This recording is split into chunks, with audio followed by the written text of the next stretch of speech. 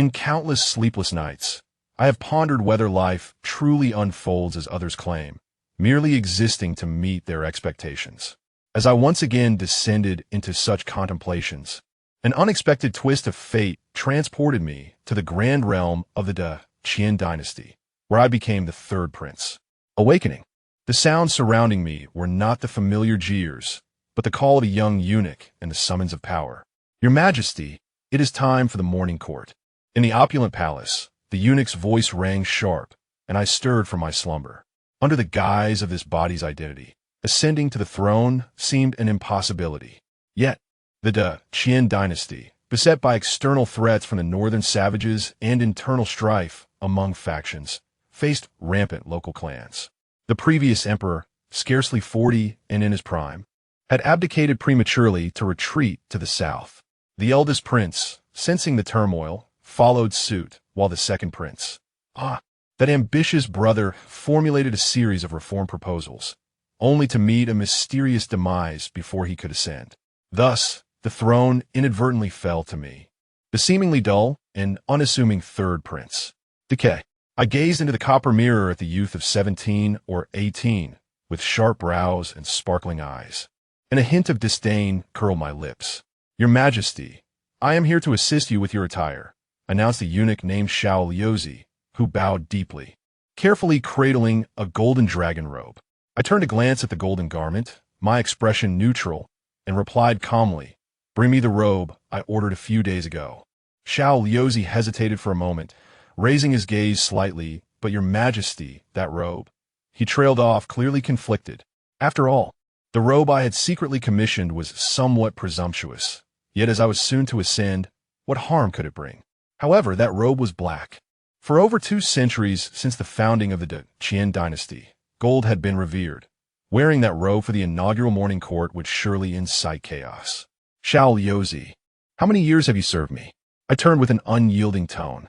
Trembling, he sensed the unusual demeanor I displayed today and did not dare to meet my gaze. Responding obediently, "Your Majesty, I have accompanied you since the age of 4, now totaling 15 years. Indeed, 15 years. I mused softly, a considerable span of time.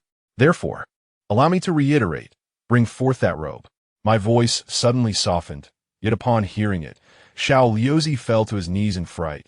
"Yes, I shall retrieve it at once. Thank you for your magnanimity, Your Majesty.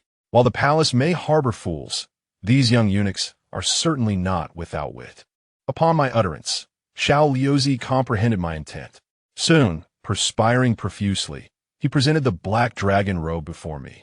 His head bowed, even lower this time, as I, Qin, squinted and gently caressed the robe, a faint smile gracing my lips as I thought to myself, how exquisite. He was not a traditionalist. Having entered this world, he ought to embrace this identity. It took me a full quarter of an hour to finally grasp the intricate details of donning the dragon robe. After changing into my attire, I stood before the bronze mirror, beholding my reflection adorned in the dragon robe, which bestowed upon me an air of majesty and grandeur. Behind me, the young servant, Xiao Liuzi, gazed intently, as if he were recognizing his master for the very first time. In that moment, I truly felt the imposing presence of a sovereign.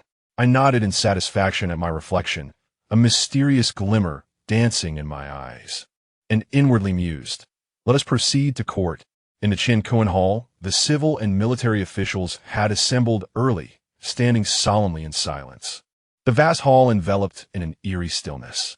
It was only when I entered, draped in my dark-hued dragon robe, that a wave of astonished gasps rippled through the assembly. Several ministers exchanged furtive glances, their expressions shifting as they struggled to contain their words. When Xiao Liuzi announced the commencement of a morning court, the officials promptly performed 3 bows and 9 prostrations, chanting their long life wishes. The ministers, unable to restrain themselves any longer, stepped forward. The first to emerge was a frail old man with a grizzled beard, seemingly the grand tutor to the crown prince, perhaps named Fu Wenqiue. As I settled into the dragon throne, a playful smile graced my lips, for I was well aware that donning this dragon robe for morning court meant I was prepared to confront these individuals. "Do you have any reports to make, Minister Fu?" I inquired nonchalantly, my voice resonating throughout the hall, drawing the gaze of all officials upon me. The seasoned and cunning officials sensed that today I appeared somewhat different. Fu Wenxue was momentarily taken aback. Based on his prior impressions of me, I should have appeared anxious at this moment. Yet today, I exuded an air of calmness. He suppressed his inner doubts and proclaimed in a booming voice, "Your Majesty, why do you don this dark-hued dragon robe today? For 237 years, the great Qian has revered gold as the most esteemed color. Your actions are in discord with propriety." As his words fell, several other ministers stepped forward, clasping their hands in salute, asserting, "Rituals must not be disregarded. Our great Qian places great importance on ceremonial decorum. How shall the people of the realm perceive your actions? The color black is deemed ominous, a consensus among all. Your Majesty's actions are indeed a profound act of ingratitude." I second this sentiment. Following suit, a dozen officials advanced, their tones respectful, yet laced with a confrontational edge. Chuckling softly, I observed the unfolding spectacle from my dragon throne, a cold smile lingering in my heart. In the present great Qian, the power of the emperor had been significantly diminished, with ministers forming factions and engaging in fierce political strife. Though I had not witnessed it firsthand before, I harbored some skepticism. Yet now, it appeared that this newly ascended emperor, deemed a puppet, was perceived as so easily manageable by these officials. Upon reflection, it dawned on me that their support for my ascension was merely a means to exert greater control. After all, I had previously been known for my submissive and unassuming demeanor. The expressions of the officials varied, aside from a few furrowed brows. The majority seemed to relish the unfolding drama. "Oh, have you finished?" I inquired nonchalantly. Qin Zhu's tone remained unperturbed, devoid of any semblance of panic. This surprised Fu Wenxue. Yet having navigated the corridors of power for years, he quickly adapted. Suddenly, he knelt before me, his voice rising in fervor. "I implore your Majesty to don a proper dragon robe." His expression radiated conviction, as if he were genuinely concerned for my well-being. Were it not for the circumstances, one might mistake him for a loyal minister. Yet, Qin Zhu remained unmoved, lazily querying, "What if I refuse?" "Then I shall take my own life upon this grand dais." Take your own life? Such a declaration could not possibly be genuine. It was merely a tactic to coerce Qin Zhu into compliance, while simultaneously enhancing his own reputation for candid advice. Admittedly, his performance was commendable, his eyes brimming with resolve, fully anticipating that Qin Zhu would soon relent. With a forceful bow of his head to the ground, he waited, yet after a prolonged silence, Qin Zhu offered no response. He cautiously lifted his gaze, only to find Qin Zhu wearing a playful smile, causing his heart to skip a beat. "Fu Aiqing, why must you resort to such extremes?" Fu Wenxue exhaled a sigh of relief. However, the very next moment, his expression froze. "If you're so intent on dying, then proceed." There was a chilling undertone in Qin Zhu's voice, and the entire hall fell silent. The sound of a pin dropping would have been audible. Fu Wenxue was instantly dumbfounded, at a loss for words.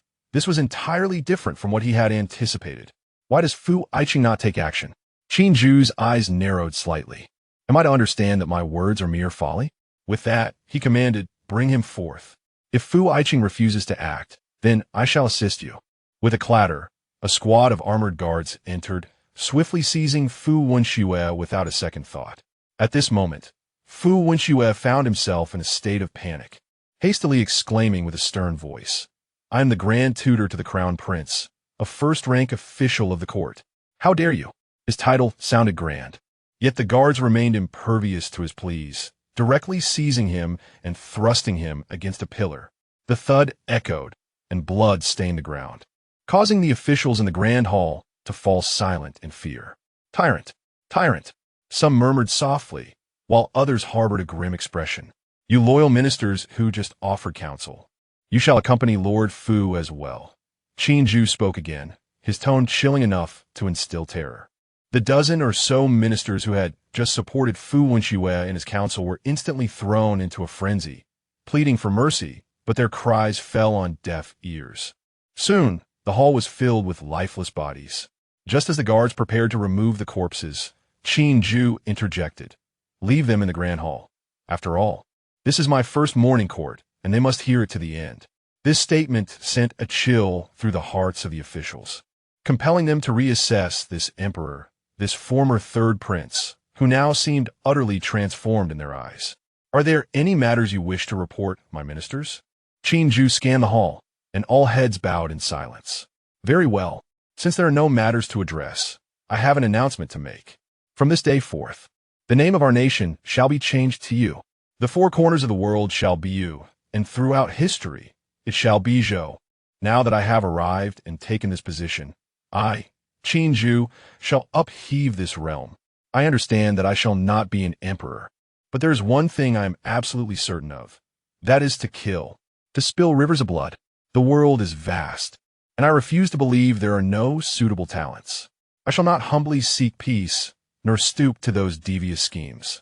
If it comes to it, I shall embrace death, bearing the title of tyrant. What of it? As my words fell, the court erupted into chaos.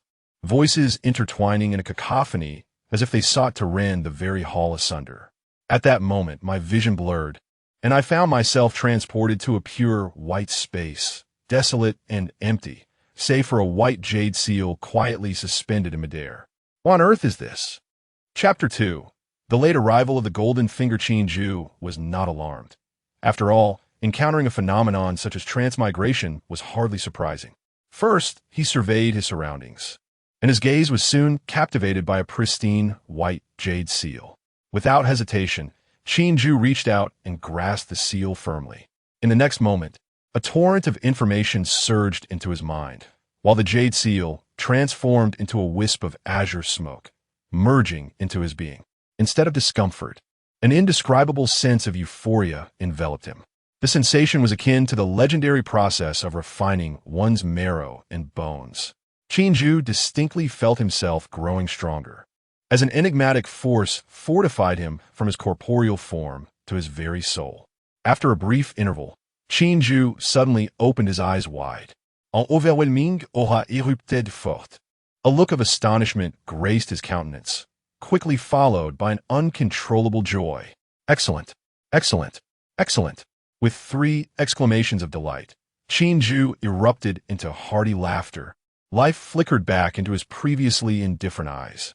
What a remarkable emblem of civilization.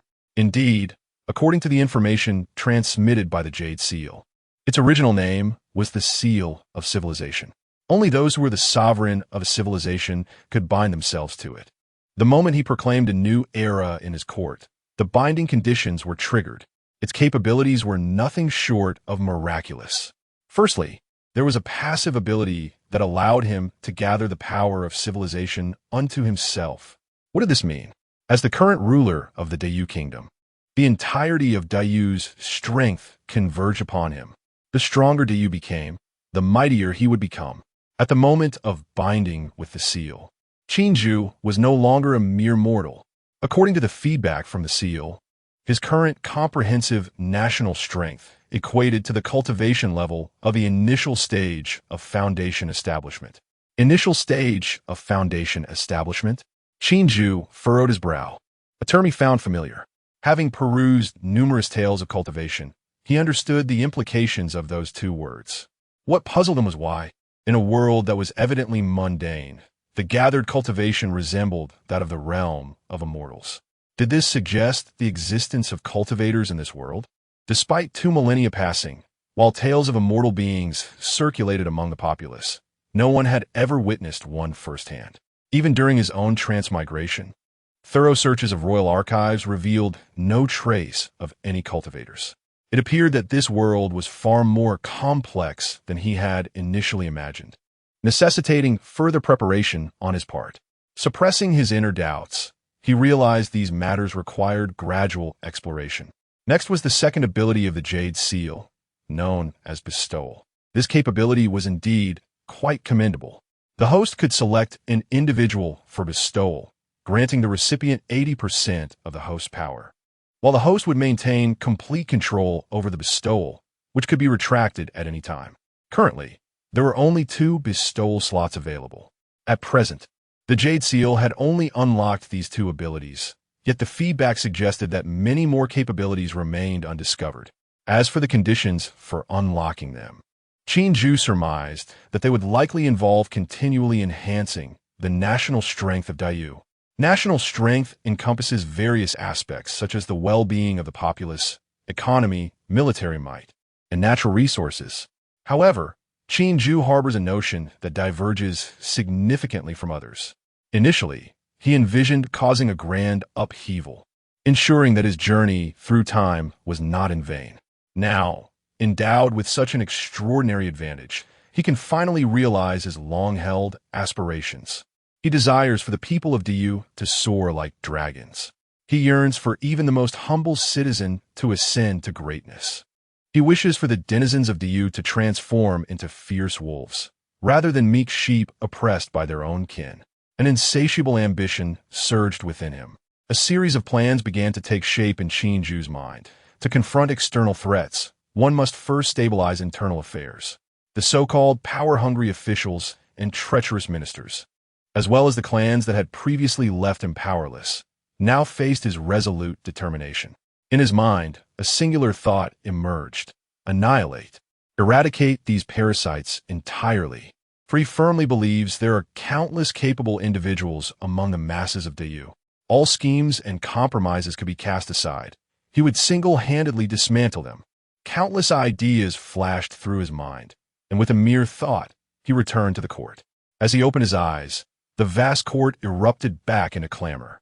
Was time outside that mysterious space truly frozen? This thought fleetingly crossed his mind. Observing Qin awakening, a mysterious smile graced his lips, silencing the officials below, who found themselves momentarily taken aback. Qin was still the same Qin, yet something about him felt transformed. Below, the usually reticent Chancellor Peng Gao gazed intently at Qin, a tremor of unease coursing through him. He quickly averted his gaze, sensing that if the Qin of a moment ago resembled an unbridled mad dog, the present Qin appeared akin to a colossal dragon awakening from slumber, his mere gaze causing pain in the eyes of those who met it. What was happening? Peng Gao's expression darkened. The course of events had strayed drastically from his original plan. This new emperor, whom he had elevated, now eluded his understanding. The other officials below shared a similar sentiment. Merely being regarded by Qin rendered them mute with trepidation. Qin gaze fell slightly, bound to the imperial seal. He had now attained the early stages of foundation establishment. Although he had yet to fully test his prowess, it was undoubtedly beyond the comprehension of these mere mortals. As the court quieted, Qin spoke with calm authority. Is there anyone opposed to the change of the national title? The officials exchanged glances, a few hesitating to speak, but ultimately refraining. Witnessing the corpses of Fu Wenxue and others still nearby, coupled with the peculiarity of the day's events, none were willing to take a stand at this moment. With no opposition, he declared, "Then let all departments proceed with the matter. I wish for the new national title of Diyu to be proclaimed throughout the realm within a month. General Yu, accompany me. The rest may leave the court." Without granting the officials a chance to respond, Qin rose and departed on his own. Among the officials, a burly man with a scar at the corner of his eye, who had remained silent since entering the court, was momentarily taken aback by the emperor's summons, uncertain of the reason behind it. However, when the emperor speaks, how could one dare to defy? Yu Zhen, enveloped in silence, squeezed through the crowd, surrounded by curious, peculiar gazes. Yu Zhen, whose courtesy name is Xian Zhao, hails from a family that accompanied the founding emperor in securing the realm. The Yu clan holds considerable prestige within the grand expanse of the Diyu. Typically, within such a prominent lineage, one might expect to find a prodigal son. Yet, the Yu family possesses a remarkable legacy. For over 2 centuries, every descendant has either died in battle or succumbed to illness, and none have emerged as a disgraceful figure. Yu Zhen, much like the historical Yu Fei, stands as one of the few capable generals in the present Yu, embodying a legacy of loyalty and valor. The Yu Palace, the place where Qin conducts his affairs, was originally named Tianqing Palace. However, Qin found the name unappealing and casually renamed it. Upon Yu Zhen's arrival at the Yu Palace, he discovered that, aside from Qin, Another individual was already kneeling in the room. Chapter 3. Blessings. The general bowed deeply before His Majesty. Upon his arrival, Yu Zheng immediately performed an elaborate salute. To speak candidly, he harbored little faith in Qin Ju. Such bloodshed on the first morning court was hardly the act of a wise sovereign, even though he held a deep-seated resentment towards the civil officials. A competent emperor ought to possess cunning and strategy, particularly at the onset of his reign, where he lacked any substantial backing. While the court may have been momentarily appeased, what lay ahead? Kneeling on the ground, Yu Zheng sighed inwardly, pondering that this new emperor might soon find himself in dire straits. Now that the new emperor summoned him, Yu Zheng could surmise the motive, a desire to win him over. Yet, despite his title as Grand General, his military power had been significantly diminished by the civil officials. Very well, he mused, the Yu family has served loyally for generations. It is only fitting that I continue to serve faithfully. As for the other individual kneeling before Qin Ju, Yu Zheng had never encountered him and had no interest in knowing more. Qin Ju reclined casually in his chair, sipping tea, and did not allow either man to rise until he set his cup down, at which point he remarked, Xian Zhao, are you contemplating that I wish to recruit you to alleviate my burdens? The casual tone sent a jolt through Yu Zheng's heart. However, the Grand General was far from lacking in emotional intelligence. Without lifting his gaze, he swiftly replied, Your Majesty flatters me. This realm belongs to you alone. How could there be a need to recruit someone like myself? He kept his head bowed, obscuring his view of Qin Ju's expression. But he sensed that Qin Ju had indeed risen. Xian Zhao was correct. This realm is mine. Why would I need to rely on others? You may rise. Qin Ju's tone softened this time. Hearing this, Yu Zheng and the other man quickly stood up. Yu Zheng towered over Qin Ju, while the other individual was slender and meek, though one could easily discern an underlying sharpness in his demeanor. Both men lowered their heads, awaiting further words. However, Qin Ju plopped back down onto his chair, and with a mere gesture, the teacup on the table flew into his hand. Yu Zheng and the other man widened their eyes in shock, their expressions filled with awe. Ah, General Yu, you truly are the mightiest warrior of Dayu. Without a doubt, it would take a multitude to approach you. Qin Ju spoke amiably, as if engaging in casual conversation. Yet, Yu Zheng remained captivated by the earlier astonishment. A flurry of thoughts raced through his mind. An illusion? A trick? He could not fathom the idea of sorcery, as he had never believed in the supernatural. Suppressing his astonishment upon hearing Qin Ju's words, Yu Zheng continued, Your Majesty jested. Dayu is blessed with many formidable warriors. I do not dare claim such honor. To his surprise, Qin Ju responded with a dismissive smile. If I say you are, then you are. Then, shifting the conversation, he commanded, Tell me about the current situation in Dayu. You have long guarded the borders. Your insights are more reliable than those of the civil officials. In all honesty, I am not my father. Qin Ju's somewhat erratic remarks left Yu Zheng perplexed, but after careful consideration, he cautiously replied, Your Majesty, the situation in Dayu is indeed far from optimistic. The northern barbarians have descended southward, with the false emperor occupying the northern territories and proclaiming himself the Great Zheng. The situation has improved somewhat in recent years. However, during the reign of the retired emperor, he often launched incursions into the south, causing immense suffering for the border populace. The frontier troops are a mixed bag, with hardly any soldiers fit for battle and morale at an all-time low. Moreover, Yu Zheng glanced at Qin Ju's expression and, gritting his teeth, continued, The supply of provisions is alarmingly scarce, and the soldiers of the border army are barely fed, making discussions of warfare utterly futile. The borders stretch long and wide, making defense inherently challenging, yet there are even those within the ranks who secretly communicate with the barbarians, engaging in arms trafficking and falsifying achievements. It is not uncommon for mercenaries to act with arrogance, obeying orders selectively. The grand victory at Huangyuan 3 years ago did not truly claim many barbarian lives. Most of the casualties were actually border civilians, falsely credited as feats of valor by the soldiers. Southern pirates wreak havoc, and the Japanese raiders frequently land to pillage. Surrounding small nations are indecisive. While they publicly show fealty to our great Yu, they secretly collude with the northern barbarians. In fact, many among the northern barbarian forces hail from these small nations. As Yu Zhen spoke, his teeth clenched, and his eyes reddened with fury, especially when recalling the Battle of Huangyuan, where a commander under his command committed such misdeeds. And at that time, Yu Zhen was completely unaware. Upon learning the truth, he executed that commander on the spot. However, at that precarious moment for Great Qian, everyone longed for a decisive victory to bolster morale. The matter became interlinked, and it is uncertain whether the retired emperor was aware. Ultimately, it was heralded as a great triumph. Yu Zhen, having acted rashly against a meritorious officer, was recalled to the capital, which was only due to his family's long-standing loyalty. Otherwise, he would have perished then and there. After finishing his account, Yu Zhen suddenly knelt on the ground, uttering each word with conviction. Many of my brothers were implicated at that time. I humbly ask your majesty for justice. Qinju took another sip of tea, his tone indifferent. Truly, it is a dismal state of affairs.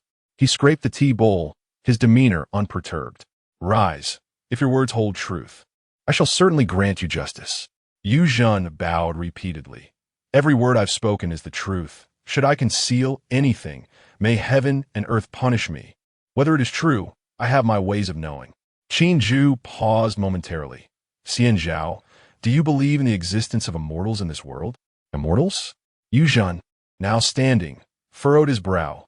I did not believe before. But after witnessing your majesty's display just now, I am convinced. His tone was resolute. Ha ha ha. Excellent. Qinju suddenly burst into laughter. Then let me ask you, if I were to make you an immortal, how long would it take to pacify the northern barbarians and conquer the four corners of the world? Qinju's words caused Yu Zhen's heart to skip a beat. His eyes widened in shock, a parched sensation surging within him. I require a definite number. 2 years. Yu Zhen spoke with firm resolve. Good. Qinju rose and approached Yu Zhen. Do not resist. As he spoke, he placed a large hand atop Yu Zhen's head. Bestow blessings. In an instant, Yu Zhen felt a warm current flowing into his body, an overwhelming sense of comfort almost compelling him to cry out. He sensed it, felt himself growing increasingly powerful, a force that defied description and eluded his comprehension. The bestowed blessing lasted but a fleeting 5 minutes. Yet, at the very moment Qinju withdrew his hand, a startling wave of energy emanated from Yu Zhen, radiating outward. This invisible pressure spread beyond the confines of the Yu Palace, enveloping the entire imperial palace and even the whole capital. In that instant, every mortal in the capital felt a jolt of apprehension, as if invisible hands were compelling them to kneel. Fortunately, this sensation was transient, arriving swiftly and departing just as quickly. Inside the Yu Palace, Yu Zhen stood in a daze, somewhat at a loss. He felt the tumultuous power within him, a blend of intoxication and an uncanny sense of unreality. Such strength was simply beyond description. The peak of qi refinement. Qinju squinted, scrutinizing Yu Zhen, the information regarding his cultivation level relayed by the Jade Seal. Presently, he was at the initial stage of foundation establishment, and it was reasonable to assert that he possessed the full strength of qi refinement. Your Majesty's grace is beyond repayment. Yu Zhen, coming to his senses, felt a lump in his throat. He wished to say more, but found himself at a loss for words, merely bowing repeatedly. Just complete the task I have entrusted to you. This is merely the beginning. The bestowed blessing was indeed, as the Jade Seal had indicated, what the Blessed One contemplated could dictate their fate. His thoughts had genuinely been centered on loyalty to his country. Very well, you may take your leave. Bid farewell to your family, for you shall depart for the borders on the morrow. Remember my words. I care not what means you employ, nor how many you must slay. I demand only results. This nation is far too corrupt. It is time for a complete renewal of its bloodline. With that profound remark, Qinju dismissed Yu Zhen from the Yu Palace, his gaze shifting to another individual. Dogger, do you know why I summoned you? Chapter 4. The Jinui, the lowly figure of Dog Air, bowed his head respectfully, his tone imbued with unfeigned humility and a hint of barely concealed excitement. Oh, immortal! Such an unattainable term. He was an orphan, one that Qin had fortuitously stumbled upon during his childhood escapades. Growing up alongside Qin, Dog-Air was markedly different from Xiao Yozi. His demeanor was inherently reclusive, even somber. Yet, he possessed one admirable trait: his unwavering obedience, particularly to Qin-Ju's commands, which he executed with utmost fidelity. Observing Doe's submissive. Qin chuckled softly. Du faces not only external forces that lurk with malevolent intent, but is also riddled with internal corruption. Greedy officials, clans, bandits, and vagrants. I intend to establish a new department, to be named. Qin squinted, a flicker of wicked amusement igniting within him. Jinyui. Execute first, report later.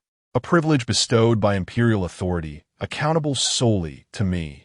This will oversee both the scrutiny of royal kin and high-ranking officials and manage all elements of unrest within you.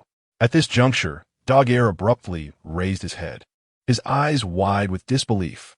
Merely hearing these few words stirred a tempest within his heart. Was this authority not exceedingly boundless? Yet, he was cautioned against premature elation, for sometimes overwhelming power can be a double-edged sword. Qin approached a bronze mirror, gazing contemplatively at his reflection. This position dwells in shadows, signifying a life eternally ensnared in obscurity. Furthermore, should you, Qin Dog-Air, ever overstep my boundaries, I shall only remember you as such. Like you, Jean, I grant you 2 years. Within a year, I expect to see a network of intelligence sprawling across to you. Within 2 years, I desire the complete eradication of all clans and elements of unrest. Can you accomplish this? Silence enveloped the air, and Dog-Air's gaze flickered momentarily before he knelt deeply. I, a lowly servant, would willingly face 1,000 deaths. Excellent. Ha ha ha. Qin laughed heartily. He stepped forward to bestow further blessings upon Dog-Air. Shortly after, Dog-Air rose, akin to the recently departed Yu Zhan, his transformation and the exhilaration within him ineffable. I vow to become the sharpest sword in your Majesty's hand, to transcend the mundane, to achieve immortality. This is the ultimate aspiration of every mortal. And Qin Dog-Air is no exception. A blade's sharpness must be proven, not merely proclaimed. I eagerly anticipate your performance, my inaugural Jinui commander, Qin Dog-Air. As Qin Dog-Air departed, the vast Yu palace felt eerily empty. Qin gazed at the ceiling, lost in thought. Currently, there were only 2 positions for bestowal, one external and one internal. This was the best strategy he could conceive at the moment. The enhancement of the Jade Seal and the unlocking of its myriad functions necessitate the elevation of the U.S. comprehensive national power. Perhaps, when he unifies the surrounding mortal realms and eradicates the corruption plaguing the U, the Jade Seal will reveal extraordinary surprises. Meanwhile, within the capital city, in the residence of a highly esteemed official, a gathering of distinguished guests filled the space, with no fewer than 10 of them holding titles above the 3rd rank. The atmosphere within the room felt rather oppressive. The new emperor has concealed his true nature so well that, after all these years, we have been thoroughly deceived. With Lord Fu's tragic demise and the murder of over a dozen officials in the court, many of whom hail from our hometown of Chunshuz, this matter cannot simply be left unresolved. A middle-aged man, who appeared principled, spoke in a deep voice while surveying his surroundings. Fear not, we were merely caught off guard. This new emperor's temperament is erratic and tyrannical, far from that of a wise ruler. It recalls the words of our esteemed founder of the Great Qian, who asserted that ministers should be concerned for the realm and have the courage to speak truthfully. Throughout history, governance has been a shared endeavor between the scholar officials and the emperor. It is our folly that we have elevated a fool to the throne. However, there is still time to rectify our course. What does Lord Huang mean? First, we must disseminate today's events in the court. Lord Fu is a paragon for scholars across the land. I believe this requires no further elaboration. Manipulating public opinion has become second nature to them. The Dayu clan essentially monopolizes knowledge. Previously, the Great Qian selection process lacked examinations, relying instead on recommendations. This has resulted in a court filled predominantly with members of that clan. The founding emperor of the Great Qian recognized this issue and sought to dismantle the status quo. Although he achieved some success, it was limited. The common folk remained ignorant, unable to afford education, though there are now more students from impoverished backgrounds. Yet, even these so-called impoverished families essentially belong to the clan system. But if this cannot compel the new emperor to yield, then what can? An official from the corner remarked, given the new emperor's conduct in today's court, he appears quite formidable, entirely lacking in decorum. Lord Huang, who had proposed the strategy, chuckled coldly. It would not be surprising if a fire were to break out in this dilapidated palace. By the way, why did Lord Chancellor Peng not attend today? After speaking, Lord Huang realized the absence of a significant presence. Lord Peng seems to have suddenly caught a chill today and is unable to rise from his bed. A servant from his residence has just delivered the news. I see. Lord Huang's eyes narrowed, deep in thought. Then we shall pay him a visit another day. Lord Peng is the backbone of our Chunzhe's compatriots. It would be disastrous if anything were to befall him. The Chunzhe's faction predominantly consists of the powerful clans from the Jiangnan region. Prior to the Great Qian, the northern barbarians nearly dominated the entire north, prompting the original clans to migrate southward. These prominent clans established an academy in Jiangnan, known as Chunzhe's Academy. This institution is revered as a sanctuary of knowledge among scholars, and the officials emerging from it have banded together in the court, forming what is now known as the Chunzhe's faction. The situation within the Dayu realm is dire. The emperor's commands rarely extend beyond the 3 provinces surrounding the capital, let alone reach the southern provinces. While it is not a certainty, it is highly probable that 90% of the officials serving in Jiangnan are members of the Chunzhe's faction, creating an impenetrable stronghold. Beyond the Chunzhe's faction, there exists another formidable party within the court. Secondly, at the time when the north had not yet been reclaimed, the clans that chose not to migrate south but remained in the north, along with the noble warriors who fought alongside Emperor Taizu to establish the realm, collectively referred to themselves as the Orthodox Party. As their name suggests, they considered themselves the rightful lineage.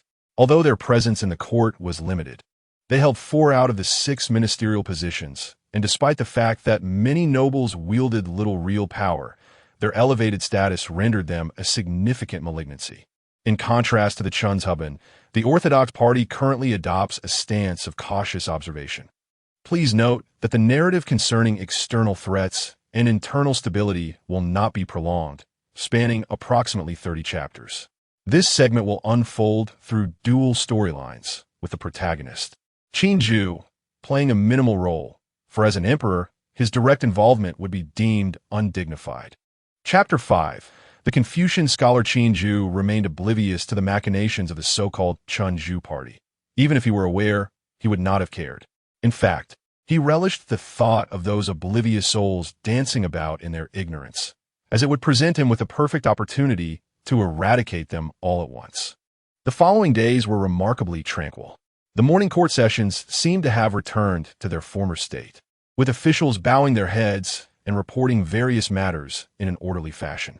Although Qin Zhu hailed from the modern world, he adapted to the identity of an emperor with remarkable swiftness. The mountain of memorials could be resolved with a mere glance, given his nascent cultivation level. The remainder of his time was dedicated to the exploration of his enigmatic golden finger, possessing cultivation yet lacking any discernible techniques. Within the confines of the palace, Qin Zhu sat cross-legged, surrounded by a gentle aura that radiated around his form, imparting an air of sanctity. Or perhaps these abilities remain locked away? Over the past few days, he had taken the opportunity to test his prowess. In the initial stage of foundation establishment, his mere presence could instill fear in mortals. Furthermore, he possessed a semblance of spiritual awareness that enveloped the entire imperial palace. The destructive potential he held was astounding, without any spells. He could effortlessly lift boulders weighing hundreds of tons with his spiritual energy, let's call it that. If he were to unleash his full wrath, in a city of 1 million souls like the capital, he could decimate it within the time it takes to burn a stick of incense. Uncertain of the caliber of his foundation establishment in this mortal realm, Qin Zhu pondered for a moment before rising. At that instant, an anxious voice from outside interrupted him. "Your Majesty, trouble is afoot. Thousands of scholars have gathered outside the palace, protesting and demanding an explanation from you." Scholars, regardless of the era, wield considerable influence. The sight of over 1,000 scholars besieging the palace was unprecedented since the founding of the dynasty by the great ancestor emperor. It was no wonder that the young attendant was so flustered. Were it anyone else, they might indeed find themselves troubled by such a predicament. However, Qin was no ordinary individual. His expression remained unchanged as he replied calmly, "I am aware." The attendant, momentarily taken aback by Qin reaction, opened his mouth as if to say more, but ultimately refrained. He could only respond with a respectful acknowledgement before retreating. "It seems a preemptive strike is in order." As the attendant departed, Qin smirked coldly. He could easily deduce who was behind such antics. However, these tactics were far too naive to affect him. With a thought, in a concealed location within the capital, the voice of Qin echoed in the mind of Qin. "There are disturbances outside the palace. You shall handle it. Within 3 days, regardless of the means, uncover the instigator behind this." Qin, who had been reprimanding his subordinates, wore a stern expression before revealing a cruel smile. He surveyed his expressionless subordinates and spoke in an unusual tone. "I did not expect that our newly established Jinui would face trouble so soon. Let's proceed. It is time to get to work." Since receiving divine favor from Qin promptly set about establishing the Jinui, or the embroidered uniform guard. Within a mere few days, the membership had already surpassed 100 individuals, and the intelligence network was capable of rudimentary surveillance over the capital. Intriguingly, most of the members chosen by Qin were orphans and death row inmates, with only a handful selected from the military ranks of the capital. The orphans, predominantly young, were gathered in clandestine locations for covert training. Dressed in the distinctive flying fish attire, Qin boldly strode towards the imperial palace, leading a silent procession of the first generation of Jinui, who tightened their grips on their embroidered spring sabers, following closely behind him, exuding an imposing presence. While Qin claimed to operate in the shadows, it was not entirely true. The nature of his endeavors simply involved the more unsavory tasks. As Qin and his entourage approached the palace with great fervor, the scene before them appeared rather peculiar. Thousands of scholars sat quietly in the palace courtyard, their heads adorned with red cloth strips, their expressions resolute and passionate. The guards maintaining order exchanged bewildered glances, seemingly at a loss.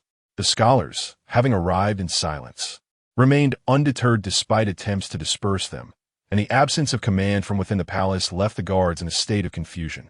As another group of individuals donned in peculiar attire and exuding an extraordinary presence approached, the guards grew increasingly anxious.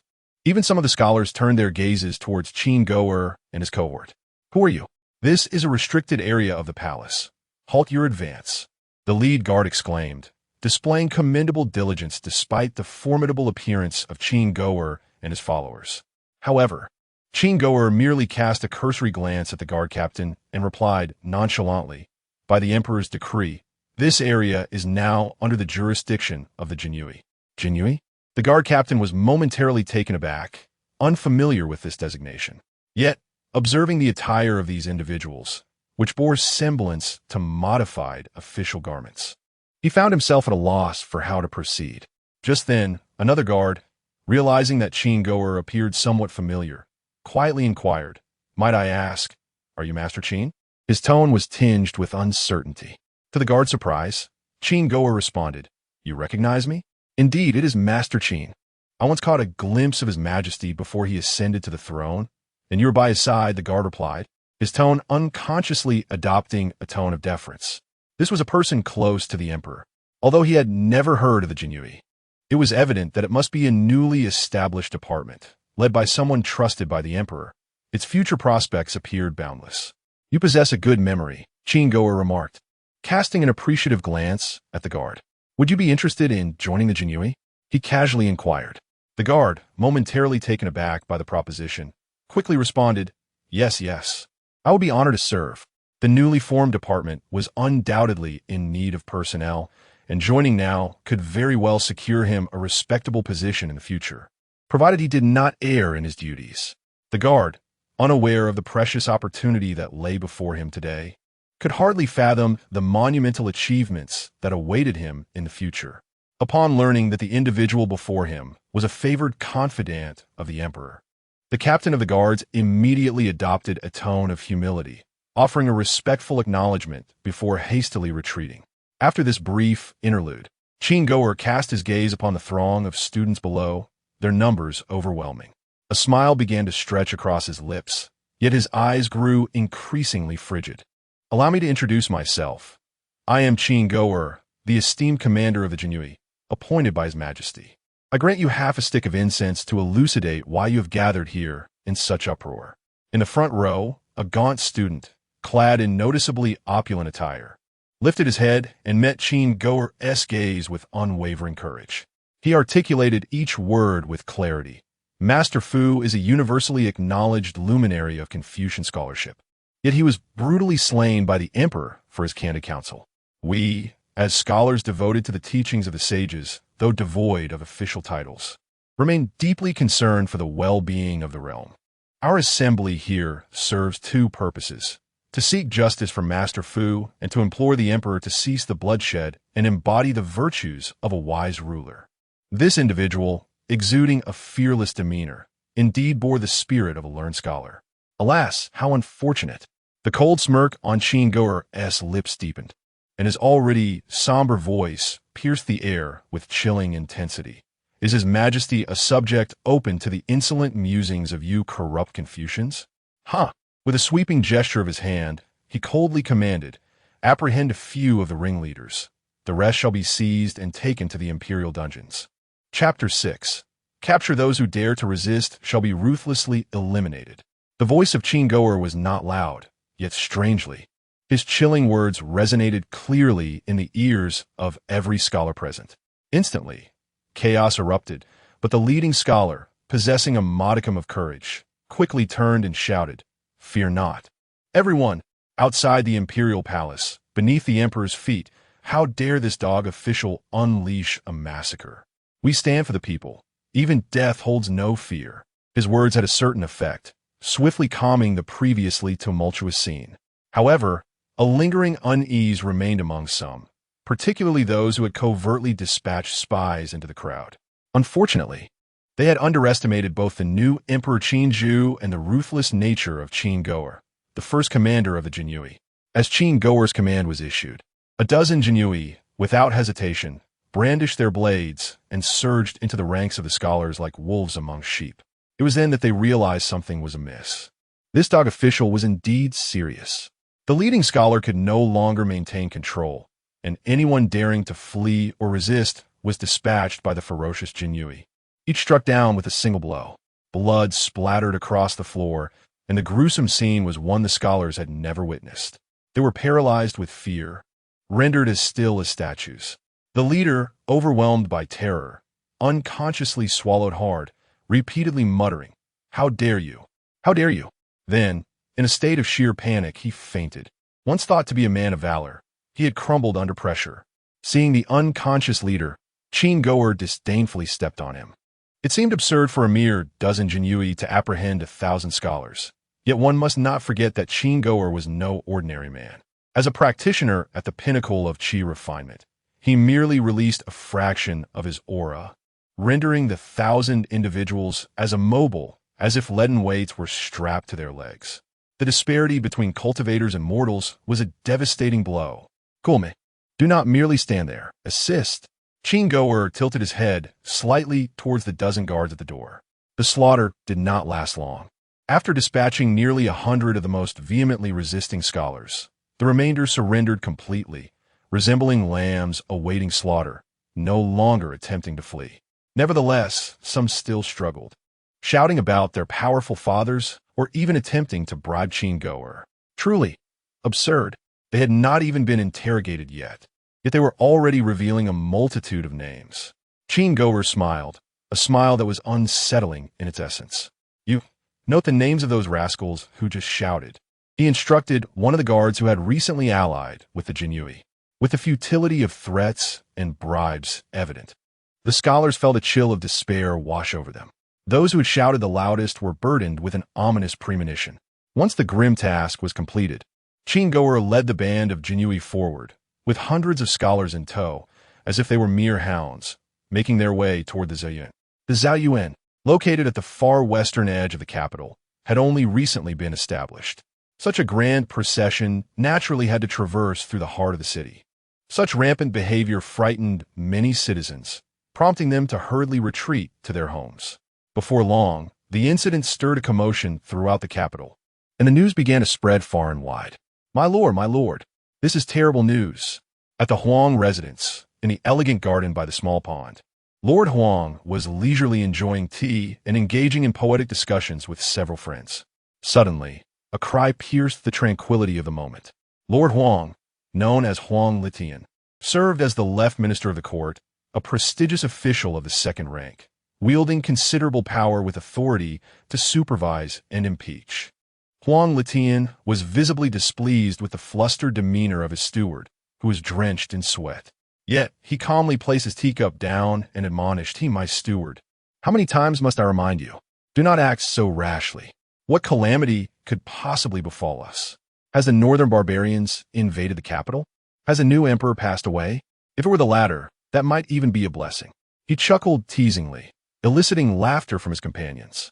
Discussing the emperor in such a manner could lead to severe repercussions, yet he seemed unfazed. After taking another sip of tea, Huang Litian's expression grew slightly serious. "Is it those Confucian scholars who have caused trouble? Qingju does possess some capabilities, but it matters little. With so many scholars, he would hardly dare to take drastic measures. I suppose he simply dismissed them in a fit of anger? That would be a relief. The leader among them is quite obstinate. If Qingju has the ability to disperse them, he must also have the means." Huang Litian believed he had unraveled the situation, speaking with a deliberate calmness. However, the steward, observing his master's relaxed demeanor, felt a surge of desperation, nearly in tears. He could no longer concern himself with propriety and exclaimed, "No, my lord. Those Confucian scholars have all been captured by the Jinyui. Many have perished, slain right at the palace gates by those Jinyui. I hear they are to be taken to the Zhaoyi for interrogation. Among them are several of our own spies." Seizing the fleeting opportunity to speak, the steward hurriedly relayed the entire tale. Upon hearing the shocking revelations, Huang Litian and his companions were left speechless. The teacup in his hand slipped from his grasp, shattering upon the ground. Huang Litian's expression twisted in disbelief as a myriad of questions flashed through his mind. What department is the Jinyui? What is the Zhaoyi? How could he be unaware of such matters? Yet, it was not the time for such musings. He urgently inquired. Those spies were said to have poison in their mouths. How could they still be captured? Grasping the steward by the collar, he demanded sternly. "I do not know. I swear I do not know." The steward replied, tears streaming down his face. "I thought those spies had perished. But the Jinyui paraded through the streets with hundreds of men, and I saw your spies among them." Overwhelmed with fear, the steward lamented, knowing that he was chiefly responsible for the arrangements. Huang Litian's expression shifted repeatedly, but he forced himself to regain composure. "You may leave now." He addressed Butler He in a manner that was neither warm nor cold, while Butler He, with his mind in disarray, instinctively bowed deeply, exclaiming his gratitude. "Thank you, my lord, thank you." Unbeknownst to him, however, Huang Litian's gaze was already as frigid as ice. Once Butler He departed, Huang Litian resumed his seat, speaking in a low voice. "What do you gentlemen think?"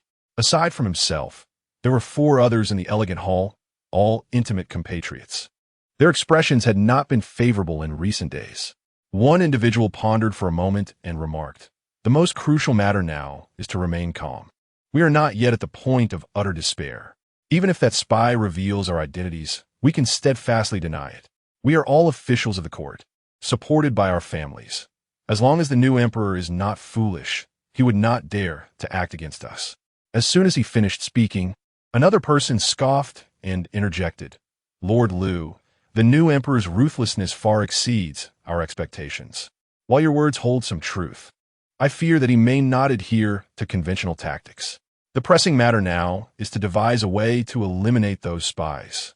Moreover, We should instigate a fire within the palace to intimidate the new emperor, making him aware that we are not to be trifled with.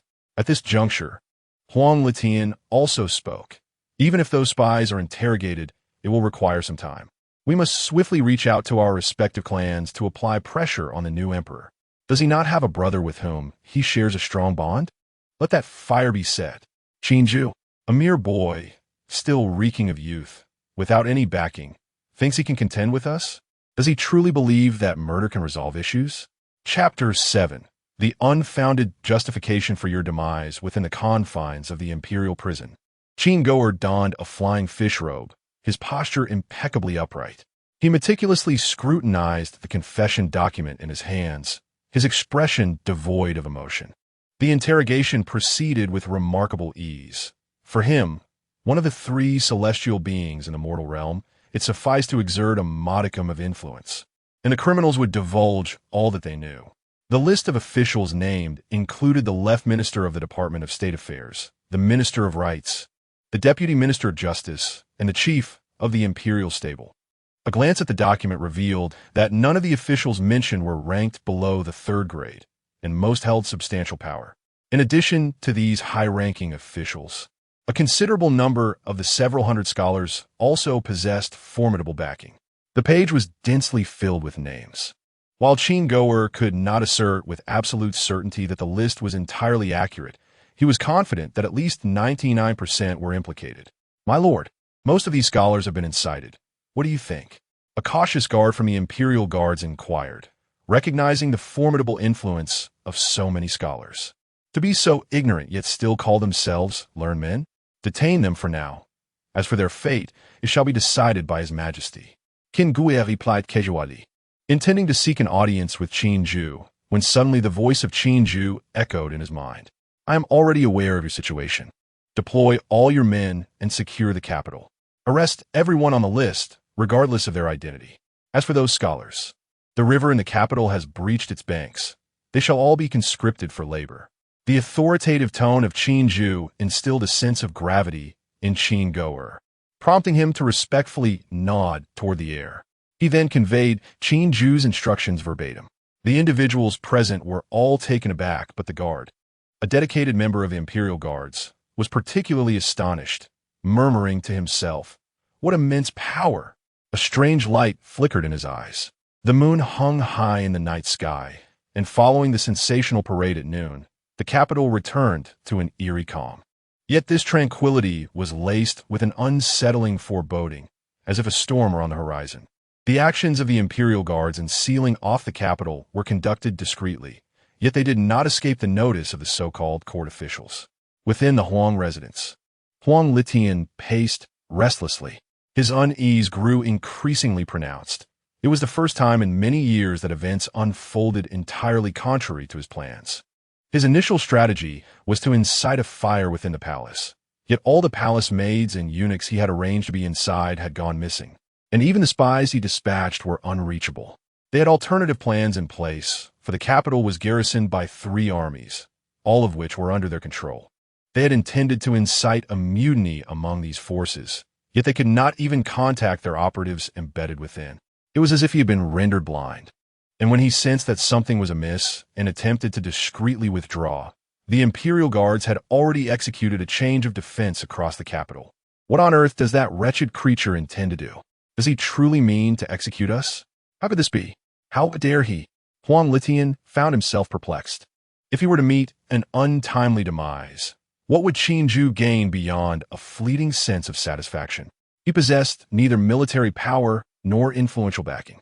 Should he perish, the clans in Jiangnan would undoubtedly unite to retaliate, especially considering that both the former emperor and the rightful crown prince were currently in Jiangnan. It was entirely plausible that they could restore the former emperor to the throne, establish control over Jiangnan, and launch an assault on the capital. He could not fathom that Qin Ju would be oblivious to such possibilities. Where, then, did Qin Ju derive his confidence? Was he merely a madman? No, he could not remain idle. Huang Litian halted in his tracks, urgently summoning a servant. After donning a coarse linen robe and disguising himself, he planned to slip out under the cover of moonlight. However, to his astonishment, as he opened the gates of the Huang residence. He was met by 5 members of the Jinhui, clad in their distinctive flying fish attire, standing silently outside. "Lord Huang, where do you intend to go?" One of them mocked. "Oh dear, as a second-rank official of the court, why are you dressed so poorly? If you were to be seen outside, people might think our great dynasty mistreats its officials." Qin Goer leaned casually against the gate. A lifeless body of a gatekeeper from the Huang residence sprawled at his feet. "Who are you?" Huang Litian demanded, his voice stern as he attempted to assert his authority. "Do you realize the crime of intruding upon the residence of a court official at this hour?" "Goodness, Lord Huang, what an imposing authority you wield." Qin Goer replied with a smirk. "As for our identities, we act under the royal decree sanctioned by His Majesty himself. We are the Jinhui. I am but a humble servant, the inaugural commander of the Jinhui, Qin Goer. You may not have heard of us, but rest assured, after tonight, our name will echo far and wide. As for your fate, I believe you are already aware." Qin Goer's expression shifted, his gaze sweeping over the inhabitants of the Huang residence as if they were mere prey. Huang Litian remained silent, narrowing his eyes. "You underestimate me, sir. Do you truly believe 5 of you can subdue me?" During his conversation with Qin Goer, he had discreetly surveyed the surroundings. Aside from the 5 before him, there appeared to be no other forces present. To think that 5 men could overpower him was a sign of Qin Ju's overconfidence. It was well known that while private armies were expressly forbidden, the Huang residence boasted a formidable guard. No, Lord Huang, you misunderstand. To be precise, I alone am sufficient." As the guard began to encircle him, armed and ready, Qin Goer slowly unsheathed his embroidered spring knife. "Are you not curious where His Majesty derives the audacity to settle accounts with you?" he inquired. With a swift motion, he swung his blade, and a pale white aura of knife energy swept through the air like a gentle breeze, leaving the fierce guards feeling a chilling sensation at their throats. One by one, their heads fell to the ground with a resounding thud. The act was executed with such ease that Huang Litian's pupils constricted and then dilated in shock. He collapsed onto the ground, pointing a trembling finger at Qin Goer, managing only to utter a single word. Did you see that, Lord Huang? This evening belongs to your Huang residence, along with your so-called Spring Bamboo Party. Soon, the fallen Huang clan behind you, as well as the entirety of Jiangnan and all clans under heaven, shall face the Emperor's reckoning one by one. Conspiracy and deceit? You shall never comprehend whom you truly oppose. The women of the Huang household will be conscripted into the Ministry of Music, while the men will be castrated and subsequently sent to toil alongside those Confucian scholars. As for you, Lord Huang, rest assured, you may yet live for a few more days. His Majesty intends to designate an auspicious day to dispose of you pests, sending you all to the marketplace for execution. Originally, Qin Goer contemplated exterminating these individuals entirely, but Qin Ju deemed it a waste to kill them outright. Instead, he preferred to utilize them as resources. Indeed, the 4 imperial guards at his side received their orders, their expressions icy, as they brandished their blades and stormed into the Huang residence. Qin Goer turned away, no longer wishing to witness the unfolding events. He gazed towards the sky, a smile curling at the corners of his mouth. What will the grand future hold? How fortunate he is, not having lived this life in vain. Chapter 8. The imperial court this night is destined to be one of sleeplessness. Although the Jinhui was established only a few days ago, and its numbers barely exceed 100, with Qin Ju at the helm, capturing a few mortals is an effortless task. Throughout this night, the capital is engulfed in anxiety, as countless doors of court officials are violently breached, including those of several royal relatives. Qin Ju initially intended to wait for these rodents to emerge gradually, but upon reflection, he deemed it more prudent to seize this opportunity to ensnare them all at once. What the Chunzedang, the Zhongdang, or the royal kin? What connection do they hold to a time traveler like him? Regrettably, his benevolent father and elder brother from this world are absent from the capital. Otherwise, he would have apprehended them as well. The arrest persists throughout the night, with cries of slaughter echoing across the city. It is only as dawn begins to break that the operation to purge the court of its vermin slowly concludes. On the following day, during the morning court session, Qin appears utterly unfazed, seated majestically upon the dragon throne. Below him, the previously bustling hall now feels eerily vacant. The civil and military officials are reduced by more than half, and those who remain huddle like quails, timidly avoiding eye contact. The silence is profound, almost alarming. Even when the young sixth brother calls for the assembly, not a single person dares to stand forth. Those with matters to present may do so. Those without may withdraw. With his gaze lowered, Qin surveys the desolate hall. After a prolonged silence, no one responds. Just as he prepares to adjourn the court, an elderly man with hair as white as snow, appearing nearly 80 years of age, trembles as he rises and kneels upon the ground. "What business do you have, Ministerma?" Qin inquires. This elder, whom Qin recalls, serves as the third-ranked deputy minister of the Ministry of Revenue.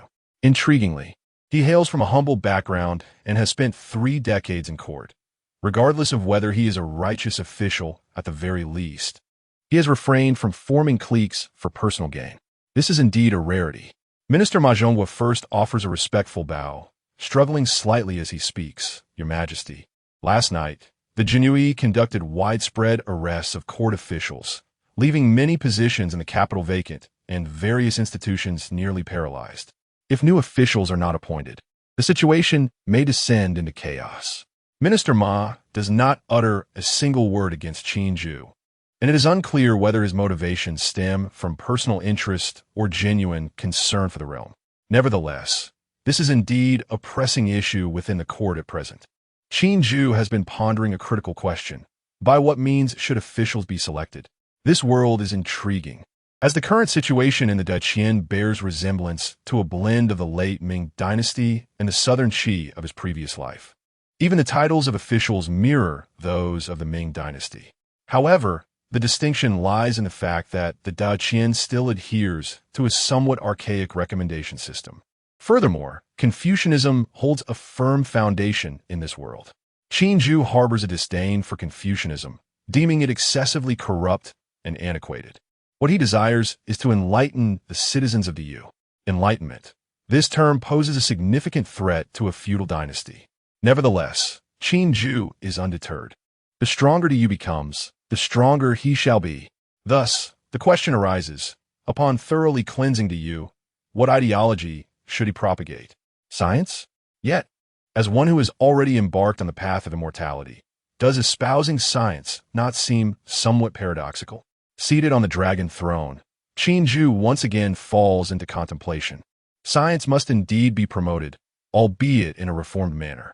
He firmly believes that as the Yu flourishes, the methods of cultivation will eventually be disseminated throughout the world. Thus, science cannot merely be a simplistic materialistic pursuit. It must intertwine with the mystical arts of cultivation. This matter is not as straightforward as mere slaughter. It requires careful deliberation and a quest for talent among the populace. The line of thought ceased as Qin cast a glance at Ma Zhonghua and calmly stated, "The vacant position shall be filled from the bottom up." Qin reasoning was rather simple. He intended to replace 99% of these individuals in the future. Officials who could not keep pace with the times would face elimination, with no room for negotiation. For now, ensuring the court's operation was paramount. As Qin words fell, the remaining ministers were taken aback, astonished by the magnitude of his pronouncement.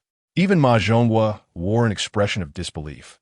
He had anticipated that His Majesty would personally appoint the positions, yet a mere casual remark had sealed the matter. Wasn't he already the Deputy Minister of Revenue? Wouldn't a promotion mean becoming the Minister of Revenue? A meteoric rise. Long live His Majesty, who would not be elated by an elevation in rank. Regardless of the integrity of the remaining officials, their thoughts were unanimous as they enthusiastically voiced their approval. After the court session, Qin had little interest in observing the officials' theatrics. A swarm of parasites. Just yesterday, they had cleared the factions, and when it came time to investigate corrupt officials and treasonous ministers, who knew how many of these individuals would remain? Following the court, Qin, unusually, took a stroll in the imperial garden. His spirits were remarkably high today. The previous night, he had eliminated a considerable number of officials and nobles, and to his surprise, His foundational cultivation had even progressed slightly. Though he had yet to reach the mid-stage, it was undoubtedly within reach. Most importantly, he had acquired an additional blessing quota. Qin had a premonition that perhaps when he purged the entirety of the Great Yu, he would break through to the later stage of foundation establishment.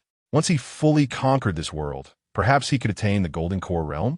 The Imperial Garden was serene, with birds chirping, butterflies fluttering, and fish leisurely swimming in the pond.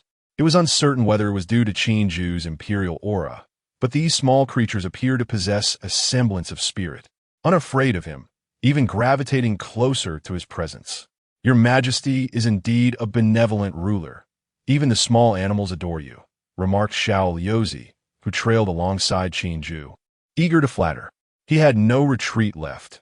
Qin had ascended to the throne less than a month ago, enacting such astonishing deeds. And as a favored figure close to the emperor, his only option was to cling to his benefactor. Benevolent ruler? Qin replied with a smile that was not quite a smile. If those words were spread, how many would laugh until their teeth fell out? Your Majesty jested. If there are laughs, it is merely because they do not comprehend your grand aspirations. Xiao Liuzi offered another compliment, as there is no one who does not appreciate flattery. Not even Qin. As an emperor, he had no kin. There was no empress, no consorts. The servants regarded him with trepidation, and the rumors surrounding him grew increasingly outrageous. Tales of a reincarnated calamity star, the most tyrannical of tyrants, a foolish monarch, and one who is cruel and capricious. These tales had already spread throughout the capital. Qin understood that it would not be long before his infamous reputation echoed throughout the realm. Nevertheless, as always, Qin remained indifferent to it all. As he strolled leisurely, an elderly eunuch suddenly approached to announce that the Prime Minister requested an audience. The Prime Minister? Qin paused, a flicker of curiosity igniting within him. This Prime Minister, Lord Peng Gao, was a prominent figure among the Spring Bamboo faction. However, Qin had not instructed Qin Goer to apprehend him the previous night, as he found this individual rather intriguing. Chapter 9. Prime Minister Peng Gao of the Hushi Peng clan. At the age of 40, he ascended to the position of Prime Minister, and has now held this office for 15 years. Coming from a prominent clan, it is natural for him to engage in favoritism. However, his capabilities are undeniable.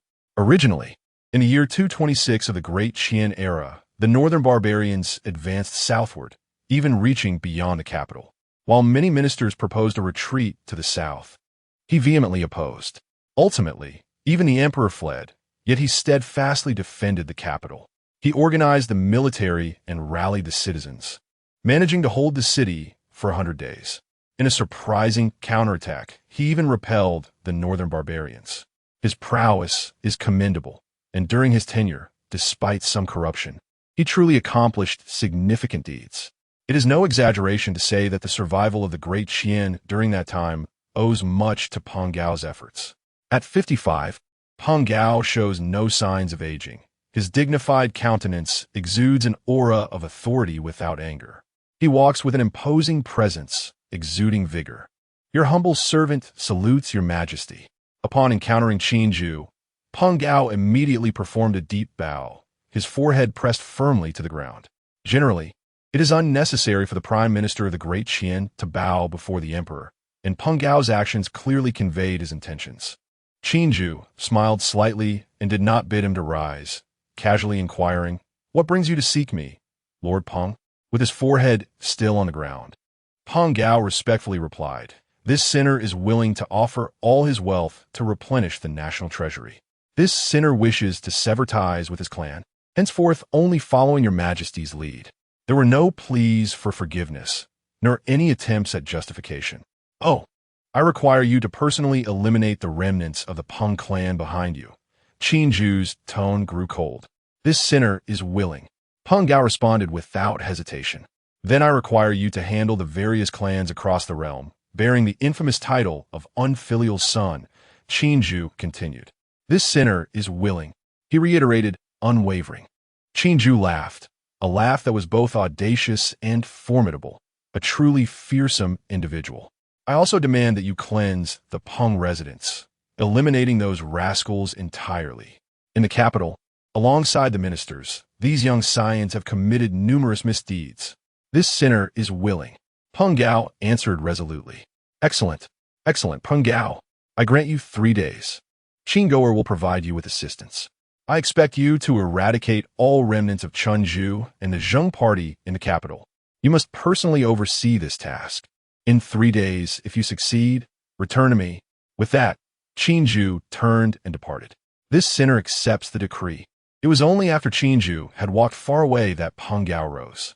He brushed off the dirt from his clothes, leaving without a change in expression. Your Majesty. This Peng Gao, Xiao Liuji followed closely behind Qinju, hesitating to speak. He is truly daunting, is he not? A man of pure intent, a relentless seeker of his path. The Peng residence, the Prime Minister's abode, naturally occupies a considerable expanse. Upon Peng Gao's return, several servants hurried out to welcome him.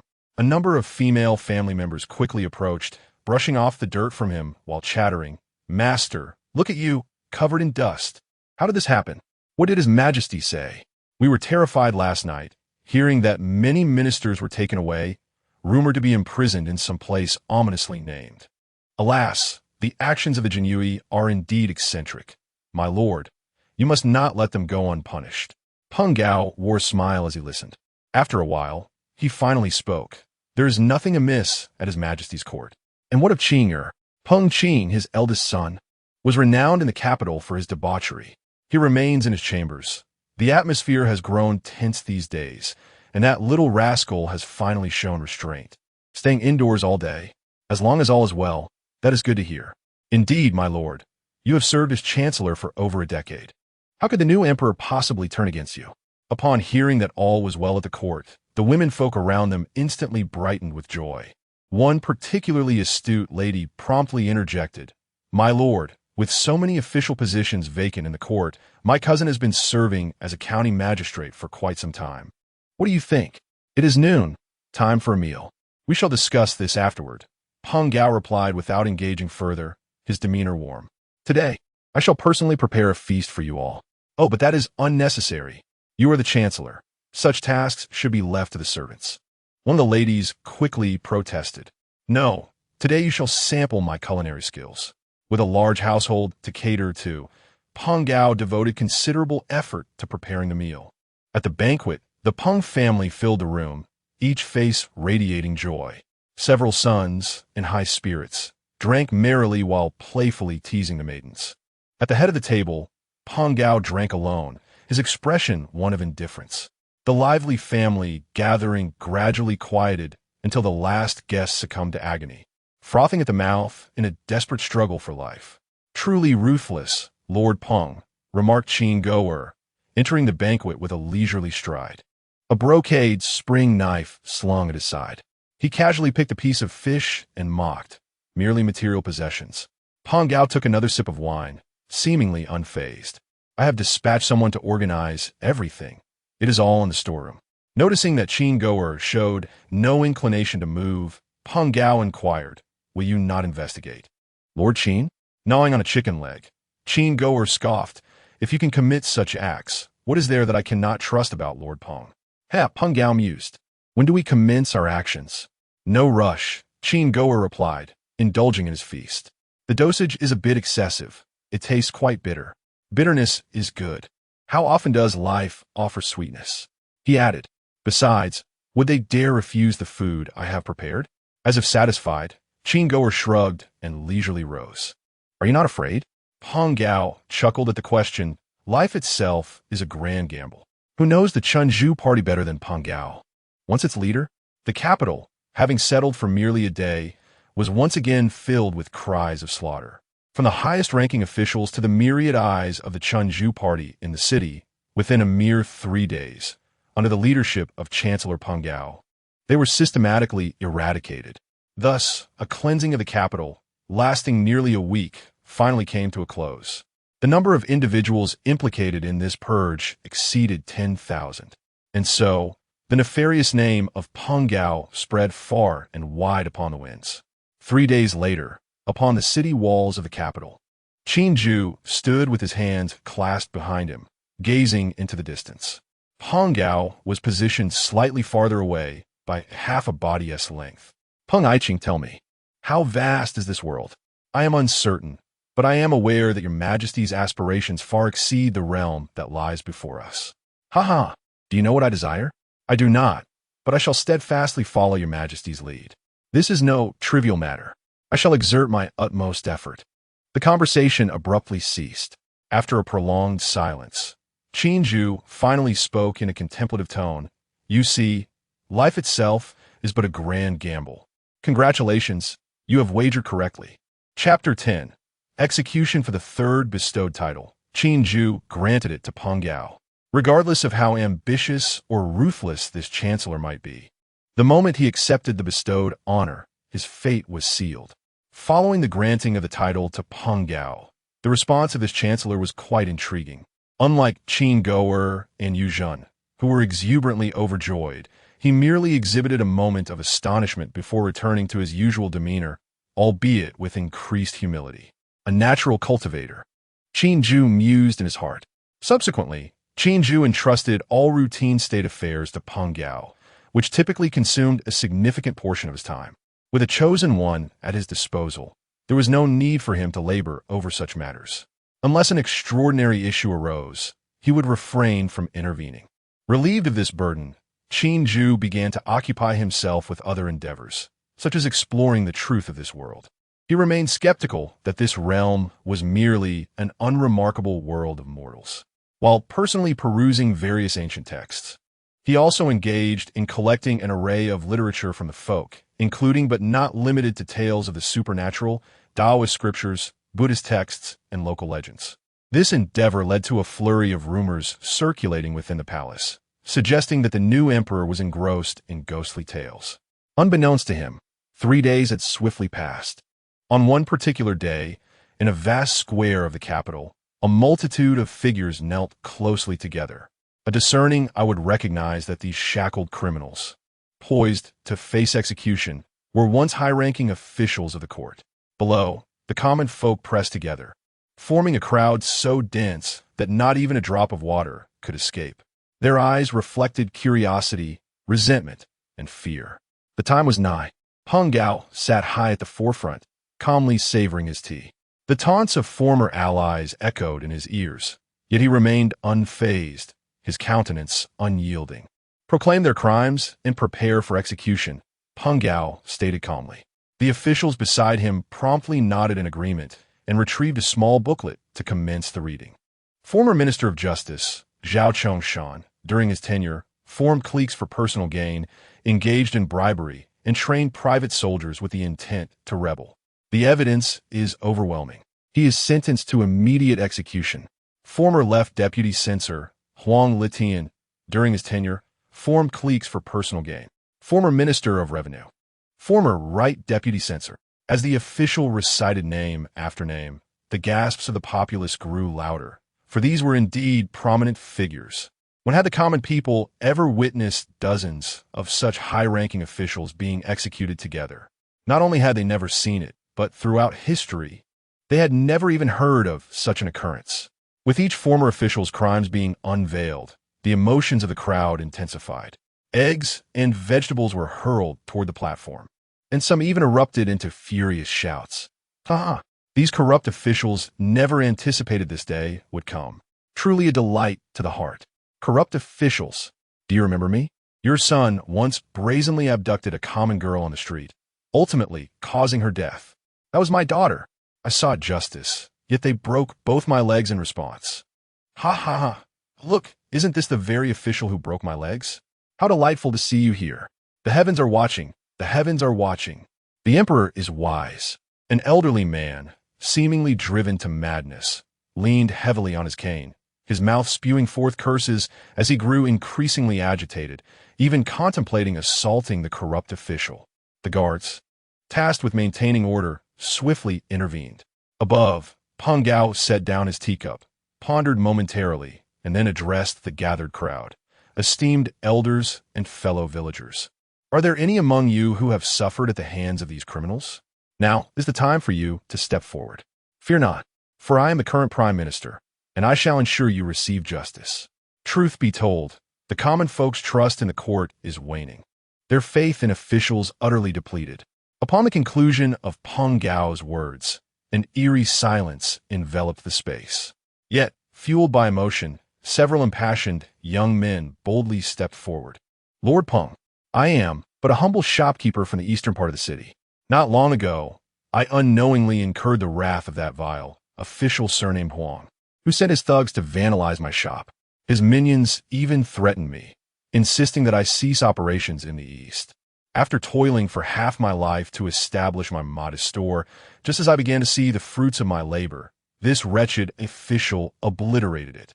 Subsequently, my wife left me, and my poor elderly mother fell gravely ill. Now, I am unburdened by ties and seek only vengeance. I beseech you, grant me this opportunity. As his fervent words spilled forth, he became increasingly agitated, ultimately collapsing to the ground in a fit of tears. Following his outcry, more individuals rose, passionately exposing the transgressions of the high-ranking officials as if unburdening a flood of grievances. Peng Gao listened patiently, then rose with an air of authority, stating, I am well aware of your grievances. Rest assured, from this day forth, anyone wronged shall receive due compensation. Now, I present you with a chance. The treacherous ministers who oppressed you stand before you. Do you dare to seek retribution? At this proclamation, the crowd erupted in fervor. What is there to fear? We have awaited this day long enough. I shall personally behead this vile official. Peng Gao surveyed the crowd, maintaining his stern demeanor. He gestured for the guards to disperse, allowing the throng to surge forward. Come forth. I permit you to exact your vengeance, he declared, subtly channeling his spiritual energy to maintain some semblance of order amidst the chaos. As the eager citizens rushed the stage, Peng Gao's gaze suddenly fell upon Huang Litian. The former official, now besieged by a multitude of fists and feet, bore no resemblance to his former authoritative self, his face bruised and battered. Yet his lips still moved, muttering incessantly. Though the ordinary onlookers could not decipher his words, Peng Gao heard them clearly. Peng Gao, you unfilial and treacherous wretch, may you meet a wretched end. Even as a ghost, I shall not spare you. You are the greatest traitor in this realm, the one who truly deserves death. Qinju, that heartless beast. Do you think that by becoming his lapdog you can rest easy? When your usefulness has expired, you too shall be discarded like a stray dog. Just wait. I shall be here, awaiting your downfall. Upon hearing this, Peng Gao's expression remained impassive, yet a flicker of disdain danced in his eyes. Suddenly, a thought crossed his mind, and a cold smile crept upon his lips. He whispered towards Huang Litian, who was on the brink of his last breath. In truth, I am not of the Peng clan. Many years ago, I took the life of a flamboyantly dressed young gentleman named Peng Gao. After uttering these words, he turned it apart. The subsequent matters would naturally be attended to by others. He had numerous pressing affairs to attend to. Upon hearing these two sentences, Huang Litian's eyes widened in shock, nearly bulging out of their sockets, only to be tragically crushed by a size 43 foot. Chapter 11. The clan's response to the events unfolding in the capital have, like a whispering wind, spread to distant lands. Presently, the vicinity of the capital is entirely under the dominion of Qinju. However, further afield, the strongholds of local clans and their aristocracy remain unyielding. Upon receiving the news, these powerful clans were initially incredulous. Yet, as they diligently gathered more information, a chill crept into their hearts. Among them, the northern clans are the first to be unsettled. Compared to their counterparts in the south, they were somewhat weaker and geographically closer to the tyrant Qinju.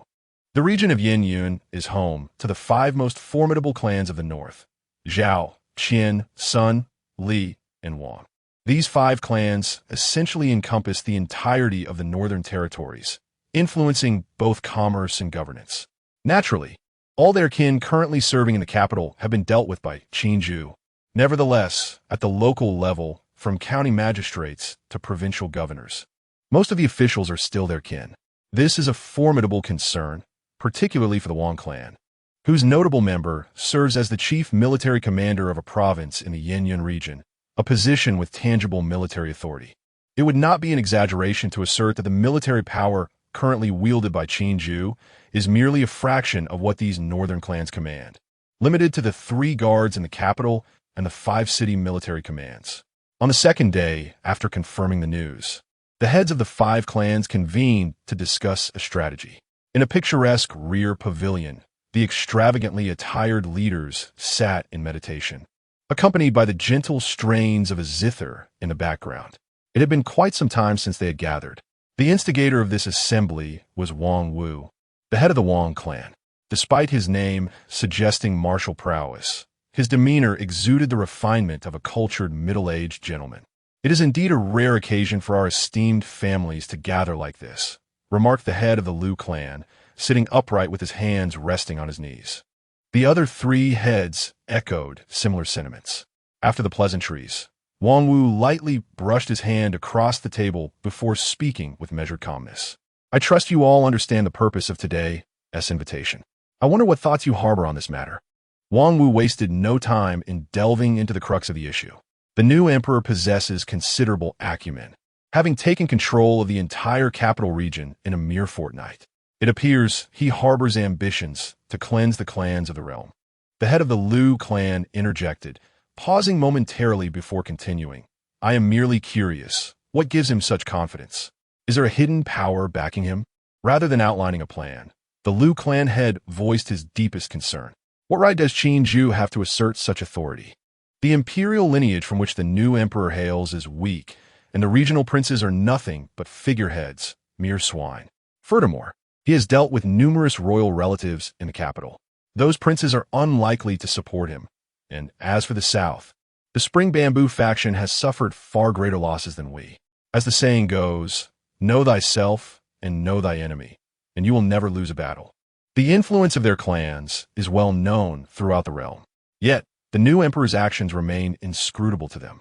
Could it be that this new emperor has formed an alliance with the northern barbarians? After a moment of contemplation, the head of the Sun family spoke. However, he promptly amended his statement. "The likelihood of that is quite slim.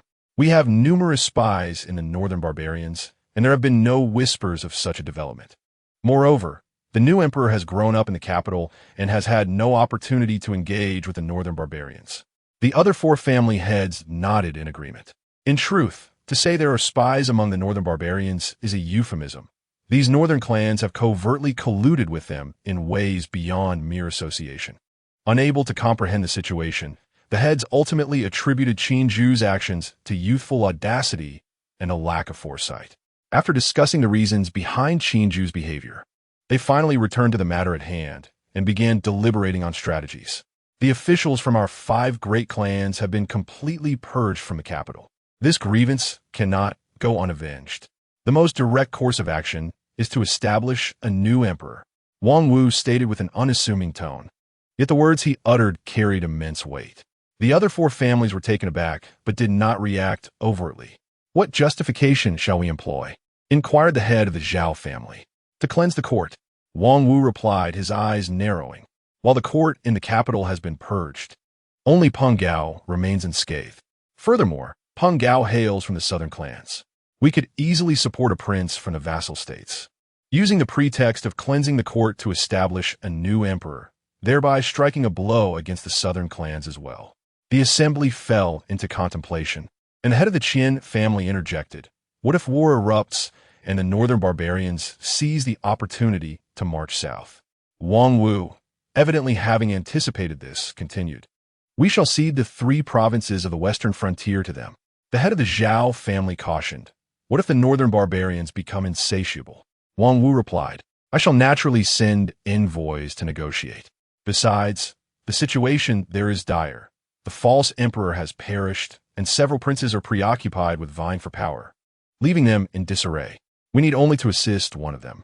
The head of the Qin family further queried, "What about the southern clans? They will not remain idle. If war breaks out, chaos will ensue, and even our clans will be affected." Wang Wu asserted, "Thus we must act swiftly, executing our plans with such rapidity that no one has the chance to react, thereby minimizing our losses." "How many troops does the new emperor command?" The 3 guards in the capital, along with the soldiers protecting the city, amount to less than 50,000. Not to mention, the majority are old, weak, or ill. Gaining complete control over those few men is no simple task. We can accomplish this with astonishing swiftness. The head of the Sun family cautioned, but the former emperor and the original crown prince are still in the south. We fear that even if our plans come to fruition, they may simply seize the fruits of our labor. Wang Wu chuckled, then all the better. If the former emperor wishes to reclaim the throne, let him return. Once he reaches the north, it will be we who dictate terms. If he cannot return, we shall prevent them from crossing into the south, allowing the former emperor to reign peacefully in the south, while the north remains under our control. They are not fools. Instigating war will bring them no benefit. The group fell into deep thought once more, meticulously considering the details of their plan. After a long silence, the head of the Sun family asked, "When shall we initiate our uprising? Which prince shall we support?" Wang Wu. Plans require careful preparation, necessitating discreet communications among many individuals. In 3 months' time, as for the selection of the new emperor, let be Qi Wang Qin Tai. Meanwhile, while the 5 major clans in the north deliberate on strategies to restore the monarchy, the southern region is equally bustling with activity. Chapter 12. The Grand Emperor in Jiangnan. Once deemed a barren land, the influx of clans and common folk has transformed it into a land of unparalleled prosperity. The region, renowned as the land of fish and rice, particularly Suzhou, has become a sanctuary for scholars and literati to flaunt their talents. Alas, the new emperor is truly not a wise sovereign. Barely a month into his reign, he has unleashed a massacre upon the esteemed officials of our great Qian, even capturing over 1,000 scholars. How disheartening. In a tea house, several scholars with furrowed brows discussed the recent upheaval that has sent shockwaves throughout the realm. How could I have anticipated that the illustrious Peng family, once the paragon for scholars across the world, would cower and align themselves with such a foolish monarch? Another scholar, filled with ire, clenched his teeth in indignation. What a misfortune it is for our great Qian. Just as we began to glimpse stability, we are confronted with such a tyrannical ruler. It is said that 8 out of 10 high-ranking officials from our Spring Bamboo Academy have been ruthlessly slain, including countless venerable scholars. What does this tyrant think of us, the scholars of the realm? We cannot allow this despot to continue unchecked. The Grand Emperor resides in Suzhou. Let's seek an audience with him. As the scholars spoke with fervor, their resolve to confront the Grand Emperor grew stronger. The surrounding patrons of the tea house merely observed, accustomed to the discussions that had proliferated since the news from the capital reached Jiangnan. Initially, whispers of tyranny and foolishness were murmured cautiously. But as conversations multiplied and went unchallenged, boldness emerged among the people. The common folk remained largely unaffected by the new emperor's bloody reign. Yet the scholars were filled with passionate outrage. Not far from the animated group of scholars, by the window, sat a man and a woman quietly savoring their tea. Both appeared to be in their 20s. The man, dressed as a scholar, listened to the conversation with a smile, his fair complexion evoking a sense of gentle springtime. The woman, with a captivating silhouette, bore a prominent birthmark on her face, reminiscent of a night specter. They remained silent until the group of scholars departed, at which point the woman softly inquired, "Brother, do you truly intend to seek the new emperor?" While his actions against the clans are rather gratifying, the current circumstances are precarious. Her voice, as delicate as a lark, contrasted sharply with her icy demeanor. The man chuckled at her words, replying, "It is not to pledge allegiance, but rather to assess him personally. Should the new emperor meet my expectations, I shall assist him in stabilizing the realm. After centuries, he is the first to dare challenge the clans. How intriguing." In a luxurious palace complex within Suzhou, the Grand Emperor Qin and perused a letter, his expression dark as stormy waters. Unfilial child. How dare he? Where does he find the audacity? Who has ever trifled with the clans throughout history? This insolent offspring has managed to offend every clan in the realm. Those courtiers and esteemed scholars who were slain, each one of them was renowned in their own right. Yet they fell victim to this ungrateful offspring. Such actions cannot merely be described as reckless abandon. Furthermore, the audacity of this scion to alter the national title upon his very first day at court. What is he attempting to achieve? Is this a coup? The former emperor has not yet departed from this world. Is this not a blatant affront to him? Qin, in a fit of rage, tore the letter in his hand to shreds, casting the remnants carelessly upon the ground. Father, I implore you to calm your anger, lest you harm your royal health. From the other side of the study, the former crown prince, Qin Ding, slowly emerged, stooping to gather the scattered papers. Upon seeing his eldest son, Qin managed to temper his fury somewhat, yet he could not conceal his irritation. This throne was intended for you, but you have spurned it. Look at your younger brother. What are we to do in this predicament? Upon hearing this, an awkward expression crossed Qin Ding's face. He had not anticipated the situation to devolve in such a manner. One must concede, his younger brother's fortune was indeed remarkable.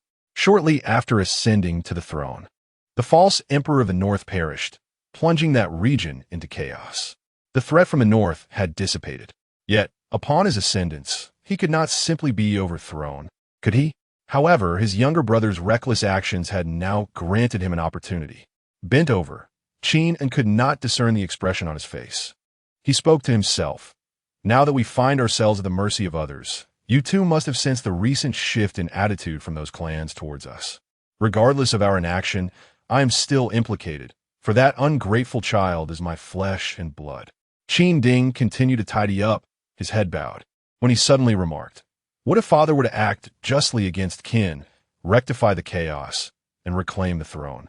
The word struck Qin like a blow. He squinted, scrutinizing his eldest son intently, and replied in a low voice, those clans have approached you, haven't they? Qin Ding rose, unperturbed, his eyelids slightly lowered. Indeed, those clans wish for me to persuade father to ascend once more. Father is well aware that these clans are the foundation of our great Qian. My younger brother has offended the powerful, and his fate is sealed. Now that the north is in disarray, the common folk have a chance to breathe. No one desires my brother to plunge the realm into turmoil. I beseech you, father, to reconsider. Qin Ding spoke with sincerity, his expression natural. Yet, Qin internally scoffed. How could he fail to see through his eldest son? It seemed that after dealing with Qin Zhu, the throne would not be occupied by him, but rather by his eldest son, Qin Ding. He was well aware of the true nature of those clans. He harbored a deep-seated resentment towards them, yet lacked the means to rectify the situation. His anger stemmed merely from the fact that Qin Zhu's actions had entangled him. Leave me.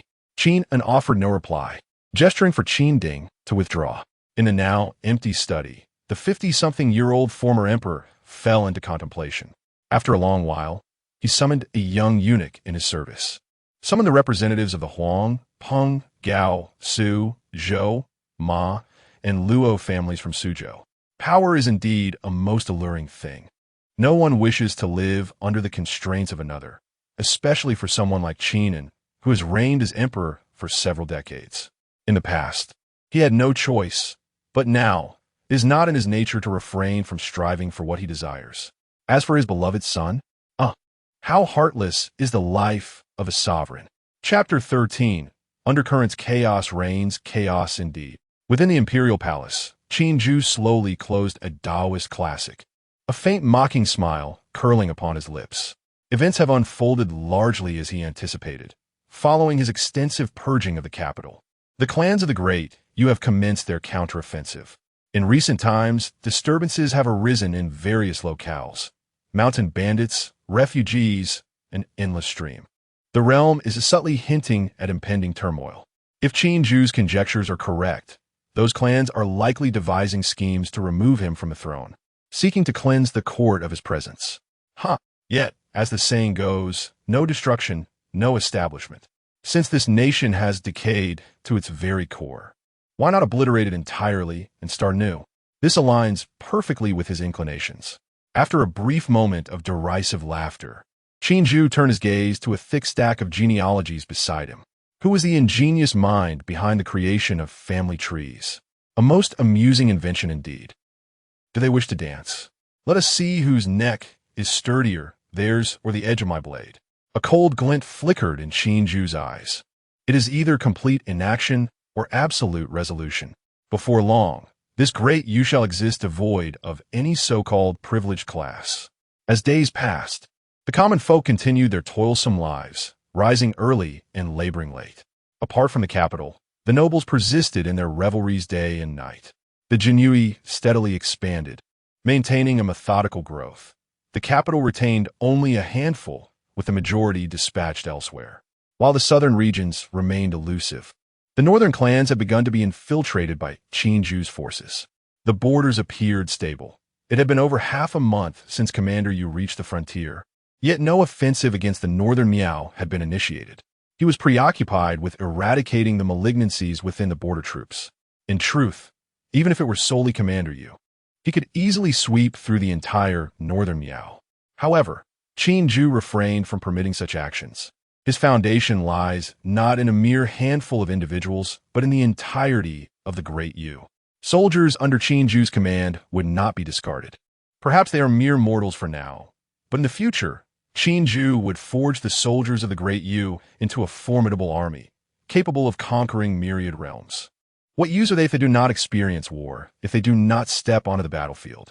A month later, while experimenting with alchemy in the imperial palace, Qinju received an urgent report. Yet he did not bother to examine it, carelessly tossing it aside. During this period, he had been perusing various texts, discovering some that purportedly recorded the art of alchemy. Of course, all of it was fraudulent, much like the so-called practitioners of his past life. The concoctions they produced were not only inedible, but indeed toxic. Nevertheless, a spark of inspiration struck him, prompting him to send for a collection of aged herbs, attempting to practice alchemy himself. His approach, however, was merely to cleanse these aged herbs with spiritual energy, then toss them into a pot for a haphazard concoction, ultimately forming them into pills. Surprisingly, although the appearance of the pills was far from commendable, they did exhibit some efficacy. Perhaps it was due to the cleansing of the herbs? Qinju gazed at the pitch-black pill in his hand, lost in contemplation. The elixirs he had crafted bore no effect for cultivators. Yet for mortals, it proves to be remarkably effective. A mere pill can invigorate one instantly, akin to a tonic for vitality. Perhaps it even possesses some aphrodisiac properties?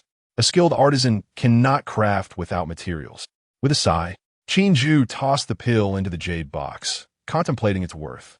Aside from enhancing his cultivation, the jade seal currently offered him little else. After his musings, Qinju leisurely picked up the urgent report. Upon a cursory glance, a smile crept across his face. His rather impatient father had proven to be quite hasty Qin and had reclaimed his throne in Jiangnan and commenced gathering troops to launch an expedition against him. Qinju felt no tremor within his heart.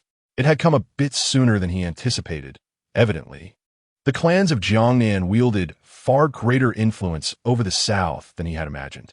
Consequently, the northern clans would soon follow suit. Rising from his seat, Qinju stretched languidly. He opened the door to find the sun blazing outside, its warmth soothing against his skin. There stood Qin Goer, erect and seemingly awaiting his arrival. Upon seeing Qinju emerge, he promptly bowed respectfully. "Let's take a stroll, shall we?" "Yes, your majesty." Without hesitation, Qin Goer followed closely behind. Since arriving in this world, it seemed he had yet to step beyond the palace walls. As they walked, Qinju suddenly halted. Sensing his thoughts, Qin Goer quietly inquired, "Would your majesty like to venture outside the palace?" Qinju turned with a faint smile. "You are quite astute." He resumed his stride. "No need. I am well aware of the current circumstances outside. The populace in the capital has begun to feel anxious, has it not?" "Indeed, your majesty. A small faction has already caught wind of the situation. Should we?" "There is no need. Humans instinctively seek profit and avoid harm. From their perspective, this is entirely reasonable. In a few days, the citizens of the capital will begin to flee in greater numbers. The populace is naive, but not foolish. After all, I hold dominion over but a single city. They do not believe I shall prevail." As they continued walking, they arrived at the imperial garden. A diminutive sparrow alighted upon Qinju's shoulder, affectionately nuzzling his cheek. Butterflies fluttered gracefully around him, while the fish in the pond leaped eagerly from the water surface. Truly, they possessed a certain spirit. Qinju playfully teased the sparrow on his shoulder. "In the future, I shall transform you into a phoenix, and you shall all leap through the dragon gate, soaring as true dragons in the sky. I should bestow upon you a name. You shall be called Sparrow. As for the rest of you, Li Air, Li San. The latter names were designated for the koi in the pond. Other small creatures, feeling slighted, little butterflies, kittens, and puppies, gathered around him. Witnessing this, Qin Ju's spirits lifted, and he erupted into hearty laughter. Do not fret, do not fret. Each shall have a name. I shall ponder them thoroughly when I return. None shall be overlooked. Your Majesty truly possesses a kind heart. Qin Goer remarked sincerely upon witnessing the scene. Is that so? Your words echo those of Shaolu, yet your tone lacks the flattery. Qin Ju smiled slightly. They too are subjects of my great to you. Great virtue is but great vice, and great vice is equally great virtue. My enemies have never been those so-called clan nobles, neither now nor in the future. Qin Goer pondered the profound meaning behind Qin Ju's words and cautiously replied, They are merely mortals, unworthy to stand against your Majesty. Qin Ju did not respond but gazed towards the horizon, remaining silent for a long while before speaking. I once had a lengthy dream, in which I was merely an ordinary mortal. The common people of Dayu suffer from hunger and cold. In that dream, I, as a mere mortal, lacked for nothing, yet those like me were lost in confusion and lifelessness. In the dream, I contemplated that the world ought not to be this way. The so-called strong armies and the tribute of myriad nations are but illusions. I have a singular mission, one that I shall pursue relentlessly. Even if it leads to my utter destruction, even if I must resort to all means imaginable, I shall undoubtedly realize that once fanciful ambition. I am already aware of matters to the north. I entrust this task to you. As always, I seek but one outcome. Chapter 14. The common people, the recent ascension of Qin and in Jiangnan has indeed disrupted the original plans of the northern clans, taking them by surprise with its swiftness. However, the 5 prominent clans of the north are not to be underestimated. Upon realizing the shift, they promptly adjusted their tactics. No longer cloaked in the guise of supporting the rightful emperor, they boldly raised a more radical banner, declaring themselves in the name of the legitimate emperor of Deqian. They set forth to vanquish the usurper of the Yu. With their identities now laid bare, these individuals ceased to conceal their intentions and began to openly marshal their forces. Within a mere fortnight, nearly 300,000 troops congregated at the Yinyun headquarters under the auspices of the 5 clans. In truth, since Qin Ju's ascension, his edicts had scarcely extended beyond the capital region. Among the troops summoned by the northern clans, many leaders remained oblivious to the true situation. They were only aware of the new emperor's cruelty and tyranny, characterized by the execution of esteemed officials and the slaughter of scholars. Indeed, under the propaganda of these clans, Qin Ju had been thoroughly demonized. Coupled with Qin and S' long tenure as emperor, there was a widespread consensus. Did you not hear the legitimate emperor himself declare Qin Ju a usurper? This led many mid-level commanders to believe they were on the righteous side, genuinely acting to rid the nation of a threat. With 300,000 troops, even accounting for exaggeration and the inclusion of non-combatants, there remained at least 200,000 capable fighters, a formidable force indeed. The 5 clans were filled with confidence, and the leader of the expedition was none other than the direct descendant of the Wang family, the former governor of Yinyun, Wang Zhan. Upon the walls, Wang Zhan gazed down at the throng of soldiers below, and an overwhelming sense of ambition and valor surged within him. Indeed, a true man ought to feel thus. Many lack a clear understanding of numbers. Once they exceed 10,000, the sight becomes boundless. What then of 300,000? Wang Zhan, brimming with enthusiasm, found himself pondering the necessity of such grand displays against a mere usurper confined to a single city. Surely, these men could hold their own even against the clans of Jiangnan, could they not? What news from the capital? Wang Zhan slightly turned his head to look at the head of the Wang family beside him.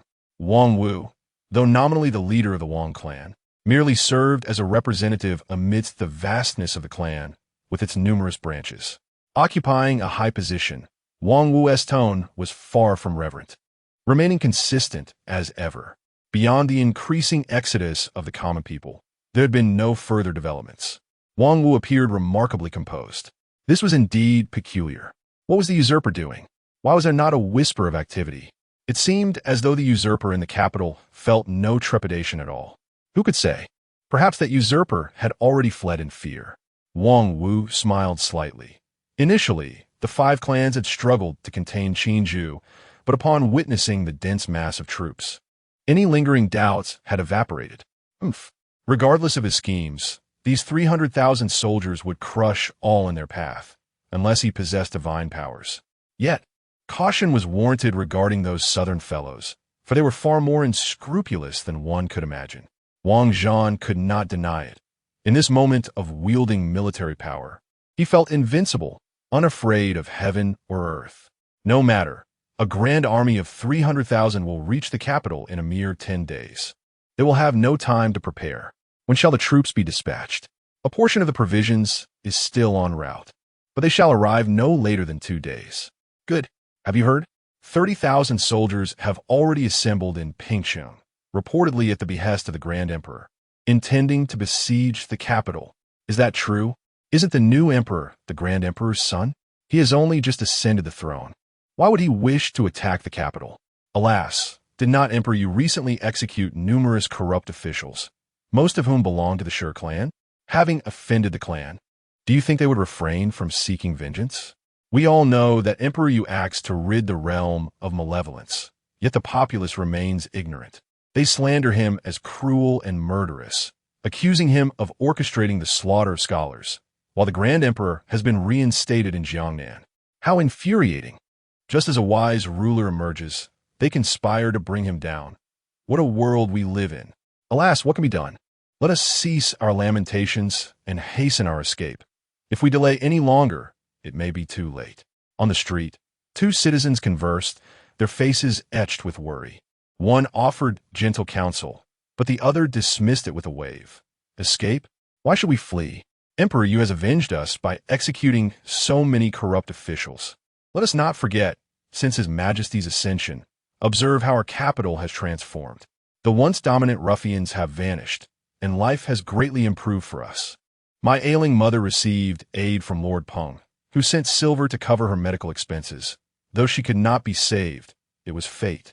In the present capital, who dares to bully us common folk? My neighbor, Ernie Yu, is a retired soldier who once lived like a dog. Yet now, His Majesty has taken note of him, providing him with a dignified livelihood, treating him equally despite his disabilities. This is not an isolated case. What of you, Chen Ergu? Have you not benefited from His Majesty's grace? We finally live as human beings, and you contemplate escape? Now that His Majesty faces adversity, I cannot flee. I am unencumbered, and if I must perish, I shall die for His Majesty. You, upon hearing this, Chen Ergu felt as though a thorn had pierced his heart, leaving him speechless. Indeed, since His Majesty's ascension, while the situation elsewhere may be unknown, the common people of the capital have truly begun to live with dignity. Yet, he has elderly parents and young ones to support. Alas, there is no remedy. You have family and concerns. Go on, Ergu. Remember to burn some paper for me each year. Luda, who patted Ergu's shoulder, resolutely turning towards the palace. He intends to enlist. The common folk, how pitiable and yet admirable they are. They are naive, yet filled with loyalty. Luda, whose sentiments were shared by many, across the capital. Some fled, while others resolutely congregated towards the palace. Hundreds, thousands, outside the palace. A scholar and a woman marked by a birthmark blended into the throng. The gatekeeper, upon witnessing the multitude, felt a wave of trepidation wash over him, fearing a repeat of the recent disturbances caused by unruly scholars. It was the same captain of the guards who, with a heavy sigh, stepped forward and inquired loudly, "This is a forbidden area of the palace. What is your intent in gathering here?" From amidst the crowd, Luda, who shouted, "I have come to enlist in the army. With the rebels amassing outside, I wish to stand alongside His Majesty to confront the enemy." As Luda, whose voice echoed, others quickly expressed their intentions, revealing an astonishing unanimity. They had all come to enlist. The scholar among them was taken aback, his eyes suddenly alight with realization. Enlist? What is this? The captain of the guards was momentarily at a loss, as anyone with clear eyes could discern the current situation. To remain here and seek to enlist amidst such chaos was indeed. Yet, why did he feel a surge of fervor within? Please wait. I shall report to his majesty at once. No sooner had the captain turned than the palace gates began to open slowly. A young man clad in a dark dragon robe, his countenance youthful, yet his gaze sharp and commanding, emerged with an air of authority. Following him were individuals dressed in ceremonial robes and official attire. The captain, struck with alarm, hastily knelt, exclaiming, "Your Majesty, I humbly greet you. The Emperor has arrived. Where is your Majesty?" The crowd, initially curious, promptly knelt in unison, all proclaiming, "We pay our respects to your Majesty." "Rise," Qin commanded, gazing down at the assembled citizens, his expression softening gradually. A sea of weary faces stood, their curiosity directed at Qin, who surveyed them in turn. They appeared gaunt and poorly attired, their eyes reflecting a blend of naivety and sincerity. The moment felt suspended in time until Qin finally spoke. "So, you have all come to enlist?" Without hesitation, the crowd responded in a resounding affirmation. Qin pointed to one individual, who momentarily appeared taken aback before hastily stepping forward. "I ask you, why do you wish to enlist at such a time?" The man, none other than Lu Da, who felt his heart swell with emotion, his excitement spilling forth as he stammered, "Your Majesty, I know not of loyalty or patriotism. I only know that I once lived a life worse than that of a pig or dog. Yet since your Majesty ascended the throne, I have stood tall for the first time. Though many claim you are a tyrant, I recognize you as a true sovereign, for you have granted me a better life. Naturally, I would offer my life in return. Please, your Majesty, grant me permission.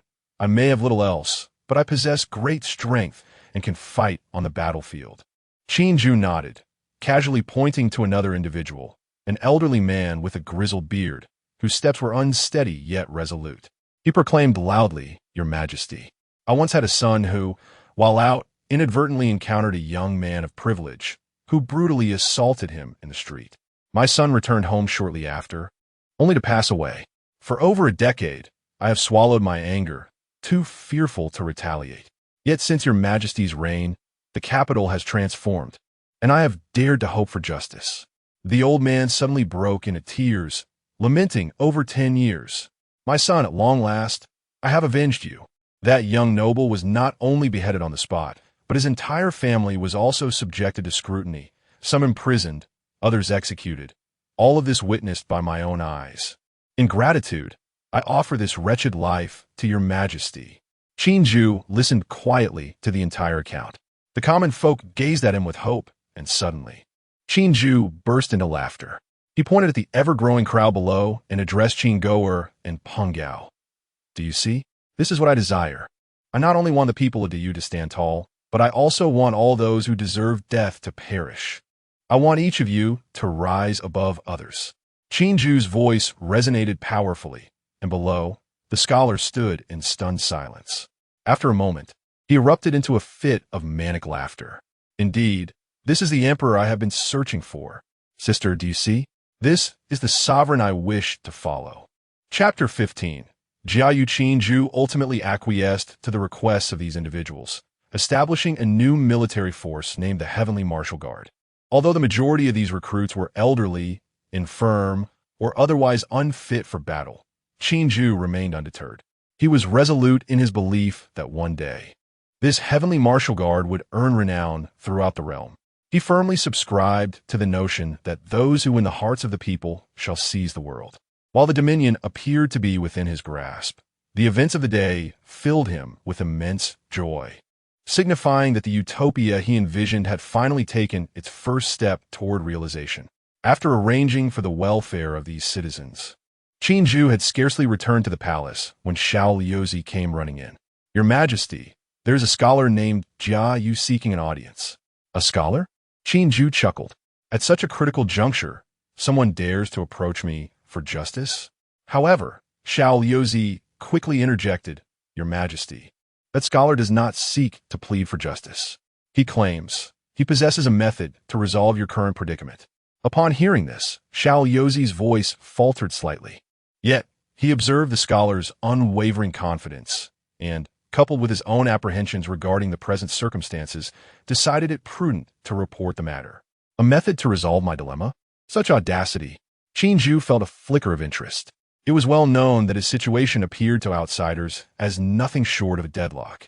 The northern clans had amassed an army of 300,000, poised to besiege the capital within 10 days. Meanwhile, the southern clans were advocating for the reinstatement of the former emperor, their intentions ominous. The rumors circulating about him had taken on a demonic hue.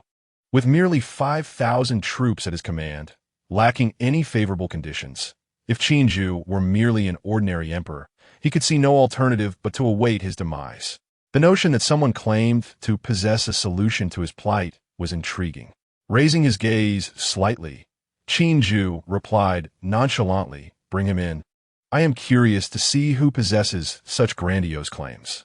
Upon witnessing Qin consent, Xiao Yozi felt a surge of joy and hastily ushered the scholar into the chamber. The newcomer appeared to be no more than 20 years of age, clad in simple, scholarly attire.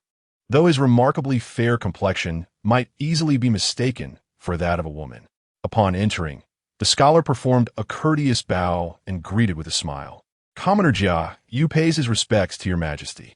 His smile was indeed refreshing, akin to a gentle spring breeze. Qin remained silent for a moment. Scrutinizing the scholar from head to toe before speaking slowly, "I observe you are attired as a scholar. Why do you refer to yourself as a commoner?" Jiayu maintained his composure, his smile unwavering. "In response to your majesty, I must confess, having studied for over a decade without attaining any official title, I must humbly refer to myself as a commoner." "Indeed? What subjects have you studied?" Qin inquired. Jiayu responded, "The 4 books and 5 classics, Confucian texts, Buddhist scriptures, Taoist writings, Mozi manuscripts, and various folk tales, among others." Qin chuckled upon hearing this. "You seem to have a broad range of knowledge." "Merely a cursory understanding," Jiayu replied modestly. Qin continued, "Xiao Yozi mentioned that you possess a solution to my current crisis?" Jiayu replied, "I have a few humble strategies, and if they fail," Qin pressed, "success is contingent upon human effort. There are no absolute strategies, as it ultimately depends on how your majesty chooses to implement them." Qin chuckled and said, "Do enlighten me." Jiayu did not immediately divulge his strategy. Instead, he inquired, "May I ask how many soldiers are currently available in the capital?" Qin lightly tapped his fingers on the table, "Fewer than 50,000. Upon hearing this, Jiayu nodded, "Excellent. I have devised 5 plans, each intricately linked to the other. If executed successfully, there is a 70% chance of alleviating His Majesty's predicament." Jiayu unconsciously puffed out his chest, his gaze sharpening. "First, we shall employ a cunning strategy to incite internal strife among the northern barbarians, diverting their calamity eastward. His Majesty must have some devoted assassins among the northern barbarians, correct? We can issue secret orders for these assassins to infiltrate the northern barbarian royal court, forging a will purportedly from the late northern barbarian emperor, claiming he was poisoned by the northern clans, and leaving behind a blood-written decree demanding vengeance against the northern clans. This document should be disseminated among the various tribes of the northern barbarians to intensify their internal animosities, ideally framing the pro-war prince as the instigator, thus compelling them to wage war. The authenticity of this document need not be impeccable. Often, a mere pretext suffices. I have heard that General Yu Zhen has already arrived at the border. The Yu family is renowned for their loyalty. We could persuade General Yu to open the border, intentionally withdrawing the guards from the northern passes, allowing the northern barbarians' cavalry to raid the supply depots of the northern clans, while spreading rumors of collusion between the northern clans and the northern barbarians, thereby forcing them to divide their forces for defense. Second, 50,000 troops are sufficient, and there are many capable individuals in the capital. While the northern clans are entrenched beneath the capital, we can gather the corpses of condemned prisoners, soaking them in poison, and opportunistically cast them into the upstream of the Jing River during an epidemic outbreak. Subsequently, we can send infiltrators into the enemy camp disguised as physicians. If captured, the physician need only insist that they were sent by the Southern Supreme Emperor to poison the water. This revelation may not escape the higher echelons of the enemy forces. Yet the majority of the soldiers are ignorant and will likely believe and harbor suspicions. Thereafter, His Majesty can widely publicize that the southern pretender has colluded with the northern barbarians, incurring the wrath of the divine, resulting in a plague sent to punish the traitors. When they attempt to besiege the city, we shall intentionally leave one side open. Once the soldiers enter, we can have Taoists perform rituals atop the city walls, casting talismans and lime, creating an illusion of divine fire raining down.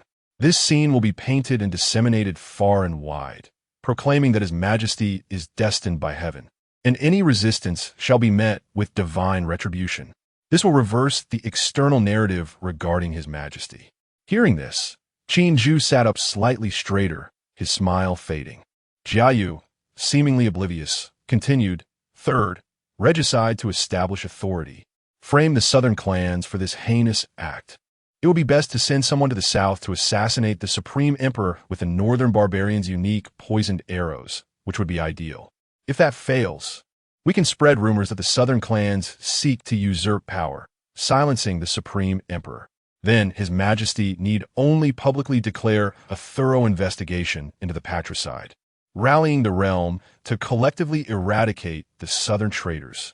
By the way, there should still be many clan youths in the capital, correct? This can also be exploited. We can send them into the enemy camp after mutilating their faces and severing their fingers, informing them that if they do not retreat, 100 will be executed daily. This will undoubtedly shake the resolve of the clan leaders. Fourth, a mutual destruction scenario. Dispatch individuals to the Yellow River levees, proclaiming that if the city falls, the levees will be destroyed to flood northern China, severing the foundation laid by the northern clans for a century. Meanwhile, we shall secretly transfer some trusted aides, spreading rumors that the emperor has gone mad, willing to perish together. All the barbarian captives in the capital were released, tasked with disguising themselves as northern barbarians to harass the enemy and exacerbate the conflict between the northern barbarians and the Bei clan. A secret agreement was made with the prince of the northern barbarians who sought power, promising the cession of territory south of the Yin Mountains, backed by the imperial jade seal and a marriage alliance, to assist him in murdering his brother and usurping the throne. This plan involved a surprise attack on the enemy's flank with 40,000 light cavalry. Should these 5 schemes succeed, the realm would fall into a precarious balance, though the population in the capital would be reduced by at least half, and the entire northern region would regress by a century. However, the throne would be preserved. Upon hearing this, Qin's expression remained impassive. What a crafty strategist Jia Yu was, weaving a web of treachery. Truly, this world is filled with exceptional talents. If he were but a mortal emperor, the successful execution of these strategies might very well turn the tide. Jia Yu lowered his head slightly and remarked, "Your Majesty, though my plans are indeed perilous, it has been said since ancient times that no man is without cunning. I am aware of Your Majesty's grand aspirations, which have long been known to the common folk outside the palace. Yet, to realize such ambitions, one must first secure this position. Should these 5 strategies succeed, I possess further plans to eradicate all clans throughout the realm." Chapter 16. Talents at our disposal. Jia Yu's demeanor reminded him of someone from history, a notorious poison master of a bygone era. "Jia Su," Qin Zhu murmured, causing Jia Yu to pause momentarily. "Your plan is commendable. However, I am not yet at that juncture." Qin Zhu regarded Jia Yu with the awe of one who has discovered treasure. Although this individual was not yet of use to him, Qin Zhu had an inkling that he would undoubtedly prove invaluable in the future. This person seemed more suited to the role of the commander of the Jinyui than even Qin Goer.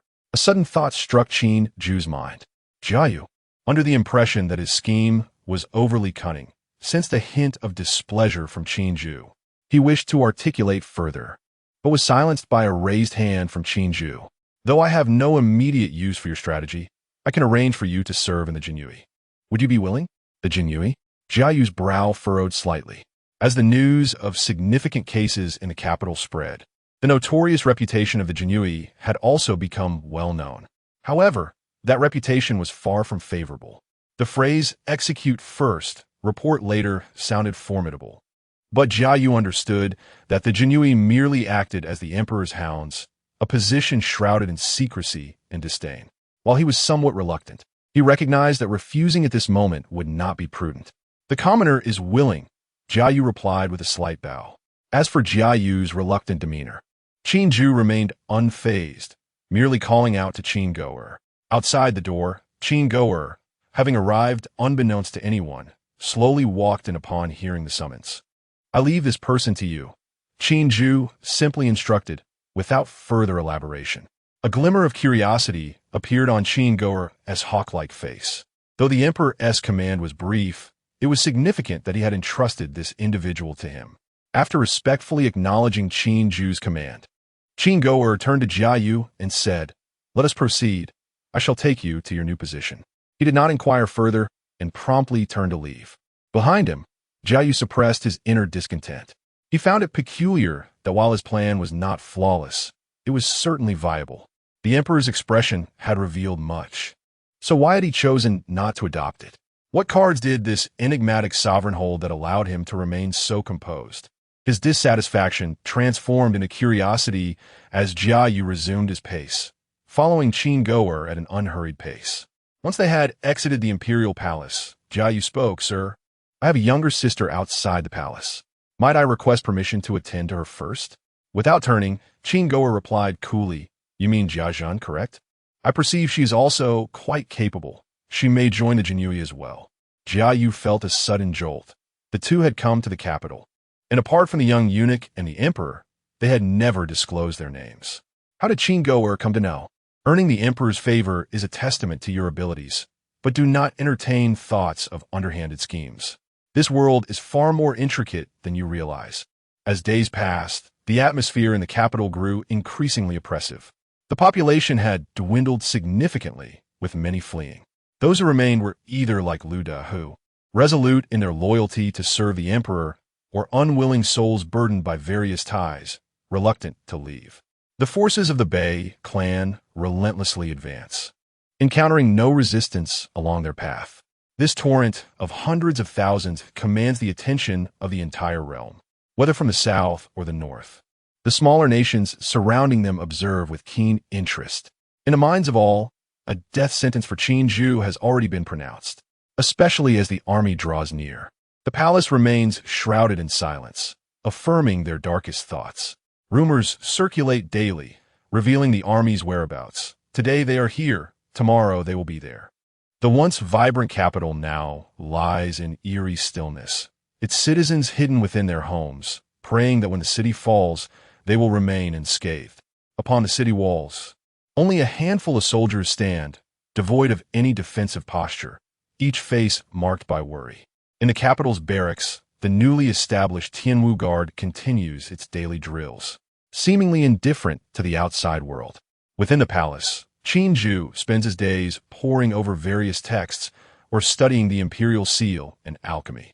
Only Qin Goer, the captain of the Jinui Wei, appears somewhat busy, gathering and organizing intelligence from across the realm, while Jia Yu assumes the role of his secretary, meticulously arranging various confidential reports. One day, as the Bei clan's army approaches within 10 miles of the capital, in an unremarkable small room within the city, Qin Goer stretches lazily and rises slowly. It has been exhausting. He finally has a moment to breathe. When it comes to killing, he would not flinch even before the mightiest of adversaries. Yet, the constant engagement with written words genuinely strains him, even as a celestial being. Perhaps this is what they call a fear of text?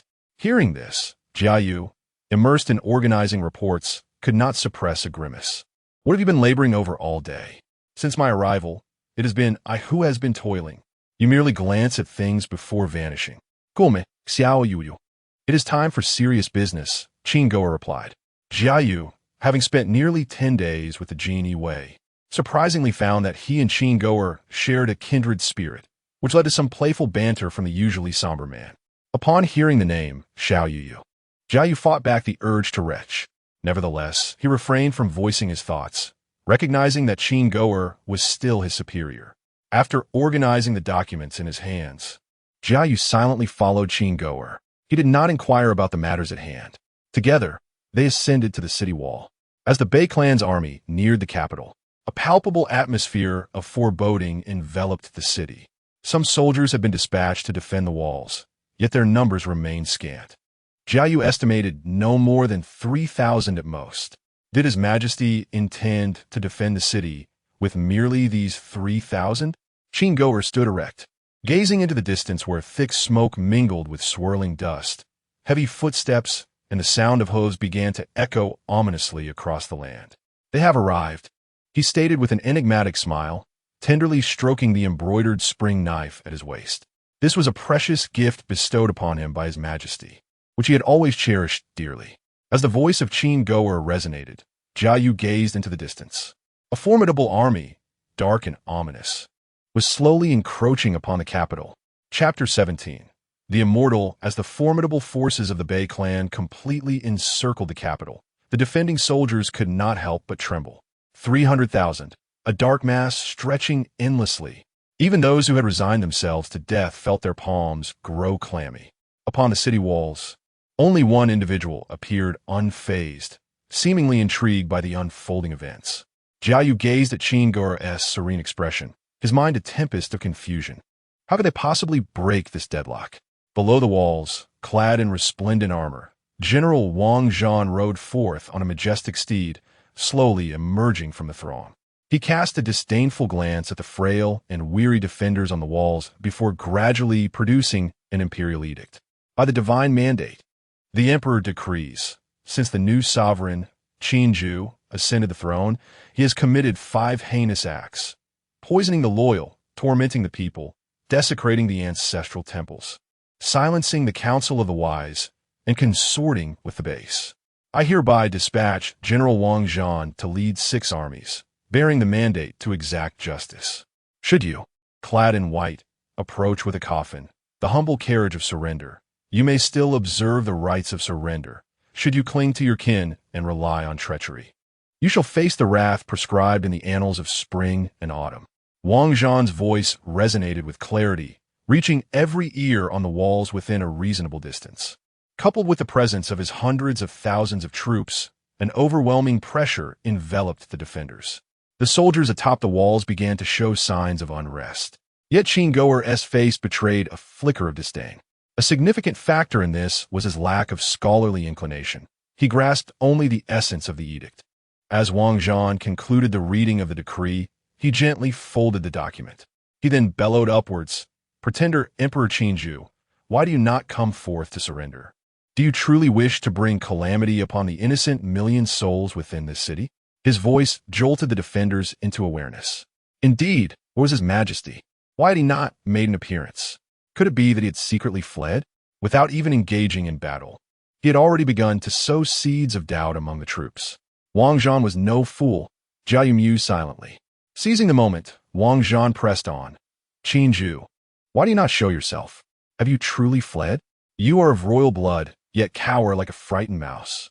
This was an open insult, and Lu Da, who stood before the decree, could not comprehend its contents, but was instantly incensed by the words. "My lord, allow me to exit the city and slay this insolent wretch." Qin Goer cast a glance at the furious Lu Dahu, a rather unsightly smile creeping across his face. "How do you wish for him to die?" Lu Dahu paused momentarily before exclaiming, "I would relish the opportunity to have him drawn and quartered, executed in the most excruciating manner." "Very well, I shall grant your desire." With that, Qin Goer slowly descended from the city walls. "Shall you accompany me? Are you not curious where His Majesty draws his confidence?" As the city gates creaked open, Qin Goer ambled toward the seemingly endless sea of adversaries. "Observe closely," he instructed. On the opposite side, Wang Zhan, witnessing the gates swing wide, initially believed that Qinju had indeed emerged to surrender.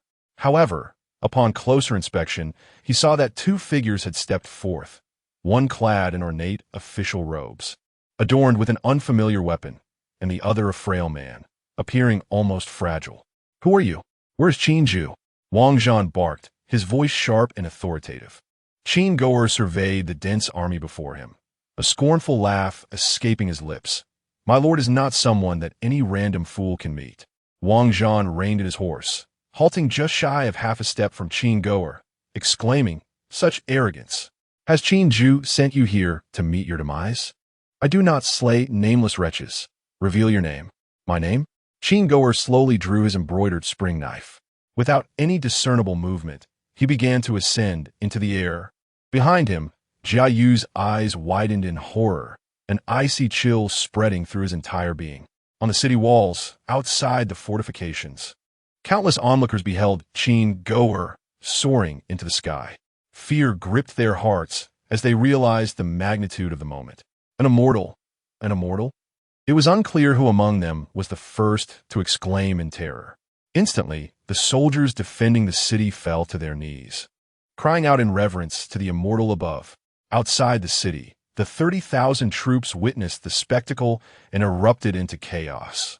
Wang Zhan, taken aback, quickly regained his composure, shouting defiantly, "Do not be deceived by illusions." As he spoke, he raised his bow, aiming to shoot Qin Goer down. Yet, Qin Goer merely regarded him with indifference. Gently waving his hand, Wang Zhan found himself uncontrollably lifted into the air. He struggled desperately, but to no avail. "Who gave you the audacity to come and challenge my lord?" Qin Goer's cold voice echoed in the ears of the 30,000 soldiers. Gripping Wang Zhan by the throat, he sneered, at long last, I can unleash my prowess. Do you know how long I have awaited this moment? Open your eyes wide, and behold how my lord will eradicate the malignant tumors of this world, just as I shall dismantle your 30,000 troops today. At this moment, Wang Zhan's eyes were filled with sheer terror, disbelief consuming him. How can this be? How can there be an immortal in this world? Now I understand why Qin Ju has always been so unyielding. Without further words, Qin Goer raised his embroidered spring knife and swept it forward in a fierce arc. An invisible blade of energy sliced through the air like a spring breeze, and in the next instant, the distant army collapsed as if mown down like wheat. The cacophony of weapons clattering to the ground echoed throughout. The vast army of hundreds of thousands barely had time to respond before Qin Goer was among them like a wolf among sheep. With each strike, hundreds, even thousands of soldiers were cleaved in two. Demons, flee! A soldier, in the throes of panic, cried out, prompting the entire army to disintegrate into chaos, fleeing in every direction. Yet could their legs outrun Qin Goer? With each swing of his knife, he became akin to a celestial demon, his form drenched in blood. Severed limbs and dismembered bodies littered the ground. The cries for mercy and the sounds of anguish painted a scene reminiscent of hell on earth. We surrender. We surrender. Spare us, immortal, spare us. Qin Goer remained deaf to their pleas, only halting after he had slain nearly 10,000. Those who surrender shall not be harmed. A voice, imbued with a mystical energy, resounded, causing all present to stagger unsteadily. Without a moment's hesitation, the soldiers hastily discarded their weapons and prostrated themselves on the ground, their bodies trembling incessantly. In midair, Qin Goer gazed down impassively, and none dared to flee, let alone resist. On the city walls, the defending soldiers stood frozen in shock, each one rooted to the spot. Is this real? Lu Dahu pinched the soldier beside him, who was none other than Shun Ergu, the very man who had urged Lu Dahu to escape. Ouch, that hurts. Hurting? Then it must indeed be true. Our Dayu is blessed with immortals. Qin Goer channeled his inner spiritual energy, shaking off the filth from his body, before soaring back to the bewildered Jia Yu's side. Little Yu, do you now understand? The rest is in your hands. I believe no one will dare to resist. Chapter 18. National Policies. While Qin Goer was engaged in a spree of slaughter outside, within the royal palace, Qin Ju reclined leisurely, his gaze fixed on the impeccably standing Peng Gao. Minister Prong, how long will it take to implement these reforms? He inquired. At most a month, and the entire Dayu will be pacified, replied Peng Gao, as Qin Ju began to prepare for the reforms he had long envisioned. These reforms encompassed a multitude of aspects: education, livelihood, economy, infrastructure, and the court itself. Peng Gao meticulously perused the various reform proposals drafted by Qin Ju. After a considerable time, he finally closed the booklet gently, astonishment flickering across his face. How audacious! This was the first thought that surged within Peng Gao's mind. This was not merely reformation. These national policies aimed to completely overhaul the very fabric of the EU. Firstly, in the realm of education, a 12-year compulsory education system was to be established, mandating that all children above the age of 6 in the EU must attend school. Notably, the curriculum would exclude the 4 books and 5 classics of Confucianism. Instead, the primary focus would be a subject known as science. The booklet provided a brief introduction to this discipline, which, in essence, was a means to comprehend the world and explore the fundamental laws of nature. Peng Gao found himself intrigued by this concept, believing that if implemented nationwide, it would undoubtedly lead to a significant transformation of the EU. In terms of livelihood, Qin Zhu proposed the abolition of national taxes. This revelation left Peng Gao profoundly shaken. Taxes had always been the cornerstone of a nation. Without them, how would the treasury be sustained? How could subsequent infrastructure projects be realized? Furthermore, Qin Zhu intended to thoroughly eradicate all landlords and thugs across the nation. Upon completion of this step, as Qin Zhu envisioned, it would liberate the entire labor force of the EU. The economic proposals were equally astonishing. Qin Zhu planned to introduce a new currency, which Peng Gao had reviewed. It was a form of paper money adorned with various designs. Moreover, in accordance with Qin Zhu's vision, he was determined to vigorously promote the development of industry and commerce. The infrastructure initiatives were no less ambitious. Qin Zhu envisioned the establishment of a railway network that would span the entire nation, necessitating simultaneous renovations of cities large and small. This was merely a succinct overview. In reality, each aspect was detailed to a degree that was truly staggering. As Peng Gao fell into deep contemplation, Qin Zhu, noticing his silence, took a sip of tea and remarked, "Minister Peng, do you have any thoughts?" After observing Qin Zhu's expression, Peng Gao finally spoke, "Forgive my boldness, Your Majesty, but your national policies are indeed extraordinary, each one fantastical, yet brimming with potential. However, Your Majesty, these steps may be too ambitious." Taking a deep breath, he carefully articulated, "Your Majesty desires for the people of the EU to thrive and to enlighten all under heaven.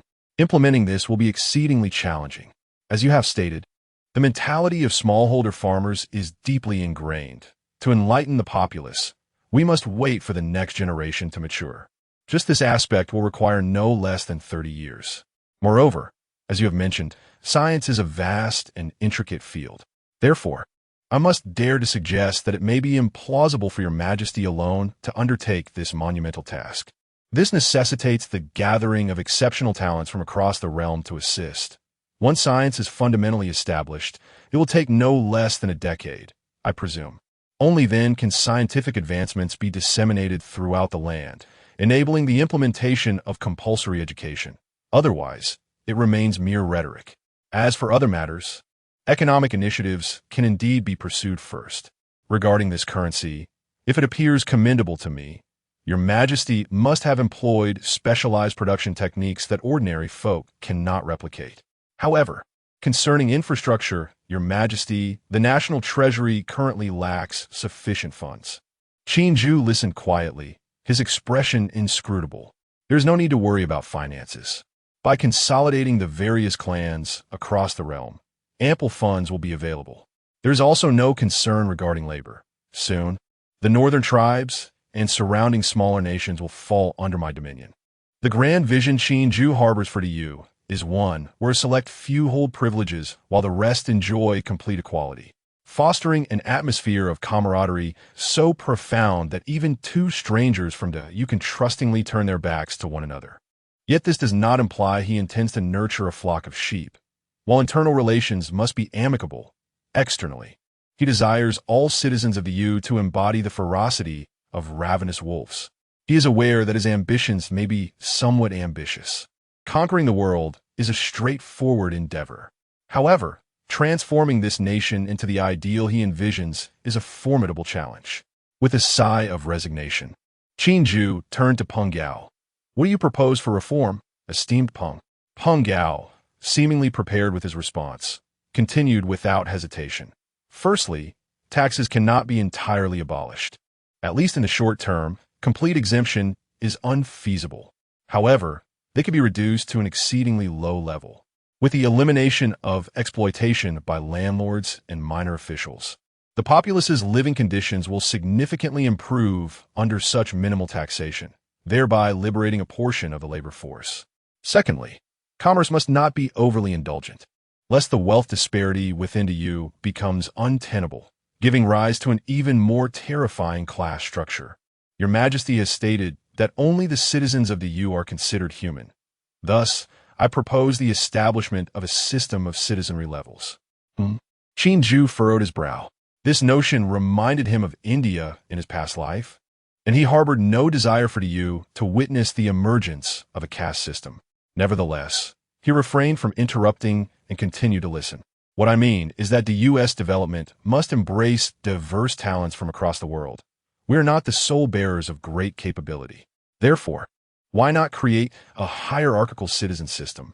Those born and raised in the EU would be citizens, enjoying all corresponding rights. In contrast, individuals from conquered territories will be classified as secondary citizens, unable to enjoy the full privileges of the EU citizenship. But they could ascend to citizenship through assessments that select the most outstanding individuals. Yet, even if secondary citizens become citizens, they will still face discrimination from the original citizens. Qin Ju interjected. Peng Gao smiled slightly. This necessitates dismantling a long-standing convention, bloodlines. As long as we can establish that recognition as a EU citizen is based on citizenship rather than lineage, we can achieve this transformation. Your Majesty, consider this. Citizens are the elite among men, while the second-class citizens possess only a modicum of human rights. Beneath them, those distinguished among the second class will surely strive with all their might to ascend, and upon becoming citizens, their sense of identity will undoubtedly surpass that of others. That sounds rather appealing. Continue. Qin Ju nodded, signaling Peng Gao to proceed. Below the second-class citizens, there exist slaves. This tier consists of criminals, those who resist reformation and rebel against the great universe. Slaves possess no human rights. They are merely property. Citizens may purchase slaves. If your Majesty desires all subjects of the great universe to be elevated to the status of the elite, then naturally there must be those beneath, and slaves are the optimal choice.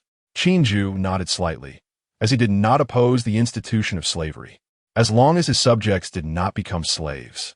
All be well. He had initially contemplated turning the populace of the conquered territories into slaves.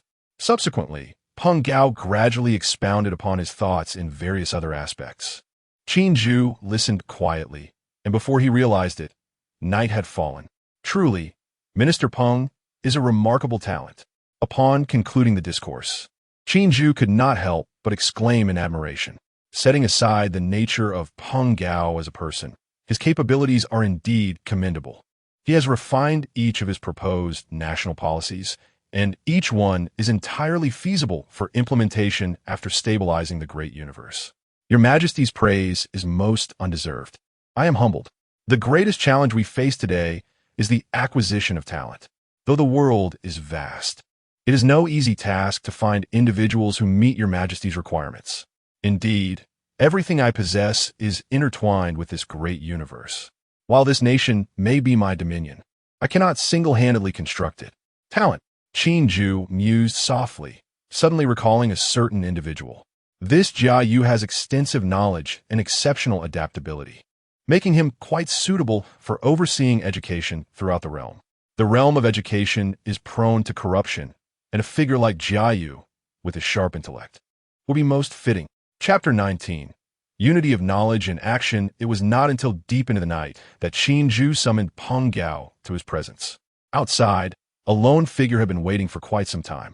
Following the decisive defeat of the enemy forces, Qin Goer had stood vigil outside the royal palace, remaining there from midday until the late hours of the night, silently enduring without a hint of complaint.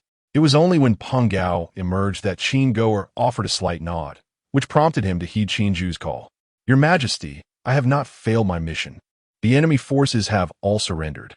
Upon hearing this, Qin Ju nodded indifferently. I am already aware. And one of the prisoners of war, Your Majesty. Qin Ju rapped his fingers on the table, Extract all those of the clans involved. The rest should be temporarily housed outside the city. Once you have dealt with the internal clansmen, you shall proceed to cleanse the northern clans."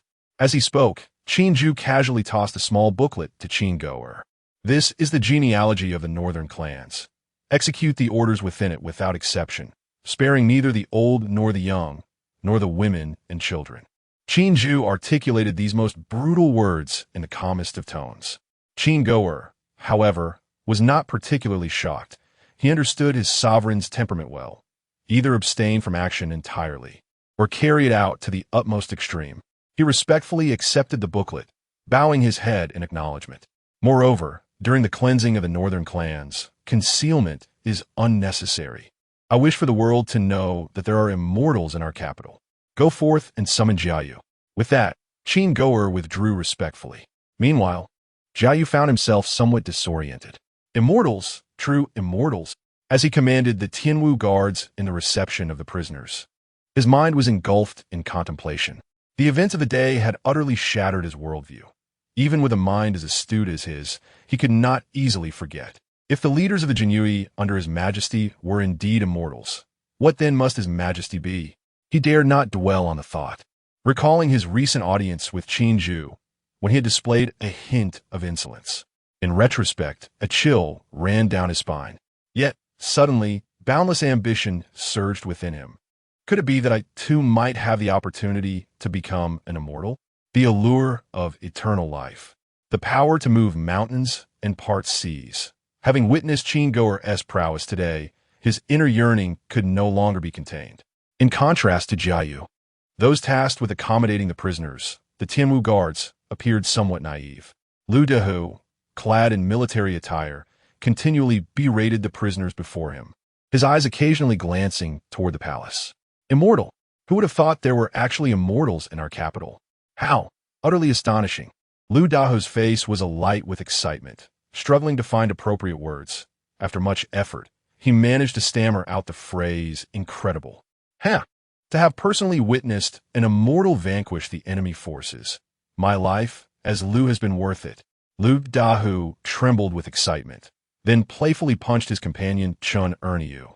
All of His Majesty's subordinates are immortals. Just imagine how formidable our sovereign must be. Could it be true, as others say, that His Majesty is the reincarnation of the Ziwei Emperor's star? Do you think our Tianwu guards were also handpicked by His Majesty? Perhaps we might one day attain the status of celestial soldiers. Chun Erniu cast a sidelong glance at Lu Dahu and remarked, "Whether or not His Majesty is the reincarnation of the Ziwei Emperor is uncertain, but to aspire to be a celestial general is truly a pipe dream." Lu Dahu chuckled foolishly in response. One must have dreams. After all, who knows what might come pass?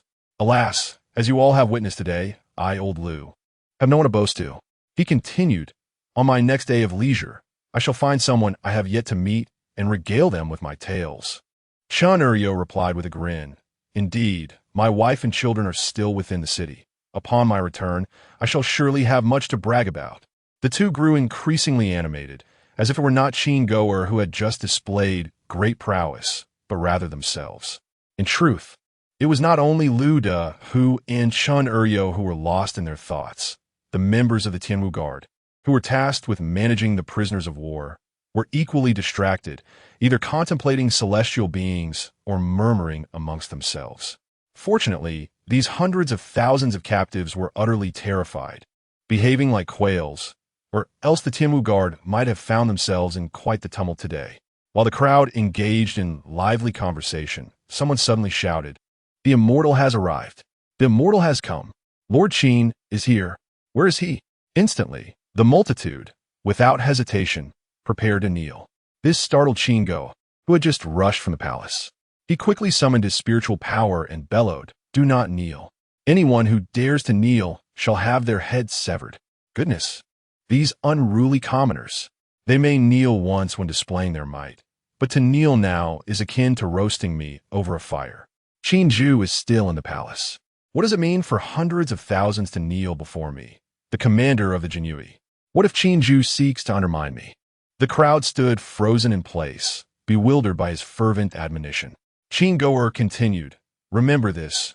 We, the subjects of Du, kneel only before the emperor, our parents, our benefactors, and our mentors. To kneel before anyone else is unacceptable. Now, return to your duties. I bear no flowers upon my face, nor am I a woman. So cease your staring.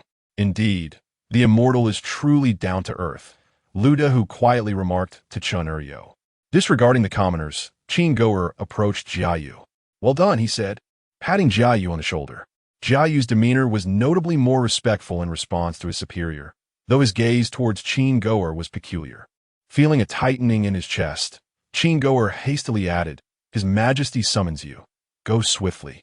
Once Jiayu departed, Qin Goer gazed at the sea of captives. A headache brewing. How would he discern the members of the clans among these hundreds of thousands?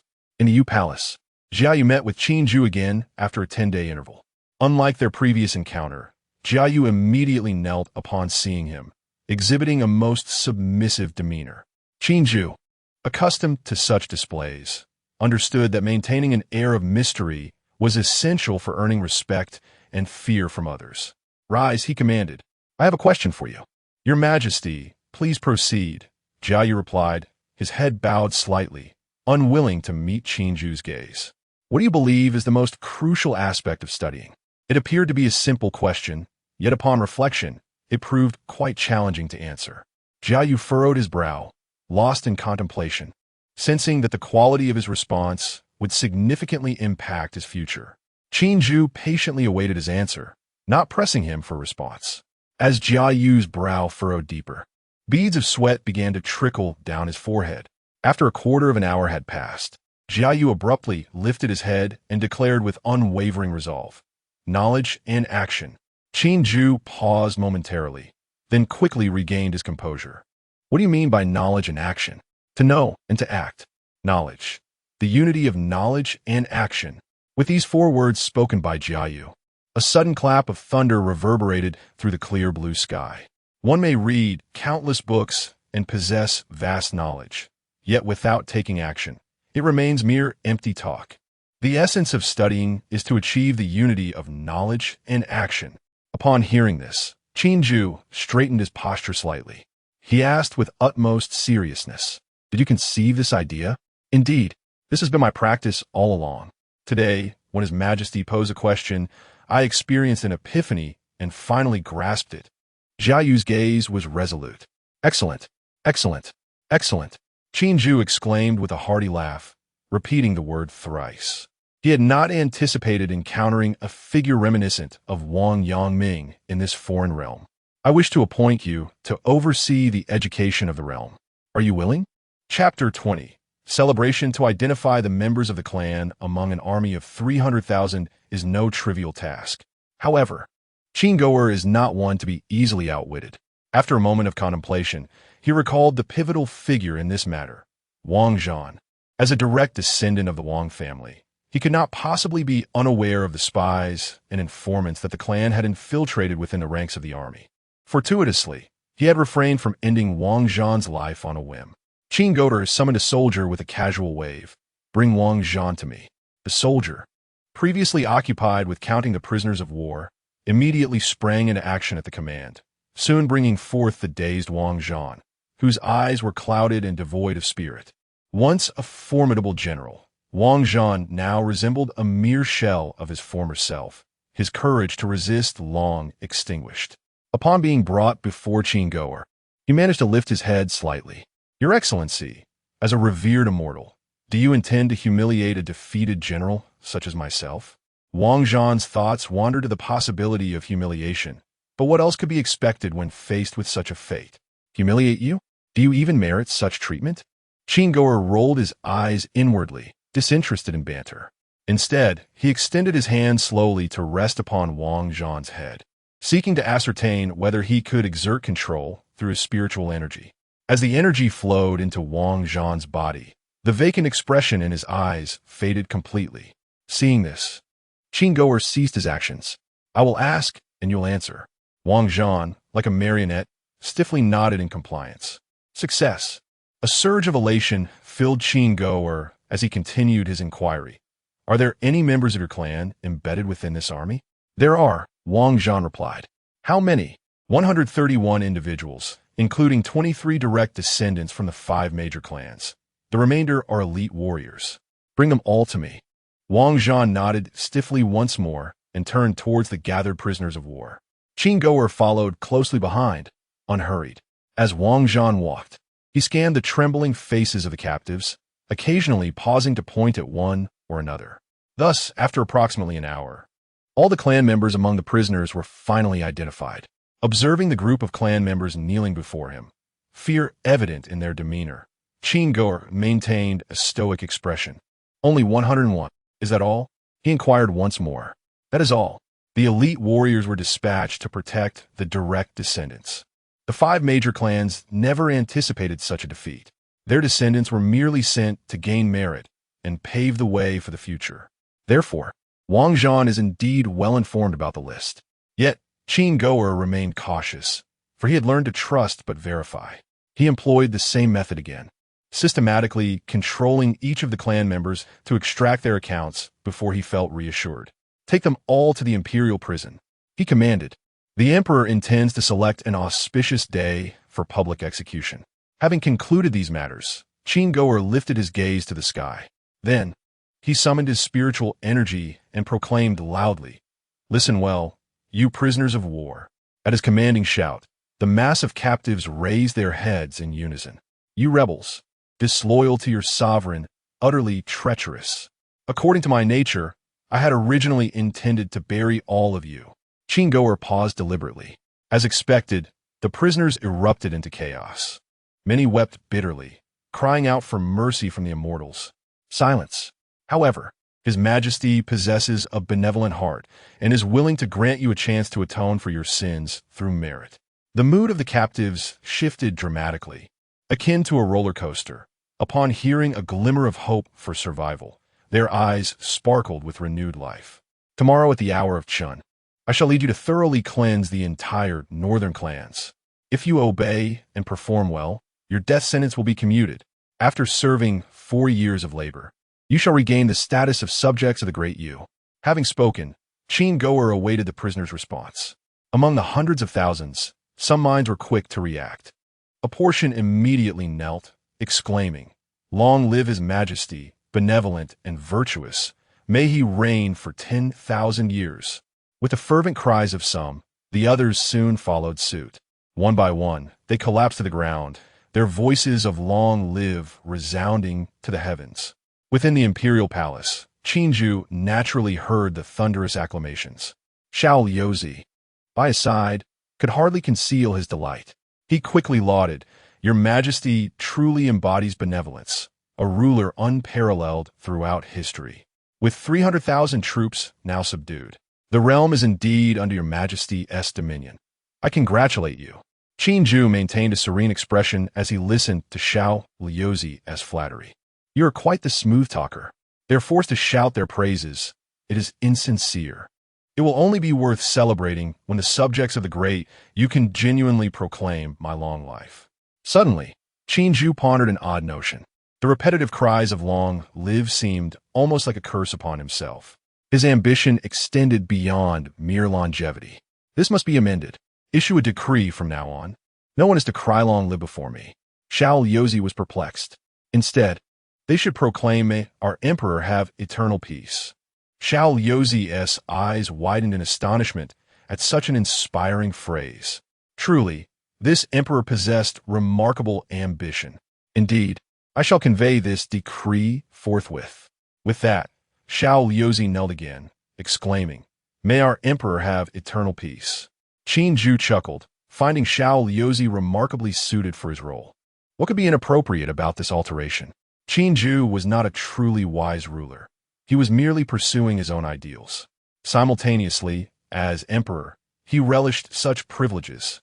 Shifting the scene to the capital city, since Qin Goer revealed his immortal identity and decisively defeated the enemy forces, the citizens who had remained within the city began to emerge from their homes. Especially the term immortal stirred boundless imagination among the populace. Though it was already late at night, the capital buzzed with excitement as if it were a festive occasion. Fireworks erupted above the city, and men, women, and children all wore smiles of joy. Some affluent families even spent lavishly. The banquet hall was reserved for unrestrained festivities. Enterprising vendors set up their stalls through the night, while previously frugal parents joyfully opened their wallets to indulge their children with an array of delightful snacks. What a splendid display of the warmth of human existence. Meanwhile, beyond 100 miles from the capital, the stronghold of the Bay clan was hosting a grand banquet of its own. Chapter 21. The downfall of the Bay clan. Calculating the time, it seems that Jean should have already seized the capital by now.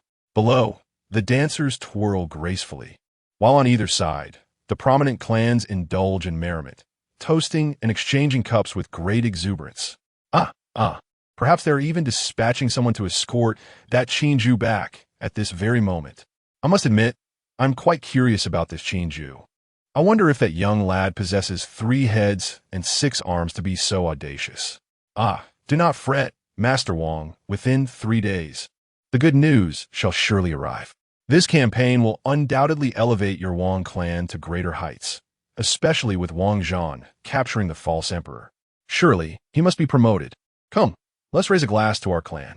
A dynasty as fluid as water, yet a clan as solid as iron. None believe that Chinju stands a chance. At that time, the northern barbarians swept down, and the entire north fell into their grasp. Yet, these clans continued to live in carefree luxury.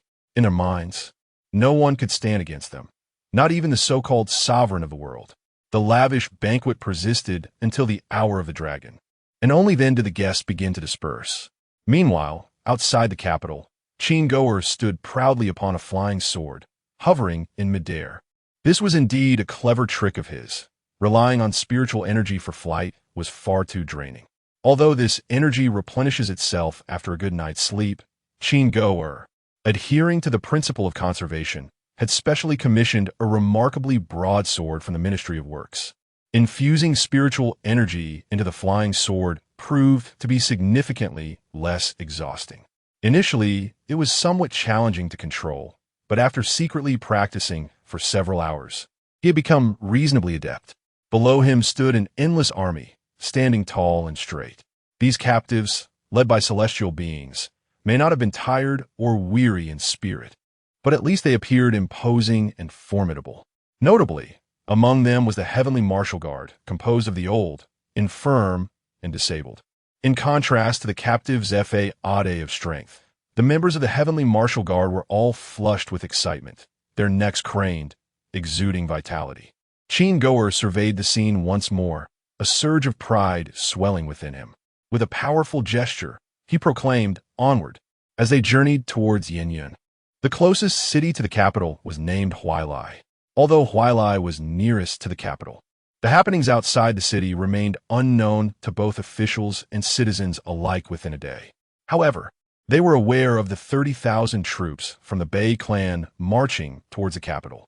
The army led by Qin Goer did not move swiftly. It took nearly 2 days to reach the outskirts of Huailai. With hundreds of thousands gathered at the gates of Huailai, the governor of the city feared that the northern barbarians were upon them. He was instantly paralyzed by terror, and the townsfolk were gripped by panic. The governor even cowered in his home, lacking the courage to step outside. It was not until a terrified servant, trembling and breathless, knelt before him, claiming that there were celestial beings outside urging him to meet with them, that the governor finally emerged from his abode. Celestial beings? You wretched creature, speak. Did that barbarian offer you some reward to lure me out? Celestial beings, indeed. I see you are simply tired of living. The governor of Huailai was seething with anger.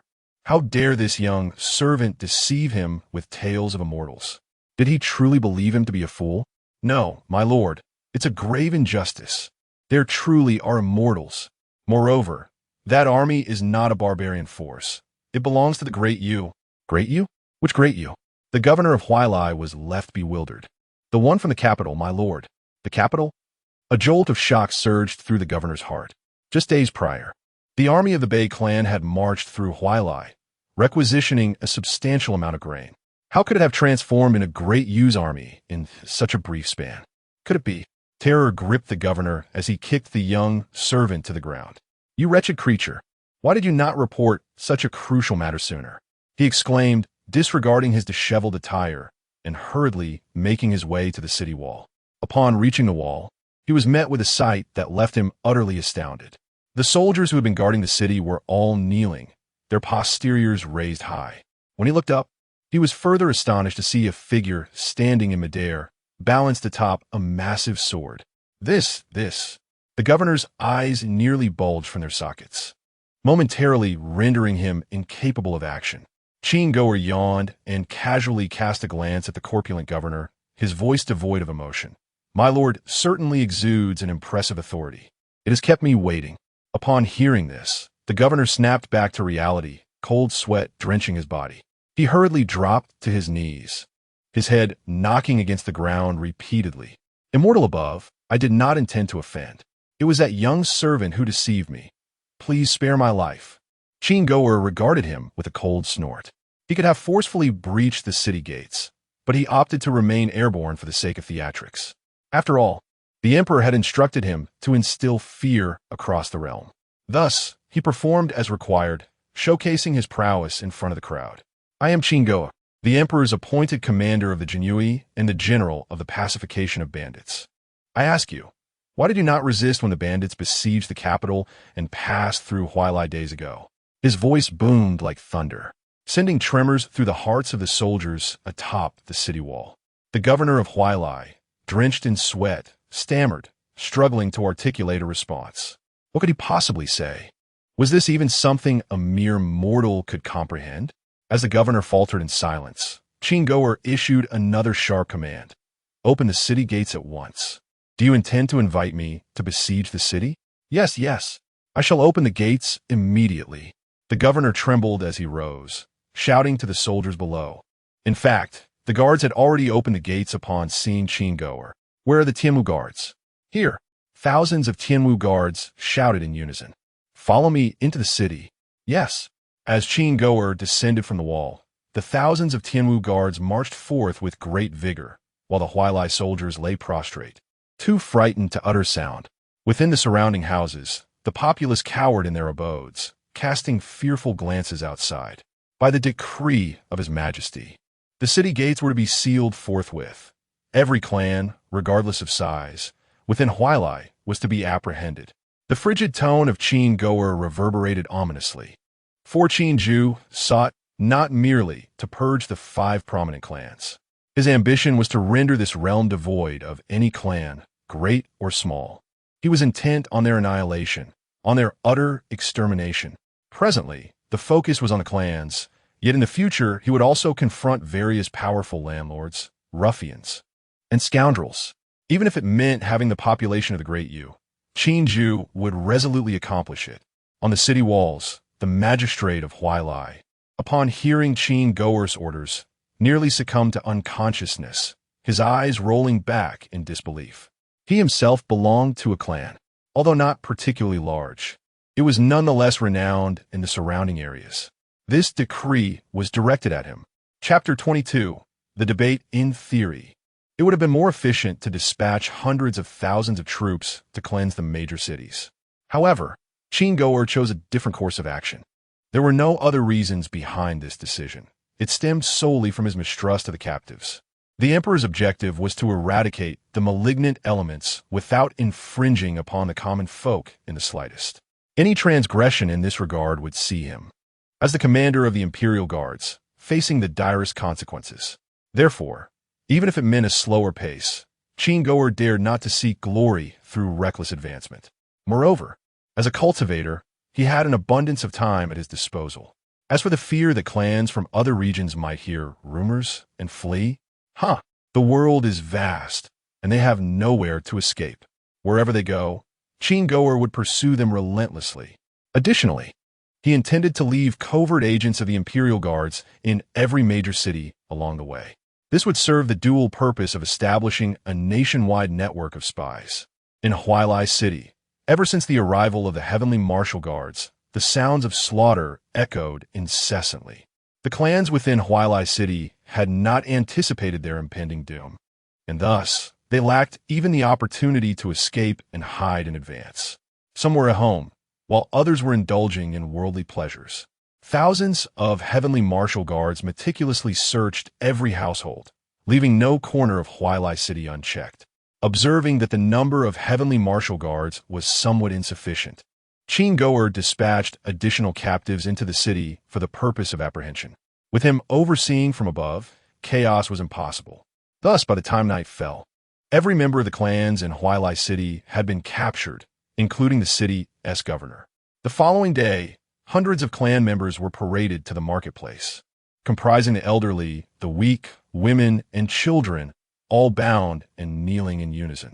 The onlookers, instead of feeling exhilarated, were filled with dread at this harrowing scene. Qin Goer remained aloof, hovering on his flying sword, coldly observing below, prepared for execution. With a thunderous command, the executioners raised their blades. At that moment, one young clan member suddenly raised his head. Unlike the others who cried out in desperation, he calmly addressed the airborne Qin Goer. "Immortal, may I ask you one question before I meet my end?" Qin Goer turned his gaze towards the source of the voice. Encountering a youth who appeared to be barely of age, his face unblemished. "Speak," Qin Goer replied indifferently. "This slaughter of clans is unjust, for not all clans are steeped in malevolence. Although our Wei family is part of the Huailai clan, we have never committed any wrongdoing. In fact, we periodically distribute porridge to the starving populace. Immortal, our Wei family has long engaged in benevolence, providing relief during disasters and constructing roads and bridges, all of which the common folk can attest to. If you were to annihilate us today, would it not chill the hearts of the virtuous and bring sorrow to the world? The heavens favor life, and our Wei family has always acted with goodwill. What's a merit's death? Is it simply because we belong to a clan?" The youth's words resonated with many in the crowd, as numerous individuals had benefited from the Wei family's kindness. One by one, they knelt before Qin Goer, pleading for mercy. Indeed, not all clan members were wicked. Qin Goer slowly descended, standing before the youth, his gaze icy. "Precisely for the reason that you belong to a clan." Upon hearing these words, the youth continued, "Why must the immortal Lord feign? Our Wei family has upheld a tradition of scholarly pursuits for 300 years, producing 12 county magistrates and 6 benevolent figures in times of disaster. If bloodlines are to be deemed culpable, might I inquire if the ancestors of the immortal Lord were mere commoners?" Among the crowd, an elder nodded discreetly. Qin Goer maintained his composure. Did this youth wish to engage him in debate? Very well, he would ensure these individuals understood their fate.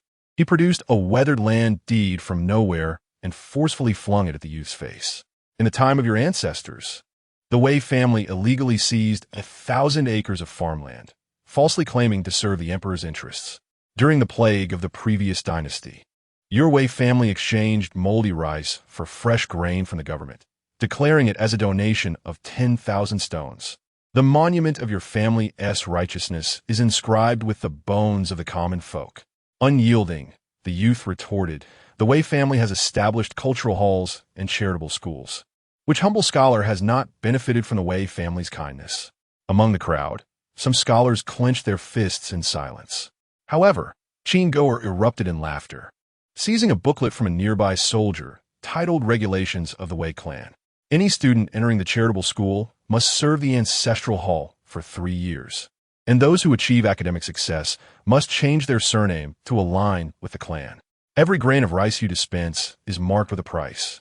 Each grain demands generations of the common people to bow in repayment."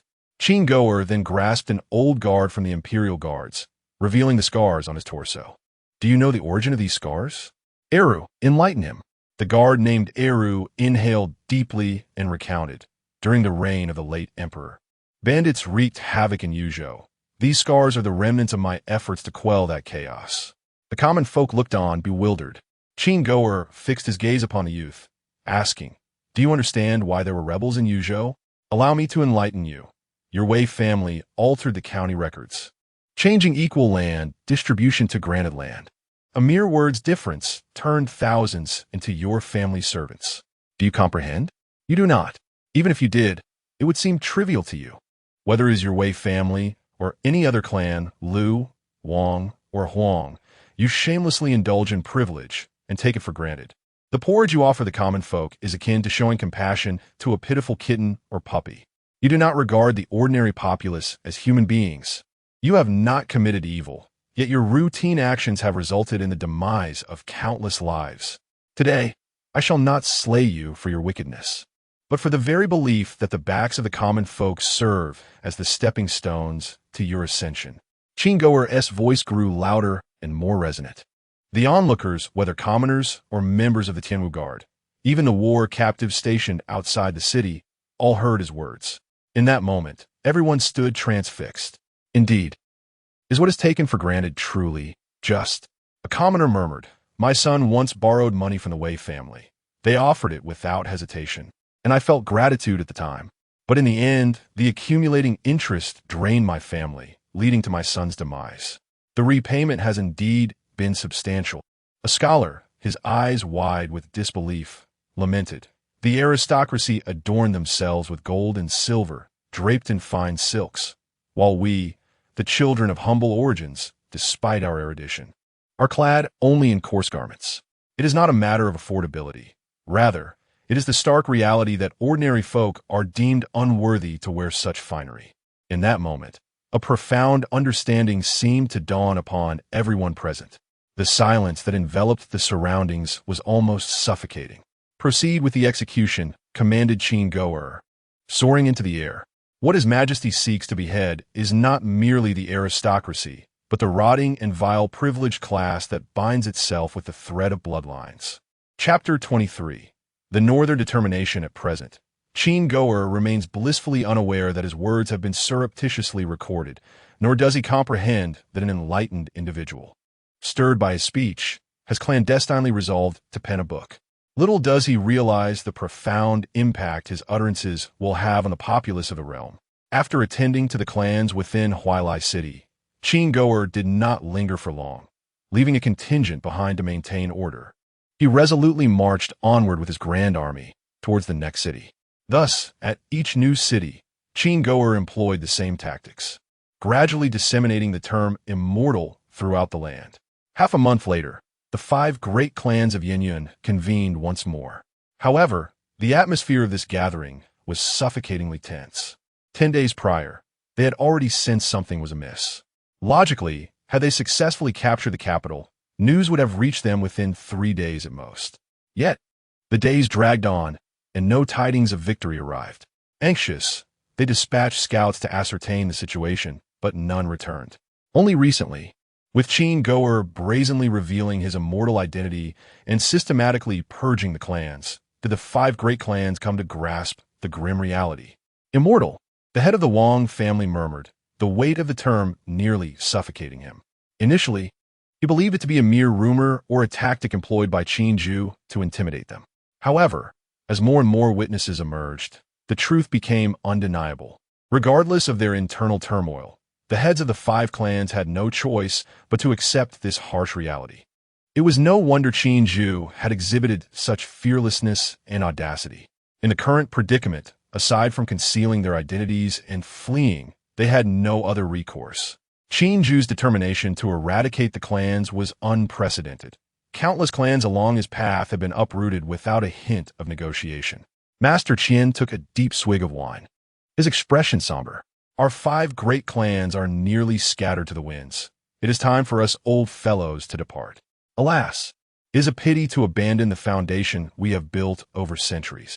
Truly, the ways of the world are unpredictable. The others remain silent. Though the principal members of their clans had dispersed, could they truly escape? The notion of an immortal, in their minds, was an omnipotent being capable of moving mountains and parting seas. Who could fathom what means he possessed? To evade an immortal was no trivial endeavor. The head of the Wang family opened his mouth, intending to speak, but ultimately let out a soft sigh. One misstep leads to countless others. Who could have anticipated that Qinju would possess such a trump card? Had we not opposed him from the outset, Master Lu, uncertain whether to express lament or regret, suddenly interjected, "It is futile.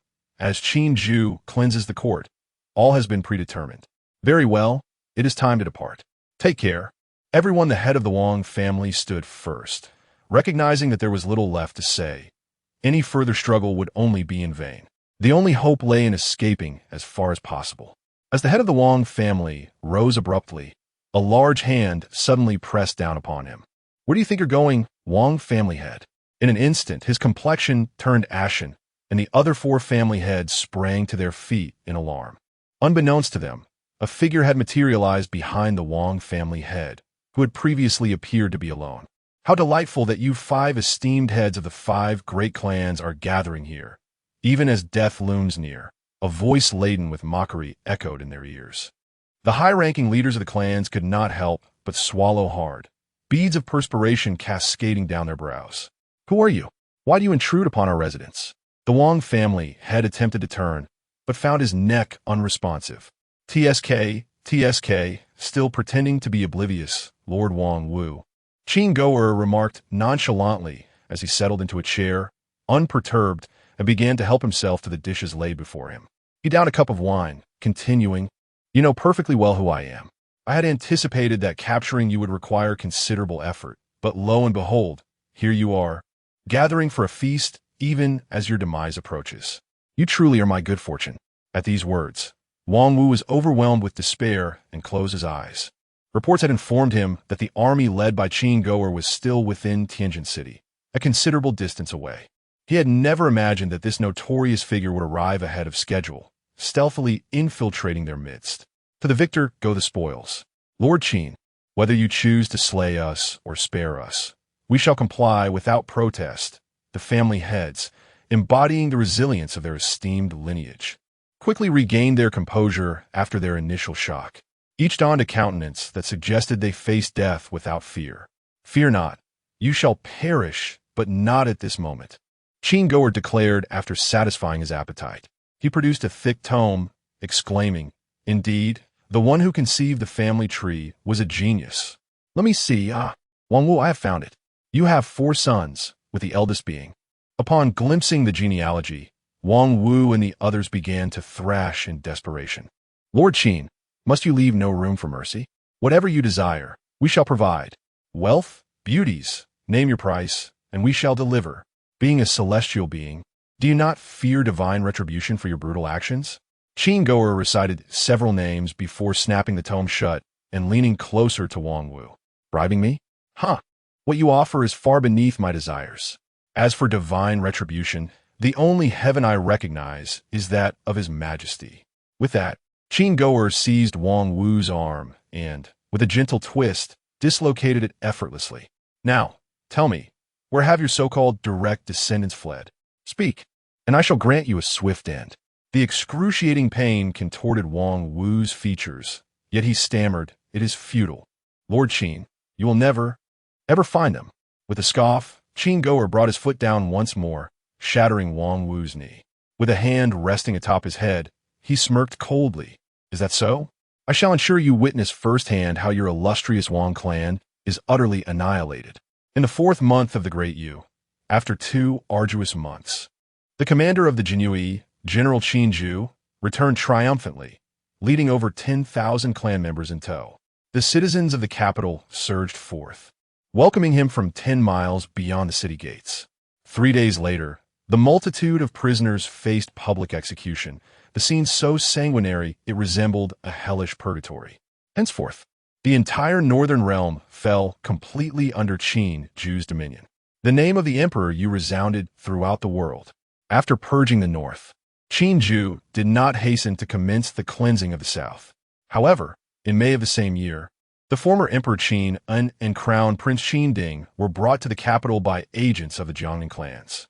They presented Qin Ju with a letter, which denounced Qin and as a false emperor, inciting the populace of Jiangnan and expressing unwavering loyalty.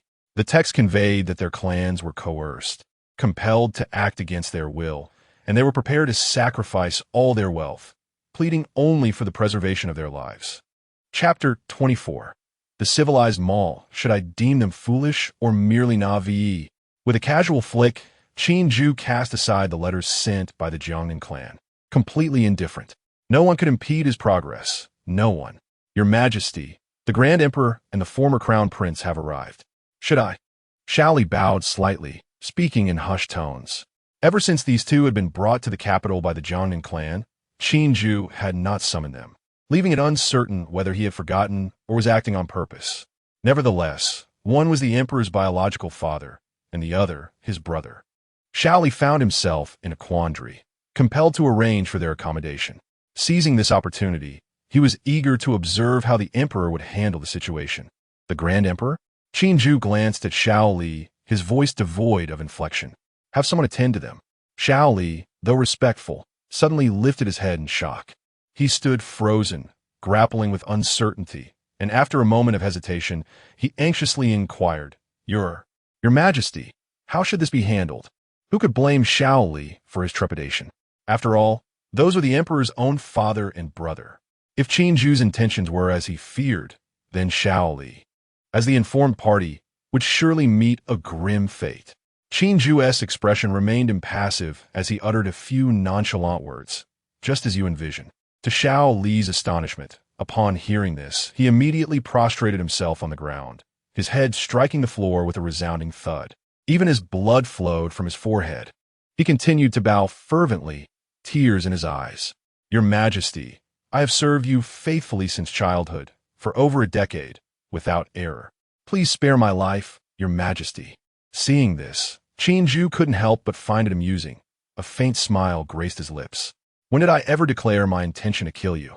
But. Shaoli's eyes glistened with tears. You may not have said it, but is it not understood? You fear the news of this matter spreading and tarnishing your reputation as an unfilial son. Then, to quell public outrage, you would pin the blame on me? Qinju responded indifferently. Rest assured, no one will speak of it, nor will anyone dare to. He continued, I have no desire to harm you. In this world, no one could bring you to harm. Upon hearing this, Shaoli steeled himself, resolutely bowing his head several more times. Your Majesty, I swear that I will never allow this matter to be revealed. Should anyone else learn of it, I shall die in penance. Go, Qinju said, offering no further comment. Servant takes his leave.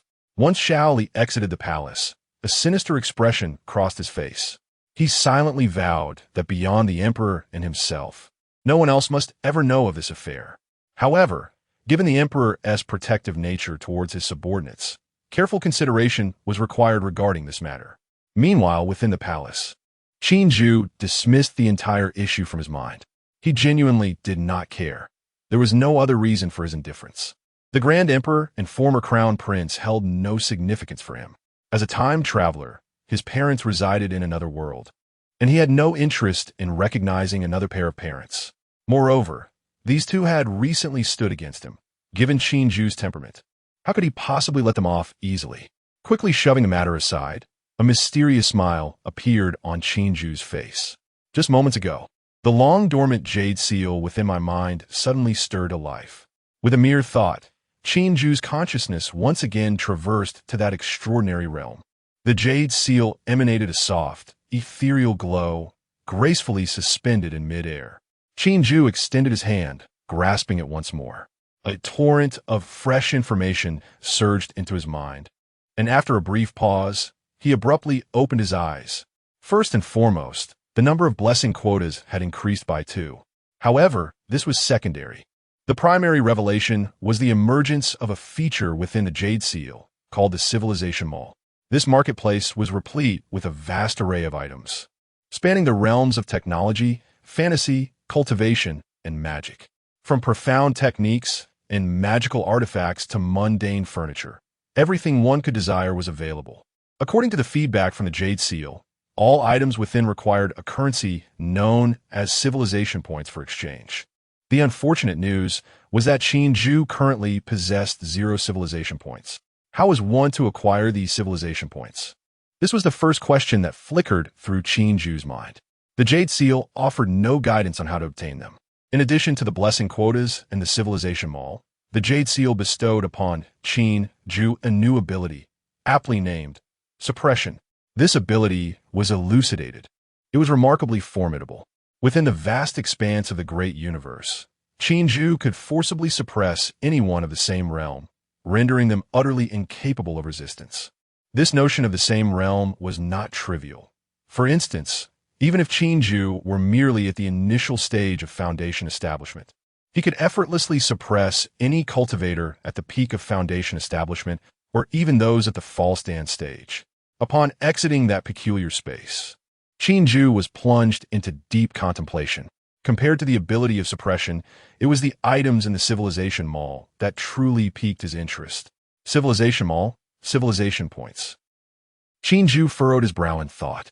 After a considerable time, a spark of inspiration ignited within him. This jade seal was fundamentally designed for the advancement of civilization. What is civilization? Civilization is a complex and multifaceted concept, encompassing the material foundation, social structures, culture, spirit, and institutions created by a collective. Thus, the so-called civilization points must be approached through the lens of this concept. With this in mind, Qin casually picked up a teacup. A sudden impulse surged within him. In the next instant, the teacup vanished from his grasp, and a segment of information materialized in his mind. Teacup, crafted by mortals of civilization, encapsulating a fragment of that culture, can be exchanged for 0.0001 civilization points. Would you like to proceed with the exchange? A surge of joy washed over Qin. However, upon discerning the meager amount of civilization points available for exchange, his smile promptly faltered. 0.0001 civilization points. If memory served him correctly, even the most ordinary chairs and tables in the mall required 0.1 points. Wait. Qin once again scoured the mall, and soon discovered that the very teacup he had just sold to the Jade Seal was indeed listed for sale. Moreover, it was priced at 0.1 civilization points. How outrageous! A merciless merchant profiting from a difference. When he first gazed upon the wares in this marketplace, he had been struck by their perceived value and affordability. The most fundamental cultivation technique requires merely 100 points, while items from technological civilization are even more affordable. For instance, foundational texts on science, physics, and chemistry can be acquired for just 10 points. Upon reflection, it is evident that the prices are exorbitant. Qin inhaled deeply, subsequently discarding all items within the Yu Palace to the Imperial Seal. However, the outcome astonished him greatly. After several hours of experimentation, Qin arrived at several conclusions. Firstly, items that can be sold to the Imperial Seal must be creations or possessions of that civilization. Secondly, each type of item can only be sold once. This classification extends beyond mere material to encompass a broader array, such as teacups, bowls, and plates, which will not be accepted a second time. Thirdly, the price varies according to the intensity of the civilization's essence encapsulated within the item. For instance, when Qin sold his dark-colored dragon robe, he was taken aback to discover its value amounted to a significant point count. However, his crown and similar items were not accepted thereafter. Since the essence of civilization was sellable, could more abstract concepts be traded? The Imperial Seal responded swiftly. The Qishan Festival, celebrated by the mortal civilization of Dayu on the third day of the third month, centered around divine impersonation, parades, and blessings, encapsulates a fragment of that civilization's culture. Valued at 0.001 civilization points. Would you like to exchange? This was indeed sellable. Could it be that the entirety of my Dayu civilization could be sold? Just as this thought emerged in Qin's mind, the Imperial Seal promptly replied, the Dayu civilization, a low-level cultivation mixed with mortal civilization, comprises 3 low-level cultivators. Its essence is predominantly mortal, having a lineage of 800 years. Civilization rating, extremely low, valued at 1,000 civilization points. Would you like to exchange? Qin. Chapter 25. The Underdog, what a close call. I almost sold myself. As previously hinted, once something is sold, it is lost. But what of those intangible things? Do they also vanish upon sale? A mere inquiry will reveal the truth. Upon hearing the call, another young eunuch promptly dashed inside. I have seen your majesty. I have a question for you. Are you aware of the Festival of Seeking Blessings? The eunuch appeared somewhat perplexed, but quickly responded, Your Majesty, did we not just celebrate the Festival of Seeking Blessings? Qin did not reply, instead feeling a sense of relief within. Evidently, these intangible matters would not dissipate. Pondering further, he continued to question the eunuch. What is your name? What position do you hold? Reporting to your majesty. I am called Wei He. I recently entered the palace and hold no position, merely serving under Eunuch Lu. Eunuch Lu, of course, referred to little Lu, who, lacking a formal name, was known among the palace's other eunuchs and maidens as Eunuch Lu. Though referred to as Eunuch Lu, he was, in fact, the chief eunuch of the imperial palace. Wei He had been personally selected by little Lu from among the common folk, intended for close confidant training, as evidenced by his placement outside the Yu Palace. Nodding in acknowledgement, Qin Ju expressed his disinterest in the palace's trivial affairs, provided they did not encroach upon his boundaries.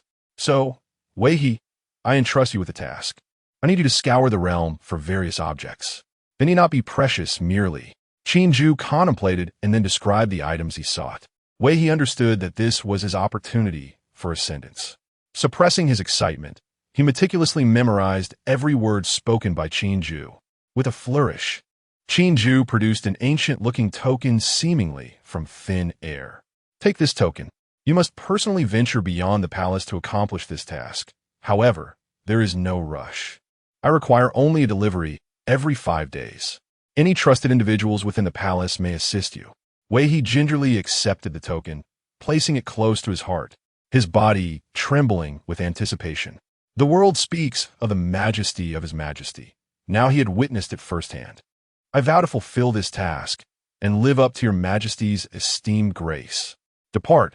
Qin Ju waved his hand. Yes, I take my leave. May your majesty enjoy eternal peace.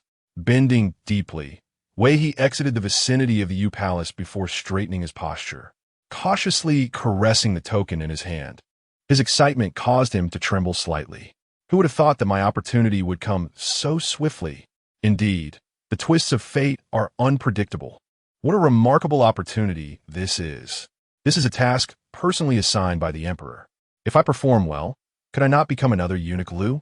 Though little Lu appears humble before Qin Ju, in the outside world, even the most prominent families of Jiangnan would bow to him. The emperor despises corrupt officials and those who abuse their power. I must not be foolish. I need to find trustworthy allies. As long as this matter is handled well and catches His Majesty's attention, who knows, I might ascend to the realm of immortals. Wei He felt his steps lighten considerably, as if he were floating. Just as he turned a corner, he unexpectedly encountered the hurried little Liuzi. Upon seeing Wei He leisurely strolling, little Liuzi immediately became incensed and scolded. You good-for-nothing dog servant. Didn't I instruct you to guard outside the imperial palace? Why are you wandering about? If you delay His Majesty in any way, would 100 of your heads suffice? Though his words were harsh, there was an unmistakable undertone of protection within them. Wei He harbored a genuine fear of this high-ranking eunuch and promptly relayed the matter entrusted to him by His Majesty. However, he refrained from detailing specifics, merely stating that His Majesty had given him an important task. Upon hearing this, little Liuzi's gaze shifted to one of peculiar interest. As he scrutinized Wei He from head to toe and patted his shoulder, saying, "Truly fortunate you are, since it is a matter entrusted by His Majesty. You should hasten to attend to it." Wei He, not oblivious to the intricacies of human relationships, quickly flashed a smile, replying, "Rest assured, esteemed Eunuch Lu, this opportunity is indeed a blessing from you. You are my only kin within this palace, and regardless of what transpires in the future, I shall always look to you for guidance." Little Liuzi's expression softened noticeably, yet he corrected, "What do you mean by looking solely to me? We are all servants of His Majesty, and this realm belongs to Him. It is to His Majesty that we should pledge our loyalty." Indeed, I stand corrected," Wei He exclaimed. "Now, off you go to fulfill your duties. Where there are people, there exists a microcosm of society, and even the small fry have their paths to survival. In the capital, within the Pen family estate, in a modest yet impeccably tidy study, Peng Gao slowly closed a memorial. Letting out a long sigh, he rose and opened the door to the study. Outside, a maid held a bowl of chilled beverage, which Peng Gao accepted and gulped down heartily. Though he had attained immortality, he retained the habits of mortal life. Since the northern territories had stabilized, officials from various regions had been thoroughly purged, yet fortunately, the court had urgently dispatched replacements to ensure basic operations continued. Nowadays, memorials from across the lands poured in like falling snowflakes, incessantly flooding in. Not only from the north, but even from the south, officials were diligent, reporting both major and minor matters with great detail. Naturally, all these affairs have been delegated to him by Qin, though he held the title of prime minister.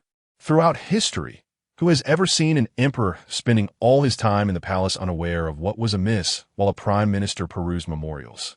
Only Qin dared to act in such a manner. Everything has its price. To outsiders, his power as prime minister seemed boundless, with even rumors suggesting he had overshadowed the emperor. Yet only he understood that from the moment he gained power, he had become a mere puppet of Qin. His thoughts and intentions, should Qin wish, were devoid of any secrets. Nonetheless, Peng Gao felt no regret. Life is inherently fraught with such choices, and this was merely a trivial cost following a grand gamble. It was still time to take action in the south. Peng Gao gazed up at the sky. The three questions posed by Qin lingered in his mind, never forgotten. He had completed the tasks within his own domain, and it was now time for the southern clans to take their turn. The Peng family. He was not a true member of the Peng clan. He had initially assumed their identity, and the Peng family was well aware of this. However, due to his exceptional talent and remarkable abilities, he ascended the ranks swiftly, prompting the Peng family to include him in their genealogy. Xiao Huaner, Peng Gao gently called. The maid standing nearby immediately responded, "This servant is here." Peng Gao smiled softly and said, "Please fetch my armor. It is time to make our move." Chapter 26. My bones as the banner before the copper mirror. Peng Gao donned his armor, meticulously admiring his reflection. Though merely a scholar, the weight of the armor did not seem out of place. Instead, it bestowed upon him an aura of sharpness. To the unknowing observer, his commanding presence could easily evoke the impression of a seasoned general, battle-hardened and formidable. "Such majesty for my lord!" exclaimed a young maid beside him, her eyes wide with awe. Ignoring her, Peng Gao drew forth a treasured sword. As he wielded the blade, he found himself reciting poetry unconsciously, false names and jeweled adornments swallowed by the miasma, alone saddle points southward amidst the fading mountains. 20 years of feigned favor from the jade. One day, the green python replaces the vermilion gate. Hark! The sword sings, and Peng Gao's gaze sharpened, his tone now laced with the essence of impending battle. By the dim light of a solitary lamp, bones reflect the stars. Silent iron armor erodes the moon's traces. The frost blade, though not yet aged, rends the desolate plains. Blood cleanses 1,000 peaks, affirming the path of the Tao. Today we march forth. Thud, thud, thud. The ironclad heartbeats resonated, with heavy and synchronized footsteps shaking the earth. Peng Gao, standing upon his sword, soared gracefully at the forefront. Behind him, a battalion of 5,000 heavily armored cavalry, their forms obscured save for their eyes, advanced with an air of dread and intensity. On either side, crowds of citizens gathered, their faces alight with excitement. An immortal, another immortal. I knew the emperor's retinue must include more than one. Wait, that immortal seems to be the current prime minister. Recognition swept through the throng as they gasped in astonishment. Isn't that prime minister a traitor? How can he be an immortal?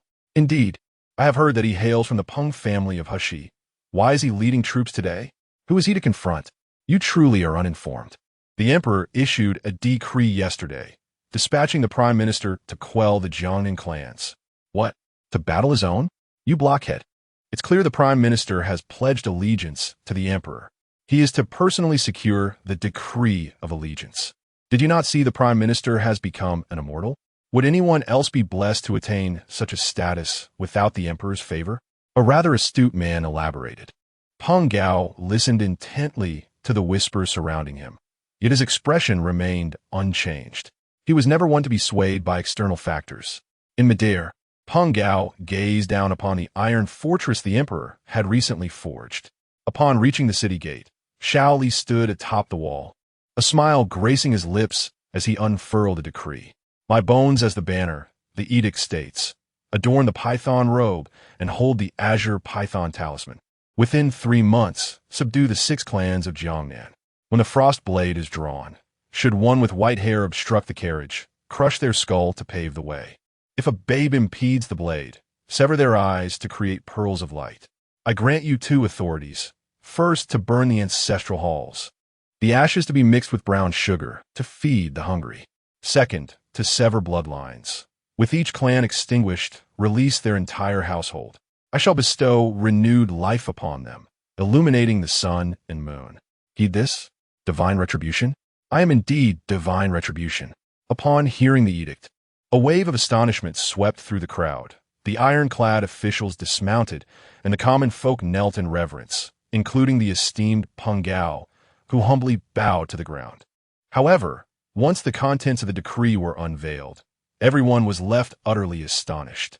Those with scholarly acumen felt their throats constrict, exclaiming how audacious and ruthless it was. Particularly striking was the opening of the edict, which eschewed the customary by the mandate of heaven. The emperor decrees in favor of the terse proclamation, "My bones serve as the flag." Such hubris was staggering.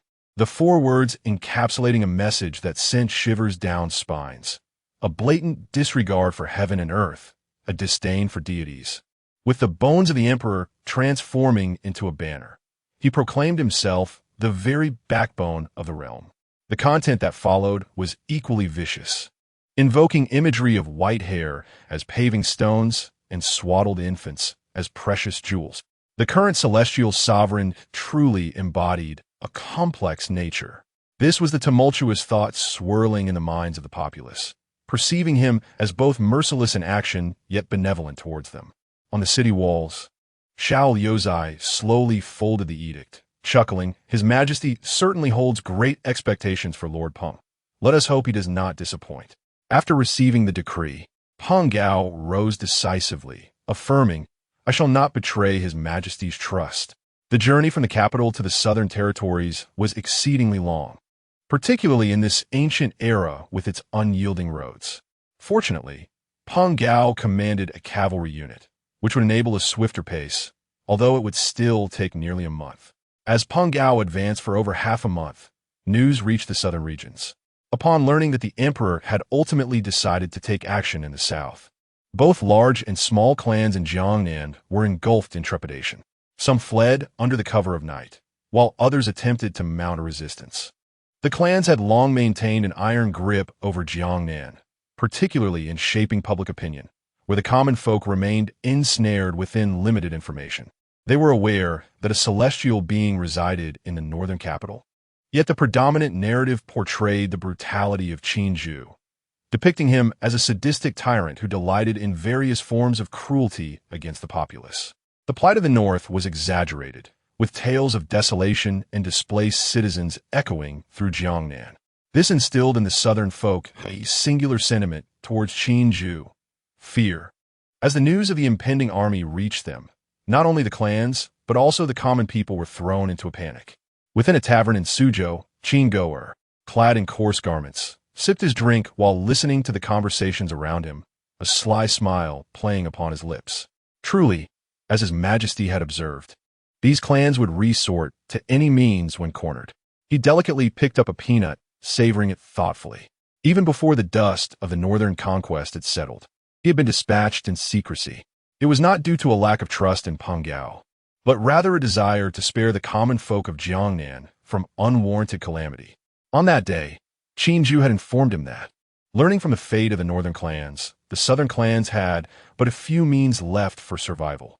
One option was to flee, yet they surely realized the futility of escape.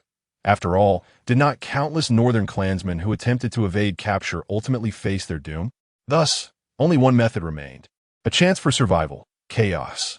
Incite turmoil throughout Jiangnan, a chaos that would turn the land into a haven for refugees, a chaos that would obliterate a century's foundations in the south. For the clans that controlled all of Jiangnan, this would be a task of great ease. They have long propagated the cruelty of Qinju, and now, as the army is poised to march southward, these clans need only to stoke the flames of discord and secrecy to plunge the entirety of Jiangnan into chaos. Should they truly succeed, it would not be an exaggeration to say that the region would be rife with refugees and calamities. How astute His Majesty is. Fortunately, he dispatched me here in advance. After several months, I have nearly managed to covertly secure control over the principal clans of Jiangnan. This has ensured that, despite the pervasive anxiety among the populace, true turmoil has yet to erupt. That fellow surnamed Peng is rather fortunate. While ostensibly engaged in the pacification of Jiangnan, he is, in reality, merely reaping the rewards of others' efforts. To speak candidly, I harbor a deep-seated aversion towards Peng Gao. The depths of his scheming are exceedingly profound. On the surface, he appears unremarkable, yet every encounter with him leaves me feeling profoundly unsettled. Chapter 27. The Peng clan, the Peng army stood poised before the majestic and weathered walls of Jinling, and Peng Gao gazed upon the city with a sense of nostalgia. The Peng clan, or rather, this lineage, was not merely the grand family that many envisioned. To be precise, this so-called clan emerged from humble beginnings, as generations of individuals sharing the same surname banded together for mutual support, ultimately forming a vast collective of vested interests. The Peng family was no exception. In addition to their blood ties, they welcomed talents from beyond their kin, embracing their ancestral roots. Peng Gao recalled his first visit to Jinling, accompanied by members of the Peng family to their ancestral shrine, where he adopted a new name. There was no resistance. As Peng Gao and the army arrived, the city gates swung wide open. On either side, trembling citizens, wealthy merchants, officials, and indeed, members of the Peng clan knelt in fear. The 13th head of the Peng family, Peng Fei, had once encountered the immortal. At the forefront, an elderly man led a small child, kneeling in the very front. Peng Gao descended from the air, approaching the old man step by step. "Is Hua Ji still among the living?" he inquired, referring to his former guide. Initially, he had impersonated the clan, a transgression that warranted death, yet a direct descendant of the Peng family named Peng Huaji had intervened on his behalf. Regardless of the motives behind that act, the gratitude was undeniably profound. The old man sighed at the mention. "Alas, esteemed immortal, Huaji passed away a few months ago. Before his death, he repeatedly uttered your name." As he spoke, he tugged at the small child beside him. This child is the last of his bloodline. The boy, no more than 5 or 6 years old, gazed up at Peng Gao with wide, curious eyes. "What his parents?" Peng Gao inquired, gently stroking the child's head. Both his parents served in the military, resisting the invaders, but unfortunately, the old man trailed off, perhaps lost in sorrow, or simply a master of theatrics, shedding a few tears. "I see." Peng Gao's tone revealed little emotion. "The main descendants of the Peng clan are within the city, I presume?" "Indeed, esteemed immortal. All 169 principal descendants of the Peng clan remain here, with none having fled. When the emperor commands, the subjects must comply. We, the Peng clan, are acutely aware of His Majesty's wishes and would never dare defy imperial decree. Furthermore, although we are but mortals, you, esteemed immortal, are our pride. The Peng clan shall not tarnish your illustrious name." Listening to this, Peng Gao chuckled softly, a bemused smile gracing his lips. "You, the clan head, possess remarkable capabilities." At first glance, the old man's words seemed to stem from genuine loyalty and filial piety. Yet, upon deeper reflection, a sinister intent emerged. They sought to preserve their lives at the cost of staining the reputations of both Qin Zhu and Peng Gao. In their desperate plight, they gambled for a slender chance of survival, not merely to live, but to ensure the continuation of their bloodline. They wagered not on Peng Gao's affection for kinship, but rather on his concern for his own name. Peng Gao shook his head with a light-hearted laugh, gently infusing a thread of spiritual energy into the child. In an instant, the boy's breath ceased. Rising to his feet, the armor upon him clattered with a resonant sound. The pursuits of a mortal life are often reduced to 2 desires: the pursuit of wealth and power, or the quest for lasting legacy, to be revered by future generations. A few months ago, I indeed dedicated my life to the pursuit of these aspirations, and I have succeeded, until that individual appeared. Historical records are penned for the benefit of posterity, which is to say, generations yet to come. Yet I wonder, how many centuries shall I endure? Peng Gao turned to face the menacing throng of soldiers, gesturing with his hand. To claim he was devoid of emotional turmoil would be a falsehood, nonetheless. Time invariably erases all, does it not? Witnessing the death of that child before his eyes, the head of the Peng clan staggered to his feet. Hua was right. You are as malevolent as a wolf and as cold-blooded as a serpent. We should have eliminated you long ago. Peng Gao, even if my lineage were to perish today, the character Peng associated with you shall remain unerasable through the ages. Today, you tread upon our Peng clan to ascend, yet in the future, another named Peng or Wang will present your severed head to Qin Ju in fealty. The elder's voice was filled with anguish as he bit down on the poison concealed in his mouth. Among the crowd, the eyes of the Peng descendants glared with animosity at Peng Gao. Curses echoed from all directions as one by one, the scions of the Peng clan succumbed to the fatal toxin, collapsing to the ground. Alas, 1,000-year-old family, meeting such an end in a single day. What a pity! What a lament! What a source of ire! Peng Gao cast his gaze downward slightly. He walked away step by step, surrounded by armored soldiers. Yet his silhouette appeared so profoundly solitary. Truly, it was, beneath the city of Jinling, a lone wild goose roams, reflecting on both gratitude and enmity now turned to dust. The cold river bears the remnants of withered blooms, while armored figures stand guard over new graves. A millennium of lineage reduced to ashes, the weight of power and fame entrusted to the spirits.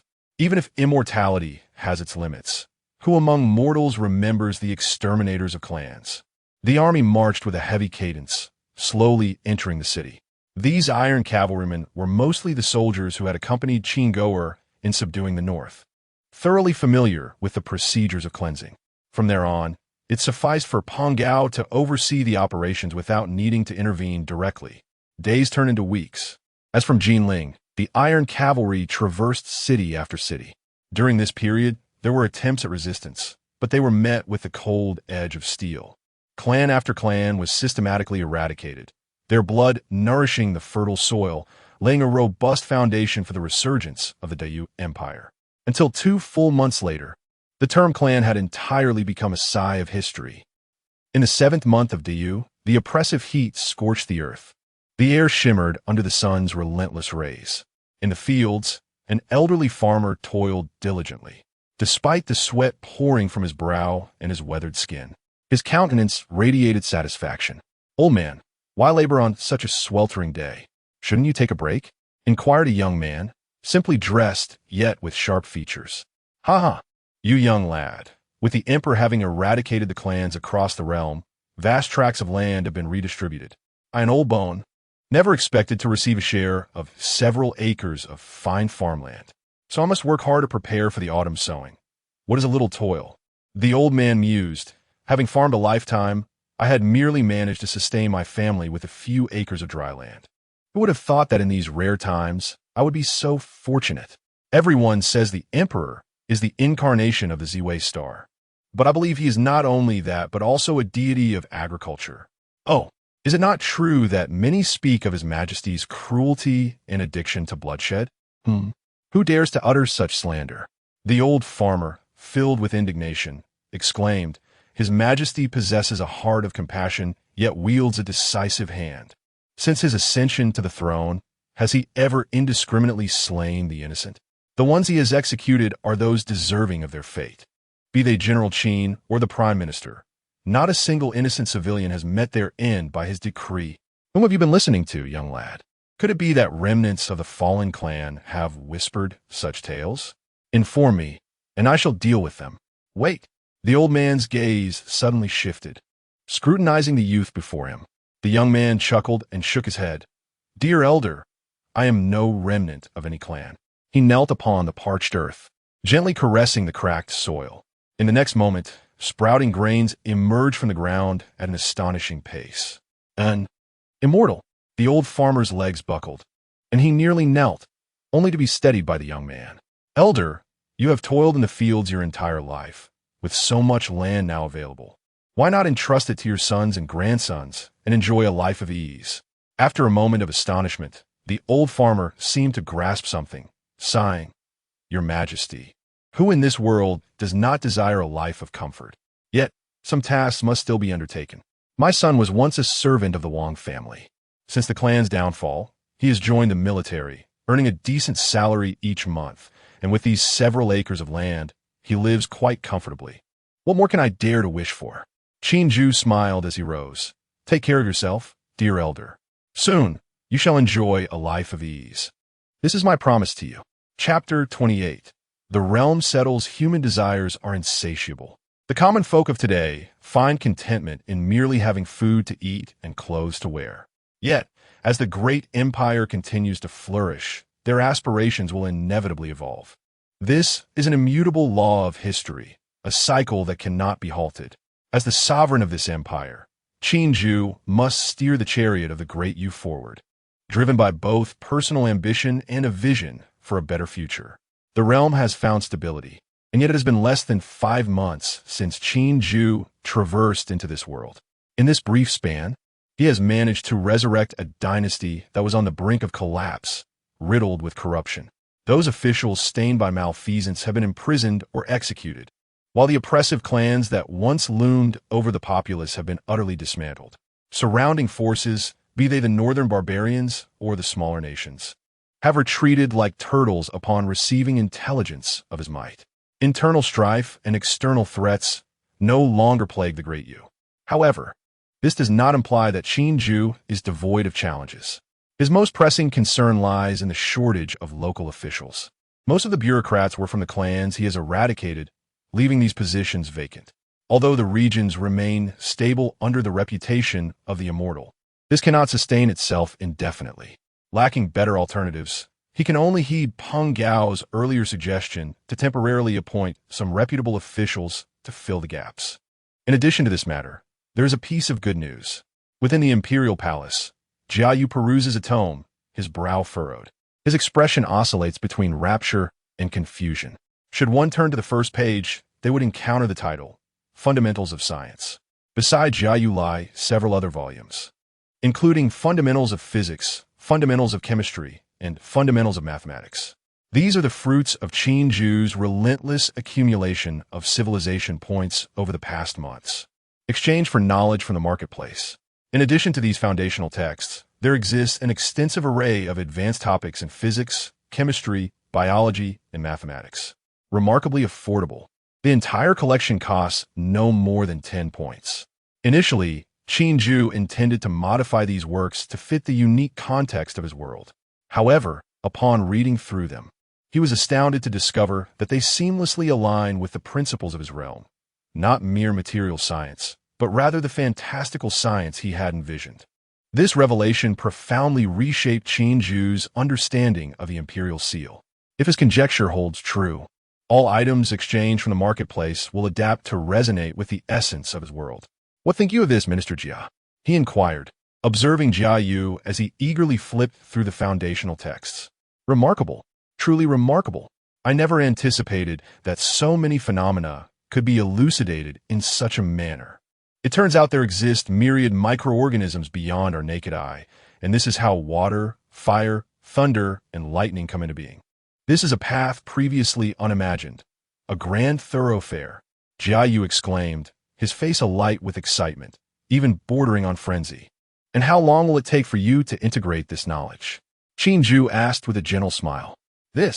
Forgive my ignorance, but this is an entirely new discipline, its vast system previously unheard of. Even if I devote my entire being to it, I cannot claim to fully grasp even a single aspect. After pondering, Jia Yu replied, what if I were to grant you immortality? Qin Ju responded with an air of nonchalance. Upon hearing these words, Jia Yu abruptly raised his head, his eyes brimming with disbelief. If, he stammered for a considerable time, unable to articulate a complete thought. Do not struggle, Qin Ju remarked, disregarding Jia Yu's agitation, as he gently placed his hand on his head. Since the pacification of the North, he had yet to utilize the 2 additional blessings he had been granted. After careful consideration of Jia Yu's capabilities during this period of assessment, he resolved to bestow one of these blessings upon him. Yes, Jia Yu responded, bowing his head submissively, feigning calmness. though his trembling form betrayed the tumult of emotions within him. Similar to Yu Zhen and Qin Goer, the duration of the blessing was brief. Jiayu could only feel a warm current flowing from his head, permeating his entire being. The tingling sensation nearly compelled him to moan aloud. It was only after the blessing concluded that he sensed a formidable power coalescing within him. Immortal. This is what it means to be immortal. Jiayu's eyes grew unfocused as he gently clenched his fist, the air before him warping uncontrollably. The overwhelming sensation enveloped him in rapture. Now, I ask you once more, how long will it take to fully comprehend these concepts? Cultivating immortality is not merely a physical transformation. Practitioners experience significant enhancements in memory, reaction speed, and logical reasoning. Furthermore, since immortals require minimal rest, the extensive knowledge that appears formidable to mortals can be mastered by high-level cultivators in an instant. Jiayu reflected once more at his current state.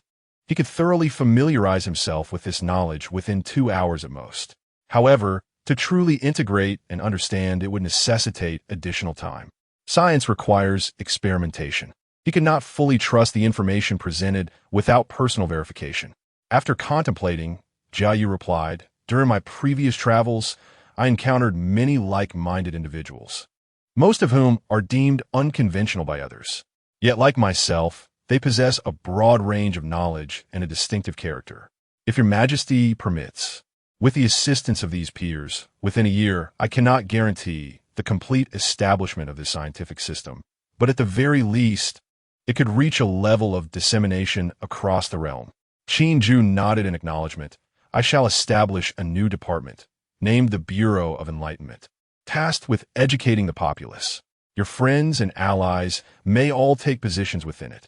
Additionally, I have decided to promote the dissemination of fundamental science throughout the realm.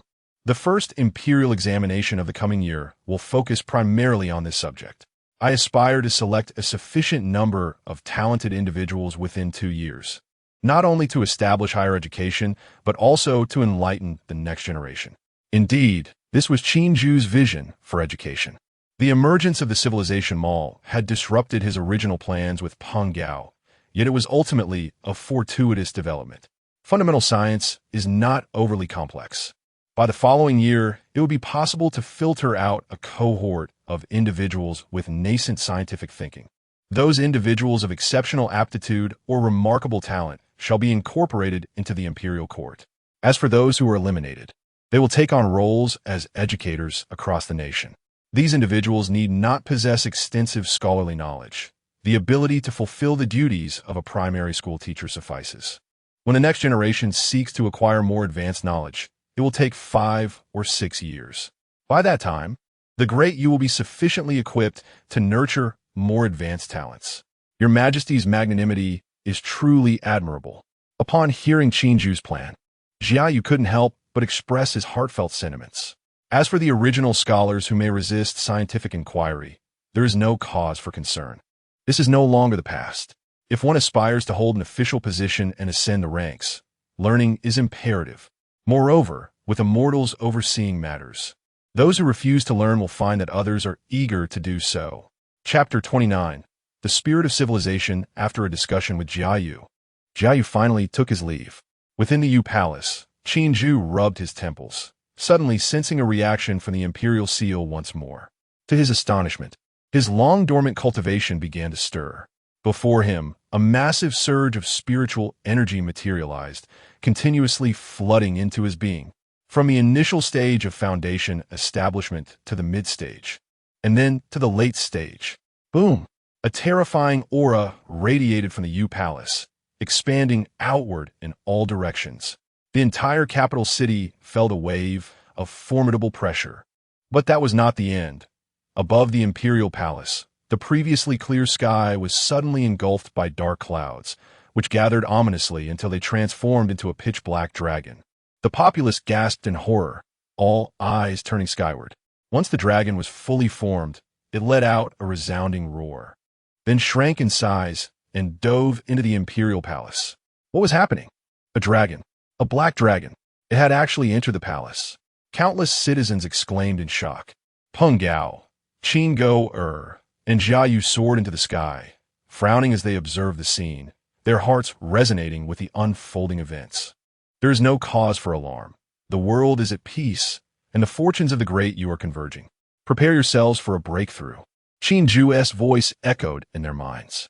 In the next moment, an overwhelming aura involuntarily emanated from the three of them in the sky. They inherited 80% of Qin Ju's strength.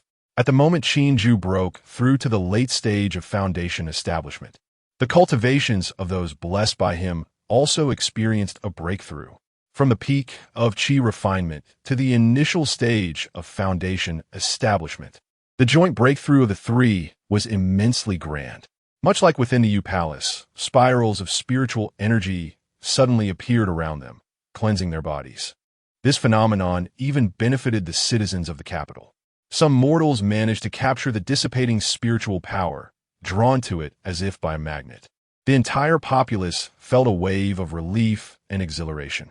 Regrettably, the trio's breakthrough did not last long. Once all three successfully ascended, the spiritual energy that had manifested abruptly vanished. Truly remarkable. This is what it means to grow stronger effortlessly, Qinggo murmured, sensing the vast difference in power from before. One thrives together, one suffers together. Jiayu pondered. As for Peng Gao, he remained silent. Following his breakthrough, he immediately knelt in midair, proclaiming with fervor, "Long live our emperor! Long live the great Yu! Well done, Peng Gao! I never expected such flattery from you." Qinggo remarked, while Jiayu followed suit, kneeling and exclaiming, "Long live our emperor!" As the three celestial beings knelt, officials, wealthy merchants, scholars, and commoners throughout the capital fell to their knees in unison. The cries of "Long live our emperor! Long live the great Yu!" soared into the heavens. Within the Yu Palace, Qin Ju remained oblivious to the external clamoring. He curiously observed the black dragon, which gracefully and powerfully circled around him. The spirit of civilization. This was the response bestowed upon him by the imperial seal. When the world was truly governed by the Lord of civilization and the fortunes flourished, it could coalesce. This spirit of civilization was bound to the Lord of civilization. The two shared their cultivation. As long as the spirit of civilization endured, the Lord of civilization would not perish. Equivalent to a voided doppelganger, Qin Ju was elated. The spirit of civilization possessed the remarkable ability to absorb incense offerings. And when such offerings accumulated to a significant extent, they would in turn nourish the sovereign of civilization. But that was not all. This spirit also harbored another capacity that Qin Ju desperately needed. Seed spirit. Whenever an individual worshipped the sovereign of civilization, be it through a statue, painting, sculpture, or even through heartfelt, silent reverence, Qin Ju could choose to bestow upon them a seed spirit. Once the seed was sown, the information of the recipient would be recorded within a jade seal, allowing Qin Ju to access it at any moment. Moreover, those who bore seed spirits would have a mutual resonance amongst themselves. Was this not the perfect solution to the citizen hierarchy proposed by Peng Gao? The recipients of the seed spirit, having gained Qin Ju's recognition, would be considered formal citizens of the grand universe, and their shared resonance would effectively transcend the constraints of bloodlines. But there was more.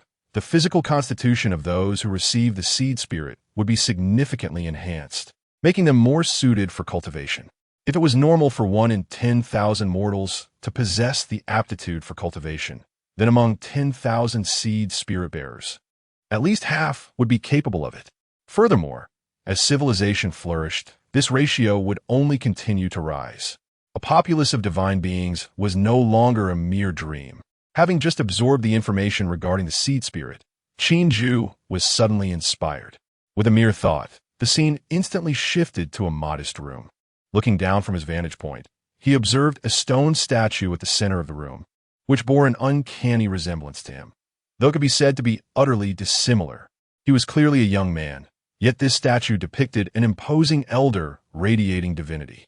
Well, that was beside the point. Before the statue, a man, a woman, and a child were respectfully kneeling on the ground, performing 3 prostrations and 9 bows. "Your Majesty, may you bless us with autumn sowing at hand. We hope for favorable weather this year." Our humble offerings are all we possess. Please do not disdain them. Your Majesty's benevolence has brought peace to the realm. We common folk can finally live like human beings. Please take care of your health and live for 100 years. The man recited earnestly, but as he uttered the words "live for 100 years," the woman beside him immediately pinched his ear. How dare you?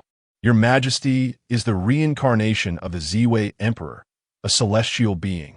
Wishing for a long life is tantamount to cursing him. Ouch, ouch, that hurts. The man struggled free and hastily bowed again. Your Majesty, please do not hold it against me. I am the most foolish of men. May you, never perish. Qinju could not help but chuckle at the scene. With a flicker of his mind, several invisible strands of spiritual light entered the bodies of the trio. Huh, how curious. My ear no longer hurts. The man felt his ear in disbelief. My eyes, the woman suddenly exclaimed. What is it, dear? Don't frighten me. I can see clearly now. Innkeeper, I can see clearly. The woman, who had previously suffered from blurred vision, rejoiced. Father, my head no longer aches. The child suddenly embraced the man, his formerly pallid complexion now glowing with vitality. Heavens! Could it be that the sovereign has manifested his divine grace? The man suddenly realized the crux of the matter, and he exclaimed with uncontainable excitement. Innkeeper, how is it that you appear more enchanting today? The woman replied with a hint of curiosity. The once indifferent child, now seemingly drawn to him, became somewhat clingy. The man also found his plain wife more appealing at that moment. However, he was evidently too exhilarated to dwell on such thoughts. He dashed out of the door, eager to share the news of the divine revelation with his neighbors. Chapter 30. The awakening of His Majesty's spirit. The news of His Majesty's miraculous manifestation spread rapidly, multiplying from 1 to 10, and then from 10 to 100.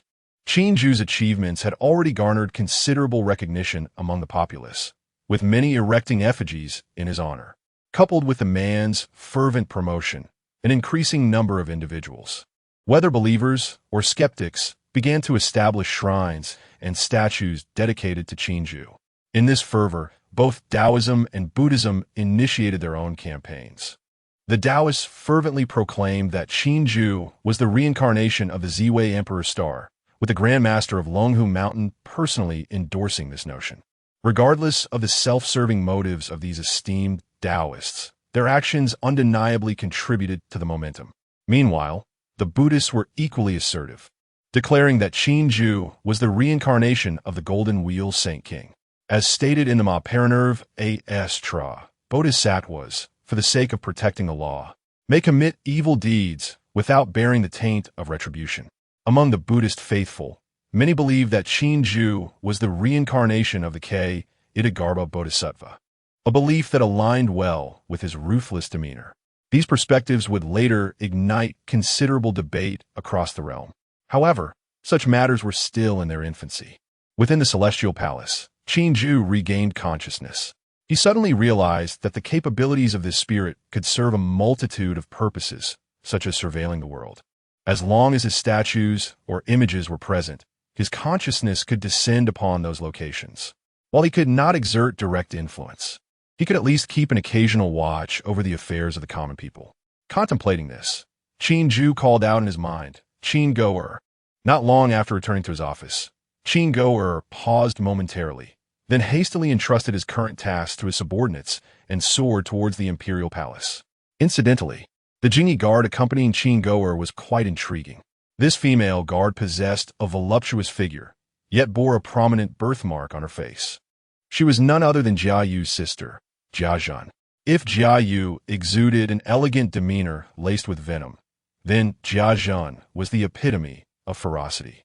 Although she had only been with the Jingyi guard for a few months, her reputation was already formidable, with the moniker Night Rakshasa gaining recognition even beyond the palace walls.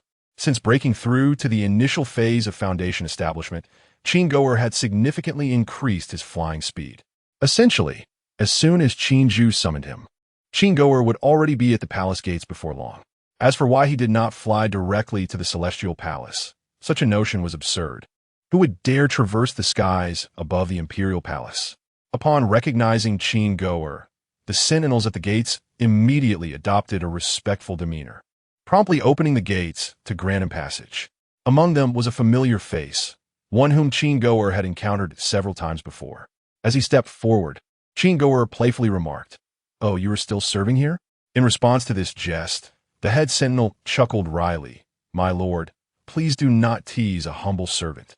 Guarding the gates for His Majesty is a dream for many, and I am truly fortunate to have such an honor. It is as if my ancestors are smiling down upon me." Qin cast a sidelong glance, scrutinizing the sentinel with a sense of familiarity that others could not perceive.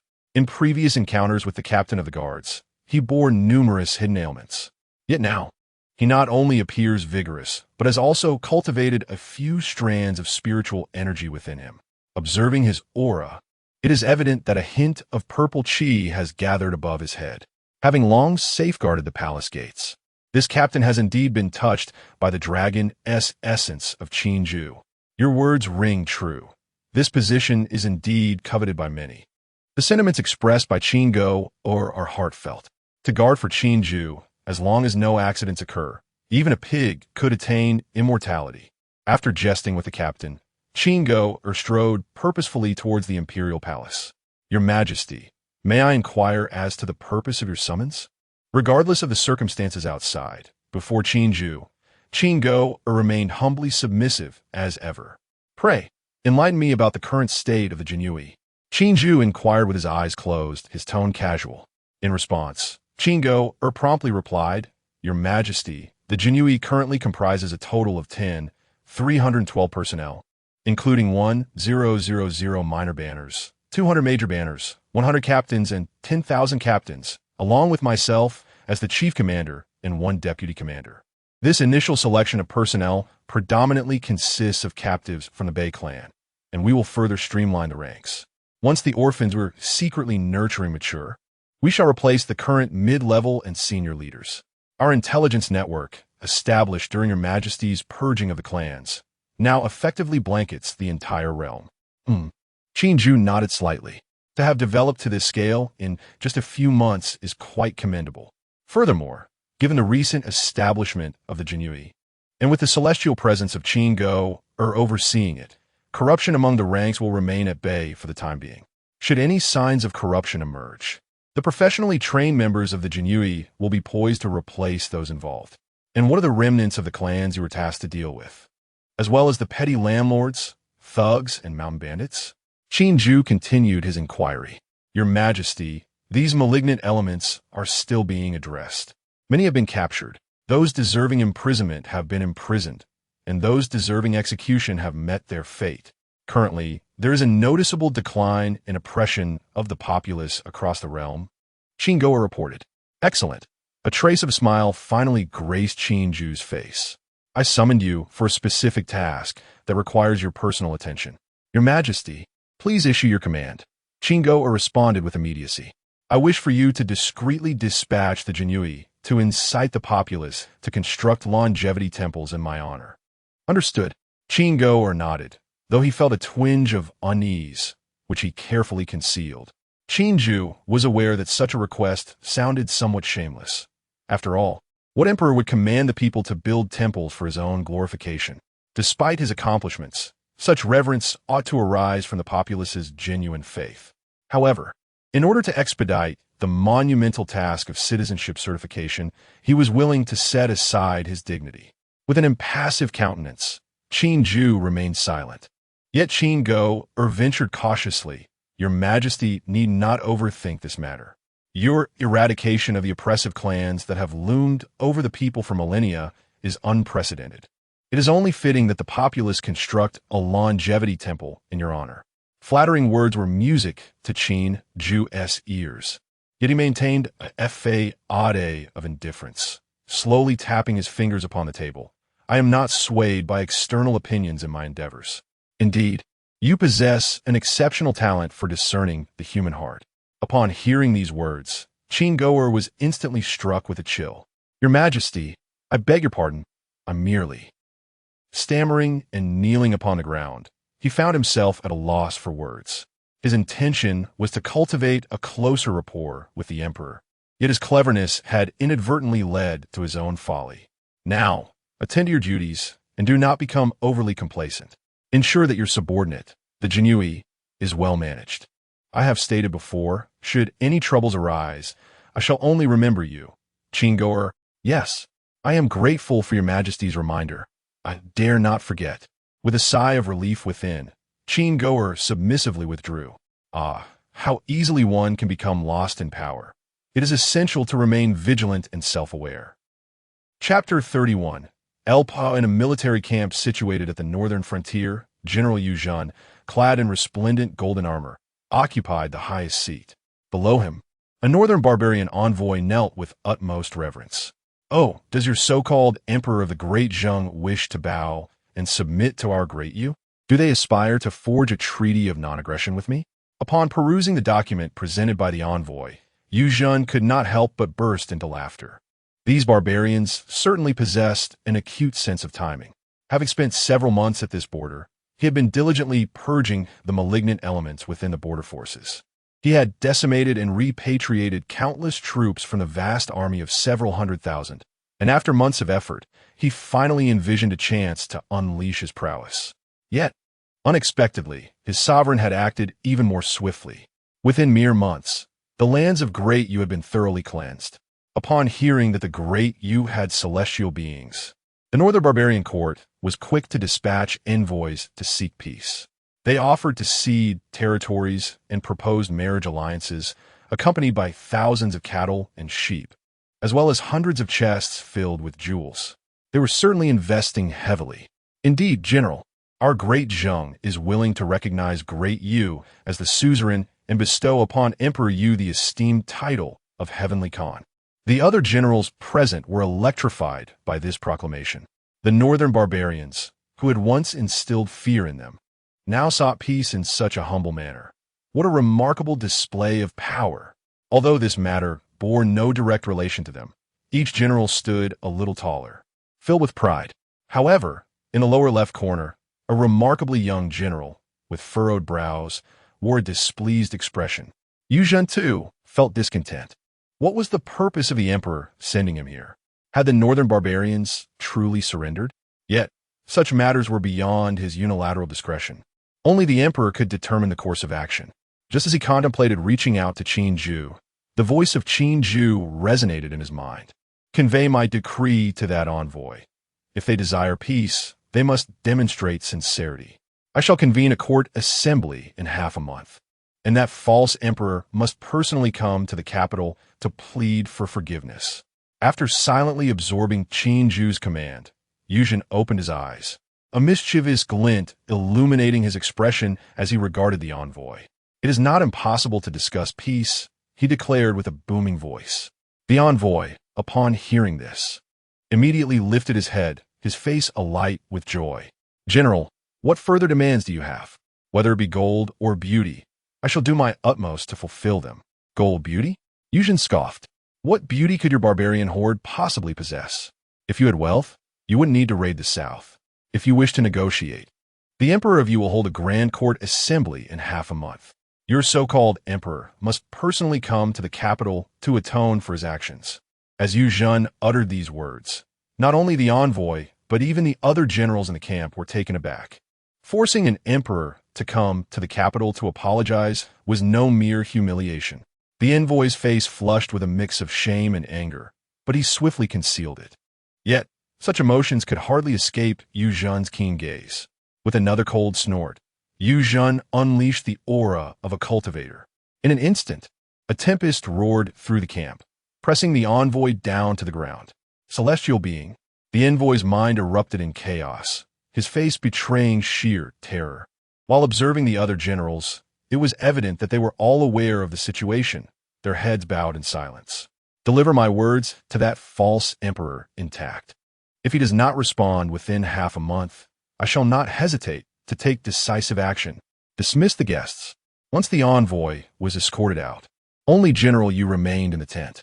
What could the emperor be contemplating? He found himself perplexed. The internal stability of the Great Yu was apparent, bolstered by the presence of celestial beings. To eradicate a mere northern barbarian tribe would require no more than half a month. Could it be that he is considering a peace negotiation with the northern barbarians?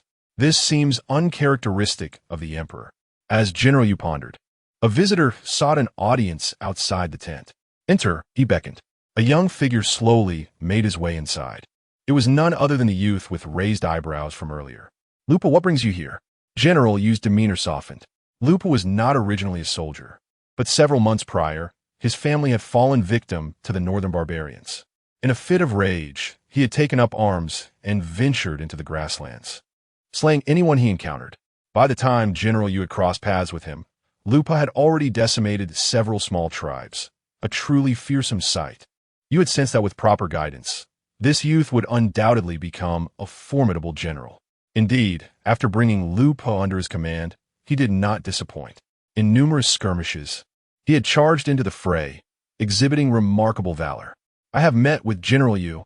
Lupa clasped his hands in salute and continued. I come with a question that troubles me. Why? Before he could finish, Yu waved his hand to interrupt. You wish to ask why we do not directly assault the northern barbarians, correct? That is the Emperor's directive. Lupa was momentarily taken aback, opening his mouth in surprise before responding, I understand now. As Lupa turned to leave, you called him back, contemplating for a moment. I recognize your desire for vengeance and your ambition to achieve merit. Rest assured, based on my knowledge of the Emperor, he shall not let the northern barbarians go unpunished. Be patient, and there will be opportunities for you to prove yourself. Lupa halted, uncertain whether to believe him. Bowing his head, he replied, How could I dare to question the Emperor's will?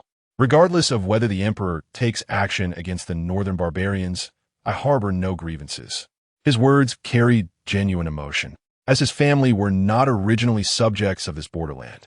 They had fled here due to clan oppression in their early years. Lupa held great respect for the current emperor.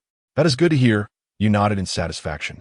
By the way, you mentioned that your weapon does not feel quite right in your hands. Bring forth the weapons I commissioned. At Yu's command, a man outside the tent struggled to carry in a peculiar weapon. Upon seeing it, Lupa's gaze was captivated. The weapon featured a cross-shaped head, a central, sharp spear thrusting forth, flanked by crescent-shaped blades like curved hooks, their edges gleaming coldly, ready to slice and cleave.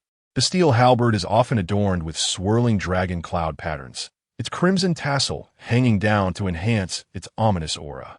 The 8-foot-long handle is wrapped in lacquer and entwined with vines, while the butt end is inlaid with a heavy black iron balance to optimize its power.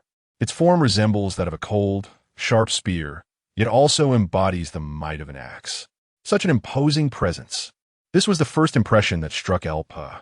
He stepped forward, grasping the weapon with one hand and swinging it a couple of times, producing a whooshing sound that filled the tent. Excellent. Truly a weapon of divine strength. Yu Zhen was overjoyed, unable to contain a hearty laugh. This weapon is known as the Fangtian Huaji, measuring 10 feet in length and weighing 500 caddies. Do you fancy it? Elpa swung it a few more times, his delight evident. He promptly replied, I like it. It feels just right. Far away in the Wai Palace, Qinju observed through Yu Zhen's eyes and fell into contemplation upon witnessing this scene. To suggest that one or two instances are mere coincidences might be plausible, but more than that begins to defy reason. First, Yu Zhen bears a striking resemblance to the historical figure Yu Fei, while Peng Gao appears as a dark version of Yu Qian, and Jia Yu resembles Jia Su. Now, another character akin to the infamous El Bu emerges. Yet, upon further reflection, the complexity of the world in which he finds himself renders the emergence of these historical counterparts somewhat understandable. Chapter 32. The Northern Barbarians. Qinju would undoubtedly not spare the Northern Barbarians. Not only them, but also the surrounding small nations, the maritime pirates. And indeed, the entire world would fall under his dominion.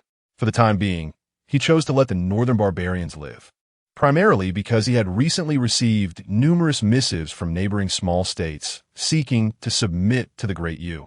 Qinju contemplated holding a grand court assembly in half a month to promulgate a series of national policies while simultaneously relishing the sensation of nations coming to pay tribute. Once the assembly concluded, he could easily turn against them and ignite the flames of war. As for how the outside world would react, Qinju had never concerned himself with such matters. In the imperial palace of the northern barbarian court, the newly ascended crown prince Huang Xiaoji was infuriated upon hearing the envoy's report. "How dare they?" he exclaimed, nearly distorting his features with rage. The audacity was unbearable. He abruptly smashed the cup on the table to the floor and began pacing furiously around the room. Yet, as his anger subsided, a wave of desolation washed over him. What could he do? Could he possibly refuse? He had envisioned a smooth ascension to the throne, a campaign to capture the dragon in the south, and the establishment of a glorious dynasty that would be remembered for generations. However, relentless bad news continued to pour in, particularly concerning the Great Yu and its formidable ruler. At first, Huang Xiaoji could hardly believe the reports. After sending countless spies to investigate, he was ultimately left in despair. Given Qinju's ruthlessness in dealing with the Yu clan, Huang Xiaoji could not dismiss the idea that plowing the courtyard and sweeping the den was merely a figure of speech. As he pondered, he let out a long sigh. Must I go in person? Could I not send a member of the royal family instead? A flicker of hope still lingered within him. The envoy, observing Huang Xiaoji's indecision, trembled and said that Yu Zhen specifically stated it must be you. Huang Xiaoji opened his mouth, yet found himself unable to resolve the matter. The envoy, seizing the opportunity, declared with sudden fervor, "Your Majesty, the Yu Emperor is being exceedingly arrogant. Otherwise, why would we contend so fiercely?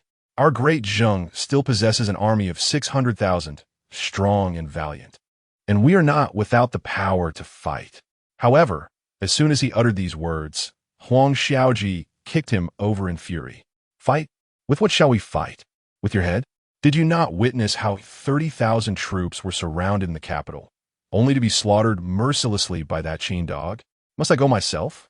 Huang Xiaoji hesitated, but ultimately resolved, "I shall go. I do not believe that Qinju would dare to harm me." He concluded that, at worst, he would adopt a humble demeanor and lower his stance. With so many people in the capital, surely Qinju would not dare to act against him. Wouldn't that tarnish his reputation? At that moment, the envoy continued to feign distress, clutching Huang Xiaoji's pant leg and wailing, "No, no, Your Majesty, you cannot go. You are a priceless treasure. How can you personally venture into danger?" Witnessing this scene, Huang Xiaoji felt a slight sense of relief, and his tone softened. "I have no choice. Behind me stands the great Zheng and millions of citizens. Qinju, allow me to have a word with you." At that moment, Huang Xiaoji indeed exuded a hint of imperial grace. 10 days later, in the grand capital of the Yu, have you heard? In 5 days, His Majesty will hold a grand court assembly, and it is said that a universal amnesty will be declared. I learned that His Majesty intends to waive taxes for 3 years across the realm. A piece of information from my nephew. Really? Is that true? What does your nephew do? My nephew serves as a guard under the current sovereign. A mere subordinate of the guard. TCH. Hey, what are those looks you all are giving? Although my nephew is just a lowly guard, this news is absolutely reliable. Have you not seen how many envoys from neighboring nations have entered the capital recently? I have heard that these small states, upon learning of the celestial beings in our DU, have come to submit and acknowledge their allegiance. That does sound plausible. I even saw the royal carriage of the northern barbarians this morning. Yes, I also caught sight of the Koreans yesterday. You should have seen it. Those Korean fellows moved like turtles. Just yesterday, their carriage accidentally collided with one of our citizens, and the person inside was so frightened that he jumped out, hurriedly negotiating, and ended up paying a substantial amount to settle the matter. Didn't that turn out to be a windfall? No way. I must give it a try too. A man's eyes gleamed with excitement upon hearing this, and he immediately sought out a carriage to test his fortune. However, he was abruptly pulled back by someone beside him. You fool, with the Grand Court Assembly approaching, do you not realize you would be bringing shame upon His Majesty? Our sovereign is a celestial being. Residing at the feet of the Emperor, your actions would not only disgrace yourself, but also reflect poorly on the throne. The man suddenly felt a jolt of realization. Yes, we are indeed beneath a celestial being. We must maintain our dignity. My mind almost wandered. Thank you. He quickly slapped himself a few times. At that moment, a figure suddenly glided across the sky. Lord Qin, look quickly, it is Lord Qin. The group hurriedly looked up. In recent days, Qin has been tasked with patrolling the capital, and although the common folk had seen him before, they greeted him with unabashed admiration each time, their eyes brimming with longing. As Huang Xiaoji's carriage arrived at the relay station, he disembarked with the assistance of several guards and immediately spied the scene of Qin surveying the capital. He gazed skyward, his mouth agape. Although he had heard countless tales of celestial beings, witnessing it firsthand evoked a shock that mere words could never convey. Huang Xiaoji stood transfixed, and it seemed that Qin in the heights sensed something, abruptly pausing to cast a glance at Huang Xiaoji. Yet with that single exchange of gazes, Huang Xiaoji felt as though struck by lightning, his legs giving way beneath him, collapsing to the ground, blood trickling from the corner of his mouth. Your Majesty! Your Majesty! The surrounding guards immediately panicked, rushing to encircle Huang Xiaoji. At that moment, a sharp, high-pitched laughter echoed in the ears of the crowd. You think you mere mortals can gaze upon a celestial being? You are fortunate, with the court assembly imminent. Had it not been for that glance from Lord Qin, you would have already met your demise. A young eunuch approached the group slowly, his head held high, his gaze never once deigning to meet theirs. His Majesty has sent a servant to arrange your accommodations. If you are still alive, do hurry to follow. With that, the young eunuch turned on his heel and walked away, indifferent. Huang Xiaojing struggled to rise. The shock within him nearly shattered his composure, far surpassing any physical discomfort. Is this the immortal? Just a glance, and I was nearly dead. He inhaled deeply, wiping the blood from the corner of his mouth, utterly unable to maintain any semblance of imperial demeanor. I am fine, esteemed eunuch, please do stay a moment. Huang Xiaojing stood up, hastily signaling to the guard beside him. What is it? The young eunuch, with a displeased expression, paused and turned slightly. This esteemed eunuch has undoubtedly endured much fatigue in recent days, and as we must coexist for a while longer, I offer this small token of my appreciation. The guard held a tray, his head bowed low. As he lifted a corner of the tray, a glimmer of gold was revealed. Upon witnessing this, the eunuch's expression darkened immediately. You barbarian, what grievance have I caused you? Why would you seek to take my life? Huang Xiaojing was utterly bewildered. Chapter 33. The Gathering of Nations. It is widely acknowledged that His Majesty harbors a profound disdain for malevolence, particularly for corrupt officials. Beneath the palace, countless heads of such officials lie buried.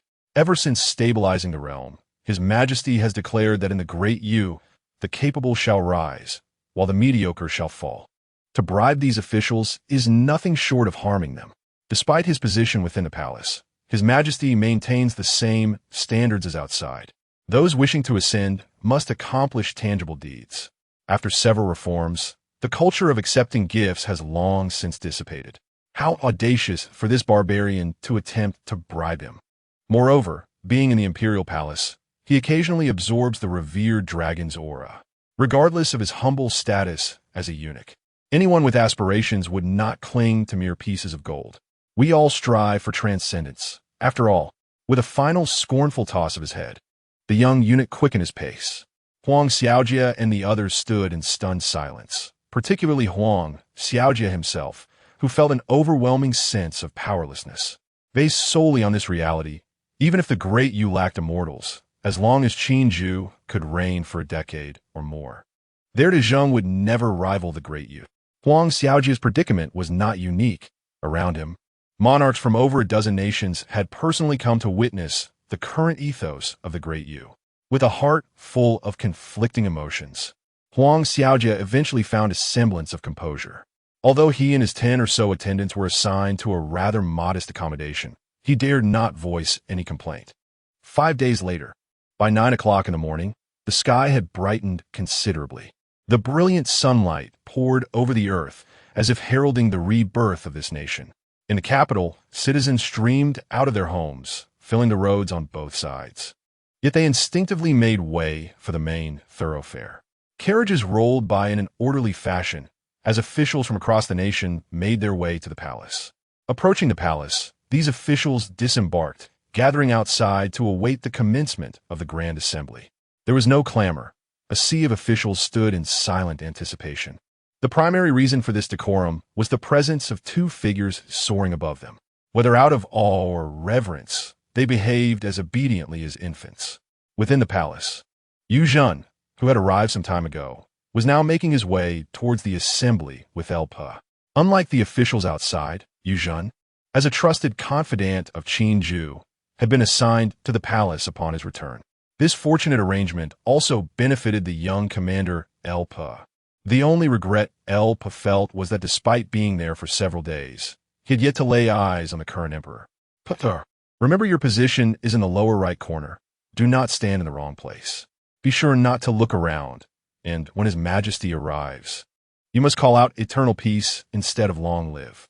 Furthermore, do not gaze directly at His Majesty, and do not, Yu Zhen continued to reiterate, as Elpa listened attentively, nodding along. Though these instructions had been repeated countless times by Yu Zhen, Elpa felt deeply touched. Since the passing of his family, only Yu Zhen had treated him with such kindness. For this assembly, Yu Zhen had brought him alone. It is evident how much Yu Zhen values Lu Pe. When the two arrived at the square in front of the Wuchang Hall, formerly known as the Fengtian Hall, which was renamed by Qin Ju, the expansive square was devoid of anyone except for the surrounding guards. After reiterating his instructions, Yu Zhen took his position at the far right, while Lu Pe made his way towards the lower right corner. They did not have to wait long, for with a resounding call from the sky proclaiming the entrance of the officials, the palace gates slowly opened. The officials outside had long since arranged themselves according to their ranks and entered in an orderly fashion. Meanwhile, in the air, Qin Goer and Jiayu gradually descended. Qin Goer positioned himself beside Yu Zhen, while Jiayu went to the left side. General Yu, it has been a while. Your presence is even more striking than before. Qin Goer greeted Yu Zhen with a smile. As the saying goes, one does not strike a smiling face.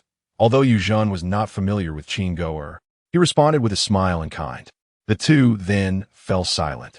On the other side, Peng Gao and Jiayu appeared to be quite congenial, quietly exchanging words.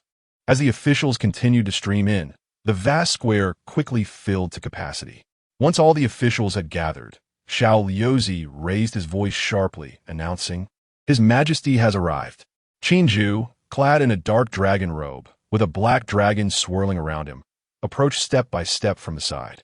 The civil and military officials below, witnessing this spectacle, momentarily forgot to bow, their eyes wide with astonishment. Fortunately, Xiao Liuzi called out again, and the mass of officials, in a state of awakening, promptly knelt to the ground. Long live our emperor! May the great Yu prosper! They chanted repeatedly, their voices resounding so loudly that the citizens of the capital could hear them distinctly. In the city, a particularly astute individual, upon hearing the proclamation, knelt and joined in the fervent cries. His act prompted those around him, regardless of their activities, to bow towards the palace, echoing the chant of Long live our emperor. Throughout the capital, at the forefront, Qin Ju, being at the late foundational stage and possessing the invisible might of a civilizational leader, emanated an extraordinary presence, further augmented by the black dragon at his side, adding an air of solemnity. He surveyed the officials below and spoke with an air of calm authority. Rise, my loyal subjects. His voice, though not loud, resonated with gravitas, and not only did the officials before him hear it clearly, but the entire populace of the capital did as well. Thank you, Your Majesty. The officials scrambled to their feet, their heads bowed, unwilling to meet Qin Ju's gaze. In the lower right corner of the square, Lu Pe stole a glance at Qin Ju, his heart surging like a tempest. The figure of Qin Ju was indelibly etched upon his heart. This is the current emperor. This is the enlightened sovereign whom I, Lu Pe, should follow.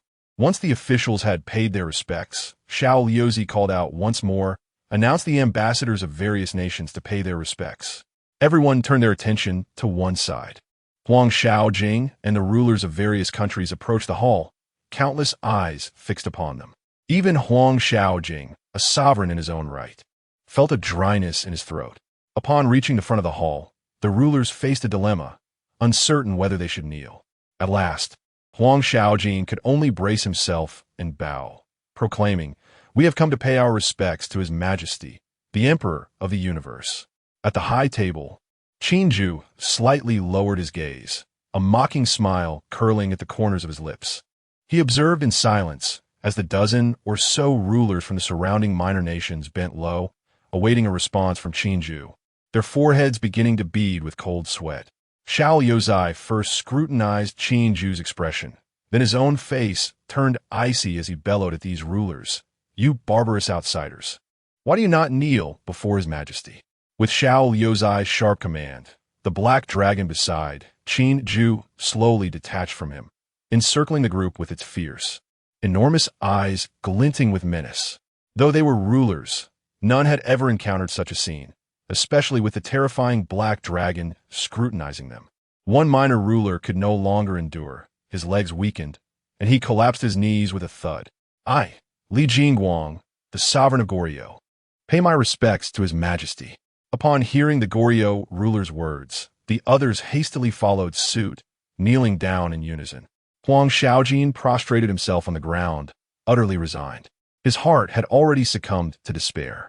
Even if he were to survive this encounter and return to the Great Zhong, he knew that his reign as emperor had reached its limit. Chapter 34. Humiliation. Qinju has always acted according to his whims. The Grand Court Assembly, which ought to be laden with intricate rituals, was stripped bare by his capriciousness. Even the reception of emissaries, or rather, the audience with these monarchs, should not have taken place outside the martial ascendancy hall. Yet, whatever Qinju desired, none dared to voice dissent. Observing the trembling sovereigns of the small nations prostrated before him, he suddenly pointed at Huang Xiaojia and, with a perverse sense of humor, remarked, "I have heard that the people of your grassland are skilled in song and dance. I wonder, do you as their ruler possess such talents? This is my inaugural Grand Assembly. Would you not grace us with a dance to enliven the occasion?"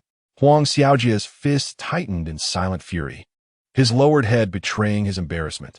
Suppressing his trepidation, he ventured, "Your Majesty, you are the esteemed ruler, and since we have already submitted to your authority, why must you humiliate us?"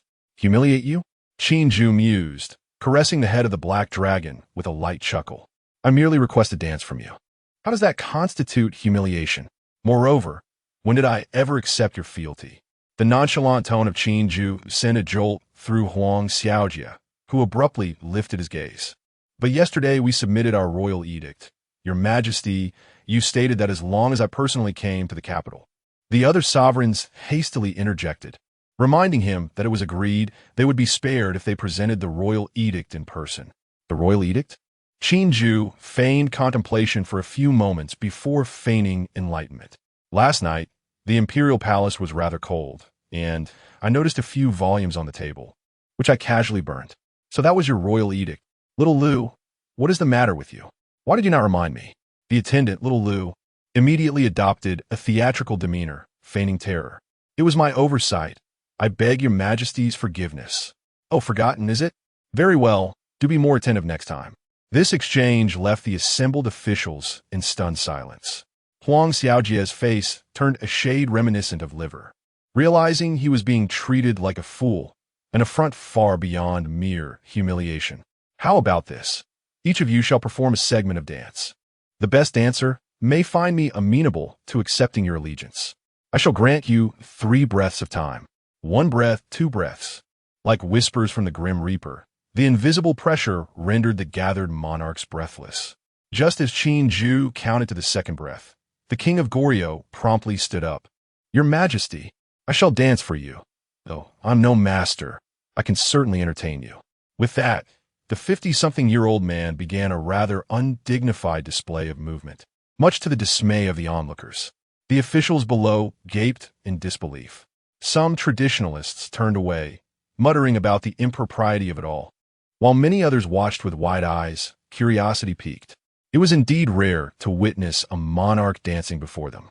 Lu gazed at the Goryeo king's flamboyant performance and quietly inquired of his companion, "Does His Majesty always act so capriciously?" The individual beside him, resembling a court official, appeared thoroughly entertained. Turning slightly at Lupo's question, he replied, "His Majesty is akin to an immortal. What is wrong with acting according to his desires? After the court adjourns, I must capture this scene in a painting, ha ha ha. Upon the conclusion of the dance performed by the monarch of Goryeo, the other rulers followed suit, engaging in their own rhythmic movements. Although Huang Xiaoji felt a surge of indignation and sorrow within, he could only close his eyes and acquiesce to the spectacle. Yet, it must be acknowledged that the man from the grasslands indeed possessed some skill, in contrast to the rather excruciating performances of the others. Huang Xiaoji's dance exuded a rugged vitality reminiscent of the vast steppes. Once the revelry subsided, Qin Ju began to applaud slowly, remarking, "I have long heard that you small nations are adept in song and dance. Today I have witnessed it for myself." He commanded, "Bring forth seats for the esteemed rulers." Upon hearing this decree, the assembly of rulers felt a modicum of relief. Despite the embarrassment of the day, at least they had preserved the honor of their nations. As the farce drew to a close, Qin Ju adopted a stern demeanor. His voice, imbued with an ethereal resonance, proclaimed, "Since my ascension to the throne over 7 months ago, I have eradicated corrupt officials, and now that the realm is beginning to stabilize, with nations coming forth to pay tribute, I have resolved to grant a universal amnesty. For the next 3 years, all taxes and labor obligations across the land shall be abolished." A murmur of astonishment rippled through the court, although they had heard whispers of this decision. To hear it uttered aloud was a different matter entirely. The notion of suspending all taxes and labor for 3 years was an extraordinary decree. Pausing for effect, Qin Ju continued, "The populace is the foundation of my great empire, yet many remain ignorant. Thus, I have decided to promulgate the pursuit of science, illuminating the minds of the people. From this day forth, I shall abolish the 4 books and 5 classics, rejecting Confucian orthodoxy in favor of the supremacy of science. This emphasis on science does not contradict the later universal pursuit of cultivation, as the so-called science espoused by Qin Ju is, in essence, a form of fantastical science. If the previous proclamation had left the officials in stunned silence, this declaration nearly rendered them speechless. Confucianism had been the orthodox doctrine of dynasties for over a millennium. How could it be dismissed so casually? The officials whispered among themselves, yet none dared to voice dissent.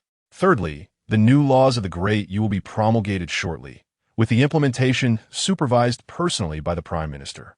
Fourthly, I have resolved to introduce a new monetary policy, which shall be managed specifically by the Prime Minister, as Qin Ju methodically outlined the already devised national policies. The initial shock of the officials transformed into a state of numbness.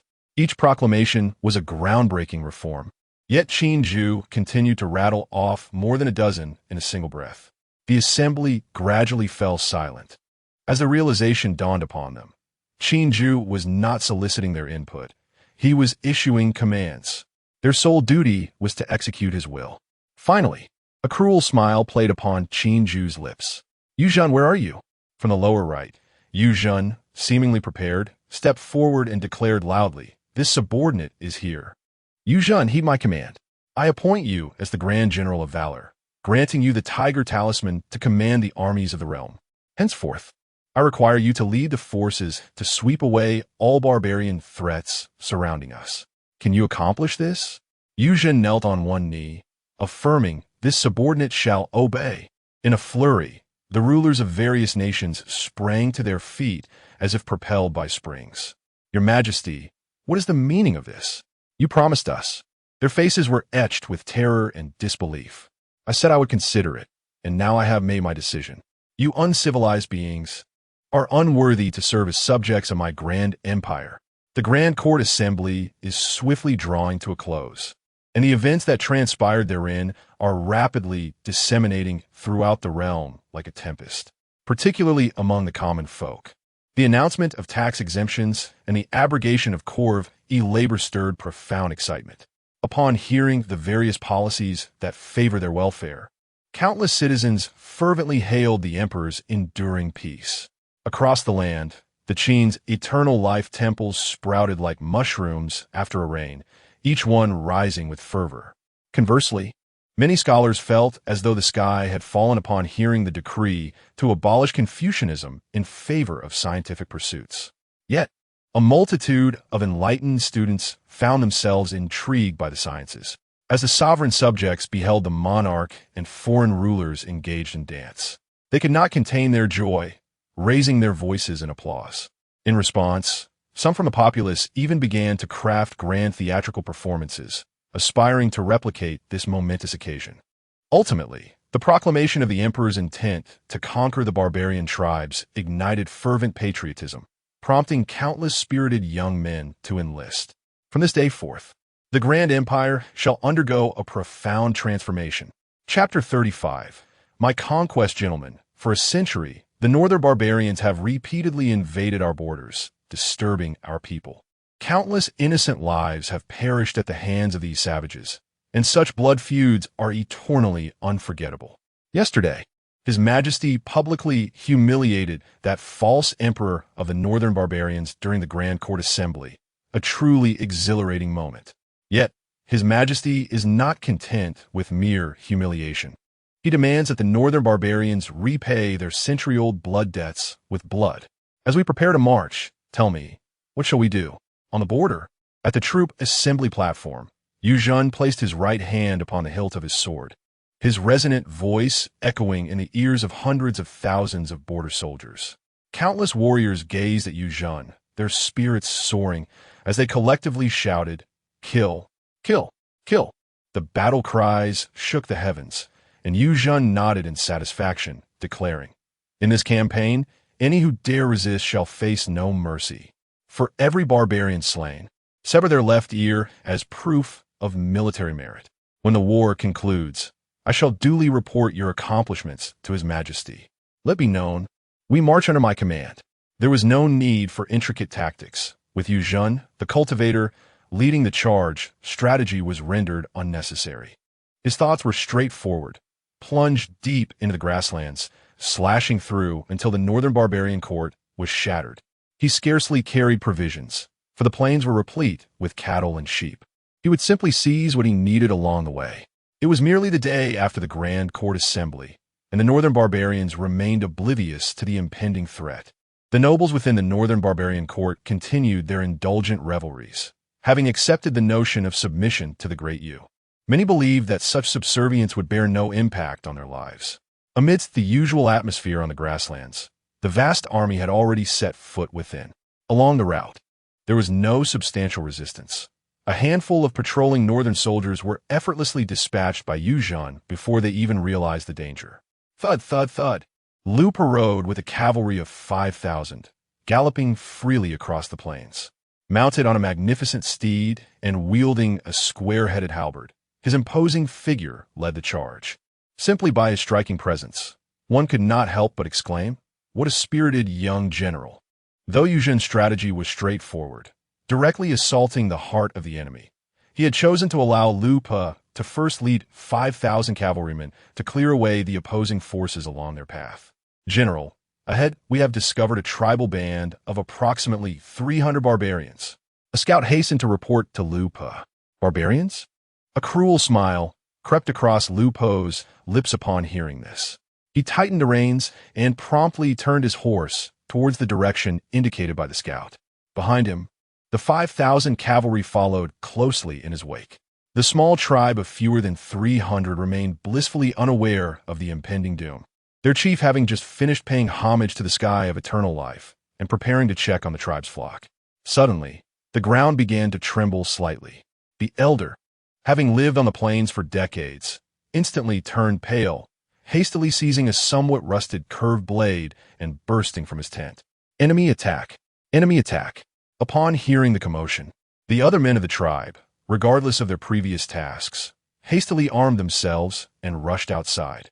Meanwhile, the elderly, women, and children sought refuge in safe havens. The sound of galloping hooves grew increasingly closer, and the aged chieftain, merely from the density of the approaching cavalry, perceived the formidable number of assailants. A wave of fear washed over him, yet the thought of his kin behind him compelled him to suppress his trepidation and confront the encroaching enemy. "It is the cavalry of the southern Great Yu," exclaimed one of the tribesmen, his voice tinged with horror. However, before he could utter another word, he was pierced through the heart by Elpo's halberd, leaving him lifeless. Leave no man standing, Elpa bellowed, charging alone into the heart of the tribe. His halberd swung mercilessly, extinguishing one life after another. He paid no heed to the pleas for mercy from the tribesmen, even when some had surrendered their weapons. He showed no clemency.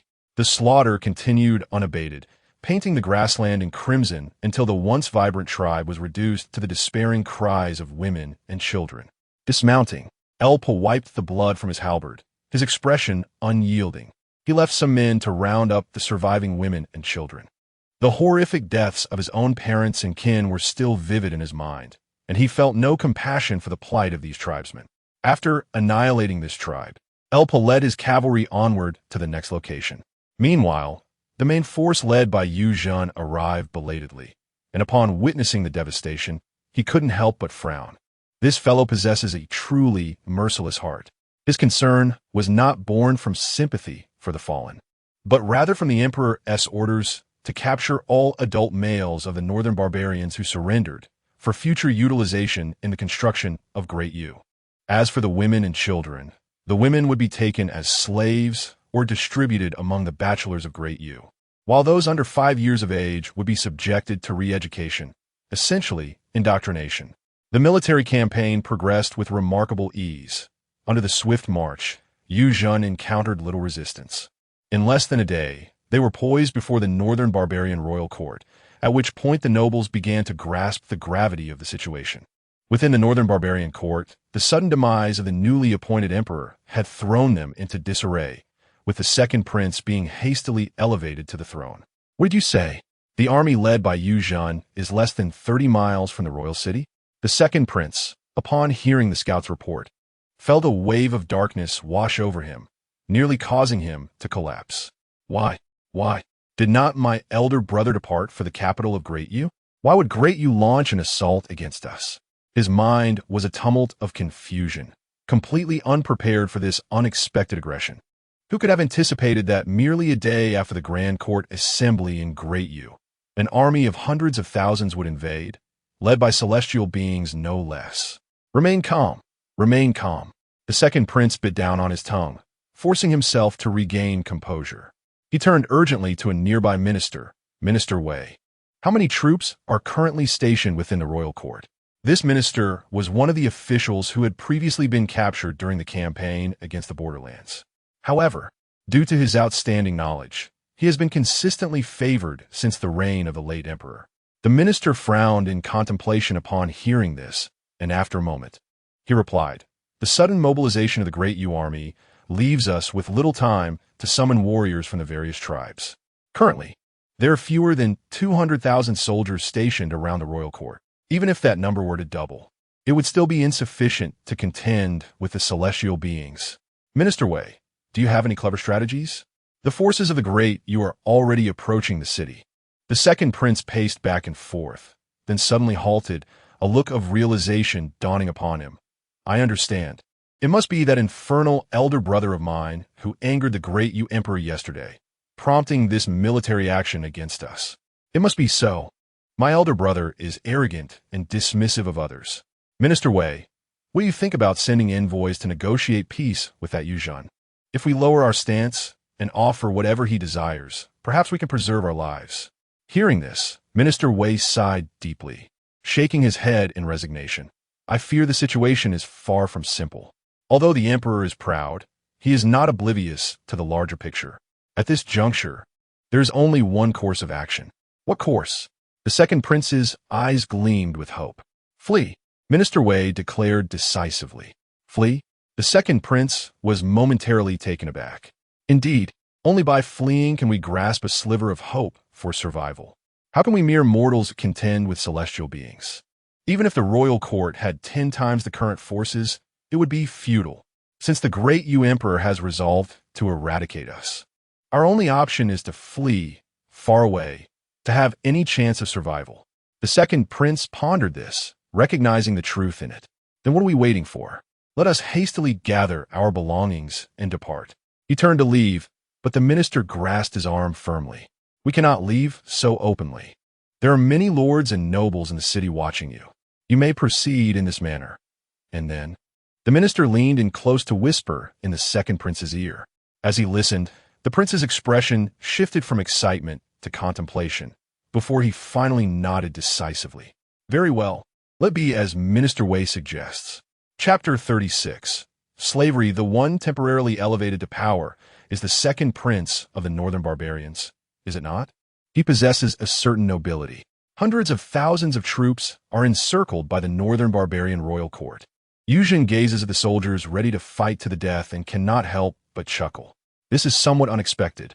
He did not anticipate that they would still dare to resist at this juncture.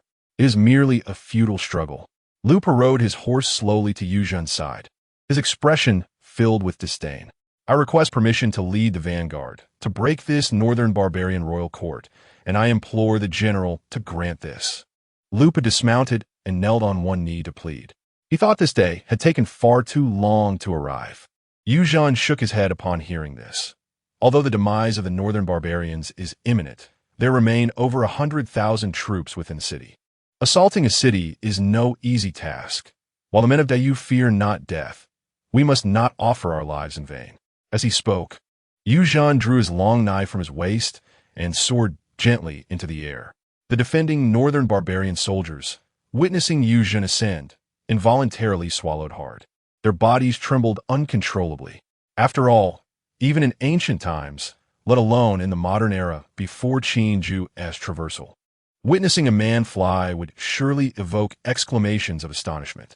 How much more so for these ignorant ancient people? Yuzhen did not waste words. He merely waved his knife lightly. In the next moment, an invisible blade of energy swept across the city wall before him. The air suddenly fell silent. Having completed this, Yuzhen descended to the ground. Convey my orders. Enter the city. Any who resist shall be executed without mercy. Boom! As Yuzhen's words fell, a thunderous roar erupted from the nearby city wall. Subsequently, the magnificent wall crumbled as if it were mere tofu. Elupo stood frozen. This was the first time he had witnessed Yuzhen take action. Previously, he understood the distinction between mortals and immortals, recognizing the strength of the latter. Yet, he had never imagined it would be to such an extent. With a single stroke, he shattered a wall that had stood for an indeterminate time. His eyes suddenly burned with fervor. An immortal. This is what an immortal is. I, Lupa, shall also aspire to become such an existence. With the collapse of the city wall, the northern barbarian soldiers utterly lost their courage to resist. The ideals of defending their homeland instilled by the second prince were completely cast aside. Had they possessed any fighting spirit, these soldiers might have fought fiercely to the death. Yet, when the disparity in strength is as vast as the heavens, the notion of resistance becomes a mere joke. Without engaging in battle, hundreds of thousands of northern barbarian soldiers began to cry out and scatter in panic. Within the city, chaos reigned supreme. As the U.S. hundreds of thousands of troops entered the city, a horrifying massacre commenced. In the U Palace, Qinju reclined in his chair, with Peng Gao and Jia Su standing before him. Conquering the surrounding nations had never been of great concern to Qinju. Rather, he prioritized the development within Dayu. At this moment, the three were engaged in conversation. Establishing a provincial government in the former northern barbarian royal court is indeed feasible, Peng Gao remarked after some thought. However, with Dayu's population barely exceeding 30 million, relocating people from all corners remains somewhat arduous. Qinju, this is of no concern. Once the standard of living for the common people improves, the population will naturally surge. We can establish a protectorate first, and then later facilitate immigration. Peng Gao, Your Majesty intends to allocate the captured women from the northern barbarians and the four tribes to unmarried men of Dayu. Will these women be granted citizenship? Qinju, are you worried that those with strong wills might disrupt social order? Peng Gao, Your Majesty sees clearly. Qinju, what is your opinion? Peng Gao, the captured women can be managed collectively, with designated individuals responsible for their education. Those who qualify may be granted citizenship and betrothed to our Dayu men. Peng Gao did not specify the fate of those who do not qualify, yet the consequences were all too apparent. He continued, the same applies to the captured men. Within 3 months, General, you can incorporate the surrounding smaller nations into the Dayu territory. According to your majesty's intention, the local populace who do not resist and cooperate will receive secondary citizenship, while the rebels will be enslaved. I have roughly calculated that the number of those who will be reduced to slavery could easily reach several million. After accounting for the needs of major infrastructure, there will still be a considerable surplus. Does your majesty have any plans? Qin Ju remained silent and replied coolly, "Continue." Peng Gao nodded and proceeded, "Thus, your majesty can seize this opportunity for a slave exchange. Although the clans among the Diyu people have been dealt with, a significant portion of the populace remains enslaved under others. Your majesty could trade for the slaves of the 4 tribes." As soon as he uttered this, Qin Ju snorted coldly. "If they desire slaves, let them purchase them. As for my subjects, from this day forth, any citizen recognized by me shall not be enslaved. Should there be any defiance, their entire lineage shall be exterminated." Peng Gao, upon hearing this, was not surprised. It seemed he had anticipated Qin Ju's response. He bowed slightly. "I shall expedite the implementation of this decree. Now, your majesty, once the 4 tribes are conquered, can we proceed to establish a citizenship hierarchy?" Qin Ju pondered, his thoughts delving into the jade seal to assess the current number of those who have been implanted with the spirit seed. Over 831,000. Approximately 1/4 of the current populace of Diyu has been imbued with the spirit seed. There is no rush. We shall announce this to the world in 6 months. The matter of the spirit seed is known to Peng Gao and the others. The previously silent Jia Yu observed Qin Ju's expression and spoke up, "Your majesty, I have a word to share." Qin Ju was well aware of Jia Yu's thoughts, but still gently said, "Speak freely." "Jia Yu, in truth, regarding the spirit seed, it would be more effective if your majesty personally issued the order rather than leaving it to the populace's voluntary compliance." He could somewhat guess why Qin Ju hesitated to issue the command. Perhaps His Majesty felt a bit self-conscious about ordering the entire populace to erect statues and idols in his honor, as it might seem undignified. Qin Ju cast a sidelong glance at Jia Yu, prompting him to quickly conceal his inner thoughts and hastily add, "Your Majesty could fully disclose the matter of the spirit seed to the world, simply stating that it is the key to distinguishing between citizens and secondary citizens should suffice. Moreover, the benefits enjoyed by those with the spirit seed are numerous. I believe no one in the realm would refuse." Qin Ju reflected on this and found it indeed to be a sound reasoning. "As you have suggested, let's make the matter of the spiritual beings public." This issue, Qin Ju subconsciously glanced at Peng Gao. But upon reflecting that this esteemed chancellor was busier than the donkey of a production team, he shifted his gaze back to Jia Yu. "Since this matter was initiated by you, it shall be presided over by you personally." Jia Yu was momentarily taken aback, opened his mouth, and ultimately nodded in agreement. "Is there anything else?" Qin Ju inquired indifferently. Jia Yu replied, "I have one more request. I humbly beseech your majesty to allocate a portion of the captured slaves to my Ministry of Education. In the realm of biological sciences, extensive experimental materials are essential for the study of the human body." Jia Yu had long set his sights on those enslaved captives. Qin Ju did not inquire about the reasons, merely nodded. "Very well, discuss the quantity with Peng Gao." Chapter 37. Folktales half a month later. A great victory, a tremendous victory. Come and see, come and behold. An unprecedented triumph. General Wu Wei has decisively defeated the northern barbarians, slaying 100,000 foes, breaching the northern barbarian royal court within 3 days, and capturing their false emperor. Amidst a bustling city in Jiangnan, a boy, appearing no older than 12 or 13, excitedly hawked newspapers while carrying a basket brimming with them. The invention of the newspaper, a recent endeavor by Jia Yu, was made possible through the technological insights bestowed by Qin Ju. This seemingly trivial creation quickly transitioned into mass production. In less than 10 days, it had spread to nearly every city under the Great Yu. As the newsboy shouted about the great victory, the mention of such triumph drew a crowd of eager citizens. A modestly dressed man, his face still bearing traces of toil, wiped the sweat from his brow. Spotting the newsboy, he hurriedly pushed through the throng, cheerfully inquiring, as usual, "I'll take a newspaper." "Certainly, 1 copper coin." The newsboy deftly retrieved a paper from his basket and handed it to the man. Though the man was illiterate, he had made it a point to purchase one every day since the newspaper's inception. As a farmer who toiled the land, his greatest aspiration was for his son to learn to read and rise above his station. In the past, when knowledge was monopolized by the clans, such aspirations were mere fantasies. But times had changed. The clans were no more, and the common people now had access to education. Moreover, since the fall of the clans, the man had been granted additional land.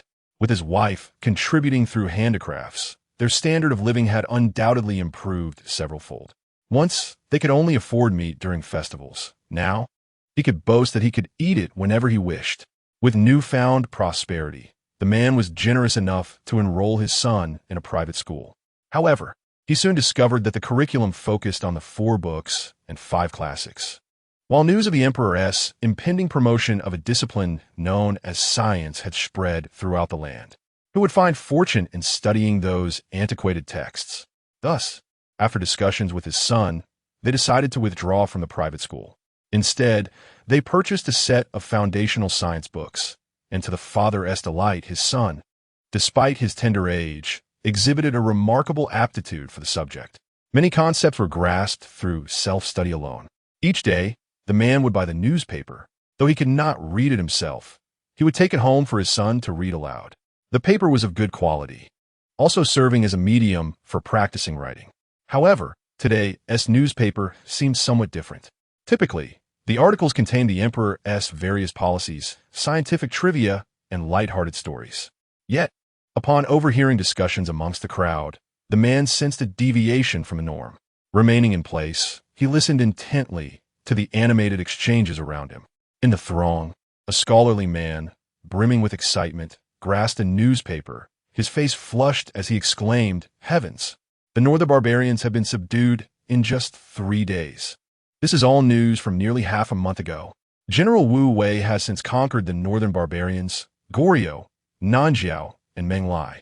As the scholar's excited shout reverberated, the surrounding crowd of commoners was taken aback. The man inquired hastily, "Didn't we hear that His Majesty dispatched General Wu Wei just half a month ago? How can it be so swift?" The scholar chuckled heartily and replied, "Ah, you seem unaware. It is well known that there are immortals by His Majesty's side. And indeed, His Majesty himself is an immortal. Now, I ask you, how many immortals accompany our sovereign?" The crowd exchanged glances, and one person exclaimed, "Who doesn't he know? Besides His Majesty, there is Lord Qin, the commander of the Imperial Guards, and Chancellor Lord Peng." The scholar turned to see a bright-eyed youth, no older than 15 or 16. "But do you know," he continued, "that aside from these 2 celestial beings, the General Yu, who is leading the expedition, is also an immortal?" A wave of realization swept through the crowd. No wonder, they murmured, and the man chuckled foolishly. "So that's why it's so quick. It turns out the general is also an immortal."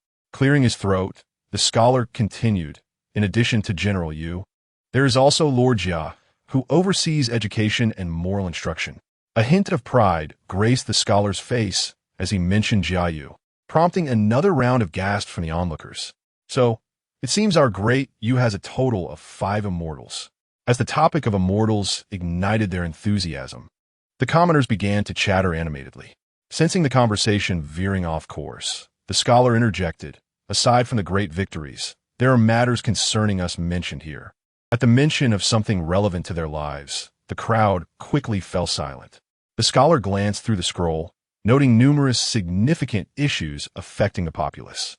After a brief review, he articulated in straightforward terms, "His Majesty will soon initiate a nationwide infrastructure project, essentially free housing construction for all of us." The mention of free housing sparked another wave of astonishment among the crowd, with praises of His Majesty's benevolence and wisdom echoing throughout. Moreover, spotting another policy, the scholar's eyes widened in surprise. The crowd, noticing his expression, pressed him to reveal more swiftly.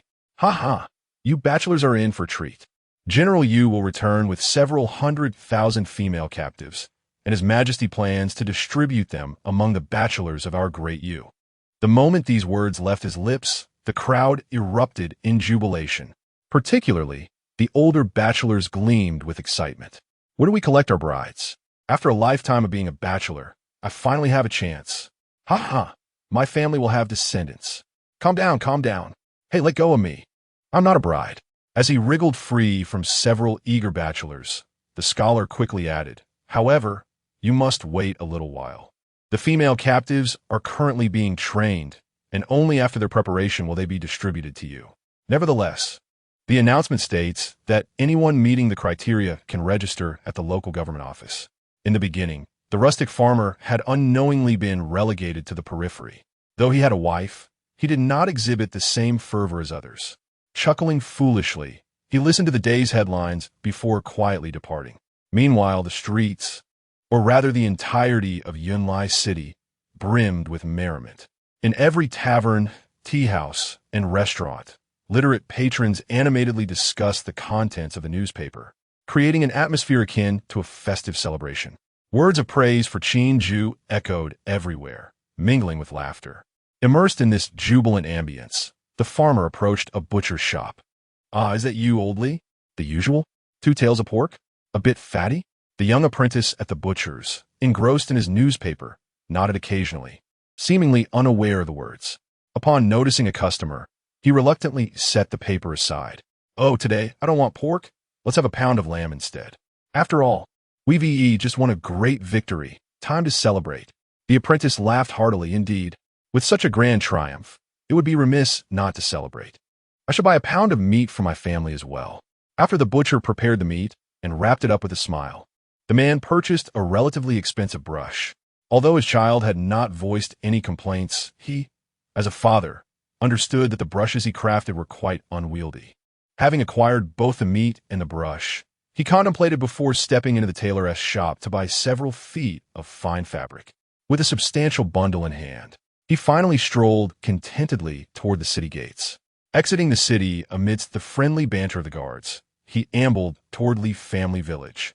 In times past, carrying such a bounty would have been an invitation for theft, yet now the man felt no trepidation whatsoever.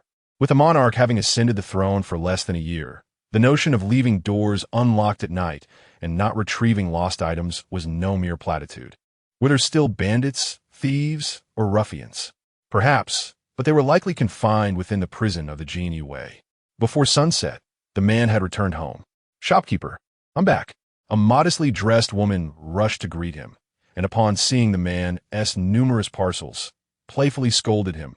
You spendthrift. The moment you have a bit of coin, you squander it recklessly. Though her words were chiding, it was clear there was no malice behind them. Such an amount was insignificant to their household. Today brings a joyous occasion. I bought fine fabric to make good clothes for you and when Upon hearing his words, a wave of sweetness washed over the woman's heart. What joyous occasion! Has the emperor announced a new policy? The current emperor truly seemed like the reincarnation of the Jade Emperor. Their family had never enjoyed such prosperity before. Indeed, the emperor is a remarkable figure. I'll tell you more about the joyous news later. Where is Wen? It's time for him to pay respects to the emperor. Wen is reading. I'll fetch him right away. Since their clan was extinguished, the Li family of 3 had placed a wooden carving of Qin in their home, diligently praying and bowing in reverence each day. Not long ago, they heard whispers of subjects paying homage to His Majesty, claiming that His Majesty had manifested divine presence.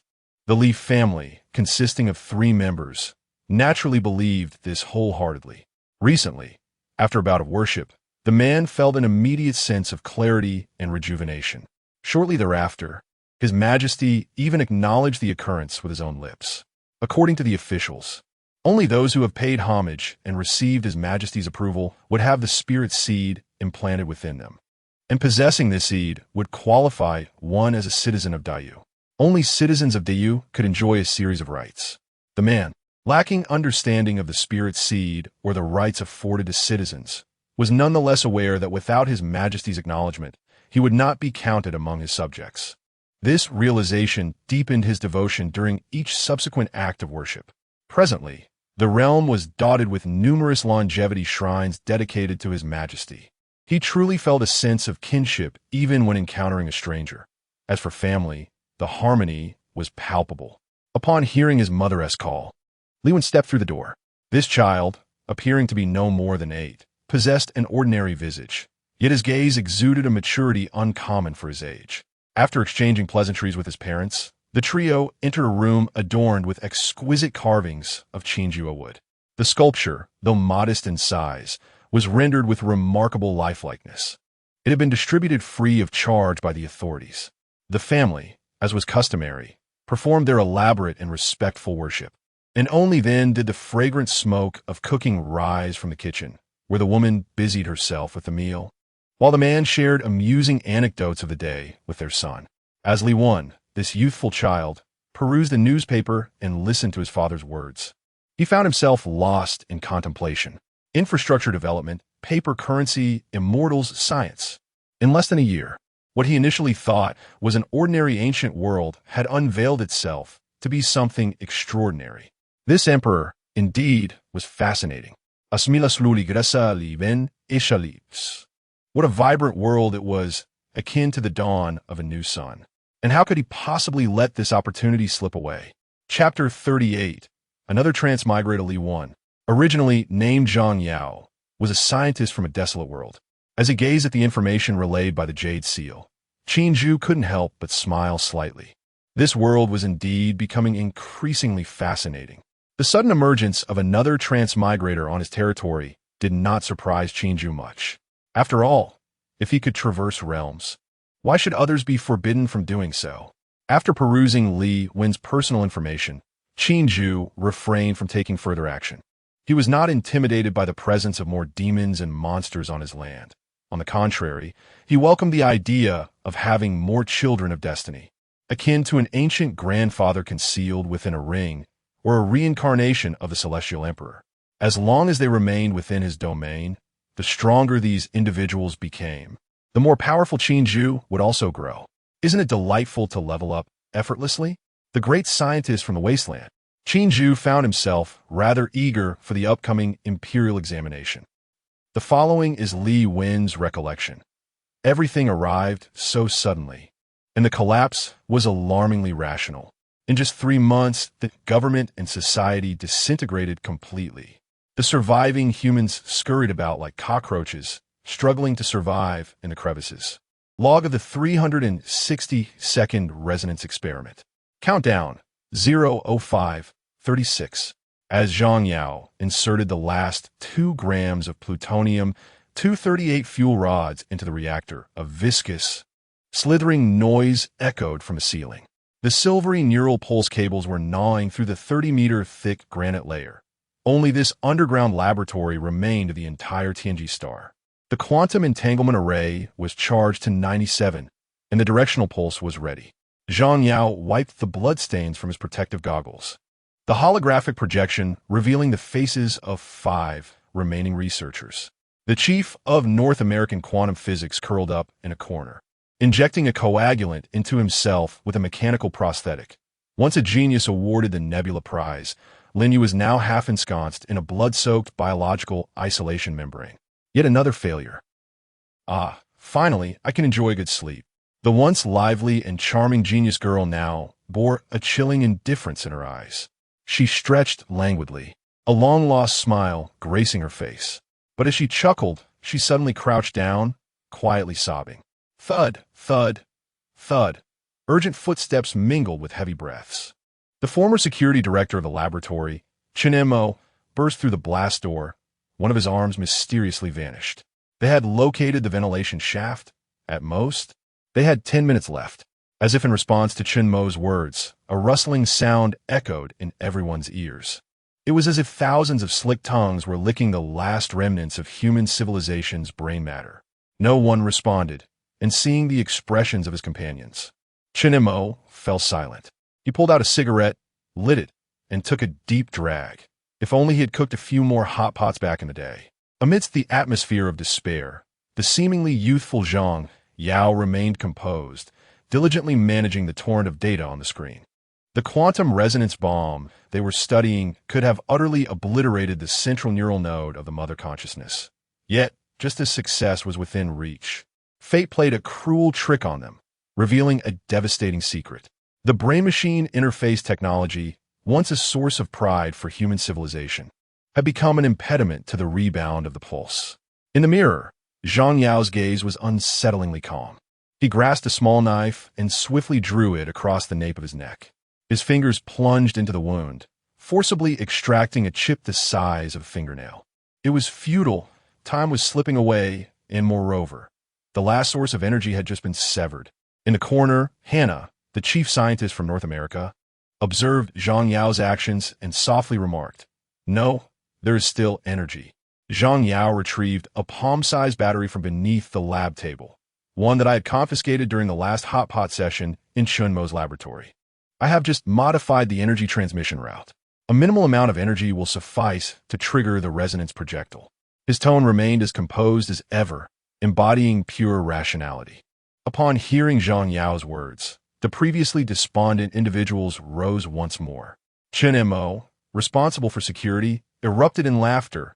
"Who dares claim that I wasted resources on Hot Pot? I shall become humanity's savior." He grasped a pristine firearm. Why pristine? He polished this gun several times each day, making it appear as good as new. 3 minutes left. "Let us commence." Lin Yu and Hannah approached Zhang Yao, their fingers flying over their respective keyboards. The sounds above grew increasingly ominous, announcing the 3-minute mark, while the enemies overhead seemed to have detected their actions. The rustling grew frantic. The trio's fingers moved with blinding speed. Suddenly, a violent tremor shook the ceiling. A falling rock struck Zhang Yao's shoulder. The excruciating pain plunged him into darkness, causing him to collapse uncontrollably to the ground. "Dr. Zhang," Chen Mo exclaimed, rushing forward. Yet, a cascade of silver droplets suddenly rained down from above. Countless nanobots swiftly engulfte Chen Montag and Iradi. So close. Lin Yu and Hannah's bodies were quickly consumed by the nanobots, but she managed to hit the final key at the last moment. Half of Zhang Yao's body had lost sensation. The swarm of nanobots surged toward him at an alarming pace. He still clutched the high-energy battery in his other hand, yet his expression remained unflinchingly serene. Summoning the last vestiges of his strength, Zhang Yao struggled to insert the battery into the launcher. His finger pressed down on the activation button. The silver insect had crawled over his entire body. Suddenly, Zhang Yao laughed. A failed creation, a collective of failures. Humanity shall endure. His consciousness began to fade away. In the depths of the night, in Li Jia village, Li Wen jolted awake, beads of cold sweat trickling down his forehead. He exhaled deeply. Another nightmare had beset him. Gazing around the familiar yet foreign surroundings, a dazed expression crossed his face. The moonlight streamed through the window, casting its glow upon him, while the occasional cicada song echoed outside. In this tranquil ambience, Li Wen sat in silent contemplation. He was unaware of the outcome of their struggle. He did not know what fate awaited humanity in his original world. All he could do was everything within his power. After a moment, Li Wen finally regained his senses. He leapt from the bed, retrieved his pen and ink, and, under the moonlight, began to inscribe his thoughts once more. It remains uncertain whether he shall ever have the opportunity to return. Chapter 39. The Department of Enlightenment in the Year of the Yu. A biting chill swept through the winds. As the year drew to a close, the common folk began to prepare for the festivities of the new year. Throughout the realm of the Yu, joyous laughter resonated in the air, infusing the streets and alleys with a celebratory spirit. The military campaigns in Yu Town were approaching their conclusion. The surrounding multitude of nations had been thoroughly subdued, yet Qin Ju pressed onward, leading his troops westward. He ventured into even more distant territories. Waves of slaves were forcibly returned to the Yu. In this nation of just over 30 million, the number of slaves received had already surged to 8 million over a span of mere months. Meanwhile, a comprehensive transformation of the U.S. agricultural landscape was progressing seamlessly. An unending influx of slaves served as expendable labor, toiling on the front lines, repairing irrigation systems, cultivating crops, and engaging in other perilous tasks. In just a few months, an agricultural revolution had been swiftly accomplished. A multitude of slaves replaced the original farmers of the Yu. Countless acres of land were reclaimed and cultivated. Coupled with the newly engineered crops and production tools from the Department of Enlightenment, yields skyrocketed to astonishing levels. Previously, even in the finest fields, An acre of wheat or rice yielded only 2 to 3 stones. Now, even the poorest rye fields produced no less than 10 stones per acre. Qin Zhu understood that this was merely the beginning.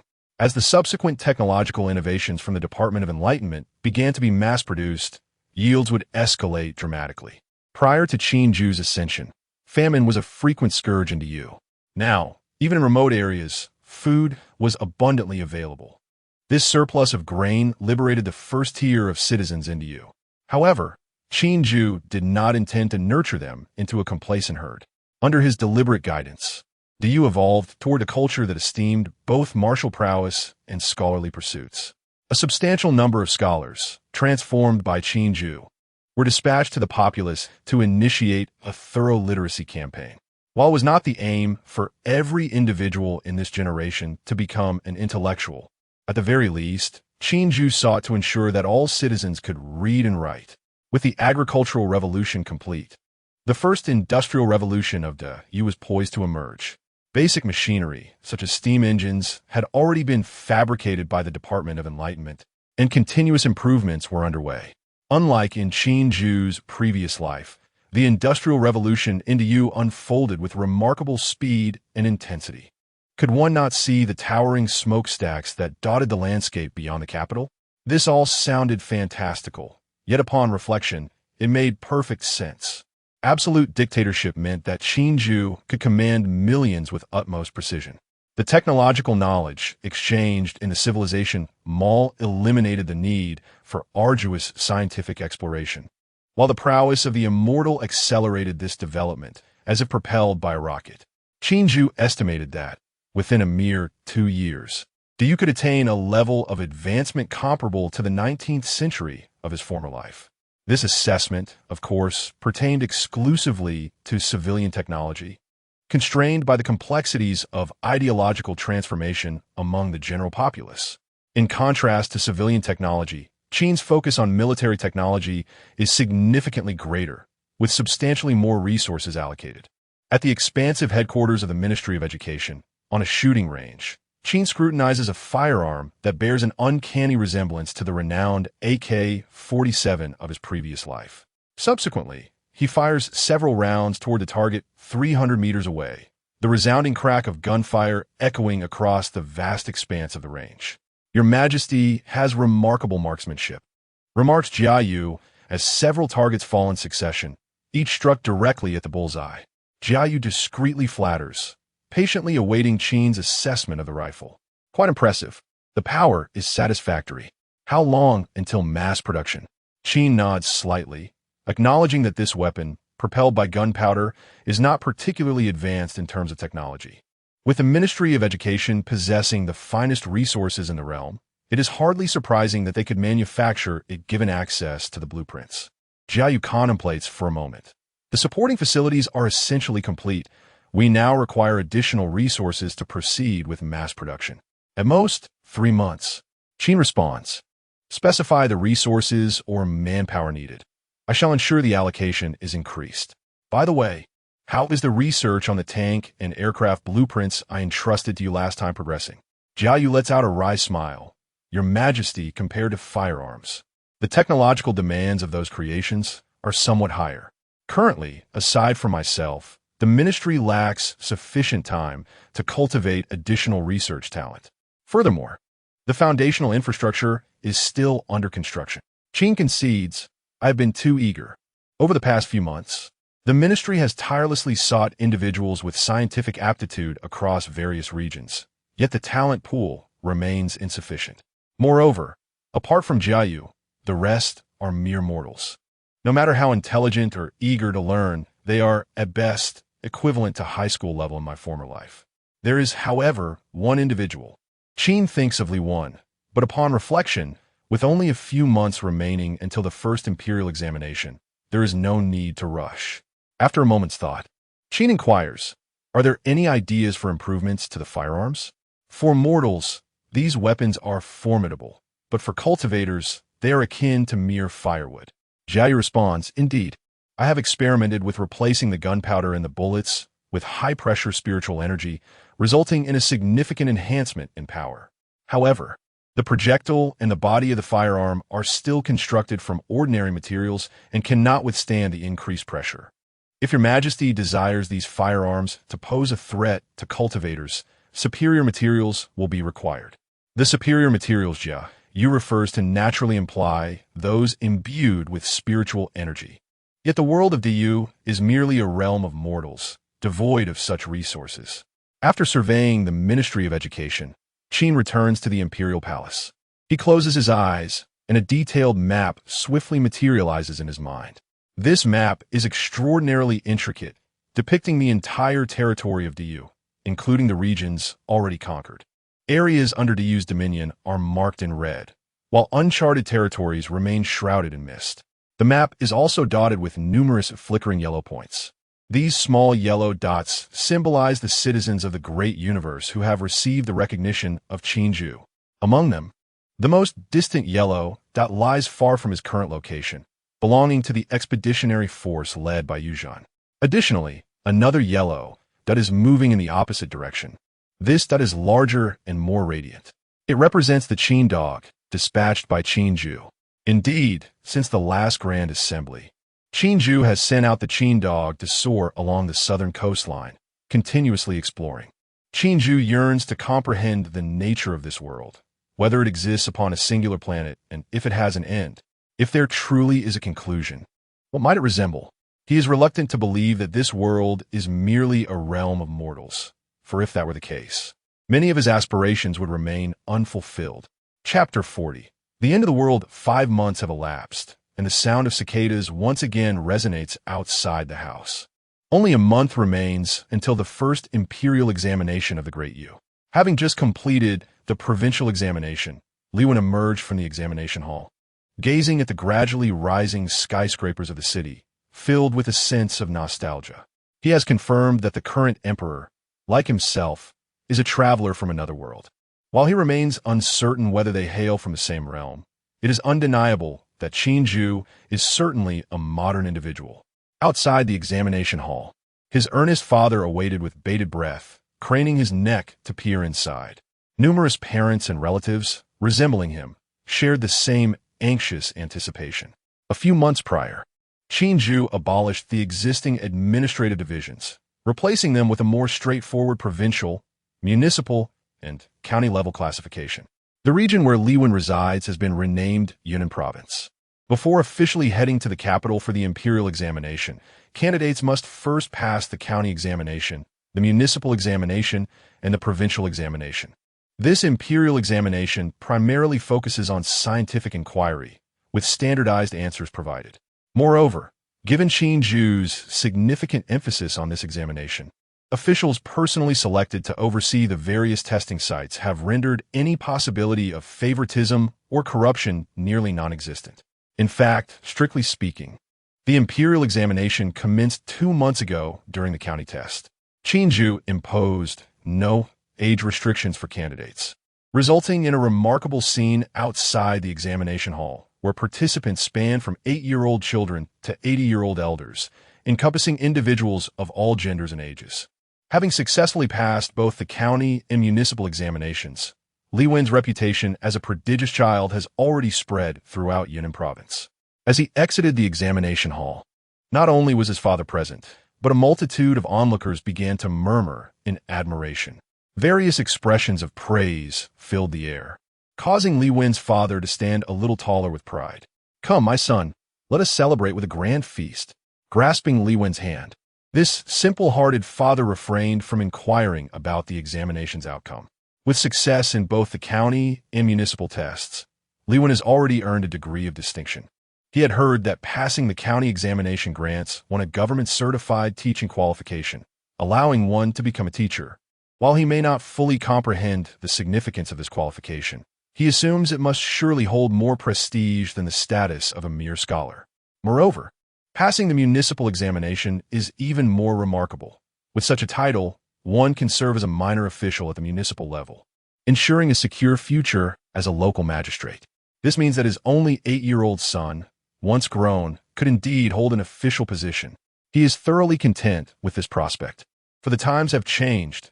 The selection of officials is exceedingly rigorous, and even a minor clerk emerges from a sea of countless aspiring candidates. As for passing the provincial examination, this humble farmer did not dare to entertain such lofty thoughts. He had heard that those who succeed at the provincial level could not only aspire to significant local positions, but might even secure roles in important departments within the capital, beneath the emperor's very feet. Such an achievement would undoubtedly bring glory to the family name. He had also heard that the emperor was soon to publicly announce the sale of slaves, and with some spare funds recently acquired, he planned to buy a couple of maidservants for Li. At least there is some renown to his name. How can one manage a household without any servants? My son, what do you desire? Your father will procure it for you. Recently, the harvest from the fields has been quite bountiful, and I have been secretly saving a little. But do not mention this to your mother. Indeed, the lands are tended to by those slaves, who earn a living with ease while having nothing to occupy their time. It leaves one feeling restless. I have heard that General Yu has ventured far into distant lands. Many are setting sail for exploration, and I understand that a good number have struck it rich. Your mother and I have been contemplating whether to give you a younger brother or sister, preferably a brother. In time, let your brother train in martial arts. His Majesty advocates for a balance of both literary and martial skills. Considering your frail constitution, martial pursuits may not be your calling. However, if a brother were to learn the way of the sword, our family would embody the ideal of both scholarship and valor. Forgive your old father for his rambling. Li felt no impatience. Rather, a warmth blossomed within him. Just the fact that his father did not inquire about the results of his examination was remarkable, especially in this era of nascent liberation of thought. Your Majesty, there appears to be an obstruction ahead, Qin stated. On the endless expanse of the sea, he reached out, brushing away what looked to be a normal section of water. But as his palm glided, the space before him rippled unexpectedly. For 10 months, although Qin's speed of flight had been slow, with frequent rests, a foundational cultivator had traversed the ocean for an entire 10 months, only to collide with this imperceptible barrier. In the distant capital of the Yu, within the imperial palace, Qinju observed this scene through Qin's eyes and fell silent. He bowed his head, lost in contemplation. After a while, he commanded Qin, strike the barrier before you with 1/10 of your strength, and gradually increase the force.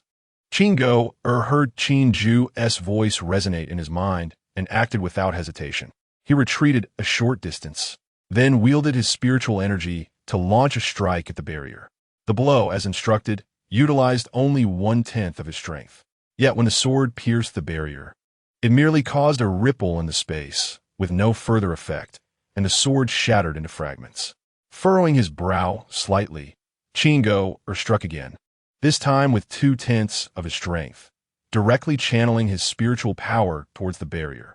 However, the outcome mirrored the previous attempt, albeit with larger ripples.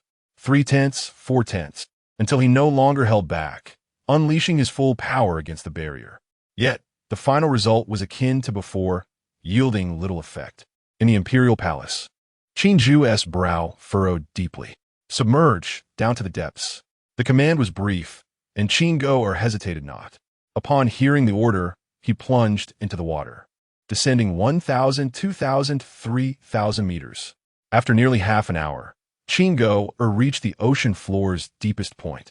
Without waiting for Qinju's command, he channeled his spiritual energy and struck forward with a palm. A resounding splash resonated as the surrounding seawater was forcefully expelled, creating a brief vacuum. Yet the expanse ahead remained utterly unyielding. It was evident that the area before him was also water, and even Qin could discern the strange creatures drifting in the distance. Yet, it was as if a mirror had formed, completely severing the two realms. Was it akin to an elaborate formation? Qinju pondered, uncertain in his assessment. Perhaps it was a creation of a higher civilization, reminiscent of a plasma shield. Although the Jade Seal granted him the ability to cultivate immortality, it had never revealed the true nature of the world beyond. After a moment of contemplation, Qinju finally issued a command for Qin to return. Not long after, he once again sensed the call of Yuzhan. Your Majesty, since encountering the last kingdom a month ago, I have journeyed westward without sighting any signs of life. Now, I find myself before what seems to be a wall. Taptic 41, Livens Contemplation 3. 2 million square kilometers. The land area of this world is nearly double that of the original world. There exists but one continent, while the rest is engulfed by the ocean.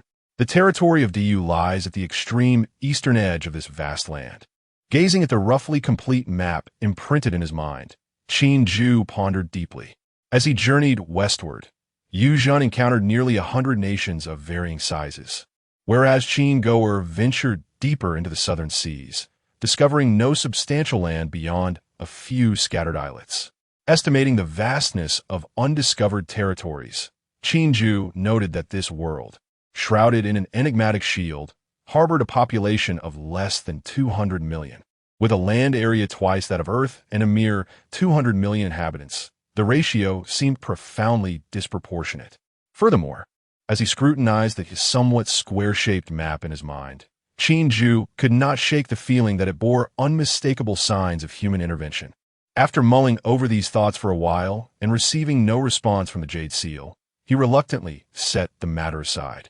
The exploration of the mysterious shield would undoubtedly continue, yet Du currently lacked the requisite talent. Development. This remains the foremost task of Du at present. In the year and 6th month of Du, with less than 10 days until the official imperial examination, outside the capital, scholars from across the nation, having passed provincial exams, jostled aboard carriages and ox carts as they made their way to the capital. Within a modest carriage, the Li family was crammed together. This is the capital. Indeed, how splendid it is. Outside the city, the 3 members of the Li family leaned eagerly out of the window. Li Wen appeared relatively composed, while the 2 simple and honest peasant parents gasped in awe at the scenery beyond. The capital, as the seat of Du, naturally attracted more resources, and the renovation projects progressed far more rapidly than elsewhere. Qin Zhu undertook a comprehensive overhaul of the city while retaining the original foundational structures, subsequently expanding its boundaries outward. Today, the capital is divided into 2 cities, the inner city, which remains the ancient core, and the outer city, which has expanded continuously and is referred to by the common folk as the outer city. The inner city embodies authentic traditional architecture, while the outer city is a harmonious blend of modernity and antiquity, albeit with a predominance of ancient elements. This preference stems solely from Qin Zhu's fondness for the charm of classical architecture. As for the area, it has grown by more than double. The outer city lacks fortifications. Indeed, the walls of the inner city have largely become symbolic. Spacious and luminous concrete roads extend continuously from the outer city, where busy laborers, under the watchful eyes of soldiers, tirelessly construct an array of buildings. As the Li family's carriage entered the outer city, a soldier clad in peculiar yet aesthetically pleasing attire, wielding an unusual weapon, halted them for routine inspection. Greetings, I am Lu Dahu, a soldier of the mobile unit under the Tianwu Guard. Welcome to the capital. Please cooperate with our standard checks. Lu Dahu clenched his right fist and gently tapped it against his chest. This is the latest military salute of Dayu. Upon hearing the sound, Li Wen's family promptly exited their vehicle. With hands clasped and a slight bow, Li Fengshou courteously introduced himself. Greetings, I am Li Fengshou, and this is my son, Li Wen, and my wife, Huang Xiaoyan. We hail from Yunnan province, bringing our son to the capital for his examinations. Liu Dagao, upon learning they had come for the examinations, was taken aback to see that Li Fengshou's son was merely an 8-year-old child. His face instantly registered astonishment. To think he is a prodigy. Very well, the inspection is complete. You all carry the aura of spirit seeds. No further examination is necessary. A smile graced Lu Dahu's face, though he could sense their essence from afar. His diligence was merely a matter of duty. You, young lad, at such a tender age, have already passed the provincial examination. Your future is indeed boundless. As for the imperial examination, regardless of whether you succeed, merely this achievement is remarkable. Who knows, you might even attract the emperor's attention. Lu Dahu's eyes gleamed with envy. He then pointed in a direction where a considerable queue had formed. That is where registration for the imperial examination takes place. Upon successful registration, you will be escorted to a resting area. Now, I must attend to my duties and cannot accompany you further. Li Wen, I wish you success in your exams. When you triumph, Uncle will treat you to a grand feast. Ha ha! With a hearty laugh, Luda, who crouched down to pinch Li Wen's tender cheek, entirely oblivious to the boy's expression of disdain. After a jovial chuckle, he strode away, firearm in hand, while Li Wen's family followed the direction indicated by Luda, who, spacious and bright. This was Li Fengshou's first impression upon entering the capital. The roads were exceptionally wide, though surrounded by numerous tall buildings. They were arranged in a pleasing manner, creating a harmonious layout that did not feel oppressive. The streets bustled with a continuous flow of people, all exuding warmth, especially towards Li Wen's family, who appeared to be from out of town. Within a short distance, several individuals approached, inquiring if assistance was needed. This scene filled both Li Fengshou and Li Wen with awe, in contrast to their own world, where the locals of the capital regarded outsiders with disdain. Here the populace was remarkably friendly. Along the roadside, volunteers offered food and water, all free of charge. Hello, hello. After politely declining offers of assistance from passers-by, a young woman in a light blue dress with red ribbons on her wrists called out to them. She approached, carrying an abundance of food, and said, "You must be here for the examinations. Here, for your journey, this is provided free of charge by the emperor. All of it was freshly prepared this morning." The girl appeared to be quite young, around 16 years of age, her long dress elegant and graceful, and her smile revealing two small canine teeth. As she spoke, she handed the food box to Li Fengshou, which also contained several bottles of beverages in glass containers. "Ah. Oh. Very well. Thank you, thank you." Li Fengshou sheepishly scratched his head, still in a daze as the item was placed in his hands. No need for thanks. If gratitude is to be expressed, it should be directed towards His Majesty. I wish you all success in your examination. I must return to my duties. Perhaps it was due to Li Wen's endearing appearance, for the woman, after speaking, gently patted Li Wen's head, exclaiming, "What a delightful little child." Once she departed, Li Fengshou finally opened the elegantly designed food box. The box was tiered, containing 5 dishes and a soup, featuring both meat and vegetables. To his astonishment, there was beef. Upon seeing the steaming dishes, Li Fengshou could not help but exclaim in surprise. Although the recent abolition of the ban on the private slaughter of draft cattle had been enacted by Qinju, beef remained a luxury not available to all. What is this? Can it truly be consumed? After a cursory glance at the dishes, Li Fengshou's attention was drawn to the blue beverage encased in glass. Glass, previously referred to as lioli, was something he had never encountered before. However, with the onset of major infrastructure projects, various factories had begun to emerge, gradually introducing glass into the public domain. Yet, this particular drink was something he was seeing for the first time. Just as Li Fengshou finished speaking, his wife playfully pinched his waist. "What are you saying? How could you doubt the drink provided by His Majesty? This glass bottle is quite beautiful. It would make a splendid ornament to take home after our visit." Suddenly, a vintage bus rumbled by. Goodness, a monster! Seeing the peculiar vehicle that moved without the aid of horses, Li Fengshou gasped and crouched down in fright, eliciting laughter from those nearby. A passerby helped him to his feet, saying, "This is no monster. It is the latest mode of transport developed by our Ministry of Education, known as a public bus. It is currently in trial operation. You must be here for the examination, right? Candidates and their families can ride for free. Would you like to give it a try?" Reluctantly, though still a bit apprehensive, Li Fengshou, driven by curiosity, boarded the bus with his family. Once they found their seats, the bus began to move, slowly making its way toward the registration point. Li Fengshou and his wife were filled with curiosity and excitement, while Li Wen fell into deep contemplation. The initial gas engine bore a striking resemblance to the Otto Langen free-piston engine, albeit seemingly improved. Li Wen's small face furrowed in concentration. As a scientist of the wasteland, he could gauge the technological level merely by the sound of the engine. This gas engine was roughly akin to those from the late 18th century of his previous life. Yet that was not all. The artisanal quality of the various components inside the vehicle did not appear to be handcrafted. It seemed to possess a rudimentary, semi-automatic production line. With processing technology reaching the level of the 19th century and weaponry technology astonishingly leaping into the 20th century. Was this reasonable? It had barely been 2 years.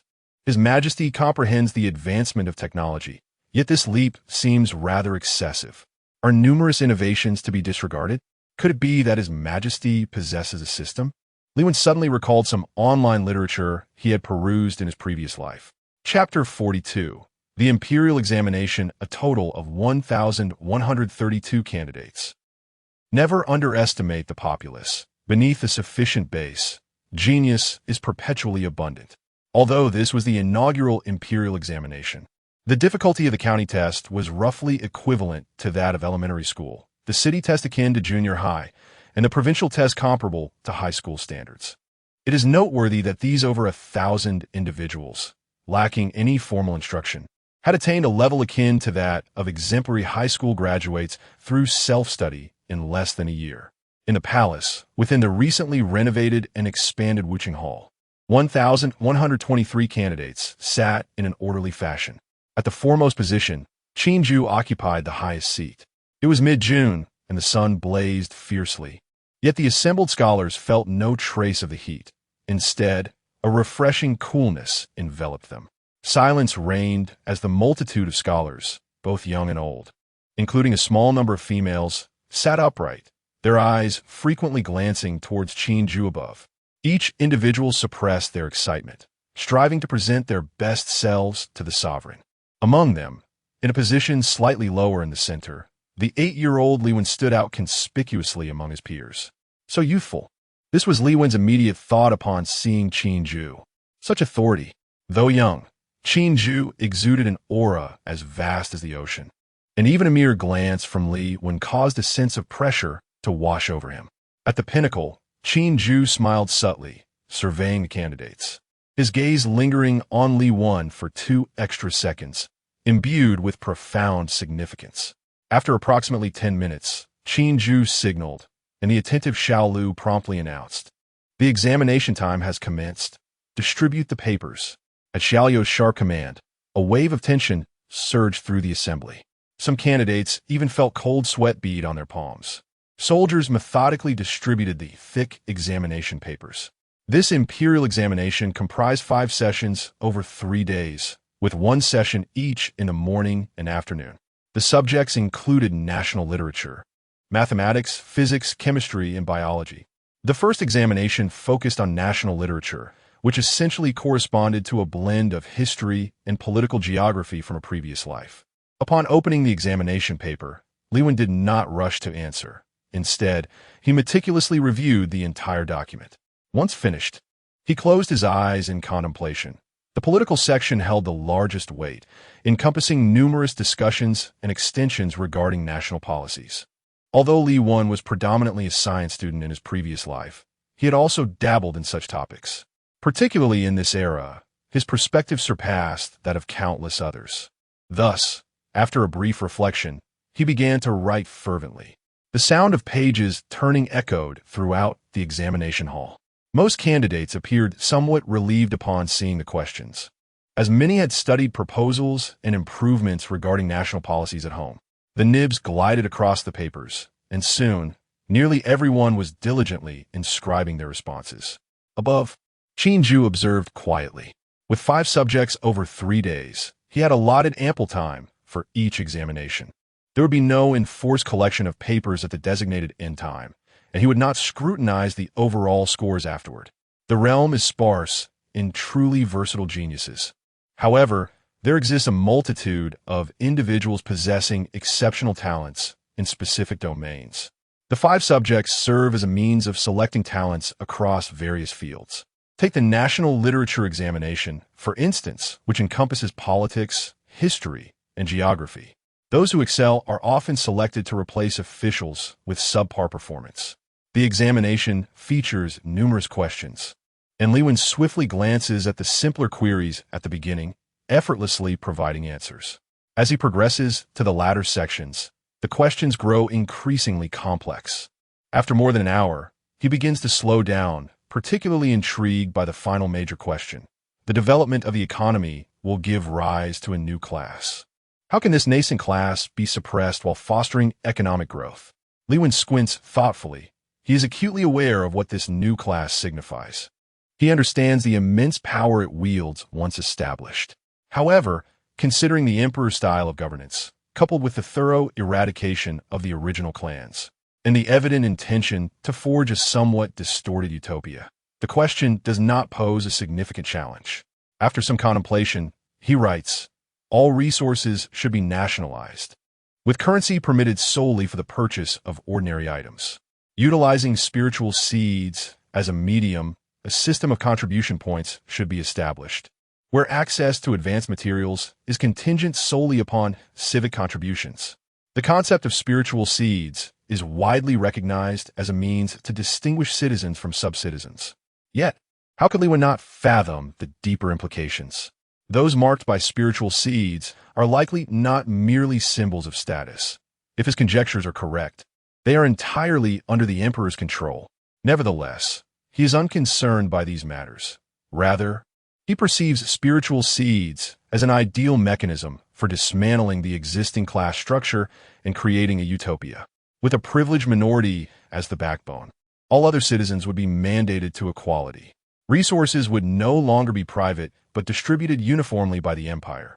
Regardless of wealth, one could only procure mundane necessities. Observing current trends, it is no surprise that in the future, even these ordinary items might be offered freely as a privilege of citizenship. What use would it be to accumulate wealth when, at that juncture, the privileges of citizenship loom so large? Yet, such extensive privileges would inevitably breed a multitude of entitled individuals. Hence, to attain better resources and advancement, one must contribute to the state. He continues to write, implement a system for the iteration of spiritual seeds, conducting assessments at regular intervals to determine the retention of one spiritual seed. A threshold should be established. Failing to meet this criterion would result in the revocation of the spiritual seed, demoting one to sub-citizen status. These assessments may encompass various aspects, requiring no exorbitant contributions, but ensuring that a segment of complacent citizens does not languish idly. For instance, should the emperor decide to institute a nationwide elite education program, successful completion of studies could be deemed a contribution. Rights and responsibilities must be commensurate. To enjoy privileges, one must bear the corresponding cost. He can surmise part of Qin Ju's intentions, yet he remains uncertain about the specific definition of citizenship. In his view, it is imperative that citizens do not simply reap privileges without effort. With fervor, Lewin writes vigorously, swiftly filling 3 pages with the strategies swirling in his mind. Upon completing the examination, he meticulously reviewed the entire paper from beginning to end. Once he was certain of its accuracy, he finally raised his hand to submit it. He was not the first to hand in his paper. Among the thousands present were students devoted to the study of national policies. Nevertheless, his speed was indeed commendable. Gradually, an increasing number of candidates finished their tests. Only after the soldiers collected the papers did the students quietly depart. It was not until they exited the examination hall and the imperial palace that they began to converse in hushed tones, in small groups. Lewin trailed behind the multitude of scholars, his presence as an 8-year-old child markedly conspicuous. Many nearby cast curious glances in his direction, yet none approached him for conversation. Only his anxious parents awaited him outside. As before, they did not inquire about his performance on the exam. Once the family returned to their designated accommodation and had a simple meal, Lewin retired to rest. The afternoon held another mathematics exam. Yet for him, a budding scientist, the upcoming assessments posed no challenge whatsoever. They were merely a formality to be observed. Chapter 43. Waiting unlike the morning, as the afternoon examinations commenced. A palpable tension filled the air when the test papers landed in the hands of the candidates. Thousands of students present collectively gasped in astonishment at the questions before them. Even Lewin, who anticipated the final examination would be challenging, was taken aback by the extent of its difficulty. The initial questions were manageable, akin to university-level material, topics such as calculus and algebra. However, as the examination progressed, the latter questions were utterly beyond the grasp of anyone without a graduate-level background. The final few substantial problems were, in fact, of doctoral caliber, surrounded by fellow candidates. Many tugged at their hair in frustration, with sighs of despair echoing throughout the hall. Those with weaker mental fortitude were even driven to tears. While the examination was indeed formidable for others, Li Wen, after a brief moment of surprise, resumed writing with renewed vigor.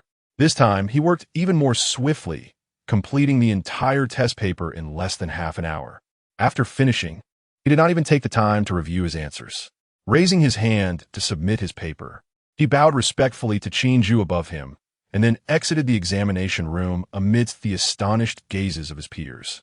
Above, Qin Zhu reclined slightly. With a flick of his finger, Li Wen's test paper soared into his grasp. The answers to these questions were already etched in his memory. There was no need for comparison. He read through the entire paper once. A satisfied smile graced Qin Zhu's face. Indeed, a great scientist, he had stumbled upon a treasure. He nodded approvingly. From beginning to end, it was entirely comprised of standard answers. Many of the questions even featured multiple solutions provided by Li Wen, along with his own innovative ideas. Gently closing the test paper, Qin Zhu tilted his head slightly and instructed Xiao Liuzi. Select a mansion near the palace within the inner city to bestow upon Li Wen, and choose 100 of the finest servants to send to him. Xiao Liuzi, bowing attentively, was taken aback by the command. Unbeknownst to him that Li Wen was a traveler from another world, he could only marvel inwardly at the prodigious talent that had garnered such favor from the emperor. Xiao Liuzi bowed and withdrew, while Qin Zhu continued to observe the candidates below. 5 days swiftly passed, and the first imperial examination of Dayu concluded. Throughout the capital and beyond, across the entirety of the realm, countless discussions erupted regarding this examination. In taverns and tea houses, at roadside stalls, from high-ranking officials to ordinary citizens, everyone speculated on which scholar would emerge victorious. With the circulation of examination papers, those who were unable to participate, students and common folk alike, gathered in small groups, fervently debating the questions. Regardless of their ability to comprehend the material, the liberation of the populace, coupled with Qin Zhu's tireless efforts in promoting literacy over the past year, meant that even the most humble farmers had acquired some degree of literacy and scientific understanding. An atmosphere of scholarship was beginning to take shape throughout Dayu. Even if one could not grasp the content, not joining in the conversation would be socially embarrassing, wouldn't it? And if one were to inquire who had garnered the most notoriety in recent days, undoubtedly, although the rankings have yet to be published, the reputation of the prodigy Li Wen has thoroughly permeated the entire capital. In every examination, Li Wen is the first to submit his paper, which is personally reviewed by Qin Zhu, who, after examining it, continuously nods in approval with a smile. Such feats have already been widely proclaimed by other scholars. A genius has emerged from Yunnan province. This has become common knowledge among the millions in the capital and continues to spread beyond, as it seems that it will not be long before the entire world comes to remember the name Li Wen. In the inner city, in close proximity to the imperial palace, stand a residence that was once owned by a minister. However, since that minister was investigated and stripped of his position by Qin Zhu, the estate has remained vacant. It was later granted to Li Wen's family and is now known as the Li Mansion. Within the Li Mansion, Li Fengshou, clad in a new attire, bids farewell to today's guests with a smile, his heart brimming with emotion. He feels as though he is in a dream, as if everything around him is unreal. It is not due to material conditions. After all, in his former home, following the emperor's reforms, he was allocated a spacious residence. With ample land at his disposal, he need not toil in the fields. He can simply reap the rewards without effort, lacking for nothing in terms of sustenance and shelter. Nor is it a matter of social elevation, for there exists no class distinction among citizens. This concept has been incessantly emphasized and instilled by the emperor over time. Citizens constitute a collective privileged class. Even those in positions of power, regardless of their rank, stand as equals alongside ordinary citizens. Their official titles are merely akin to occupations. In the past, common folk would bow before officials, no matter how minor their rank, but now, apart from the emperor, even the prime minister is merely met with a respectful gesture. What renders this experience surreal for him is his exceptionally gifted son. At times, he genuinely questions whether this child is truly his own. Why is his son so astute while he himself feels so dull? After a year of literacy training under the emperor, he has only just managed to recognize all the Chinese characters and grasp some basic arithmetic. Anything beyond that induces a headache, leaving him utterly perplexed. Ultimately, Li Fengshou can only conclude that the ancestral graves of the Li family must be emitting auspicious smoke. "Sir, it is time for dinner." A maid, graceful and poised, seemingly no more than 12 or 13 years old, approaches him, bowing her head and speaking softly. "Suijin, I understand," Li Fengshou replies, somewhat awkwardly scratching his head. While it is customary for the common folk to buy and sell slaves, current prices are rather steep. He had initially contemplated acquiring a few maidservants for his beloved son, but to his surprise, the emperor has already bestowed them upon their family. Moreover, the status of these servants is quite remarkable, particularly the one named Su Yin, who was once the third princess of Goryeo. After the emperor vanquished her nation, this former noblewoman was reduced to the status of a slave. "And where is Wunner? The young master and madam are awaiting your arrival." "Very well, I shall go at once." Li Fengshou raised his foot and suddenly scrutinized Su Yin from head to toe, contemplating deeply. Her appearance was indeed respectable. Not much younger than Wunner. Her demeanor was commendable. Alas, she was a slave. The citizen hierarchy had been in effect for some time, and Li Fengshou was well aware of the distinctions among citizens, second-class individuals, and slaves. Second-class individuals had avenues to ascend, yet slaves. It seemed there were still opportunities. He recalled that not long ago, His Majesty had supplemented the citizen system, stating that a slave could attain second-class status if they worked a certain period and obtained their master's endorsement. After some thought, Li Fengshou proposed, "You shall accompany Wunner from now on. She is in need of a personal maid." This simple-hearted peasant, despite having the authority to execute slaves at will, remained steadfastly kind and benevolent, treating even slaves with a friendly disposition. Upon hearing this, Su Yin's heart leaped with joy, yet she maintained her composure, offering a respectful bow to Li Fengshou and saying, "Thank you, my lord." Who would willingly embrace the life of a slave? No one, especially not she, a former princess of high standing. She refused to resign herself to fate. With all her might, she would strive to rise above the demeaning existence of a slave. During the initial Reformation, she had displayed exceptional obedience and prowess. Originally, upon completion of her reformation, she was to serve as a slave within the palace. However, upon hearing of the prodigious reputation of Li Wan, she realized her opportunity had arrived. Through various means, Su Yin successfully secured a position arranged by the sixth prince at Li's residence. Chapter 44. The announcement has been made, my lord. Just 3 days later, in the back garden of the Li residence, Li Fengshou, clad in coarse linen garments, was diligently tending to a small patch of vegetables. Suddenly, a robust and burly northern slave approached him, brimming with excitement. "The results are out." Startled, Li Fengshou abruptly lifted his head, disregarding the dirt smeared across his face, and hastily attempted to make his way outside. However, he was promptly halted by his wife, who firmly grasped his arm. "Why the urgency? You should be ashamed to go out like this. Change your clothes, and we shall go together." Glancing down at his soiled attire, Li Fengshou sheepishly smiled. He quickly dashed into the house to change into a clean outfit before rejoining his family. The trio then hurried toward the palace. Upon their arrival outside the palace, they found the area bustling with a throng of people. Curious onlookers and examinees filled the space, creating a cacophony of voices, punctuated by intermittent gasps and exclamations of excitement.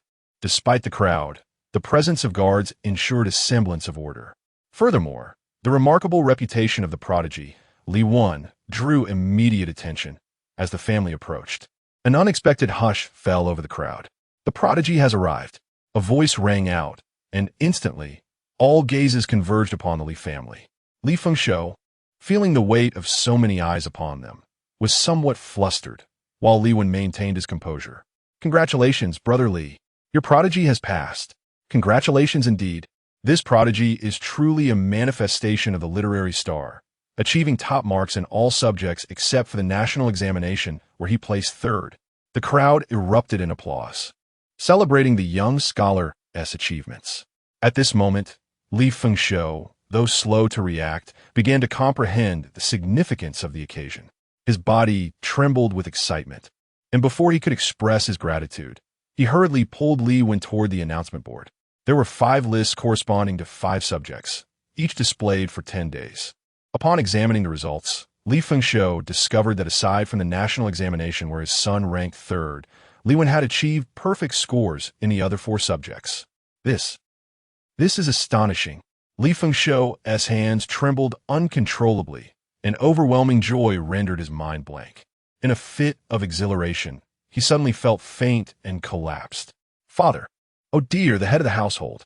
Li Wen's mother gasped in alarm, rushing forward. The surrounding crowd stirred in confusion. Fortunately, a physician present quickly stepped forward. The doctor approached Li Fengshou, took his pulse, and without uttering a word, deftly retrieved a small needle kit to administer a few acupuncture treatments. Before long, Li Fengshou slowly regained consciousness. "Your father has simply been overwhelmed with joy. His qi and blood have surged. He will recover with some rest." Thank you. Li Fengshou's wife expressed her gratitude hastily. "There is no need for thanks," the youthful physician replied with a smile. As Li Fengshou awakened without a hitch, the onlookers couldn't help but jest once more. Following this minor incident, the atmosphere became lively again, though the physician discreetly melted into the crowd, vanishing from sight. Some were jubilant while others were despondent. The high achievers were ecstatic. As for those who had not succeeded, their joy was understandably muted. However, having successfully navigated the county, city, and provincial examinations, those who had triumphed were already regarded as rare talents in the current realm of Diyu. Qinju would certainly ensure that these 1,000 or so individuals were well managed. This evening, he planned to host a grand banquet within the palace to personally meet these prodigies. The fireworks were truly splendid. Ever since His Majesty ascended to the throne, the populace had been rejoicing. Under the night sky, in this city where ancient and modern aesthetics intertwined, fireworks blossomed in the heavens. In the streets, men, women, and children thrived in a vibrant scene, each face adorned with smiles, illuminated by the glow of lanterns. This era of prosperity was indeed fortunate for the current generation. Upon the inner city wall, Qin Go'er, clad in a flowing fish-patterned robe, sat leisurely, a jug of wine in hand. Beside him sat a graceful yet cold-faced woman marked by prominent birthmarks. Taking a hearty swig from his jug, Qin Go'er gazed down at the exuberant gathering and couldn't help but voice his sentiments. His Majesty is an unparalleled sage ruler, and in this flourishing era, it is no surprise. The woman, with a frosty demeanor, subtly shifted her position, maintaining a certain distance from Qin Go'er, who felt a flicker of embarrassment at being so easily read. He took another drink, sensing an uneasy restlessness in the tranquility of his life. In the days of the clan, there had been activity, but now each day was consumed by bureaucratic duties. What's the matter? Do you long for the days of the clan's exploitation of the common folk? The woman glanced at Qin Go'er, her tone unwavering. Her words caught him off guard, and he quickly retorted, "And no, I wouldn't dare to say such a thing." Caught off guard, Qin Go'er found himself at a loss for words, the air growing awkward. After a long pause, the woman suddenly stood up. "If there is nothing else, I shall go on my patrol." Wait. Qin Go'er sprang to his feet. I saw this while shopping today, and it looked quite lovely, so I impulsively bought it. However, I realized it might not be of use to me." He retrieved a small box from his robe, revealing a butterfly-shaped hairpin. "I thought you might, like it." After much stuttering, this formidable commander of the Jinui, who instilled fear in many and made children weep, exhibited an unexpected shyness as he placed the box into the woman's hands. Having completed this act without allowing her a moment to respond, he immediately adopted a serious demeanor. Today, as the results are announced, His Majesty is celebrated throughout the realm. With a multitude of people in the capital, disturbances are inevitable. It is time to conduct a thorough patrol. With that, Qin Go'er leaped down from the city wall. The woman, holding the small box in her hands, gazed at it, her eyes glimmering subtly. She took out one of the hairpins, cradling it in her palm as she admired it, and suddenly burst into laughter.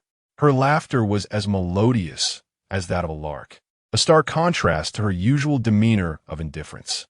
Glancing at the spot where Qinggoer had jumped down, she deftly inserted the hairpin into her hair and slowly made her way toward the city wall below. Jiayu, a sense of foreboding always lingers. Outside the palace, festivities were in full swing, and the interior mirrored this vibrancy. Qingju reclined languidly at the head of the hall, while students from prestigious schools sat on either side. In the center, a multitude of dancers swayed gracefully. These women, whether in beauty or form, were undeniably exquisite. Among them were a few with high cheekbones and blue eyes, as well as others with tawny skin and fiery red hair. They hailed from various corners of this world, some former princesses, others daughters of high officials, or of other notable backgrounds. Most of the students were entranced, save for an 8-year-old boy seated at Qingju's lower left, who paid no attention to the spectacle and was solely focused on his food and drink. Chapter 45. The Essence of Blessings. With a charming smile, Qingju suddenly directed his gaze towards Li Wan, who was preoccupied with indulging in food and drink. As he spoke, the attention of everyone present inevitably shifted to Li Wan. Li Wan. Little Lu felt a jolt of surprise. The emperor's tone was so endearing, indicating that this young prodigy must hold significant weight in his majesty's eyes. The expressions of others were likewise tinged with a hint of peculiarity. Upon hearing Qingju's words, Li Wan paused momentarily, wiped his mouth, and hurriedly rose to pay his respects. Your Majesty, I come from humble beginnings, and my family has yet to bestow me with a courtesy name. I see. Qingju's gaze held a profound meaning. Then I shall grant you one. Let be Yiming. What do you think? Yiming. The others contemplated the implications of these two characters. Li Wan also pondered, and after a brief moment, his eyes widened in astonishment, his heart momentarily stilled. A flicker of shock flashed across his face. While others might not grasp the significance of these characters, he quickly discerned their meaning. Hui draws from the imagery of the twilight in Yi, Ming, resonating with the desolate wasteland's apocalyptic backdrop, while Ming signifies the light of scientific rationality, also phonetically hinting at the rebirth of life. This is referenced in Zhou Li, where Hui Ming signifies reverence for the celestial order, subtly alluding to the wisdom of traversing time and space. It implied that he had discerned his identity as a traveler from another realm. Not only did he recognize his status as a transmigrator, but he also understood that he was a scientist hailing from a wasteland. How could His Majesty know this? Into such intricate detail, Li Wan slightly lowered his head, feigning innocence, as tumultuous thoughts surged through his mind. After a moment's reflection, he donned a guileless smile and replied, I thank Your Majesty for this bestowed name. In my humble opinion, Hui Ming should reflect the sentiment of Yi, Shitsi, where it states, the great significance lies in the sun and moon.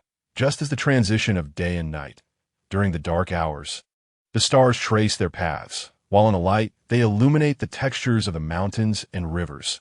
This coincides with the principles expressed in the Zhou by Xuanjing, which articulates the celestial mechanics of the sun travels 1 degree, the moon 13 degrees. Suddenly, Li Wan tugged at the jade pendant around his neck and chuckled.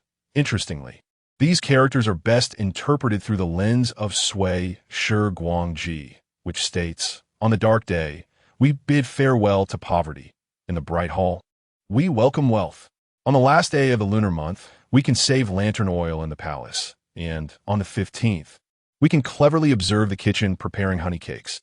Laughter erupted among the crowd, and Qingju joined in, delighted by this interpretation. Yet, Li Wan recalled the teachings of Yin Shi Jiasun. A youth should speak sparingly to preserve simplicity, but with clear eyes. One must observe the minutiae. Regardless of the perspective, the characters Hui Ming were truly splendid. Li Wan maintained a serious demeanor, while Qingju was thoroughly amused, leaning over his desk with laughter. Excellent. From now on, you shall be known as Hui Ming. Following this light-hearted exchange, the atmosphere grew even more vibrant, especially as the candidates realized that Qingju was not as fearsome as the rumor suggested. This young emperor, a celestial being, was remarkably affable towards his own people. With this realization, the candidates shed their initial reservations. Some, emboldened by the wine, began composing poetry and prose, elevating the ambience to yet another crescendo. Until the late hours of the night, the banquet concluded amidst the reluctant farewells of the attendees. While others returned to their respective homes, only Li Wen remained, kept back by Qin Ju. Grasping Li Wen's hand, Qin Ju strode towards the Yugu Palace, exuding an aura of authority, moving with a measured pace yet commanding presence. Throughout their journey, the two exchanged no words. Upon arriving at the dimly lit Yugu Palace, Qin Ju took his seat, and with a sweeping gesture, the interior was instantly illuminated as if it were day. As he settled, the smile on Qin Ju's face gradually faded, replaced by a tone of solemnity. "Do you know why I have retained you, Li Wen?" he inquired, his voice steady. Li Wen cast a furtive glance at Qin Ju's expression, but discerned nothing. After a moment of contemplation, the innocence that once graced his youthful visage vanished, replaced by an unexpected composure that belied his years. "I do not know, Your Majesty," Li Wen replied, "but rest assured, since I have arrived in this world, I shall fulfill my responsibilities diligently." There was no need for subterfuge. Since Qin Ju was already aware of everything, it was better to admit it openly. Surely, Qin Ju would not seek to harm him. A smile crept onto Qin Ju's lips at Li Wen's candor. "I am not concerned about what you may do, as long as you reside in this kingdom. No one can escape my grasp." He continued, "I intend to separate a portion of the duties of the Ministry of Education to establish the Dayu Academy of Sciences. This will be an independent department, solely accountable to me. I believe that as a distinguished scientist from the wasteland, you would be well equipped to take on this role." Li Wen fell into contemplative silence, and after a brief moment, he asserted, "I shall exert my utmost efforts. However, I have another request." Qin Ju replied, "Speak freely. I shall provide ample resources, personnel, and technological materials." Li Wen boldly declared, "I wish to become an immortal. The sciences you espouse, Your Majesty, differ greatly from what I learned in my previous life. Without attaining immortality, I cannot pursue further research." His audacious request marked him as the first to dare to solicit an immortal title from Qin Ju. Qin Ju's fingers lightly tapped the table as he gazed intently at Li Wen, the atmosphere within the confines of the Yugu Palace suddenly thickening with tension. Beads of cold sweat trickled down Li Wen's forehead, yet he held Qin Ju's gaze, a mix of fervor and calmness reflected in his eyes. The rhythmic sound of Qin Ju's tapping reverberated through the air, creating an oppressive ambience. Then, abruptly, he ceased the tapping, his countenance regaining its affable smile. "Do not resist. Simply feel," Qin Ju instructed, gently placing his palm atop Li Wen's head. He currently possessed one last opportunity to bestow a blessing. The recipient would gain 80% of their original strength, an opportunity far too precious to be merely described as valuable. Initially, Qin Ju intended to reserve this blessing for El Pa, who had demonstrated considerable promise and aligned well with his preferences. However, it seemed that bestowing it upon Li Wen would yield more favorable results. At this moment, Qin Ju was unaware that this blessing quota was far more precious than he could ever imagine, nor did he know that this would be his final opportunity. Li Wen rose from his seat and respectfully knelt before Qin Ju, a gesture of submission. Much like Qin Goer and his companions, Li Wen could sense a pure and unparalleled energy gradually merging with his body. However, unlike the previous recipients of the blessing, he was not entranced by the allure of growing power. Instead, he meticulously attuned himself to this energy, his mind persistently pondering its nature. It was not spiritual energy, but rather an unknown force. A few days prior, he had encountered Qin Goer, and the aura of spiritual power emanating from him was entirely distinct from what Qin Ju was currently imparting. To be precise, it did not resemble energy. It felt more akin to. Li Wen slightly opened his eyes, and, as the blessing continued, he could distinctly perceive the surroundings transforming. He had developed a harmonious connection with this place. No, more accurately, with this realm. The phrase dynasty's fortune inexplicably sprang forth in his mind. Chapter 46, 25 years indeed. It is so. This is the essence. As the blessing was completed, Li Wen once again gazed at Qin Ju. This time, he no longer perceived as sovereign of immense authority, but rather as son, a radiant celestial body embodying the fortune of the entire universe. With the heavens and earth at its back and countless subjects surrounding it, Qin Ju was the bearer of this empire's destiny. After receiving the blessing, Li Wen had become akin to a vassal clan of Qin Ju. Much like a pyramid, Qin Ju stood at its pinnacle, while Li Wen occupied the next tier, drawing a portion of fortune from Qin Ju to himself. This, indeed, is the essence of the blessing. Observing Li Wen's contemplative demeanor, Qin Ju chose not to interrupt. With his hands clasped behind his back, he waited until Li Wen opened his eyes before speaking softly. You are the first to discern the essence of the blessing. Very well. A smile of deep satisfaction graced Qin Ju's face. Both Qin Goer and Peng Gao, upon receiving their blessings, had been enraptured by the surge of power, entirely oblivious to the true nature of that blessing. In truth, even Qin Ju had only uncovered this essence through diligent study. He had not anticipated Li Wen's swift realization. Power comes at a cost. From this moment forth, you are irrevocably bound to me and this nation. The Academy of Sciences is entrusted to you, and I believe you will surprise me in ways yet unseen. After a brief pause, Qin Ju continued, as long as you meet my expectations, I shall assist you in returning home. His tone was filled with unwavering resolve. In the second year of the Great Universe, in July, the Academy of Sciences of the Great Universe officially came into existence. The world was taken aback to discover that the chief scientist and president of this institution, which had absorbed immense resources from the nation, was merely an 8-year-old child. The public buzzed with speculation and doubt, yet none dared to openly contest the decision. The orders of Qin Ju were to be executed without question. However, following a fortuitous opportunity where Li Wen revealed his celestial identity, the external skepticism swiftly dissipated. The name of Li Wen echoed throughout the realm.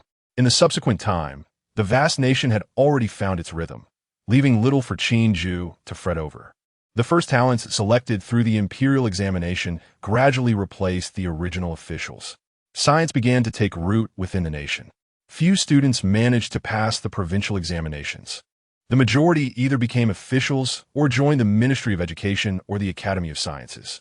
Those who succeeded in the county and municipal examinations found some appointed by Qin Ju as local officials, while a significant number became educators. With the establishment of this first batch of teachers, the educational system that Qin Ju had meticulously planned began to unfold. From the county level to the provincial capital, schools sprang up at an astonishing pace. Elementary, middle, high schools, and universities. Mirroring the phases of the previous life, the current system comprised 6 years of elementary schooling, 3 years each for middle and high school, and 4 years of university. Although the stages paralleled those of the past, the educational framework was entirely distinct. With no survival pressures on the citizens of the great universe, the atmosphere of learning proved to be remarkably relaxed. Moreover, Qin Ju has consistently upheld the principle of elite education for all, and with the toxic scholar Jia Yu serving as the head of the education department, corruption has become virtually non-existent. Over the past year, the implementation of various policies has transformed essential needs, such as food, shelter, and transportation into non-issues, with even education being provided for free. Naturally, the citizens have erupted with an unprecedented fervor for procreation. In the third year of the Great Yu era, a survey on births revealed that suitable male and female citizens constituted approximately 20% of the total population. The infant mortality rate plummeted from 60% before Qin Ju's ascension to 30% thereafter. In the second year of the Great Yu era, the birth rate reached 520,000, while deaths numbered 290,000, resulting in a net growth of about 1%. Following the conclusion of the second imperial examination in the third year, teaching resources were once again replenished. Coupled with the Academy of Sciences achieving significant breakthroughs in healthcare and the efficacy of spirit seeds, the mortality rate among Great Yu citizens saw another decline. That year, the number of births soared to 800,000. Railways stretched across the entirety of Great Yu, vastly improving citizens' mobility. By the fourth year, electricity was widespread throughout the nation. and various infrastructural projects were nearing completion. The gradual liberation of women and the continuous dissemination of knowledge led to a dramatic surge in the population of Great U. Conversely, the mortality rate of captured slaves worldwide reached a horrifying level.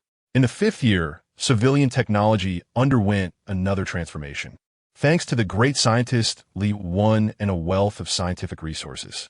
The earlier technological advancements faced no bottlenecks. By that year, civilian technology had reached the level of the 18th century of the previous era. Millions of slaves sacrificed their flesh and blood as fuel to lay the foundations of this increasingly powerful empire. In the sixth year, civilian technology was fully disseminated across Great U. Citizens felt an illusion that the world transformed daily. The pace of development was so rapid that they found it somewhat overwhelming. As the seventh and eighth years passed, time flowed steadily onward, while Qin remained seated on the imperial throne, observing the nation evolve in accordance with his vision. In the 25th year of the Great U era, within the imperial palace, Qin's aura had grown increasingly formidable. The passage of 25 years left no visible marks on his countenance. Before him stood Peng Gao, Jiayu, and Li Wan, all respectfully poised. The first batch of citizens who had received formal education had all reached adulthood, numbering around 30 million, which accounted for 1/3 of the total population. Jiayu remarked with a calm demeanor, "Does this figure not sound rather unreasonable? In truth, it is entirely reasonable. Over 25 years, 30 million adults have received formal education. Isn't that astonishing? Do not be surprised, for among these 30 million, 90% are not the natural offspring of original Great U citizens." Qin has stated numerous times that Great U citizens value spirit seeds over bloodlines. Thus, after conquering the world, approximately 30 million slaves were captured. These slaves, devoid of human rights, became mere expendables. Given this, it was inevitable that they would engage in various forms of passive resistance, harboring no hope of life. The turning point arrived. Jiayu, the toxic scholar, devised a brilliant plan. Since the citizens of Great U do not regard bloodlines, why not encourage these slaves to procreate fervently? The children born into this world are uniformly raised and nurtured by the government from tender age. These youngsters grow up devoid of parental figures, their hearts solely devoted to the great realm and its sovereign. Originally, the slaves regarded procreation as a measure of worth. Those who bore more children and performed fewer tasks elevated their status among their peers. This dual purpose not only imbued the slaves with a semblance of motivation to survive, but also alleviated the population deficit within the empire. With such impetus, the millions of slaves fervently engaged in procreation, leading to a significant demographic imbalance. As for the potential discrimination these individuals might face from the original citizens, there is no cause for concern. Not only is their population relatively small, but the very essence of their being, imbued with the spirit of the realm, prevents any subconscious bias from arising. Qin harbored a premonition that, as the empire continued to flourish, this model might become a prevailing trend. With a diminishing sense of familial bonds, the offspring would be entirely nurtured by the state. Additionally, a segment of the lower classes ascended to citizenship through various means in a mere 25 years. The population of the empire was on the verge of surpassing 100 million, with a third being individuals who had received standardized education. What a staggering proportion! In just 2 years, as these individuals graduate and enter diverse fields, the entire empire is poised for a remarkable leap forward. After a brief pause, Jiayu continued to report on various aspects of education. Overall, education within the empire has maintained a commendable trajectory of growth. Once Jiayu concluded his report, Qin turned his gaze toward Peng Gao.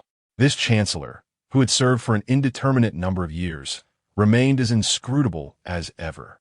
As Qin's eyes met his, he spoke slowly. Regarding the officials, nearly all local officials have been replaced. Aside from the original territories of the empire, the construction in each province has been completed, and all regional officials are fresh blood. In terms of governance, Qin has consistently adhered to the principle of elevating the capable while relegating the inept. Consequently, the political arena of the empire resembles a true battleground, where both central and local officials strive relentlessly for achievements. They dare not impose difficulties upon the citizens. The ones who suffer are invariably the slaves and lower classes. In this world, the landmass is double that of the previous existence. Beyond the original borders of the empire, many provinces are nearly half the size of the empire itself.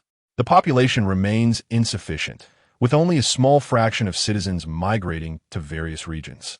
In so many areas, local officials are indeed scarce. Fortunately, a considerable number of talented youths have emerged, barely managing to extend their influence across the globe. Following Peng Gao's report, the others sequentially shared their insights. In terms of technology, the past 25 years have been marked by an explosion of innovation. Civilian technology has advanced to a level comparable to the eve of the first information revolution of the previous era, while military technology has reached astonishing heights. Tanks, fighter jets, and aircraft carriers have already been developed and are evolving at a breathtaking pace. Were a traveler from another realm to arrive at this juncture, experiencing the splendor of the empire, they would undoubtedly be bewildered. Half the youth exude an air of modernity, appearing entirely contemporary, while the other half converse in ancient dialects, articulating themselves in classical Chinese. The urban construction across various regions is characterized by distinct styles, with ancient gardens nestled among towering skyscrapers. At the heart of each city stands a magnificent statue of Qinju. Here, technology and cultivation intertwine, blending the ancient with the modern, the fantastical with the scientific. Countless laborers toil at the forefront, resulting in a bizarre facade of prosperity and absurdity enveloping the nation. As Li Wen remarked, this country is continuously progressing towards a grotesque utopia. Chapter 47. The anomaly of the imperial seal at the end of the 25th year of the Great Yu era. The realm basked in peace. Within the Yu Palace, Qinju, deeply engrossed in his cultivation, suddenly sensed an unusual stir within the imperial seal in his mind. Before he could fully comprehend the phenomenon, an overwhelming tide of imperial fortune surged towards him from all corners of the world. The entire Yu Palace, nay, the entire imperial city and its surroundings, were enveloped in a golden aura. This immense fortune coalesced into a tangible form, manifesting as golden, flowing clouds, while ethereal dragons and phoenixes appeared in the heavens. The inhabitants of the capital, and indeed the millions across the land, sensed this momentous event. Regardless of their activities, they instinctively looked up. What was happening? Goodness and omen. The auspicious sight of dragons and phoenixes heralded fortune. Could it be that His Majesty has grown even stronger? The golden clouds blanketed all of Great Yu, imparting a warm sensation to everyone. In the capital, 5 celestial beings, including Peng Gao, soared into the sky, astonished by the celestial manifestations. The phenomena in the heavens continued to coalesce until a shadowy figure emerged, a towering silhouette. As Peng Gao and the others gazed upon this figure, their eyes widened in astonishment. It was His Majesty. Indeed, the towering shadow was none other than the current emperor, Qinju. He was on the verge of a breakthrough. Within the Yu Palace, Qinju felt the imperial fortune continuously pouring into him, gradually coalescing into the form of a golden elixir. From an initial illusion, it solidified over time. After a quarter of an hour, the golden elixir in his dantian transformed into a tangible entity. Boom! The overwhelming momentum radiated from the Yu Palace. Qinju's consciousness ascended, merging with the heavenly shadow. In the next moment, under the watchful eyes of the populace, the shadow slowly opened its eyes. What a wondrous sensation! Qinju felt utterly transformed. As he condensed the golden elixir and united with the shadow, the scenery before him underwent a dramatic metamorphosis. In his vision, the once familiar world now shimmered with translucent threads. These threads were densely woven, connecting myriad glowing points of light. Spiritual seeds. In the Yu Palace, Qinju gently raised his hand, reaching for one of the threads. Outside, the shadow mirrored this action. The instant his fingers touched the thread, the scene before him erupted in a cacophony of change. His Majesty has manifested. Long live His Majesty. In a certain corner of Great Yu, A man gazed at the celestial phenomenon, reverently kneeling on the ground, fervently repeating the words, "Long live His Majesty." His face was alight with zeal. Remarkably, Chinju not only witnessed this, but also felt the man's innermost thoughts.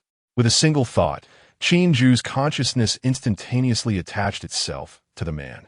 The once respectful kneeling figure slowly rose, gazing down at his own hands. This startled those around him. A child, no older than 12 or 13, urgently tugged at his father's pants. "Father, kneel down. His Majesty has manifested. We must not show such disrespect. His Majesty will bring down punishment." The child's voice trembled with urgency. Clearly agitated, the others murmured softly, their faces etched with concern. Yet, the man remained unmoved, contemplatively surveying his surroundings before suddenly rolling his eyes and collapsing to the ground. Moments later, he regained consciousness. "Father, father, what has happened to you? Woe is me. The emperor is enraged. What shall we do?" The man stirred, bewildered. What is going on here? What a manifestation of the Tao heart's demonic seed. Upon ascending to the golden core stage, the ability to plant the spirit has evidently upgraded as well. Previously, he could only access the basic information of the spirit possessed. Now, he can actually inhabit their body. This is precisely the kind of Tao heart demonic seeding he had read about in novels during his past life. What does this mean? It signifies that from this moment forth, he possesses an infinite number of avatars, as long as there remains a spirit-possessed individual. Chinju can seize their body and be reborn. The bestowal of blessings has also undergone a transformation. The blessing of official rank. Following this breakthrough, the Imperial Seal has not granted Chinju any new blessing quotas. Instead, it has bestowed upon him the ability to grant blessings based on official rank. The so-called blessing of rank pertains to officials of the great universe, from the 9th to the 1st rank, receiving varying degrees of fortune according to their position. This ability is not bound to an individual, but rather to the official post itself. Boom! Chinju successfully completed his breakthrough. Yet the celestial phenomena on the horizon did not dissipate. Instead, they intensified. Chingo, and the other four promptly began their breakthroughs as well, advancing from mid to late stages of foundation establishment, and then to golden core. With Chinju's formidable cultivation, he himself was merely at the early golden core stage. Yet, this remarkable cultivation prowess propelled them from the initial stage of foundation establishment straight to golden core. And this was not the end. Besides Chingo, and the others, officials of all ranks across the capital, or rather, throughout the entire great universe, were also graced with the favor of fortune. What manner of place is the capital? It is home to countless first-rank officials. These individuals, under the influence of fortuitous favor, began their ascent from mere mortals towards the realm of immortality. At the headquarters of the Imperial Guard, the 3rd rank Jiajun, now 41 years old, had once been an ordinary person. At 16, she had accompanied her brother Jiayu to the capital. Her brother, possessing extraordinary abilities, quickly gained the emperor's favor. Due to her exceptional skills, she found herself working under Chingo, over the course of 25 years. She ascended from a low-ranking officer to the position of 3rd-rank commanding officer of the Imperial Guard. Without relying on anyone, she had clawed her way to this rank through her political achievements in a world where meritocracy reigned supreme. Now at 41, though her figure remained alluring, the passage of time had left its mark upon her. Her superior, Chingo, had been pursuing her for many years, a fact that was no secret. Yet, she had never acquiesced. The man was rather simple-minded, and she held a fondness for him. However, she understood the divide between mortals and immortals. Just as now, she had begun to show signs of aging, while Chingo remained unchanged, as he had been in their youth. The emperor has broken through once more. He has grown even stronger. Perhaps in a century, he will forget someone like me? Jiajun looked up, her gaze complex as it fell upon Chingo, basked in golden fortune. With a fleeting glance, she lowered her head and humbly knelt upon the ground. Unbeknownst to her, a portion of the vast fortune began to drift towards her. Suddenly, Jiajun, who had just bowed her head, felt a warm current surge within her body. And before she knew it, She was uncontrollably soaring into the air. She was not alone. Numerous others found themselves levitating as well. Astonishingly, these individuals were all high-ranking officials of the current dynasty, ranging from a 9th rank to the esteemed 1st rank. Nearly 1,000 were present in the capital alone. The influx of fortune infused their beings, causing their auras to amplify at an astonishing rate. Jiajun keenly sensed the burgeoning power within her, her eyes widening in disbelief. From a first to the second layer of qi refinement, until she reached the pinnacle of qi refinement. Only then did the fortune surrounding her dissipate. The fortune allocated to her as a 3rd-rank official had led her to attain the consummate realm of qi refinement. Meanwhile, those at the 1st rank had audaciously broken through to the later stages of foundation establishment. The collective breakthroughs of so many were nothing short of monumental. The entire capital, be they citizens or slaves, stood in utter awe. If the capital was this astounded, one could only imagine the reactions in other regions. While many citizens in the capital had at least glimpsed celestial beings, a staggering 99% of those in other areas had never laid eyes on one. Today, in front of countless witnesses, even a mere 9th rank official ascended from the mortal realm to the 1st layer of qi refinement, becoming a celestial being. The world was left in shock.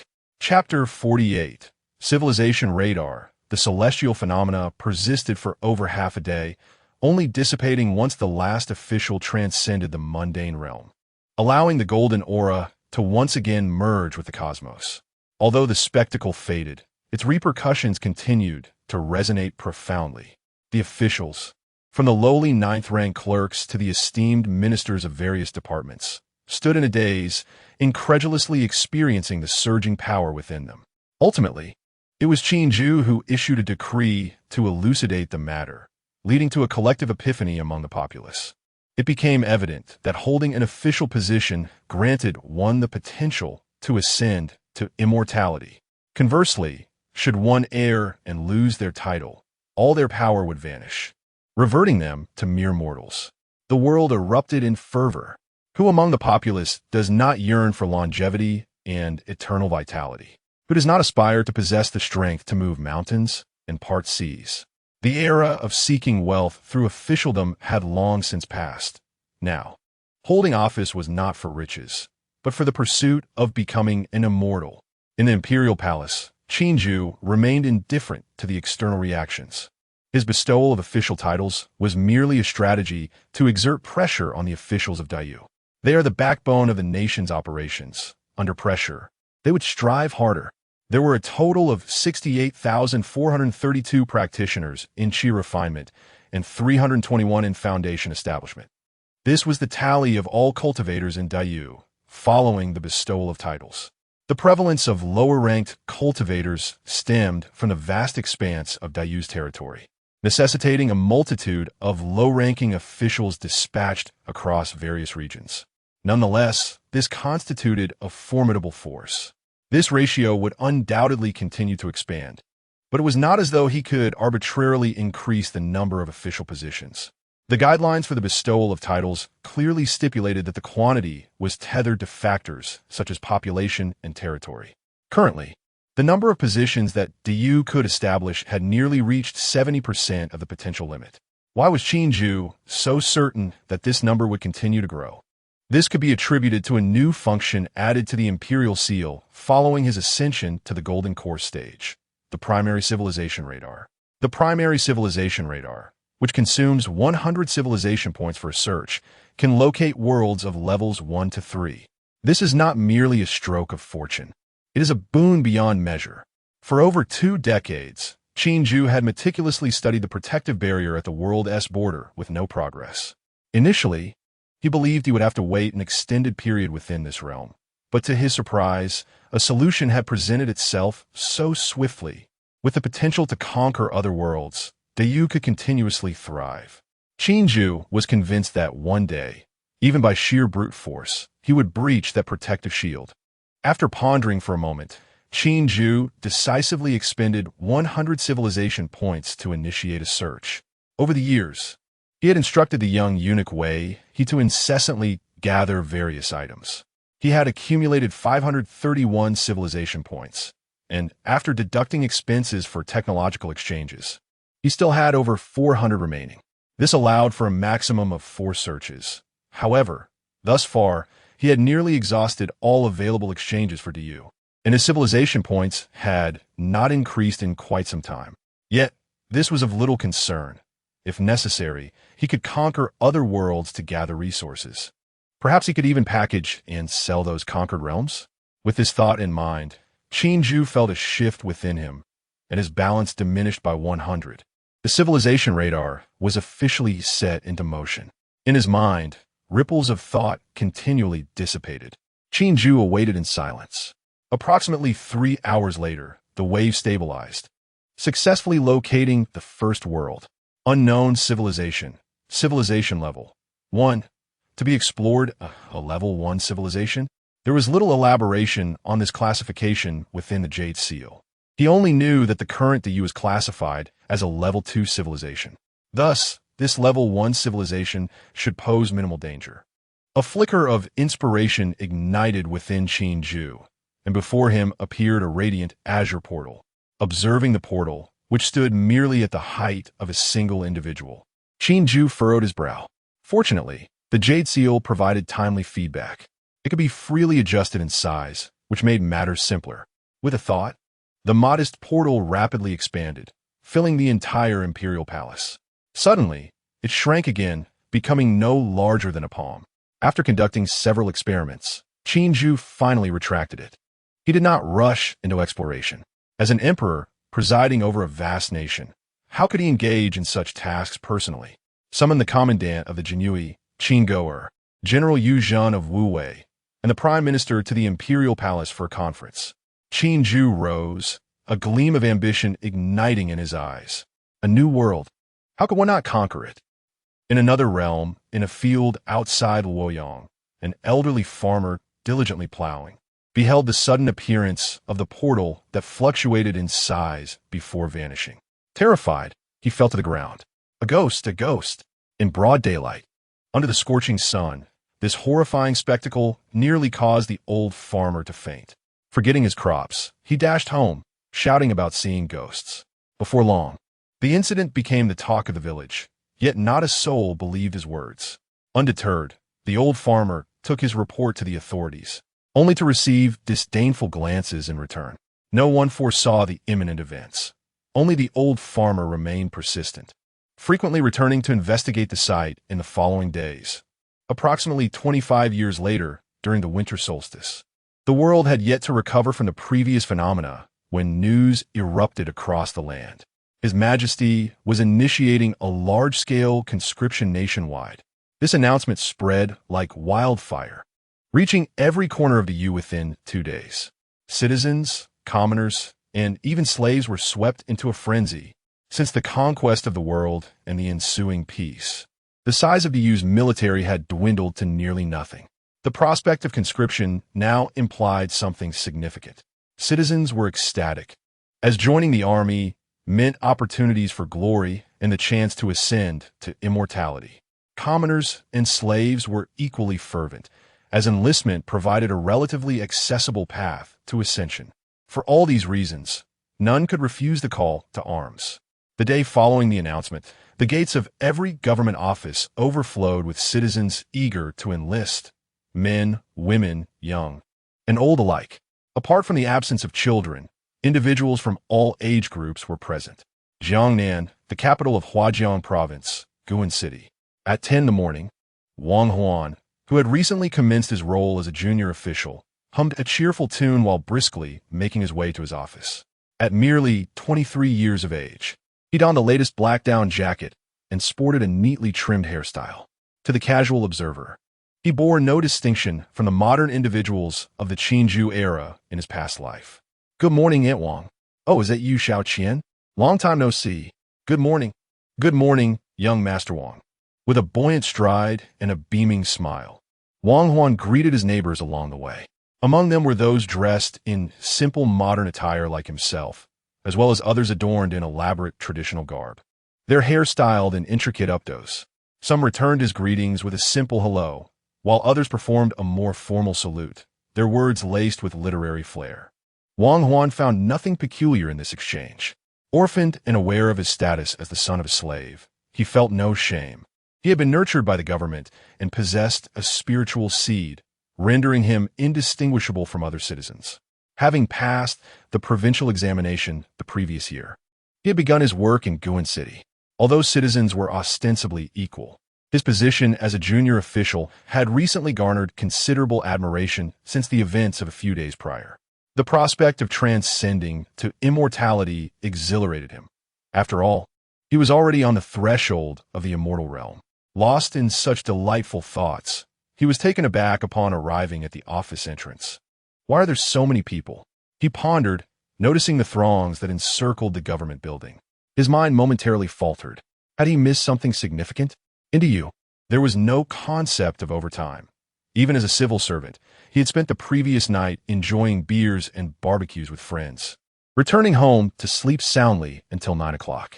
Curiosity piqued, he tugged at the sleeve of a man clad in traditional attire, inquiring, "Excuse me, good sir, may I ask what has transpired to gather such a crowd?" The man turned, incredulous. "Brother, the emperor is about to commence conscription, and you are unaware. By the way, I wear this outfit simply for my own enjoyment. That formal speech is quite tiresome." Conscription? Chapter 49. Exploration. Wang Huan was momentarily taken aback, pondering the absence of adversaries in this world. Why then the conscription? Who were they to fight? However, he quickly recollected that His Majesty, a celestial being of high standing, surely had his reasons for such actions. "Thank you, my brother. I must be off to work now," Wang Huan said, patting the man on the shoulder before weaving through the crowd, his gaze fixed ahead. The man was left with a large question mark hovering in his mind, incredulous that a civil servant could be so oblivious to such matters. Indeed, it took Wang Huan considerable effort merely to navigate through the throng. Inside the spacious and well-lit government office, most of his colleagues had already arrived. Some rotund leaders were leisurely sipping tea, greeting Wang Huan with friendly smiles as he approached. "Good morning, Chief. You're here quite early today." In the bureaucratic realm of Diyu, there was no semblance of bureaucratic aloofness. The rapport between leaders and subordinates was notably harmonious. Wang Huan and his fellow clerks affectionately referred to their plump leader as Chief. One cannot afford to be tardy. Can one? The year-end evaluations are imminent. What if I fail to achieve any accomplishments and find myself dismissed? As he spoke, the rotund leader inadvertently exuded a hint of authority. Colleagues around cast envious glances, for he was, after all, a genuine celestial being. Though, according to the latest cultivation level guidelines issued by His Majesty, their leader was merely at the first level of Qi training, having only just embarked on the path of cultivation. Nonetheless, his 150 years of life experience was enough to inspire envy in countless others. "Chief, I've heard that His Majesty is initiating a conscription," Wang Huan inquired cheerfully, suppressing his envy.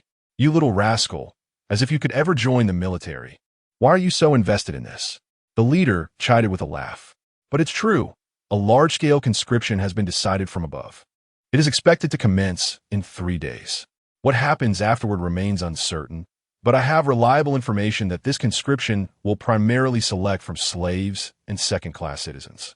As for ordinary citizens wishing to enlist, they will be chosen from specialized military academies for officer positions." "I see." Wang Huan contemplated for a moment. "Then the common citizens outside will likely be disappointed." The leader chuckled and shook his head in response. "I can understand the enthusiasm of our compatriots to serve His Majesty and contribute to the nation. However, the crux of the matter is, it seems we are more of a reproductive office." He glanced at the signboard and then at the crowd outside, feeling somewhat at a loss. The initial batch of soldiers is expected to number 5 million, forming 5 complete legions. Currently, the graduates from major military academies are just enough to fill the ranks of junior officers. Here, a legion consists of 1 million men. Do not conflate this with reality. However, it would take at least 3 years to fully recruit and establish a combat-ready force. Yu Zhen remained clad in his armor. a testament to the advancements of Dayu technology. Yet this seasoned veteran, who had witnessed the ascension of Dayu, still cherished his own suit of armor. He stood tall, reporting with precision and clarity. That is of no concern. The existing military is sufficient to address the challenges posed by the First World. The conscription of so many soldiers is not intended for that world of mere level 1 civilization. As the world continues to unveil itself through exploration, the size of the military will inevitably expand.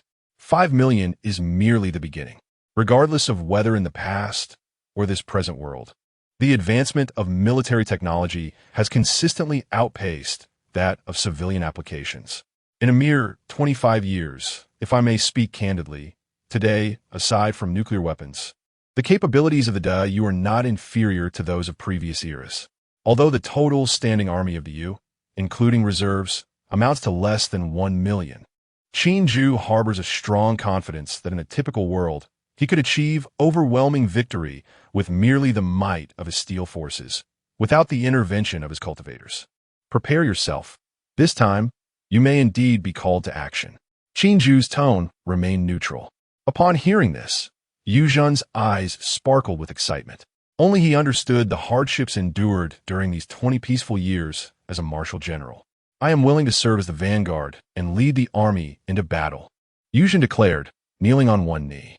Do not be hasty. When the time comes for you to act, the situation will not be so simple, Qin Ju replied. Your subordinate, Lu Pe, is quite capable. Once Qin Go and the others ascertain the circumstances of that world, he can certainly undergo some training. 2 days prior, after discovering that world, Qin Ju had dispatched Qin Go along with a contingent of the Jinui to investigate the situation ahead of time. It would likely take some time before they could grasp the overall scenario. Returning to 2 days ago, in another world just outside Luoyang, an aging farmer nearing 60 sat in the fields, staring blankly at the space before him. Each day, he lingered here for long stretches of time, unable to shake the extraordinary sight he had witnessed days earlier from his mind, even dreaming of it. No one believed him, and his family thought him mad. Yet, he alone knew the truth. The sun beat down mercilessly upon his face, sweat trickling down his weathered, furrowed cheeks, yet he showed no signs of movement. As the sun began to set, the old farmer sighed and slowly rose, preparing to head home. But at that moment, a ripple appeared in the space before him, and suddenly, a portal far larger than the one he had witnessed days ago manifested. The farmer's eyes widened, his heart racing. However, this time, he chose not to flee, but summoned his courage to approach and inspect it. Just as he reached the azure portal, a leg stepped through. A ghost.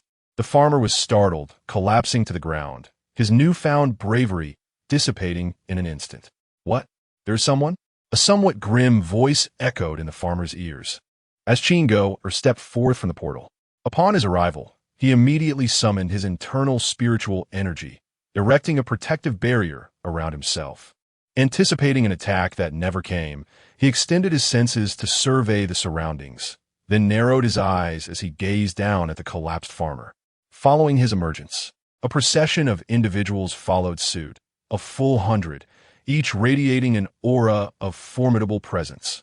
Gathering intelligence was the forte of the Jinui, and the significance of this mission was paramount.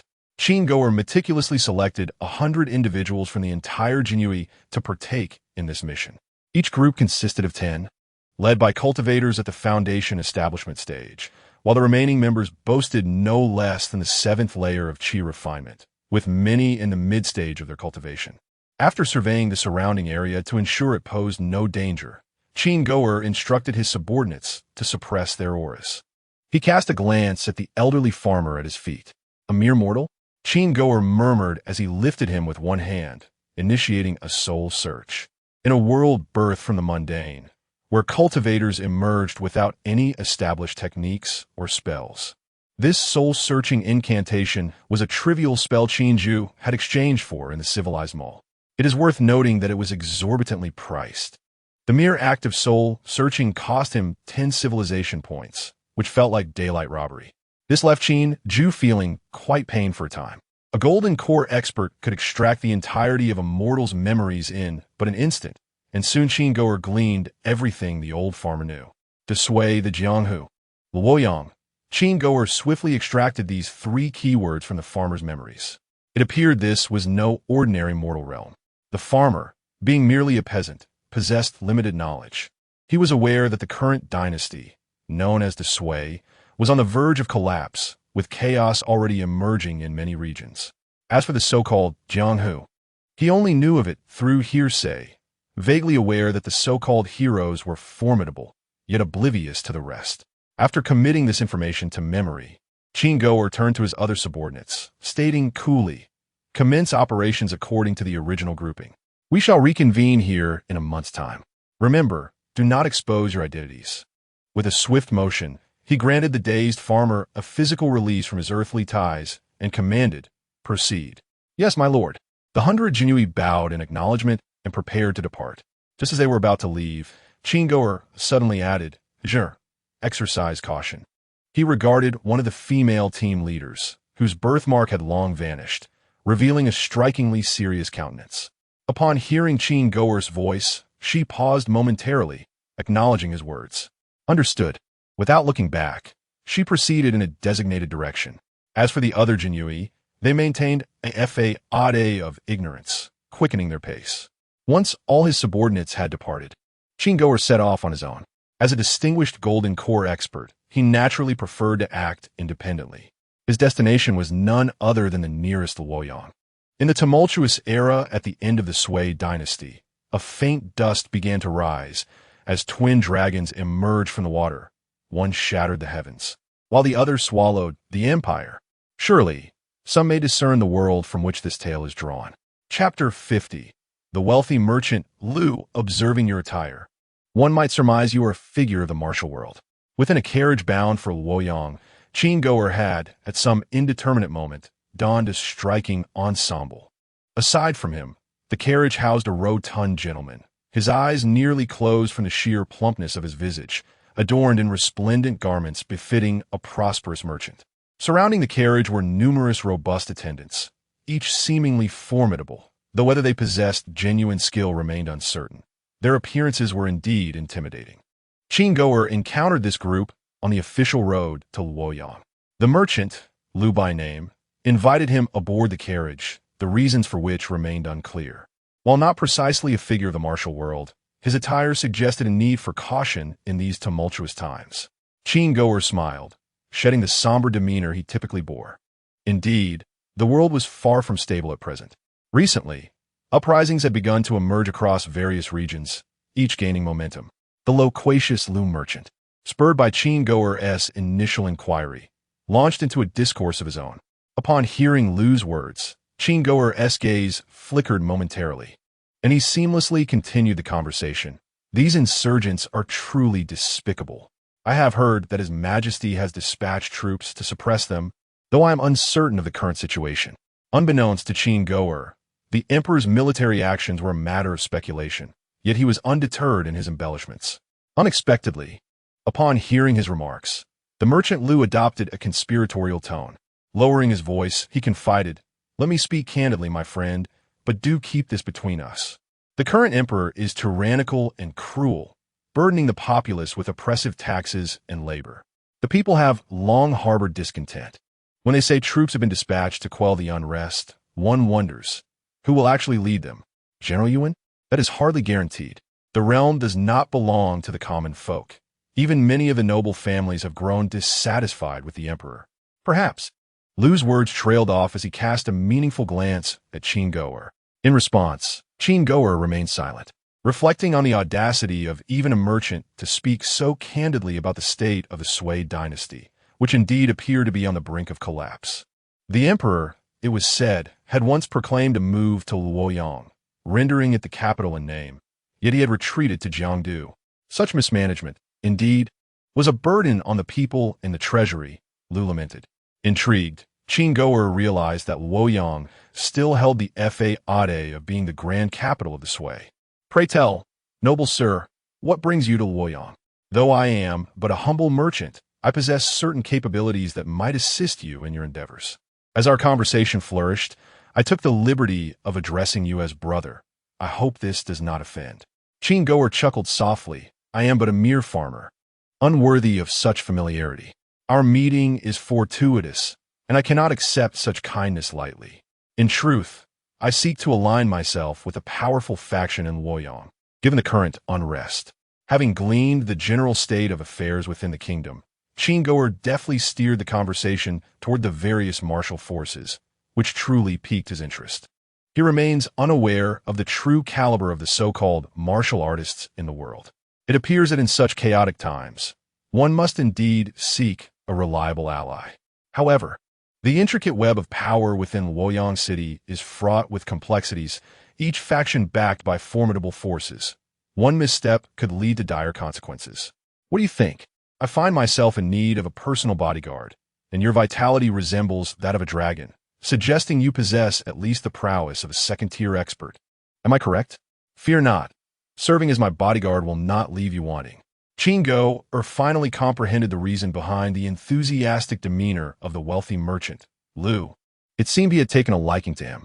With a gentle shake of his head and a smile, Qinggoer replied, I appreciate your kind intentions, Brother Lu, but I desire to venture forth on my own for a while. Unperturbed by the outright rejection, Lu maintained his amiable demeanor. Ah, the vigor of youth is commendable. In that case, I shall not press you. When discussing the factions within Luoyang, the most formidable is undoubtedly the Luoyang gang, which dominates the transportation, gambling houses, and brothels of the area. Their leader, Rong Fengxiang, is renowned as a formidable hero. I happen to have some connections with one of the gang's hall masters and can help you gather information. Additionally, there is the Iron Spear Society, which operates the city's escort services. Other factions like the Golden Knife Temple and the White Horse Society also hold some renown. Lu clearly possessed extensive knowledge of these matters and provided a thorough introduction to the various powers in Luoyang, speaking until he was parched. After taking a sip of water, he advised, Qin, my young friend, I highly recommend you consider the Luoyang gang. It holds great promise. He intended to say more when suddenly a guard discreetly informed them that they had arrived at the city gate. I wonder if you have a place to stay. Perhaps you might rest in my humble abode? Qinggoer shook his head. There is no need to trouble you, my friend. Please direct me. I wish to explore independently first. Very well, Lu replied. The Luoyang gang does not recruit openly. Head west to a gambling house called Fortune Awaits. There you may seek someone named. As they dismounted the carriage, the city guards routinely requested identification. Others produced a document akin to an identification card. Qinggoer glanced at them then, with a deft motion of his hand, conjured a similar document seemingly from thin air. He also managed to discreetly produce 2 pieces of silver, passing them to the guard without a trace. The effect was immediate. The soldiers scarcely glanced at the identification before allowing Qinggoer to pass. Within the city, Lu held Qinggoer's hand with reluctance, chattering on for quite a while before they finally parted ways. At their farewell, he earnestly advised, should you encounter any difficulties, do not hesitate to seek me at the Lu residence in the east of the city. Rest assured, I welcome you at any time. Certainly, Qinggoer replied, hastily extricating himself from Lu's plump grasp before swiftly disappearing into the crowd. It was only after Qinggoer had departed that the captain of the guards approached Lu. With a puzzled expression, he inquired, my lord, why do you hold that young man in such high regard?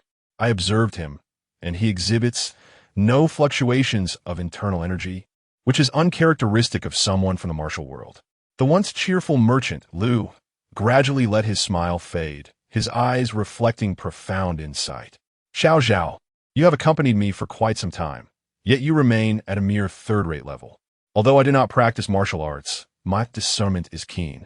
This individual may lack visible internal energy, yet he harbors a palpable aura of menace. His presence is far beyond that of an ordinary person. If my intuition serves me correctly, he possesses at least the caliber of a top-tier expert in the martial realm. Furthermore, his demeanor and conduct do not resemble that of a mere farmer. Lu's eyes narrowed slightly. Could it be? The leader of the guards suddenly widened his eyes. Do not delve too deeply into others' identities. All you need to understand is that having more friends opens up more paths. Now, let us proceed. There is much more for you to learn. Chapter 51. Is this it? Qinggoer moved through the crowd like a specter, unnoticed amidst the bustling street where people came and went. His knowledge of cultivation was woefully inadequate, and he had no means of comparison. Not only was Qin Goer unaware of the formidable strength possessed by golden core cultivators, but even Qin Ju had only a rudimentary understanding. The existence of a civilization mall, which offered fundamental materials on cultivation, was rather amusing, yet the categories were overwhelmingly vast. Although the cultivation systems across different worlds sounded somewhat similar, they were fundamentally different. Some foundational cultivators were engaged in what could only be described as heavenly pathways, while some saints could effortlessly shatter trees with a mere punch. Qin Ju was uncertain of the specific path he practiced, and the Jade Seal offered no clarification. In a few swift strides, Qin Goer arrived at a gambling house known as Fortune Comes. Outside, a few lackeys lounged about, yawning incessantly. Inside, a cacophony of noise and shouts filled the air. With an impassive expression, Qin Goer did not spare a glance at the gatekeepers, walking directly inside. A mere scan of his consciousness allowed him to locate his target, the hall master introduced by Lu the merchant. It was not a matter of familiarity. Rather, amidst the throng of patrons, the man radiated the most vigorous aura. "May I inquire if you are Hall Master Chunhu?" Qin Goer approached, smiling as he posed the question. The man, Hall Master Chunhu, sat imposingly in his chair, an enchanting woman nestled in his embrace. Upon hearing the inquiry, he lifted his gaze slightly, scrutinizing Qin Goer with narrowed eyes. "A stranger? Who are you, and how do you know me?" "I am Qin Goer, sent by Brother Lu Kai, wishing to join your esteemed guild," Qin Goer stated directly, without preamble. Lu Kai. Chunhu straightened slightly, contemplating the name. Moments later, understanding dawned upon him. "Ah, that merchant. I recall him. He sends his tributes monthly." Pushing aside the woman in his arms, Chunhu rose and circled around Qin Goer, examining him closely. "You are indeed robust, but our Luoyang gang does not accept just anyone," he remarked meaningfully. Qin Goer inwardly scoffed at the implication, but maintained an impassive facade. He then retrieved a sizable silver ingot from his sleeve, stepping closer as he said, "I hope you might show some leniency, Brother Chun. I have long admired your guild, and have come specifically for this purpose."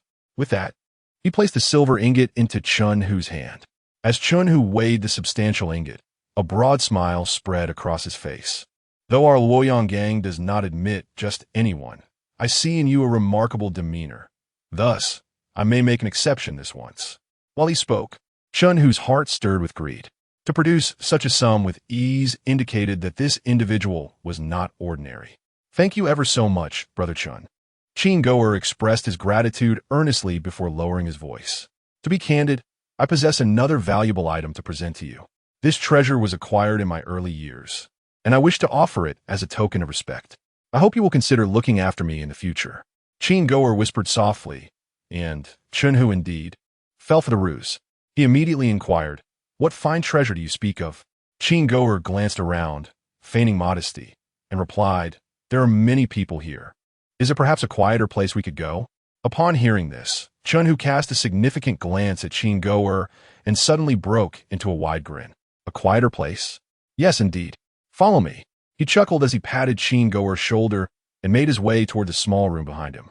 Qin Guia followed closely, both harboring ulterior motives, yet neither dared to unveil their intentions. Once they entered a concealed small chamber and secured the door, Chunhu turned to face Qin Goer, his demeanor shifting dramatically. The jovial facade he had just worn was instantly replaced by the ferocity of a ravenous wolf. "Now, tell me, who are you really? What is your purpose? If you do not provide a satisfactory explanation, do not blame me for being ruthless." Qin Goer looked at the intimidating figure before him and suddenly chuckled. Dismissing further pleasantries, he seized Chunhu by the neck. The burly man, weighing over 200 pounds, was effortlessly lifted. "You." Chunhu had yet to comprehend the situation when his body instinctively began to resist.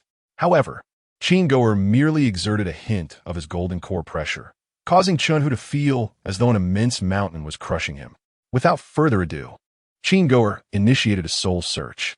After a prolonged moment, as Chunhu's eyes glazed over in stupor, Qin Goer tossed him aside with indifference. Reviewing the man's memories, his expression morphed into one of incredulity. Two words echoed in his mind. "Just this?"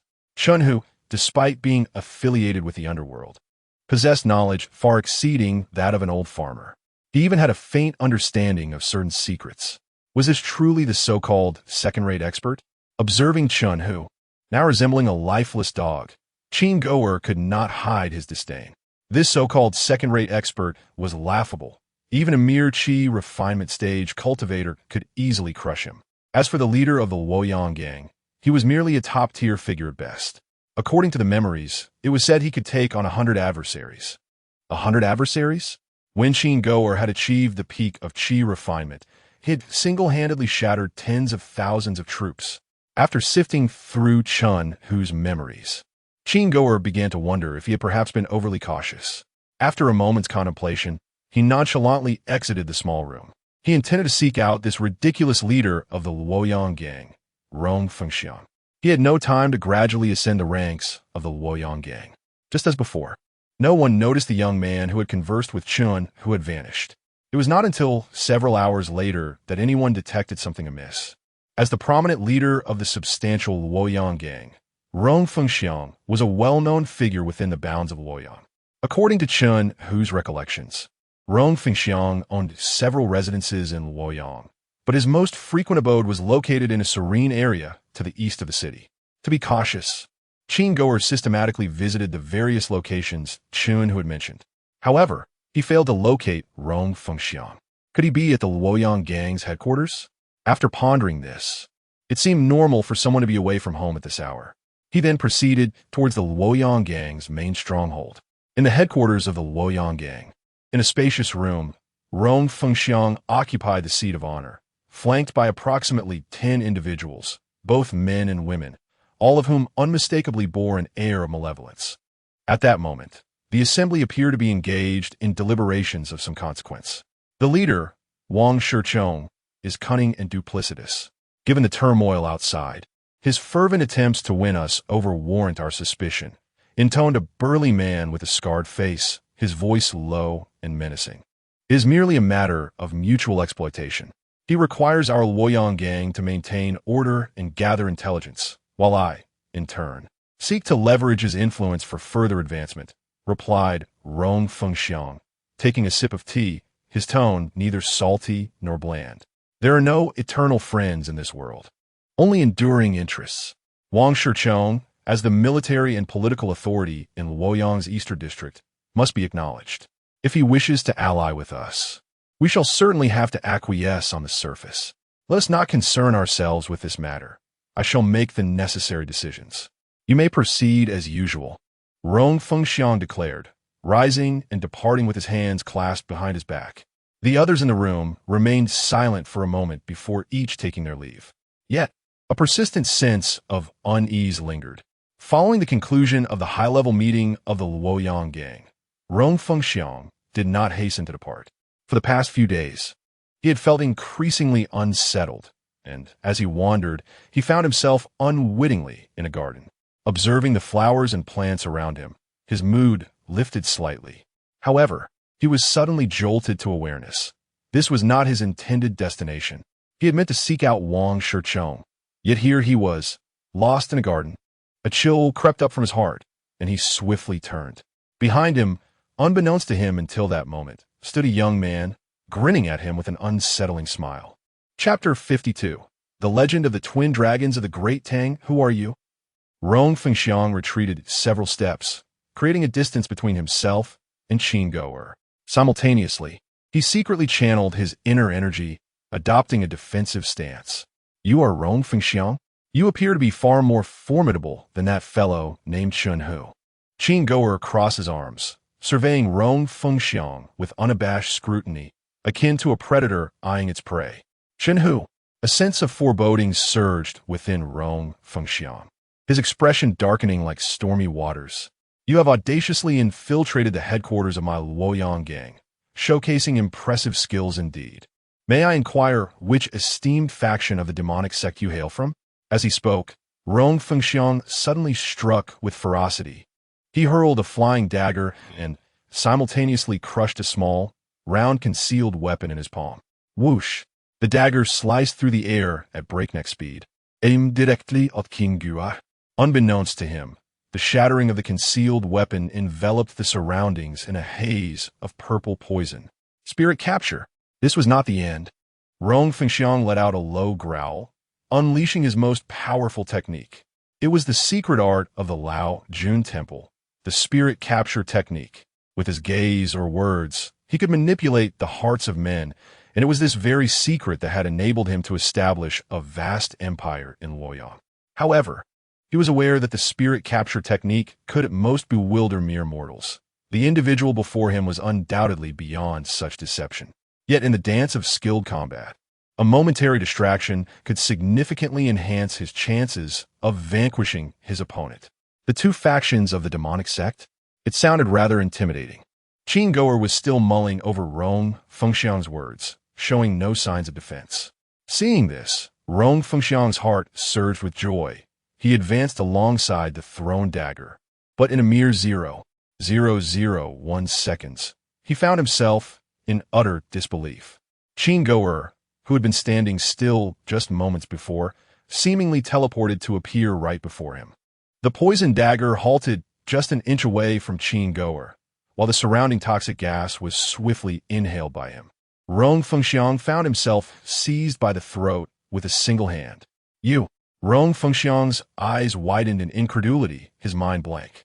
How could this be possible? He was a top-tier expert in the martial world, merely a half-step away from the realm of masters. Yet, all his techniques appeared as mere jest before this individual. A master. Rong Fengxiang stammered, struggling to utter the words. In his understanding, only a master could render him utterly powerless. Master? If you, this so-called top-tier expert, possess such abilities, then I dare say the so-called masters are not much stronger. Qin Goer's enthusiasm for this world had completely waned. He had initially anticipated a formidable challenge. Only to be met with this? Rong Fengxiang indeed had some skills, but they were limited. That seamless series of ambushes might have caught a low-level practitioner off guard. But that was the extent of it. As Qin Goer's tone dripped with disdain, Rong Fengxiang's eyes widened once more in astonishment. He harbored numerous inquiries, yet it was evident that Qin Goer would not grant him the opportunity to pose them. Once again invoking the soul search, moments later, this minor yet somewhat renowned local tyrant met his silent demise within the stronghold of the Luoyang gang. To his surprise, he discovered that this local despot also held the title of the master of the 6 paths of the demonic sect. Qin Goer had not anticipated this additional layer of identity. With a brief sigh of contemplation, he began to compile the information known to Rong Fengxiang. The 6 paths of the demonic sect, the compassionate tranquility chamber, the He Shi Bai, the evil emperor's relic, the evil king Shi Xian, the heavenly bladesong Ke, the shadow empress Zhu Yuyan, the Liao Kong Zen master, and the master of the compassionate tranquility chamber. It seems that this so-called master is indeed stronger than I initially presumed. Within Rong Fengxiang's memories, he had witnessed Song Ke in action. With a single strike, he cleaved a cliff, the blade's energy extending over 3 kilometers. Such destructive power is not to be underestimated. An ordinary Qi refinement practitioner would not possess such prowess, perhaps even surpassing his own mastery at the peak of Qi refinement. Such a vast disparity in combat capability? A top-tier expert at the first level barely reaches the second level of Qi refinement, yet a master rivals that of foundation establishment. Of course, the destructive capacity may only be comparable to the initial stage of foundation establishment. Should a practitioner of that stage appear, they could easily overpower this so-called master. After all, in terms of endurance alone, they belong to entirely different realms. After thoroughly absorbing the information about this world, Qin Goer relinquished the last vestige of his caution. Frankly speaking, on his own, a mere breath could sweep across this realm with no challenge whatsoever.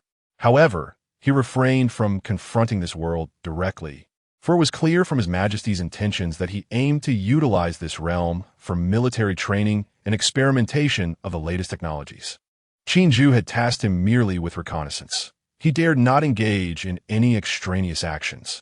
After a moment of contemplation, Qin Goer's figure gradually vanished from the garden. Meanwhile, within the imperial palace, the information Qin Goer gathered was simultaneously transmitted into Qin Zhu's mind. He digested the known details, and after a brief pause, he slowly uttered a few words. The legend of the twin dragons of the Tang dynasty. This world was not foreign to him. In fact, Qin Zhu, who had diligently perused various novels, could confidently assert his familiarity.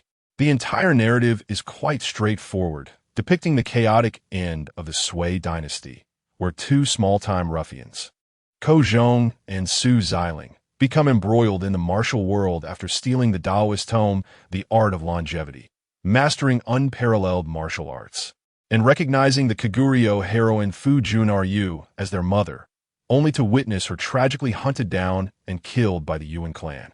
The two resolve to contend for supremacy, establishing the Shaoshui army, maneuvering among various factions, seizing treasures, and continually growing in strength. From Qin Goer's feedback, it appeared that the entire storyline had yet to unfold. After all, although the Sui emperor was in a precarious position, he was still very much alive at this juncture. Could it be that a novel from a past life had transformed into a tangible reality? Reflecting on the general plot of the legend of the twin dragons of the Tang dynasty, Qin Zhu pondered. Yet upon further reflection, having traversed realms and engaged in cultivation, the notion of a novel becoming reality seemed rather unremarkable. After a moment of deep thought, a jade seal gradually materialized before Qin Zhu. Gazing at this unremarkable seal, he murmured, "Seal of civilization, what manner of entity are you? Why have you chosen me? What is your true purpose? However, I find myself in dire need of you at this moment." Qin Zhu narrowed his eyes, and with a mere wave of his hand, the jade seal vanished from sight. "Summon my command. Reorganize the army. We shall embark on our expedition in 7 days." He had no inclination to engage in the petty intrigues akin to childish play that those individuals from the Tang dynasty were partaking in. Having grasped the situation, there was but one course of action for him: conquest. What nonsense about masters, the Sui dynasty, or the Li Tang. All shall be crushed without exception. As luck would have it, the supply of slaves in the Great Yu has become woefully inadequate, and it is high time to replenish our ranks. Those tanks and aircraft could also be utilized for some practice. The Great Yu lacks spiritual energy. Thus my long-cherished plan for universal cultivation remains unfeasible. Nevertheless, the martial arts manuals could be gathered to establish martial dominance across the realm. Qin Zhu was eager to witness whether the resolve of those esteemed masters was stronger than the firepower of cannons and shells. Chapter 53. At a flame in the grand world of the Tang dynasty, within the temporary palace of the Sui Emperor Yang in Jiangdu. Although this was the temporary residence of the emperor, its scale was not inferior to his palace in Chang'an. Inside the opulent chamber, Emperor Yang rested his head on one hand, a delicate beauty reclining languidly in his embrace. Sipping wine, he shook his head in sheer delight. "Report, Your Majesty. General Yuan seeks an audience." A guard hurriedly approached, kneeling on one knee. The emperor, without turning his head, replied with a smile, "Oh, my great general has arrived? Let him in." No sooner had he spoken than Yuan Huaji, clad in golden armor and wielding a long halberd, strode slowly into the chamber. "This humble servant pays his respects to Your Majesty." Yuan Huaji bowed and then stood upright. Such behavior could be seen as disrespectful, yet the Sui emperor seemed oblivious, lost in the intoxicating atmosphere. "Pray tell, dear minister, what brings you to seek me?" He gently set down his wine cup and casually pulled another dancer into his embrace, his hands wandering. The melodic laughter of the dancer filled the palace, causing Yuan Huaji to furrow his brows slightly. He remained silent, gripping his halberd tightly. Despite Yuan Huaji's silence, the emperor continued, "Dear Yuan, these beauties were specially captured from the western regions, each one a paragon of beauty. Come, choose one. I bestow her upon you." As he spoke, the emperor rose and approached Yuan Huaji step by step, pointing at the dancers with boisterous laughter. "I dare not, Your Majesty." Upon the emperor's approach, Yuan Huaji lowered his head. "Oh, dare not. Is there anything in this world of which you Yuan Huaji are afraid?" The emperor lightly tapped Yuan Huaji's chest plate. "Then I ask you, if I command your death, would you dare refuse?" Yuan Huaji, expressionless, knelt on one knee. "If the sovereign desires my death, then I must comply." The emperor laughed heartily. "Get up. How could I bear to let you die?" The emperor chuckled as he assisted Yuan Huaji to his feet. Then tell me, as I construct canals for the benefit of the people, why does the blood of the commoners flow thicker than the Luo River? I wish to abolish the imperial examinations to end the dominance of the noble houses. Yet why do the bones of the commoners pile higher than the Ming Hall? Suddenly, he became frenzied, hurling his wine cup at a dancer. She cried out in pain, clutching the struck area, too frightened to utter a sound. I ask you again, can your Yuan family's ice-cold strength withstand the 37 banners of rebellion beyond the pass? I desire those lowly people to live, yet why do they rebel against me? The emperor's voice escalated several decibels, the intense emotional upheaval causing him to clutch his chest and cough up a pool of blood. Yuan Huaji remained silent. The emperor's gaze turned frigid as he staggered back to his chair. After patting the dragon throne beneath him, he suddenly burst into laughter. Do you covet the position beneath me? Alas, I find myself utterly alone. The expression in the eyes of Emperor Yang of Sui grew desolate as he let out a self-deprecating smile, his gaze fixed intently on Yu Wenhua. The words escaped his lips slowly. Lowly commoners. The old emperor had fallen, and a new one must rise. The dragon must emerge from its lair, chosen by heaven itself. The realm cannot be in chaos for long. It is time for you, consort Xian, to take the reins of this world. In Luoyang, within a tranquil temple, a scattering of common folk reverently worshipped the Buddha, their prayers reflecting their inner desires. Deep within, the contemporary abbot of the compassionate sanctuary, Fan Qingwei, lowered her gaze slightly and instructed a woman clad in white beside her. The young woman appeared to be in her late teens or early 20s, graceful and ethereal, with a countenance as cold as frost and a stature that radiated elegance. Her demeanor exuded an icy, mountain-like chill. After listening to Fan Qinghui's words, she nodded slightly in acknowledgement. Understood, she replied softly, turning to depart. Not long after her exit, another woman dressed as a nun emerged from an unknown corner. Fan Qingwei regarded the nun and remarked softly, the old emperor has perished. The He Sure Bai must soon reveal itself. Whoever possesses the He Sure Bai shall command the world. I entrust this task to you. Have you heard? His Majesty has passed away. Is it true? How come I was unaware? Shu, speak quietly. This news comes from a relative of mine, serving in Jiangdu. I must prepare myself. Chaos seems imminent. I hear the Northern Tang have raised their banners in revolt, and the forces at Wagang Zhai are also gaining momentum. In a tea house in Luoyang, two patrons whispered among themselves, yet their hushed tones did not go unnoticed by those around them. At a table by the window, Qin Goer listened to the surrounding discussions, a light chuckle escaping his lips. It appears Luoyang has become quite lively. As the emperor indicated, the plot is unfolding. Sipping delicately from his tea, he had sensed a shift in the atmosphere of Luoyang since the recent soul-searching of Rong Fengxiang. Each day, throngs of citizens flooded into the city, and he could easily discern not only second-rate masters, but also numerous first-rate ones among them. Many were clearly spies masquerading as common folk. Moreover, in recent days, Wang Shicheng had been covertly consolidating military power in Luoyang, exuding an air of ambition. As the emperor had stated, Luoyang was the very heart of the tale of the twin dragons of the Tang dynasty. The various factions, demonic sects, the compassionate sanctuary, the Li Tang, and the armies of Li Mi at Wagang were all centered around this locale. Allow me to stoke the flames for you, Qin Goer murmured, his figure vanishing in an instant. The teacup on the table still emitted steam, yet none around noticed his absence. The news of Emperor Yang's demise swept across the realm like a tempest. Within a matter of days, righteous armies rose in revolt, and ambitious individuals seemed to emerge overnight.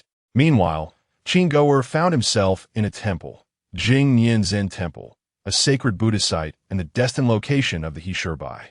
At this moment, the He Sure Bai had yet to manifest, and the temple still appeared to be an ordinary sanctuary. Qin Goer entered the temple with the demeanor of an ordinary devotee. Amitabha, have you come to make a wish? A young monk approached him as he stepped inside.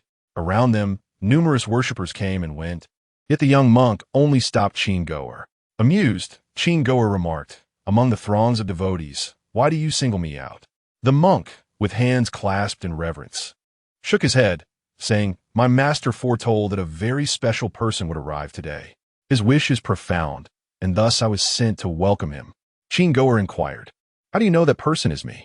The young monk replied, I cannot say, but the moment I saw you, I just knew. With a chuckle, Qin found the situation amusing. He strode forward, hands behind his back, as the monk led him deeper into the temple. As they approached a room, the rhythmic sound of a wooden fish being struck reached their ears. Please, enter. The monk gestured slightly to the side. Qin cast a glance at him and stepped inside with purpose. In the center of the room stood a stone statue of a Buddha, while an elderly monk struck the wooden fish with one hand. The young monk followed him in, and there were no others present. In this world, one is expected to offer gold to the Buddha, yet you, a bald head, have fashioned a stone statue instead. How insincere, Qin commented, gazing at the old monk and then at the statue. The old monk ceased his rhythmic strikes and turned to Qin, motioning for him to sit on a nearby mat. A flicker of disdain crossed Qin's eyes, and he chose not to sit. Observing this, the old monk retracted his hand, placing both palms together with a sincere expression. The old monk remained silent, but the young monk spoke up. My master says that the Buddha resides in the heart. Whether made of clay or gold, if the heart is insincere, it is all the same. With a mocking tone, Qin responded, is sincerity truly effective? With so many worshippers daily, I have yet to see the Buddha manifest any miracles. The young monk replied, my master says that one cultivates merit in this life to manifest in the next. Scoffing, Qin took a few steps toward the statue, slowly extending his hand to rest upon its surface. Without any apparent effort, the statue suddenly collapsed with a thunderous crash, shards scattering everywhere, causing the young monk's eyes to widen in shock. Just as he was about to protest, the old monk raised a hand to stop him. I have destroyed this statue. Will I face retribution in my next life? Qin turned to fix his gaze on the old monk, speaking each word deliberately, suppressing his anger. The young monk reiterated his master's words. My master says that the Buddha does not hold malice toward the heartless. Heartless? Qin laukit. You're quite the amusing old bald donkey. Do tell, how did you know I would come? Qin was genuinely curious, sensing the old monk's internal energy surging, indicating a formidable strength. According to the classifications of this world, he undoubtedly possessed the power of a grandmaster. Yet, how could even a grandmaster foresee his arrival? The old monk cast his gaze downward and withdrew a circular jade disc from his sleeve. The young monk remarked, Master said that since 4 days ago, the He Sure Bai has exhibited strange movements, and the stars have shifted, heralding a great calamity for the world. Particularly today, the disturbances of the He Sure Bai have intensified.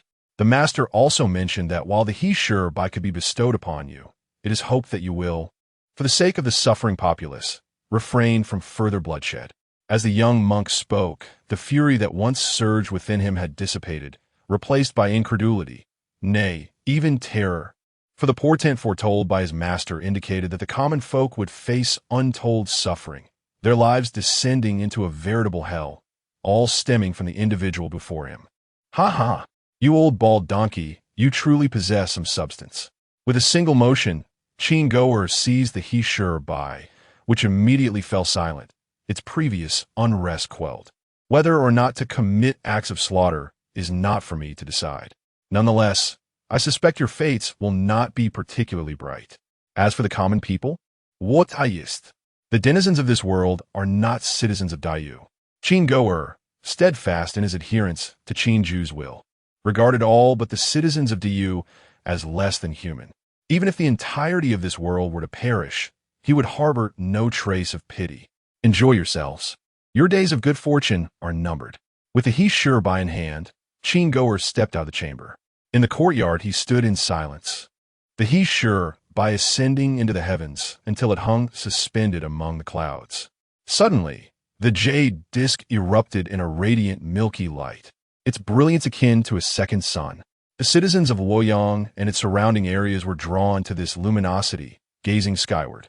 Qin, sensing dissatisfaction, waved his hand, summoning two illusory golden dragons beside the He Shi Bai. Simultaneously, a singular phrase echoed in the minds of all within Luoyang. He who possesses the He Shi Bai shall command the world. Boom! Whether it be Wang Shichong of Luoyang, or the benevolent Sihong Jingjai within its borders, or the spies of a demonic sect and the secret agents of Li Tang, countless individuals gasped in horror. Qin Goer's actions were undoubtedly in line with Qin Ju's intentions. This maneuver was merely to draw the world's focus to Luoyang in the coming days, ideally igniting the Battle of Luoyang, whereupon the Du army would annihilate the vital forces of this world in one fell swoop, thereby negating the need to search far and wide. Chapter 54. The decapitated feast within the serene confines of Sihong Jingjai. An air of tranquility prevailed, yet the enigmatic figure of the main antagonist, Fen Qingwei, was suddenly beset by the haunting phrase the He Shi Bai will attain the world, causing her countenance to shift dramatically. In an instant, Fen Qingwei, who had been in her chamber a moment prior, found herself outside. At this juncture, numerous disciples of Sihong Jingjai were captivated by the extraordinary phenomenon unfolding before them. Even Fen Qingwei herself lifted her gaze, her eyes brimming with disbelief. What is happening? Why has the He Shi Bai emerged prematurely, and accompanied by the auspicious signs of dragons and phoenixes? The usually unflappable Fen Qingwei was now beset by chaotic thoughts. Was this the work of the demonic sect, or some other force? Just as this notion flitted through her mind, she swiftly dismissed it. It was implausible. Such a spectacle was beyond her capability to orchestrate, and it was equally unlikely that anyone within the demonic sect could achieve it. Thus, only one possibility remained. The He Shi Bai had undergone a transformation of which she was wholly unaware. In the brief moment of contemplation, Fen Qingwei sprang into action, her figure vanishing like a specter as she raced towards the Jingyan Zen courtyard. She was not alone in her thoughts. Various factions, including the demonic sect and the righteous path, all those within the bounds of Luoyang, were equally struck by astonishment and subsequently converged towards the Jingyan Zen courtyard. Within the courtyard, the architect of this grand spectacle subtly raised his head, admiring his own creation. The old monk and the young monk followed suit, the latter gaping at the unfolding scene, while the former wore a pained expression, having heard of the extraordinary skill of Master Kong, who practiced the esoteric technique of silent meditation, each year of silence honing his inner energy. The old monk pondered the current state of the master after over 3 decades of such discipline. Qin Goer turned slightly, a smile gracing his lips as he inquired, "Did you see that?" The anguish etched on Master Kong's face deepened. He remained silent, even the young monk refraining from responding. "Did you witness it? A hell on earth? Or perhaps you lying upon Li Wen's dissection table?" Qin Goer's voice dripped with a chilling amusement, gradually easing the pressure of his golden elixir. The illustrious Master Kong, a formidable figure, was swiftly reduced to a heap upon the ground. Bored with the antics of the 2 monks, Qin Goer shifted his gaze to the courtyard's exterior. Numerous formidable beings had begun to arrive. "You cannot enter just yet, though perhaps I shall grant you a taste of what awaits." With a light chuckle, a wisp of spiritual energy surged from him, merging with the He Shi Bai. Outside the courtyard, the approaching Fen Qingwei and her companions attempted to breach the entrance, only to collide with an invisible barrier. The sound of ringing echoed as a multitude of masters were sent sprawling, their dignified presence utterly diminished. Yet what defines a master? Each one rolled like a carp, rising after the tumble, as if nothing had transpired. Even the individuals occupying various corners inadvertently showcased their unique presence. Fen Qingwei, wielding a whisk, remained untainted in her pristine white attire. Although a slight throbbing pain lingered in her head, she maintained an air of dignity. Casting a glance at the Zen temple, she found nothing visible, obscured by a veil of milky light. Her gaze then shifted to others nearby, lingering particularly on a man and a woman for a few moments. With a sidelong glance, Fen Qingwei faced forward, her tone laced with a hint of mockery as she spoke coolly. "Indeed, it is quite lively.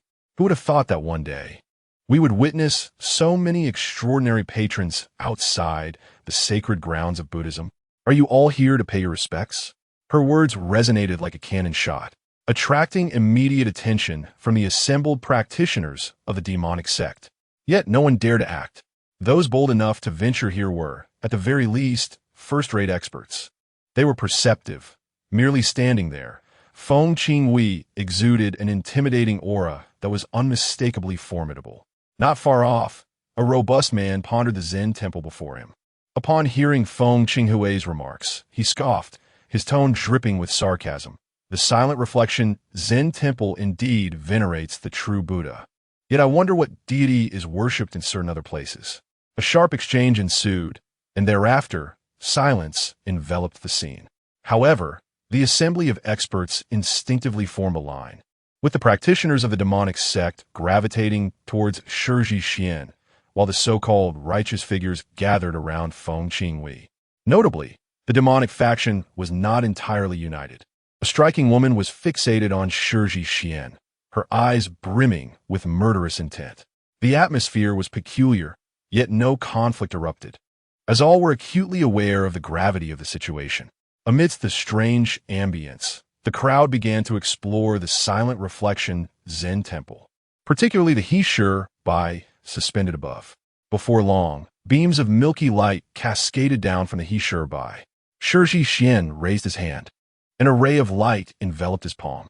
In the next moment, he felt an exceptionally pure energy converging within him. Such was the potency of this energy that even a mere trace caused his internal qi to curl inwards. Simultaneously, he sensed a slight elevation in his cultivation level, albeit faint. It was tangible. It had been quite some time since he had made any progress since reaching the Master Realm. Yet today, this single thread of energy had stirred his cultivation. A look of astonishment crossed Shiji Xian's face, and without hesitation, he activated the Immortal Seal technique, fervently absorbing the radiance emanating from the He-Shi Bai. Others reacted swiftly as well. After their initial shock, each one settled into a meditative posture for cultivation. Inside the temple, Qin Goer observed this spectacle with a cold smirk.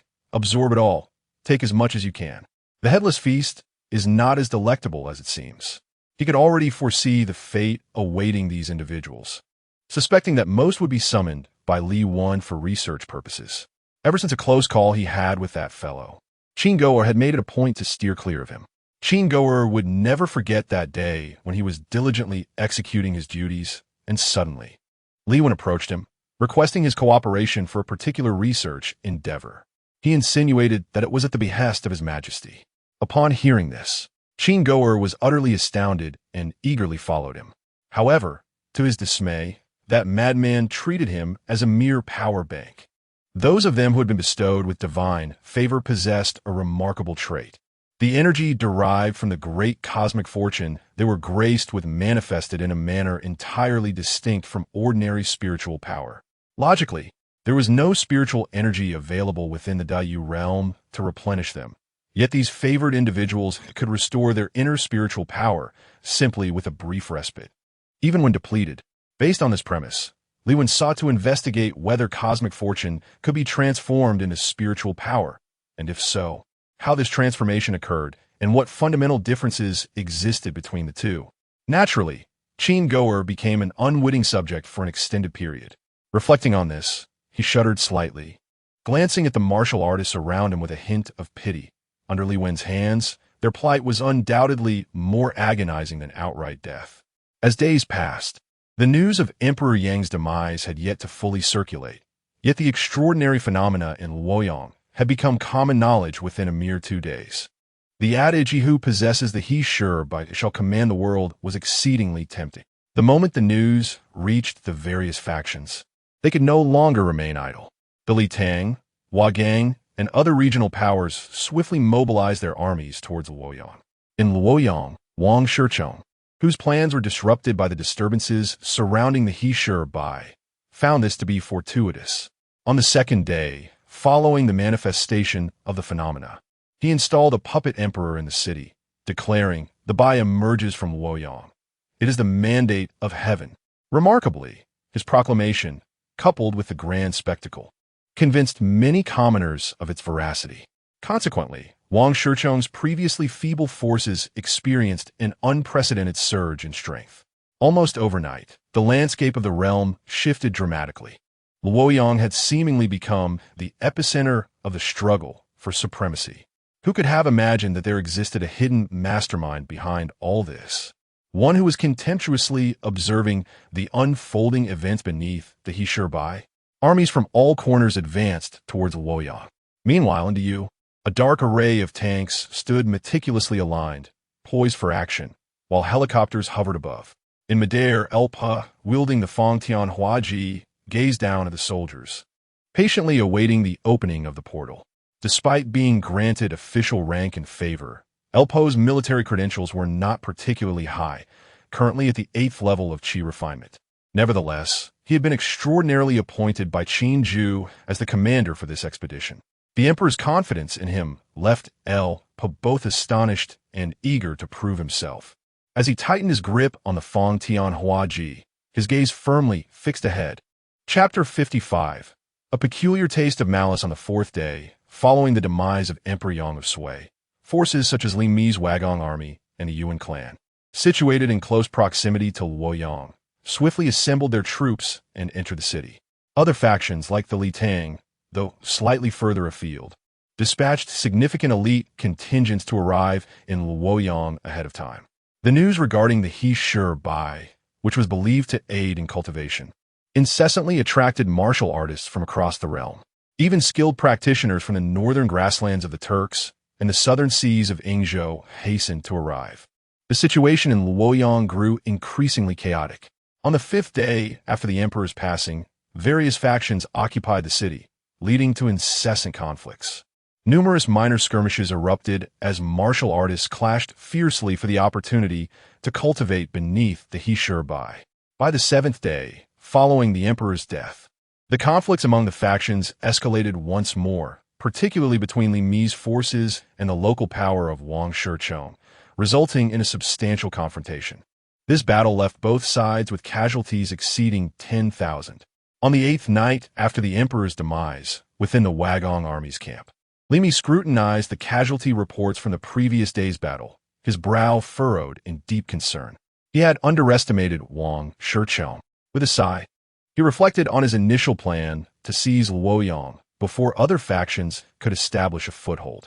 However, he had not anticipated Wang Shicheng's alliance with the Dugu clan, which significantly bolstered their strength.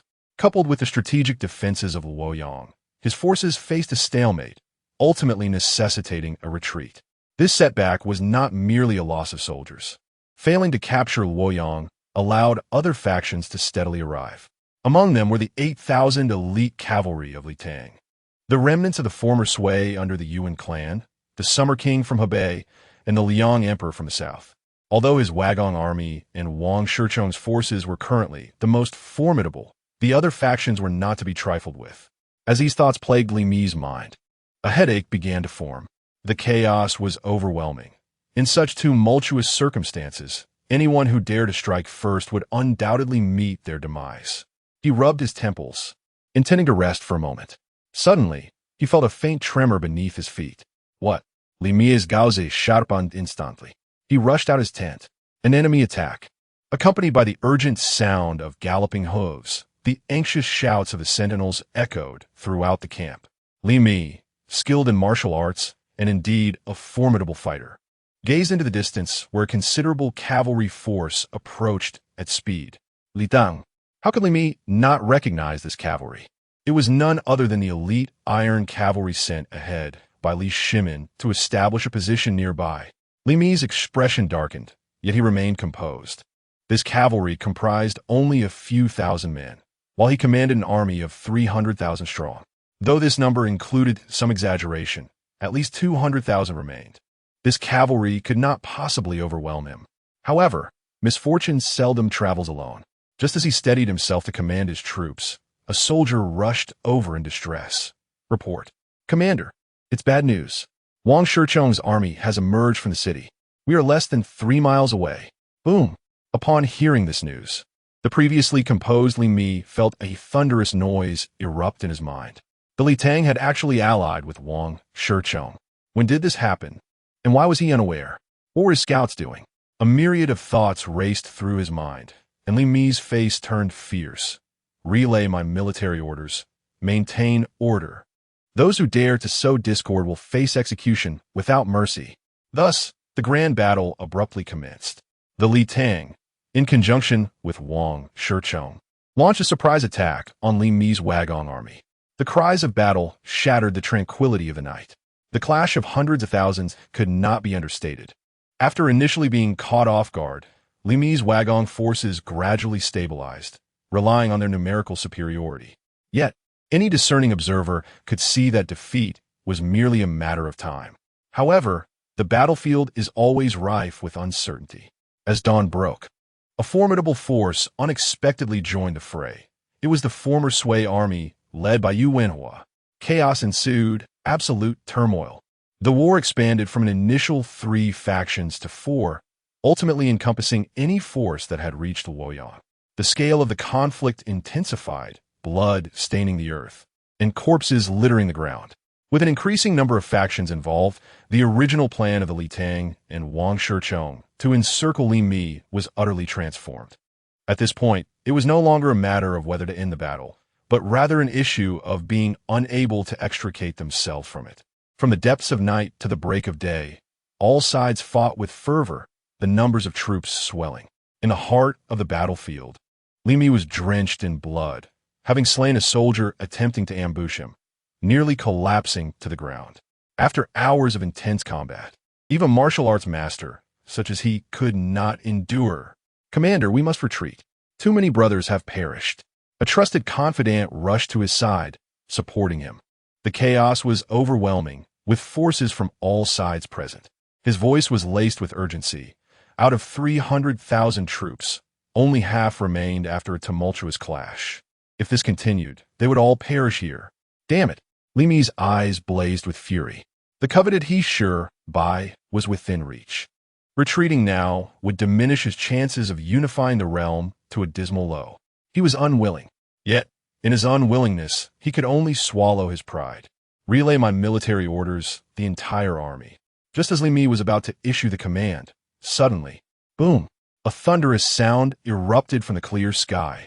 The noise was so immense that it nearly destabilized the hundreds of thousands present. The previously tense battlefield fell silent for a moment. Countless individuals gazed in astonishment towards the horizon. They beheld a peculiar, vast blue structure resembling a door, seemingly large enough to pierce the heavens, materialize out of thin air. This, whether it was Li Mi or Li Shimin, or even Wang Shichong at the rear, along with the multitude of masters from both righteous and demonic paths outside the Jing Yanzhen temple, all stood up in astonishment, their eyes fixated on the spatial portal. Boom, boom, boom. An eerie sound, heavy and indescribably oppressive, emanated from the other side of that door. Immediately, a figure slowly emerged from the other side of the door. It was a person, a being soaring through the air. This individual wore a trident crown of purple gold, with 3 sharp iron tridents piercing the heavens above, while crimson plumes cascaded down on either side, swaying ominously with each step, akin to flames scorching the sky. Clad in a beast-faced, head-swallowing chainmail, their body was enveloped in scales as dense as dragon hide, exuding a cold, profound light. The shoulders bore the fierce visage of a gilded, lion-like creature, its eyes embedded with blood-red jade, and its fangs menacing, seemingly yearning to devour any approaching foe. A dark red satin battle robe flowed from beneath the armor, its hem embroidered with golden lightning patterns, subtly revealing an aura of martial ferocity. Feet encased in rhinoceros hide boots wrapped around the legs, with copper studs adorning the surface like a constellation. Each step resonated like the thunder of war drums. In hand, the figure wielded a peculiar weapon, its pole entirely obsidian, embellished with spiraling dark patterns. The spearhead, tempered from cold steel, boasted crescent blades as sharp as frost, the tip resembling a cold star that seemed capable of piercing the very firmament. Merely standing in midair, an overwhelming aura of dread emanated from this figure, spreading menacingly in all directions. Truly, they exuded an extraordinary might, an aura of dominance. The soldiers below, upon witnessing El Po's formidable attire, could only feel a profound shock and trepidation. Yet, should a modern individual behold El Po, they would undoubtedly exclaim, "Brother, where did you acquire such magnificent armor?" As for the reason behind El Po's classic ensemble, do not inquire. It is merely a whimsical fancy of a certain individual. Upon his emergence, El Po inclined his head slightly, surveying the tranquil battlefield below. A faint, disdainful smile began to carve itself upon his lips. The countless soldiers remained ensnared in the astonishment brought forth by El Po's entrance. The spatial door resonated once more, and, subsequently, a series of bizarre yet fluidly designed creations, embodying an aesthetic of violent beauty, slowly emerged. One vehicle, two vehicles, a swarm of ominous tanks materialized before the onlookers, their fearsome cannons already trained on the battlefield. Alongside the tanks, dozens of roaring aircraft also surged forth. What in the world is this? Humanity has always harbored a fear of the unknown, and the scenes unfolding before their eyes had utterly shattered their comprehension. A chilling dread began to rise within each heart. The battlefield fell into an eerie silence, with soldiers staring blankly at the tanks, the aircraft, and the figure of El Po above. The masters gathered outside the silent Zen monastery felt an unsettling anxiety, momentarily at a loss for action, gazing upon the unfolding spectacle. This strange atmosphere did not linger for long. In midair, El Po surveyed the battlefield and softly uttered two words: fire. Chapter 56. A cataclysm shatters the spirit of martial arts. Boom. Bang, bang, bang. At the command of El Po, a dark mass of tanks unleashed a cacophony of deathly roars. The aircraft overhead rained down shells upon the unsuspecting ground below. Explosions erupted amidst the soldiers before they could even comprehend the chaos. The air was filled with the sounds of devastation, and waves of shock scattered limbs and shattered bodies in every direction. Stunned, they were utterly bewildered. These ancient soldiers, armed with swords, had never witnessed such a scene. After a brief moment of shock, the once formidable army descended into utter disarray. Cries of despair and terror erupted as everyone desperately fled in all directions. When the world was happening, Li Mi stood transfixed, his mind paralyzed by the apocalyptic spectacle unfolding before him. Suddenly, a bullet struck him squarely in the chest. The searing pain caused him to collapse to the ground. "Chief!" The surrounding guards were alarmed and rushed to his aid. However, the distant machine guns continued to spew forth streams of fire, mowing them down like wheat. No! Li Mi, sprawled on the ground, was not yet dead. He yearned to rise, but his body betrayed him, devoid of strength. All he could manage was a heart-wrenching roar. In the distance, a soldier of the great Yu gazed in astonishment at the seemingly immortal Li Mi, who had not succumbed to the bullet. With a background of humble origins, he had seized this rare opportunity to fight. Recognizing Li Mi's uniqueness at first glance, he thought this could be a significant figure, one from whom he could earn considerable military merit. To his dismay, the first shot had not brought him down. Nevertheless, it mattered not. A few more shots would suffice.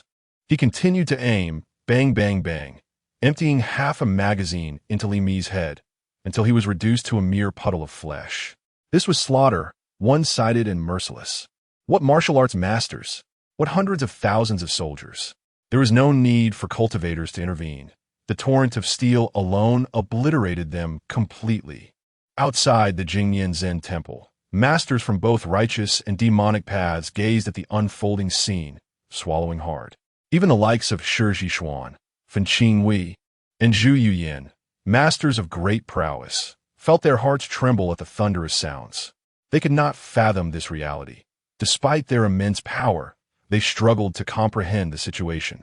Within the temple, Master Liao Kong's eyes were filled with sorrow, tears of blood streaming down his face. "Demons," he spoke, breaking a silence maintained for over 30 years of closed-door meditation. With great difficulty, he uttered those two words, struggling to sit. He began to chant scriptures, his cultivation visibly diminishing at a rapid pace, until, moments later, he completely transcended. Qin Goer did not intervene. In this world, there was no absolute right or wrong, only different perspectives. In a way, he afforded the venerable monk a final shred of dignity. Above the battlefield, Elpa surveyed the overwhelming defeat below with a malevolent grin. With a flourish of his Fantian Huaji, he charged toward the distant Jingyan Zen temple, accompanied by the sound of thunder and wind. According to Lord Qin, the formidable masters of this world possess remarkable prowess, and he is eager to witness their true strength. Esteemed guests, where are you all heading? Observing the precarious situation outside the Silent Contemplation Zen Institute, several adept warriors prepared to flee. With a swift thrust of his spear, one fleeing martial artist met his demise as the boisterous laughter of Elpa echoed through the heavens. The elite of the Burning Clarity Association lifted their gazes, watching as Elpa advanced step by step. "Pray tell, who are you, and why do you wreak such havoc?"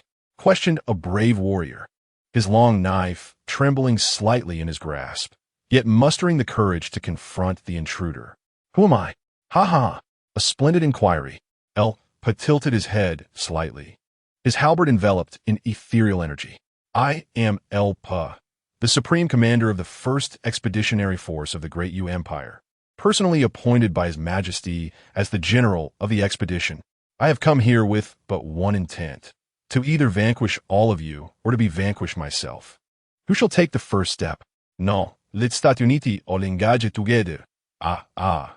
Following his maniacal laughter, Elpa launched an assault, swinging his halberd with thunderous force. Sweeping towards the gathered warriors below, he sought to challenge the pinnacle of power in this world single-handedly. This was not mere arrogance. It was sheer audacity. "Enough!" cried Burning Clarity, her voice firm as she recognized the gravity of the situation. Channeling the compassionate Voyage sword cannon, she summoned a 3-foot azure blade, striking at Elpa in response. Simultaneously, she communicated with Shi Xian and Zhu Yuyan, declaring, "The demonic forces have invaded. We cannot remain uninvolved. This man is the leader of their army. We must unite to slay him." Though Shi Xian and Zhu Yuyan hailed from opposing factions, their enmity was set aside in the face of greater peril. Without a word, both unleashed their ultimate techniques. The three masters soared into the air, surrounding Elpa in a formidable formation. "Excellent. Come fort," they declared, their energies colliding with an astonishing intensity, matching Elpa without faltering. Elpa's excitement surged. The energy within him pulsated as he charged towards the seemingly weaker Zhu Yuyan.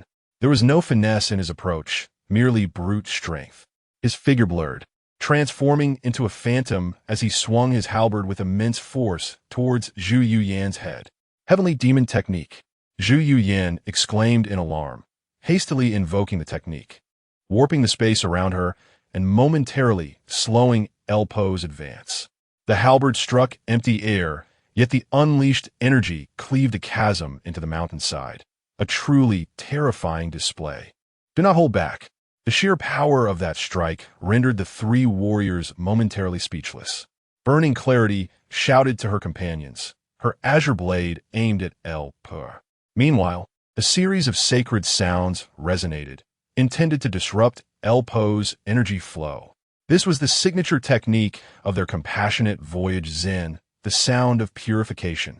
However, for a martial artist, no matter how formidable their skills may be, how can they disrupt one's spiritual energy?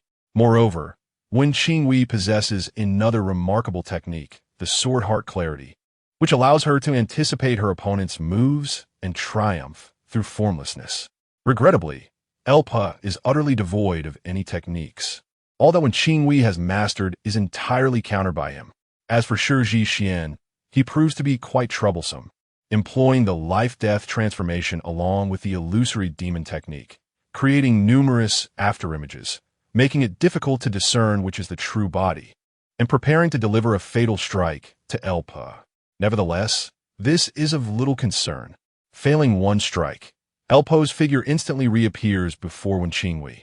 While the other two are challenging to kill, this woman is conveniently within his grasp. Once again, he delivers a powerful thrust with his halberd, and this time, it does not miss. In the blink of an eye, it strikes solidly against Wen Qinghui's protective true energy. In less than 0. 0.01 seconds, that master-level protective energy shatters. The force of the Fang Tian Huaji remains undiminished, hitting Wen Qingwei squarely in the chest. Boom! This boss of the Cihong Jingzhai is sent flying like a kite severed from its string, crashing into the ground. The entire mountain trembles violently.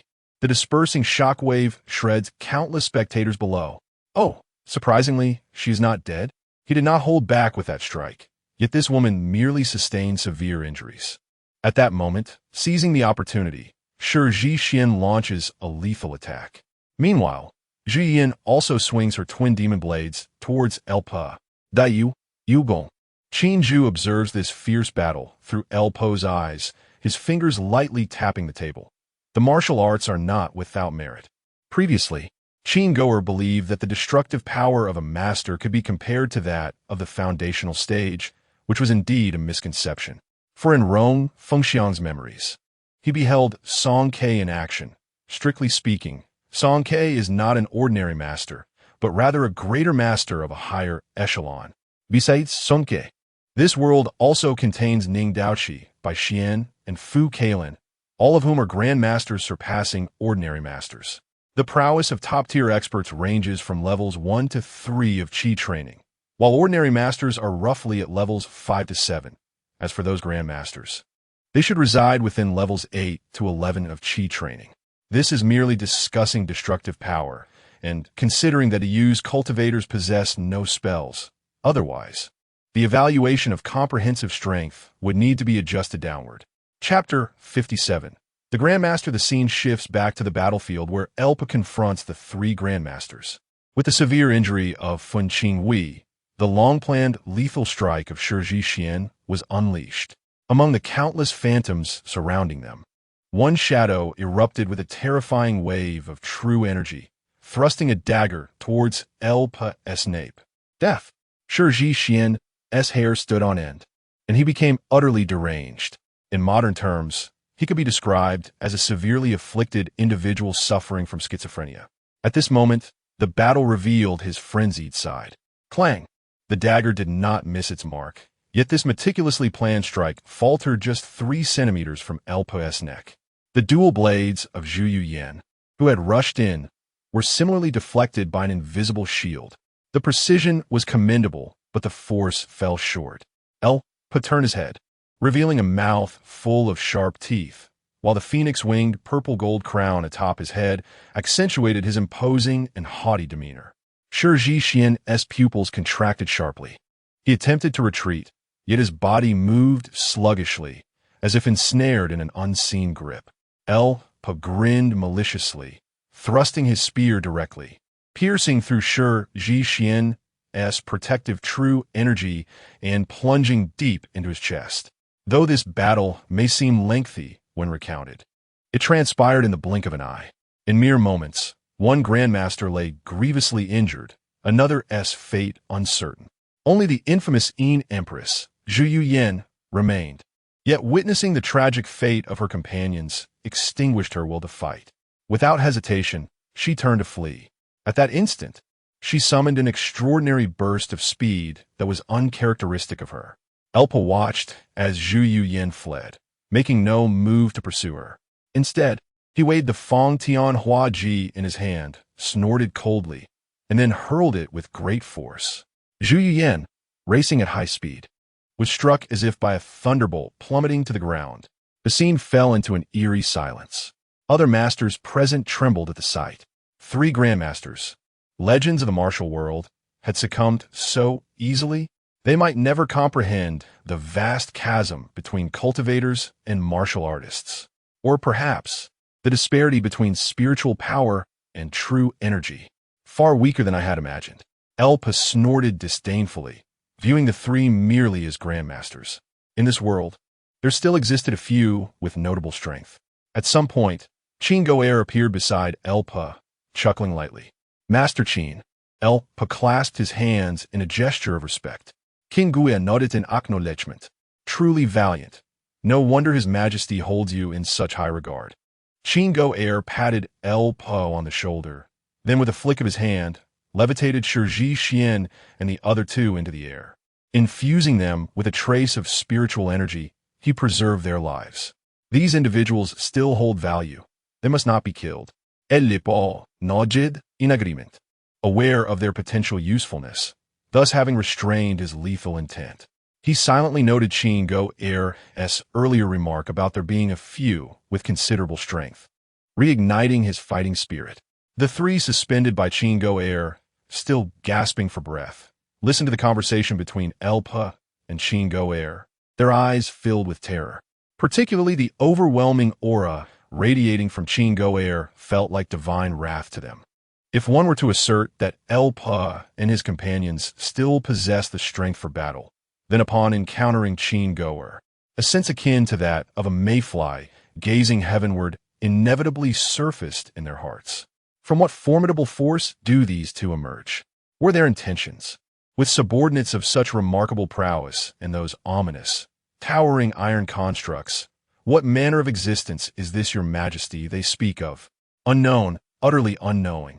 The abyss of uncertainty completely engulfed the trio. Not long after El-Pa concluded his contest with a masterful warrior, the iron tide of the Yu had completely flattened the hundreds of thousands of troops. Yet, these mechanical behemoths did not cease their advance. Amidst the cacophony, they arrived at the gates of Luoyang. On the city walls, no soldiers were visible. Beneath them, the city gates stood wide open. As squads of the Yu soldiers entered the city, an unsettling silence enveloped the surroundings. The once vibrant streets lay deserted, with the occasional terrified gaze peering from the houses lining either side. The entire city of Luoyang resembled a realm ripe for conquest by decree of His Majesty. The entire city is to be scoured for martial artists. Any who dare to resist shall be mercilessly executed. A stern-looking commander, adorned with commendable insignia, spoke coldly. In this world, there were but a few things that could capture Qin Ju's interest. At the forefront was, undoubtedly, the myriad martial arts manuals. Following closely were land and populace. The martial arts manuals were essential for his ambitions to dominate the world, while the population would serve to replenish his ranks of slaves, thus becoming a vital resource.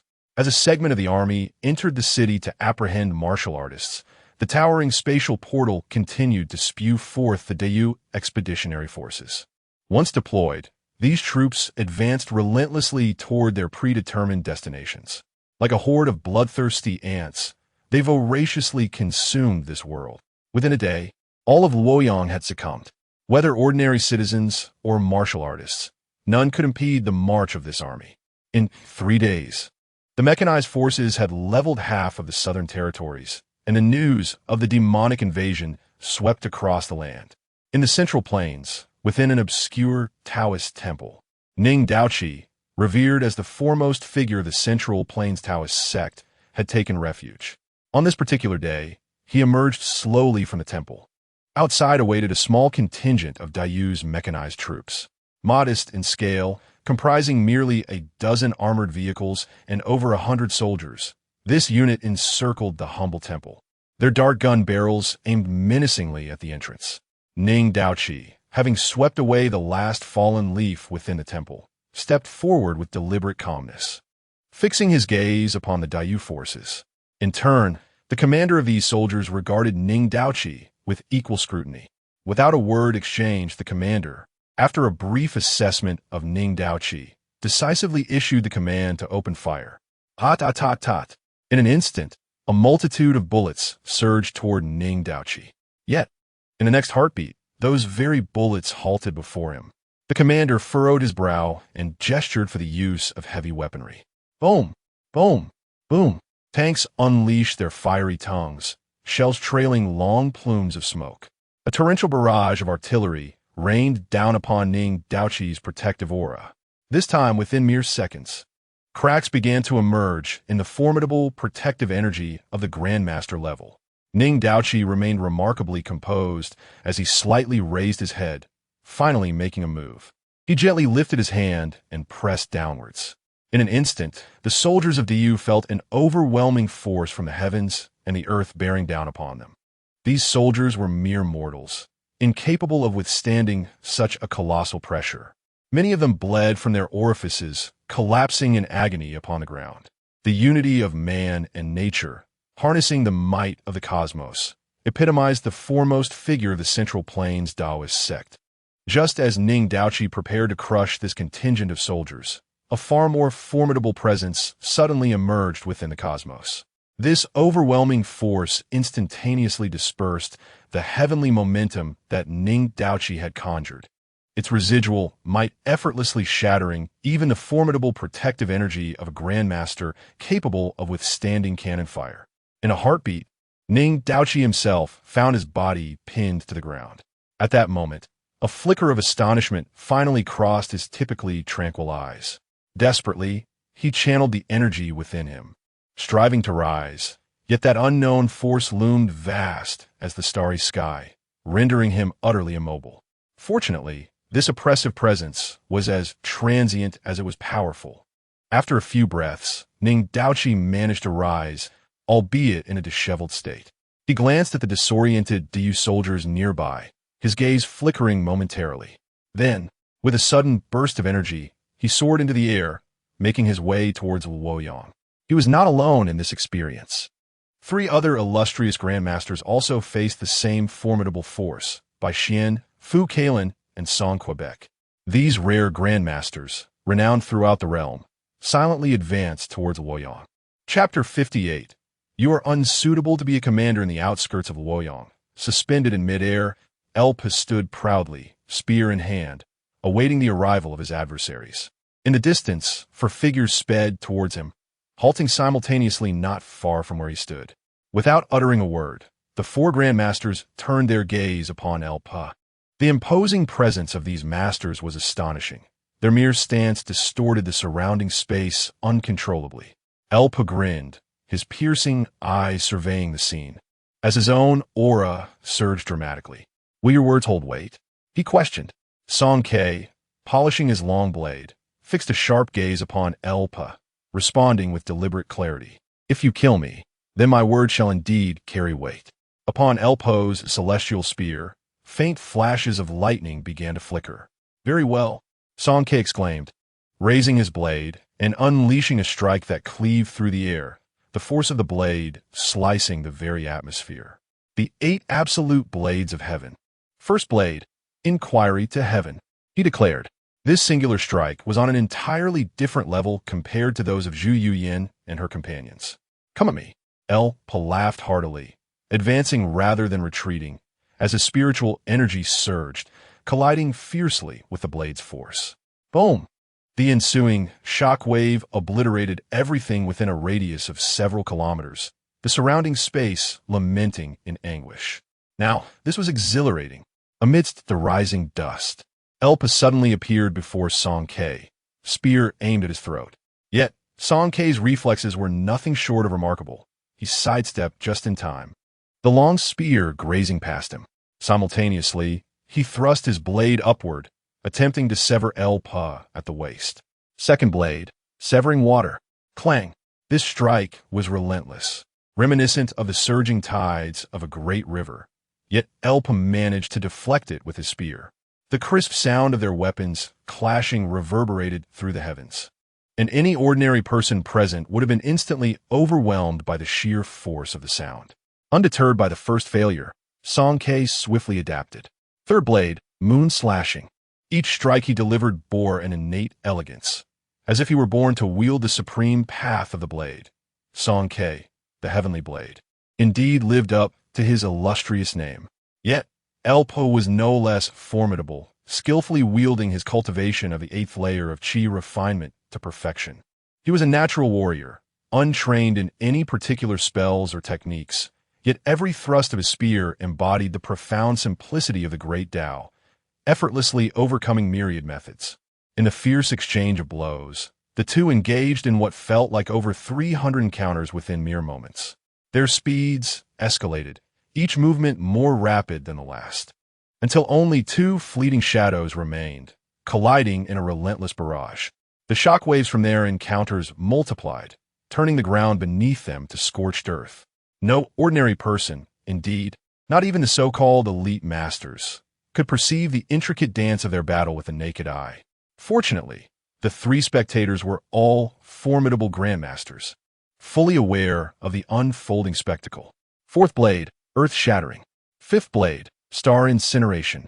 Song K's blade techniques grew increasingly fierce, with each successive strike exponentially amplifying in power.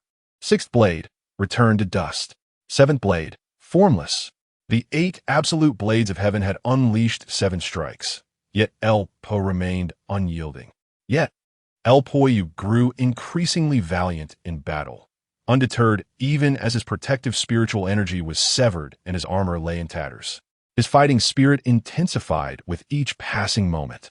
After unleashing 7 strikes, Song K suddenly halted. His internal energy had dwindled significantly, yet like El Poyu, his resolve to fight only deepened. It had been ages since anyone had executed an 8th strike before me. The frenzied determination on Song K's face gradually faded, replaced by a serene composure. With this next strike, you shall triumph, he declared, relinquishing the long blade that had accompanied him for an indeterminate time, letting it plummet to the ground. The 8th absolute of the heavenly blade, the sacrifice of the blade, the act of discarding the sword, becoming the sword oneself, rendering all things capable of becoming a blade. With an audible rip, although he held no weapon, Song K mimicked the motion of striking with the blade. The heavens and earth shifted dramatically, a sharp sensation slicing across El Poyu's cheek. He struck. Song K's eyes widened with fury as both hands descended forcefully. The formless blade, energy instantaneously cleaved the clouds and the sky asunder. This strike, infused with the might of the world, bore an indomitable strength, descending upon El Poyu. A blinding white light enveloped the realm, so brilliant that it could be perceived from miles away. The figures of several grandmasters recoiled, yet their gazes remained fixated on the clash between the two. Who would emerge victorious? This thought concurrently sparked in the minds of the three. As the white light gradually dissipated, a towering figure slowly materialized. The armor that once adorned him had transformed into dust, his body marred with countless cuts, kneeling in mid-air, gasping for breath. Truly formidable. El Poyu panted heavily as he gradually rose to his feet. Before him, Song K's form had crashed to the ground. With a sigh, El Poyu addressed the others. Next, Fu Kalin, observing El Poyu in such a state, furrowed his brow and spoke, "You are gravely injured. Even if we were to win, it would be an unworthy victory." I said next. El Poyu straightened, his aura surging anew, reaching its peak once more in mere seconds. Such stubbornness. Yet I admire this quality in you, lad. Ha ha ha. You've not brought shame upon this general. In a deep pit, El Poyu lay, teetering on the brink of life and death. His Fong Tianhua halberd had long been shattered into 2 pieces. His body bore no unscathed area, and he was even missing an arm. A booming, authoritative laughter echoed nearby. Through his blurred vision, he saw a golden-armored veteran slowly crouching down. The old general patted El Poyu's cheek, chuckling, "Are you dead? If not, stand up for this general." The old general straightened, commanding in tone. El Poyu, within the pit, felt his eyelids growing heavier, his vision dimming. He opened his mouth, but could not produce a sound. Finally, his eyes closed, yet 2 seconds later, he suddenly opened them wide. With staggering effort, he summoned his last reserves of strength, wobbling as he stood upright. Very well, very well. Now, that resembles my soldier." Yu Zhen laughed heartily, resting his right hand on El Poyu's shoulder. A surge of purer and more substantial spiritual energy continuously flowed into his body. Under the cleansing force of spiritual energy, the scars on his body and the mutilated limbs began to heal at a visible pace. Moments later, Elpa had returned to his prime. "General Yu," Elpa exclaimed joyfully, resembling a child who had excelled in an examination, eagerly awaiting parental praise. Little did he know, General Yu's expression suddenly turned grave. "Do you believe this general would commend you? Do you think your solitary victory over these so-called Grand Masters is worthy of boasting?" The imposing aura of the Golden Core radiated from you, overwhelming El Pa in an instant. His Majesty is quite dissatisfied with your performance. Due to your unilateral actions, The expeditionary forces have suffered unnecessary casualties. You are unfit to be a commander. These are the exact words of His Majesty. Upon hearing this, the fearless Elpa broke into a cold sweat. But, General, casualties are inevitable on the battlefield. Elpa attempted to argue, but you cut him off with a disdainful snort, leaving Elpa feeling as though struck by lightning, collapsing to the ground, unable to move. These 4 Grandmasters could be eliminated or captured without any casualties, merely requiring a foundational cultivator or a heavy armored battalion. The soldiers you dispatched to locate these Grandmasters could have been directed by Lord Sheen or myself with but a thought. This is war, not a stage set for your performance. Speak to His Majesty if you have anything to convey. Chapter 59. The Imperial Academy. One may serve as a general, yet cannot command as a leader. From the confines of his residence, Qin remained acutely aware of the unfolding events in the world of the Great Tang's twin dragons. Elpa, though brimming with valor, lacked the qualities necessary for effective leadership. He may excel as a fierce warrior, charging into battle, but to envision him as a commander of multitudes is a far cry from reality. Fortunately, this expedition ventured into a lower realm. Had the adversarial world possessed a higher tier, the repercussions would extend beyond mere losses of soldiers. Summon Elpa back. His rank shall be demoted by 2 levels. The remaining matters shall be your responsibility, Qin stated calmly within the imperial palace. His voice traversed 2 realms, echoing in the mind of Yu Zhen on the other side. In the outskirts of Luoyang, the Great Tang realm, as Yu Zhen concluded a reprimand of Elpa, the voice of Qin resonated within his mind, prompting him to adopt a serious demeanor. I shall adhere to your Majesty's decree, he replied respectfully before turning to Elpa. His Majesty summons you back, and your rank has been reduced by 2 levels. Upon hearing this, Elpa's face fell, and he bowed his head in acquiescence. Yes. Yu Zhen, observing his dismal countenance, felt a surge of irritation. What is this? Are you so fragile that a mere demotion affects you so profoundly? His Majesty has been excessively lenient. In my view, you ought to be subjected to a more stringent military discipline. Return and reflect on your conduct. Do not bring shame upon me again. With a grand gesture, Yu Zhen swiftly sent Elpa back through the portal. Once the matter was concluded, a faint sigh escaped Yu Zhen's lips. Youthful exuberance can lead one astray. With a heavy heart, he disregarded the 4 Grandmasters sprawled across the ground and, in an instant, transported himself to the temporary command center in Luoyang. By the decree of His Majesty, I shall assume control of matters here, he declared authoritatively, casually discarding Ning Daoqi onto the floor before taking his place at the head of the command center. We pay our respects to General Yu. Although this command center was hastily established, it was adequately equipped with modern information technology, bustling with activity from numerous figures. A glance revealed predominantly youthful faces. Among the lower-tier officers in this expedition, most belonged to a new generation, unfamiliar to Yu Zhen. However, these individuals were well acquainted with the name of Yu Zhen, even harboring a sense of admiration. Upon learning that the forthcoming operations would fall under Yu Zhen's command, the young officers could hardly contain their excitement. Report on the current progress, Yu Zhen commanded, his tone imbued with authority. A spirited female officer stepped forward, clasping her fists respectfully. General Yu, the advance of the expeditionary forces is proceeding remarkably well, encountering no significant resistance. The aerial units have reached Chang'an, and the capital is now under control. The ground armored units have completely secured the southern territories and are currently resupplying, with expectations to advance northward by tomorrow. If all goes as planned, within half a month, the entirety of the former Great Sui territory will be fully under our command. Upon hearing this, Yu Zhen furrowed his brow. What of the Xianyuan army? The Xianyuan army stands as the first military force in Diyu composed entirely of cultivators, numbering less than 1,000. However, its configuration is far from modest. The commander, who holds the Golden Core stage, oversees a contingent that includes several Foundation establishment practitioners, with the remainder being at the Qi refinement stage.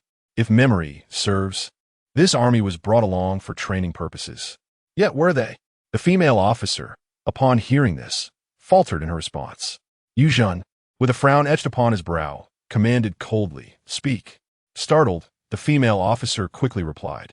Commander L ordered that the Xianyuan army remain stationed in Luoyang and did not deploy them. Upon hearing this, Yu Zhen's anger ignited. What did it mean to guard Luoyang? What merit lay in defending such a place? That young scoundrel must be afraid that the Xianyuan army would seize his military achievements, thus keeping them here. Resolute, Yu Zhen vowed to report this matter truthfully to His Majesty. Without instilling some sense into that young rascal, one could only wonder what chaos would ensue in the future. He ordered the Xianyuan army to be deployed in conjunction with the mechanized units, asserting, "I wish to see the banners of our Dayu Black Dragon unfurling across the land within 7 days."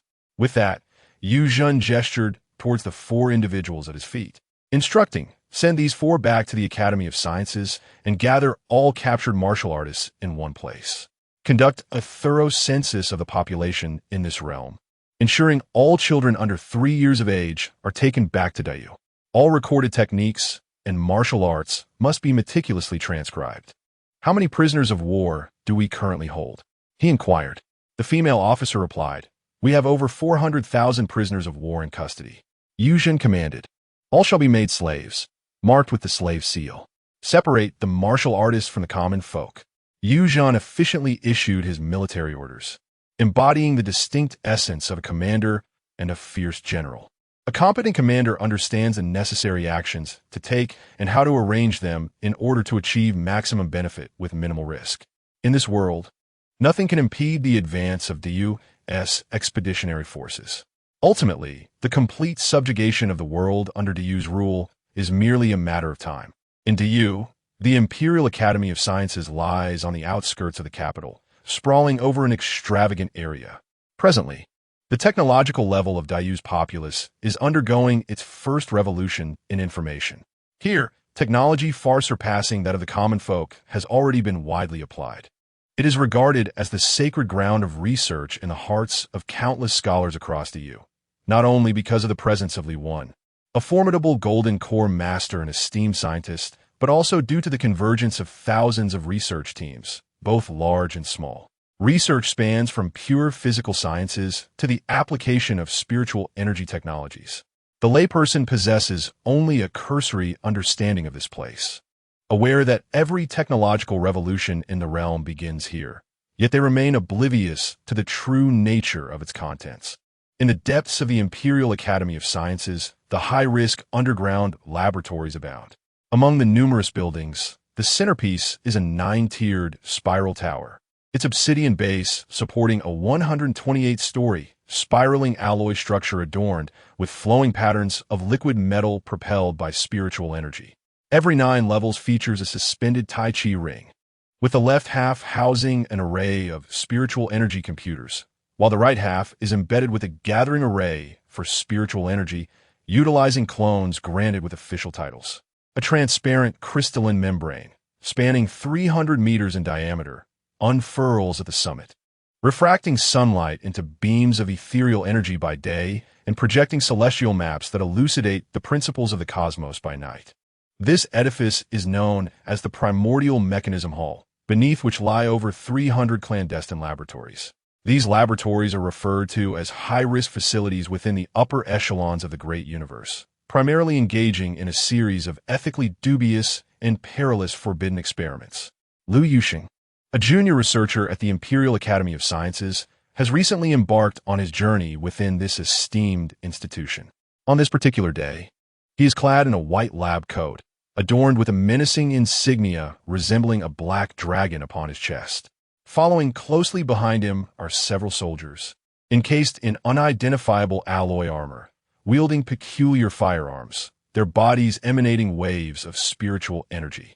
Suspended behind these soldiers are 4 unconscious individuals, the esteemed Grand Masters, including Ning Daoqi. Identity verification successful.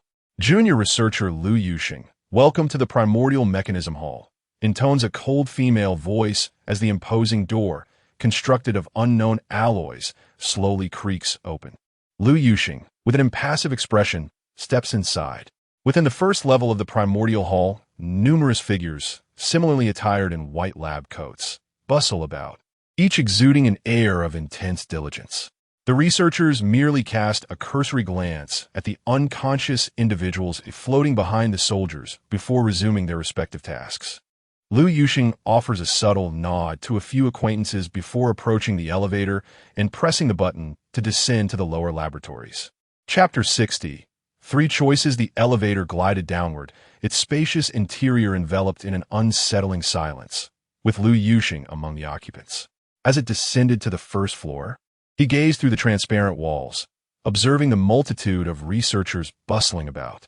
This level was partitioned into several distinct laboratories, each housing an array of peculiar creations. In one laboratory, bizarre entities were confined, creatures resembling a fusion of human and beast, their eyes ablaze with a crimson glow. Others appeared akin to hideous, skinless hyenas, their robust limbs armed with glistening claws. There were also grotesque, tentacled trees incessantly battering against the specialized glass of the lab. The aberrant virus remained unstable, its mutation probability too high for military application. Yet, within these failed creations thrived abundant spiritual energy, rendering them viable as biological batteries. Several researchers pointed and discussed the horrific specimens, and Lu Yuxing watched, entranced by the scene before him. When would he be able to partake in such groundbreaking research? He pondered. The elevator continued its descent, reaching the second floor. Through the glass, Lu Yuxing's eyes were met with several humanoid mechs, their forms suffused with spiritual energy, resembling living beings. However, their strength was inadequate and excessively draining on spiritual energy, only enhancing those cultivators at the mid-stage of qi refinement or lower. The materials currently available lacked sufficient strength, and the combat assistance systems remained overly rigid. It would depend on whether the artificial intelligence in the adjacent laboratory could achieve a breakthrough, perhaps allowing for the storage of cultivators' intellect within. Recently, had not the Emperor's expeditionary forces apprehended a group of martial artists? Could a collaboration be initiated with the biological laboratory on the first floor to develop biological battle armor? This notion sparked interest. He resolved to submit a request. As the elevator progressed to the third floor, it chimed softly. The doors opened, and Lu Yuxing inhaled deeply before stepping outside into a spacious, well-lit area. Similar to the previous levels, numerous researchers populated this floor. Within the glass chambers of the surrounding laboratories floated a collection of specimens, their eyes wide with terror as they observed the comings and goings of the scientists. If one were to approach closely, the pulsations of genuine qi emanating from within could be felt. With a stoic expression, Lu Yuxing led a group of soldiers to the innermost laboratory of the third floor. "Please come in," a detached voice beckoned. Lu Yuxing lowered his head and entered. The soldiers turned and departed, while 4 hovering grandmasters followed him into the laboratory. Inside, a nude figure lay upon the examination table, numerous tubes inserted into its body, while computers around the room incessantly processed data. The qi within the Grandmaster had mutated beyond that of other martial artists, exhibiting a higher purity. One researcher gestured toward the Grandmaster on the table, referencing the experimental data in hand, and remarked, "Yet compared to spiritual energy, it is still not on the same level." However, the so-called true energy has now begun to take shape, as preliminary experimental data suggests that, should subsequent trials prove successful, it may be artificially synthesized. The researchers presented their experimental findings to Li Wan, who quickly absorbed the information with a mere glance. He pointed out one particular aspect. The frequency of true energy extraction is excessively high. A re-experiment is necessary. The two continued their conversation, seemingly oblivious to their surroundings. Until after a while, Li Wan turned to observe several unconscious grandmasters behind Lu Yuxing, smiling as he remarked, "Ah, this presents us with new material." In the early days of the 26th year of the Great Universe, in January, it has been over a month since the expeditionary forces invaded the world of the legend of the twin dragons of the Tang dynasty. The military campaign has progressed remarkably well, with the entire Tang world effectively conquered. Of course, this conquest extends beyond the boundaries of the Great Sway, encompassing the entire realm. The information from other dimensions has not been concealed by Qin Ju, It is a matter of public knowledge. As more worlds are discovered, Qinju envisions not only the imperial army taking charge, but also decentralizing exploration rights to the populace. This notion had been in Qinju's mind for some time, although its realization hinges on certain conditions. First, the average strength of the citizens must reach an ideal level. Perhaps everyone should attain the golden core stage or higher. Second, the number of worlds collected must be sufficient to meet the official requirements. In the cold halls of the Cosmic Palace, only Jiayu and Qinju remain. Your Majesty, the integration of martial arts is still underway. However, the Education Department has compiled the first universal martial arts manual. Would you like to incorporate it into the foundational curriculum? Jiayu inquired, presenting a tome titled A Detailed Explanation of Basic Martial Arts to Qinju, who perused it silently before speaking. To what highest realm can one cultivate with this manual? Jiayu replied, this manual amalgamates the majority of profound martial arts from the 0-1 world, including the Longevity Sutra, the Compassionate Navigation Sword Manual, the Heavenly Demon Strategy, among others. Aside from the War God-S Atlas, which Your Majesty specifically requested, it encompasses nearly all essential elements. The War God-S Atlas is still being sought by General Yu. Presently, this version of the manual theoretically enables cultivation to the level of an ordinary Grandmaster. Qinju queried, has it been experimentally validated? Jiayu nodded in affirmation, indeed. This was conducted by Lord Li, and here is a detailed report. He handed over another document. According to Lord Li, the physiology of the inhabitants of the 0-1 world differs slightly from that of our great universe citizens. He has modified the manual accordingly. He also mentioned that citizens, or more precisely, those possessing spiritual seeds, cultivate at a pace that far exceeds that of ordinary individuals. For instance, those with spiritual seeds can master the basics within half a day, and within a day have already cultivated a modicum of inner strength. In contrast, no ordinary person has yet succeeded in cultivating inner strength. Gently closing the booklet, Qinju expressed no surprise at this revelation. The introduction to spiritual seeds had been quite clear from the outset. He had even pondered whether these spiritual seeds might be akin to what is referred to as spiritual roots, a sort of artificially created spiritual root. After a brief pause, Qinju inquired further, are there officials practicing? Does this conflict with the blessings bestowed by their ranks? Jiayu shook his head, asserting that there was no contradiction. Even within the experimental group, there were those bestowed with official titles, and after their cultivation, spiritual energy still resided within them, merely augmented by internal strength. Qinju pondered deeply and, after a brief moment, declared that there was no need to rush, suggesting they await Yu Zhen's discovery of the divine war god catalog. The endeavor to dominate the world was not solely a matter concerning the common populace. It was intrinsically linked to Qinju himself. Just imagine, should all citizens under his command attain the mastery of grandmasters, what heights would he reach? The nascent soul, or perhaps the transformation of spirit? Thus, Qinju was deeply invested in this matter, preferring to wait until the integrated cultivation methods were fully matured. Even envisioning a scenario where an ordinary citizen could cultivate to the realm of void-shattering. Indeed, based on Qinju's understanding of the world of the twin dragons of the Great Tang, becoming a grandmaster was not the ultimate limit. There existed a realm beyond, known as void-shattering, though it seemed no one had ever achieved it. Despite the imposing nature of the term, in the realm of mortals, even if one could indeed shatter the void, the necessity of possessing golden core strength remained debatable. After Jiayu concluded his report and departed, Qinju reflected for a moment. At that moment, the jade seal within him stirred once more. Qinju's heart soared. Every time the seal exhibited movement, it heralded good fortune. What surprise awaited him this time? His consciousness gradually immersed itself in that peculiar space. After a while, Qinju opened his eyes, a contemplative expression gracing his visage. Refinement? Following his conquest of the world of the twin dragons of the Great Tang, the jade seal had acquired an additional function, aptly named refinement. As the name suggests, Qinju could opt to refine the Great Tang world. Upon successful refinement, he would obtain an entity referred to as the source of the world. According to the Jade Seal, This source had but one current purpose: to infuse it into the native world of the great universe. Such infusion would not only expand the native territory, but also instigate various transformations throughout the entire realm. Could it potentially give rise to spiritual energy? The thought sprang to Qin Ju's mind, although the seal had merely hinted at many wondrous changes. Thus, three choices now lay before Qin Ju: to refine the Great Tang world, to retain it as a hidden retreat, or to sell it to the civilization mall. Chapter 61.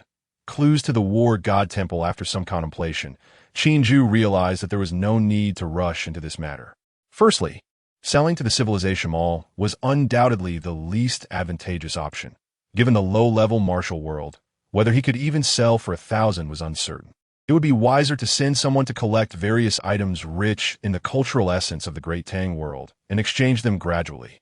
As for keeping it as a fallback or for refinement, Qin Ju leaned more toward the latter. Although he was uncertain about the specific changes that would occur in the Dayu homeland post-refinement, there is a saying, curiosity killed the cat. Indeed, he was quite curious. If he wished to refine it, he would need to relocate the entire population of the Great Tang world. Who knew if the refinement would also affect those inhabitants? After all, they were precious resources. Upon this thought, Qin Ju suddenly recalled that he had dispatched a young eunuch to gather various items from the realm. What was his name? Wei He. Now that most items within the Dayu territory imbued with cultural essence had been collected, it would be better to send him back to the Great Tang world to continue his original task. Come here, Qin Ju called out. The young servant, Xiao Liuzi, promptly rushed in. What are your orders, your majesty? Xiao Liuzi appeared unchanged, showing no signs of the passage of over 20 years. The palace eunuchs and maidens were all part of the system, and Xiao Liuzi, now possessing cultivation, looked youthful, which was not surprising. Go fetch Wei He, Qin Ju instructed calmly. Xiao Liuzi nodded respectfully and withdrew. Great Tang world, Luoyang. Over a month had passed, and the war in the Great Tang world had largely subsided. Commander Yu Zhen found himself with some leisure time. Is there still no news of the War God Temple? Hearing a report from one of his generals from the Xian Yuan army, Yu Zhen furrowed his brow tightly. In truth, since the high-end combat power of this world had been incapacitated by El-Pa, the primary task of the Xian Yuan army over the past month had been to search for the so-called War God Temple. Yet, despite the multitude of cultivators, there had been no leads over this time. Without a fixed manifestation, it required fortuitous circumstances. This was the information Qin Ju had conveyed to him. What could be considered a fortuitous circumstance? Suddenly, a spark of inspiration struck Yu Zhen. What about Ko Zhong and Su Xiling? How could I have forgotten them? According to His Majesty, they are the original protagonists of this world. If it required fortune to find, he doubted these two favored by heaven lacked such luck. General, those two have already been located. They are currently in Yangzhou. I recall you mentioning that they are exceptional, so I did not intervene excessively. They have already cultivated the Longevity Sutra and have secretly organized a small faction opposing our Dayu. Over the past month, they have engaged in minor disruptions, but nothing of significant damage. Upon hearing this, Yu Zhen could not help but regard the young general with newfound respect. Your name is Han Xing, correct? If I recall correctly, you graduated from the Imperial Military Academy 3 years ago? Han Xing slightly lowered his head, his expression consistently grave and composed. In response to General Yu's evidently appreciative tone, he replied calmly, Yes, General Yu, I graduated from the Imperial Military Academy 3 years ago. I currently serve as a lieutenant in the Xian Yuan army. The Dayu army is predominantly composed of commoners and slaves. Those who successfully graduate from the military academy invariably begin their service as junior officers. My position as a lieutenant, classified as a 6th rank officer, may not be significant, yet reaching this rank in just 3 years speaks volumes about my capabilities. Moreover, this is the Xian Yuan army, entirely comprised of cultivators. Upon hearing this, Yu Zhen regarded Han Xing with a meaningful glance. This individual possesses the talent for leadership. However, having learned from El-Po's previous lessons, he refrained from making hasty judgments. After a moment of contemplation, Yu Zhen spoke, I believe the key to uncovering the entrance to the War God S Hall lies with Ko Zhong and Su Xiling. What is your opinion? Han Xing clasped his fists and responded without hesitation. Indeed, I too believe the crux of the matter resides with these two individuals. Over the past month, I have discreetly observed them. Initially mere street ruffians, since their encounter with the Chongqing Jing, they have dramatically transformed within a mere month. As if aided by divine fortune, they have surprisingly attained the level of first-rate masters in the martial world, which is truly astonishing. Furthermore, I have made minor attempts at probing, yet they have consistently turned peril into safety. Yuzhen nodded thoughtfully, acknowledging that these so-called children of destiny were indeed extraordinary. After a moment's reflection, he suddenly smiled and said, "Since you also believe the breakthrough lies with them, I shall offer you an opportunity. If you can find a way to locate the War Goddess Hall, I will personally commend you to His Majesty." Han Xing replied, "I am grateful for your promotion. General, I shall exert my utmost efforts." Yuzhen chuckled and shook his head. "Handle your affairs this afternoon." Han Xing saluted crisply, affirming, "Yes." As he exited the military camp, Yuzhen's figure faded from sight. He would not fully entrust this matter to Han Xing, not out of distrust, but because it was a task directly assigned by His Majesty. He would still keep a watchful eye on it.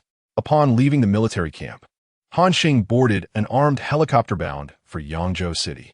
Currently holding a 6th-rank official position, his cultivation was only at the 6th level of qi refining. Although he could fly, as he put it, why complicate matters when a more expedient method was available? Inside the helicopter, Han Xing closed his eyes to rest. The military attire of the Xianyuan army was entirely distinct from that of ordinary soldiers. It was a deep black, adorned with the visage of a fearsome demon. The design of the demon's face held great significance, allowing for differentiation of ranks within the Xianyuan army.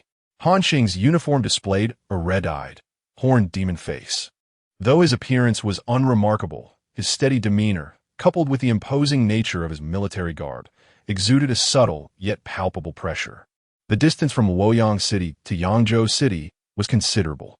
After a flight exceeding 2 hours, the helicopter finally landed at a temporary military camp within Yangzhou City. As he disembarked, several ordinary soldiers from the Xianyuan army, under his command, gathered to greet him. "We have met the esteemed lieutenant." The soldiers performed a military salute. Han Xing nodded slightly and proceeded directly to the point.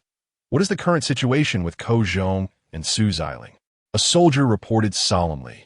"The two continue their usual ways, secretly engaging in minor schemes. However, their rate of cultivation is astonishing. My observations today suggest they may be on the verge of breaking through to the master realm." Han Xing maintained a stoic expression and did not exhibit any surprise at this news. He continued to issue commands. Destroy several secret points of the young marshal's army in the eastern and western parts of Sioux City, forcing them to exit the city. Send someone to discreetly leave them a way out, but ensure it is not too obvious. As he spoke, Han Xing glanced at the time. Evening was approaching. Summon Su Hua and inform him it is an order from Marshal Yu, requiring his cooperation for this operation. Su Hua was one of the few foundational strongmen within the Xianyuan army, and Han Xing was taking precautions. Let us avoid alarming the snakes in the grass. We shall act at dawn tomorrow. Chapter 62. Reality is not a romance drama in the quiet night of Shuzhou City, within an unassuming tavern. A palpable stillness enveloped the vast establishment.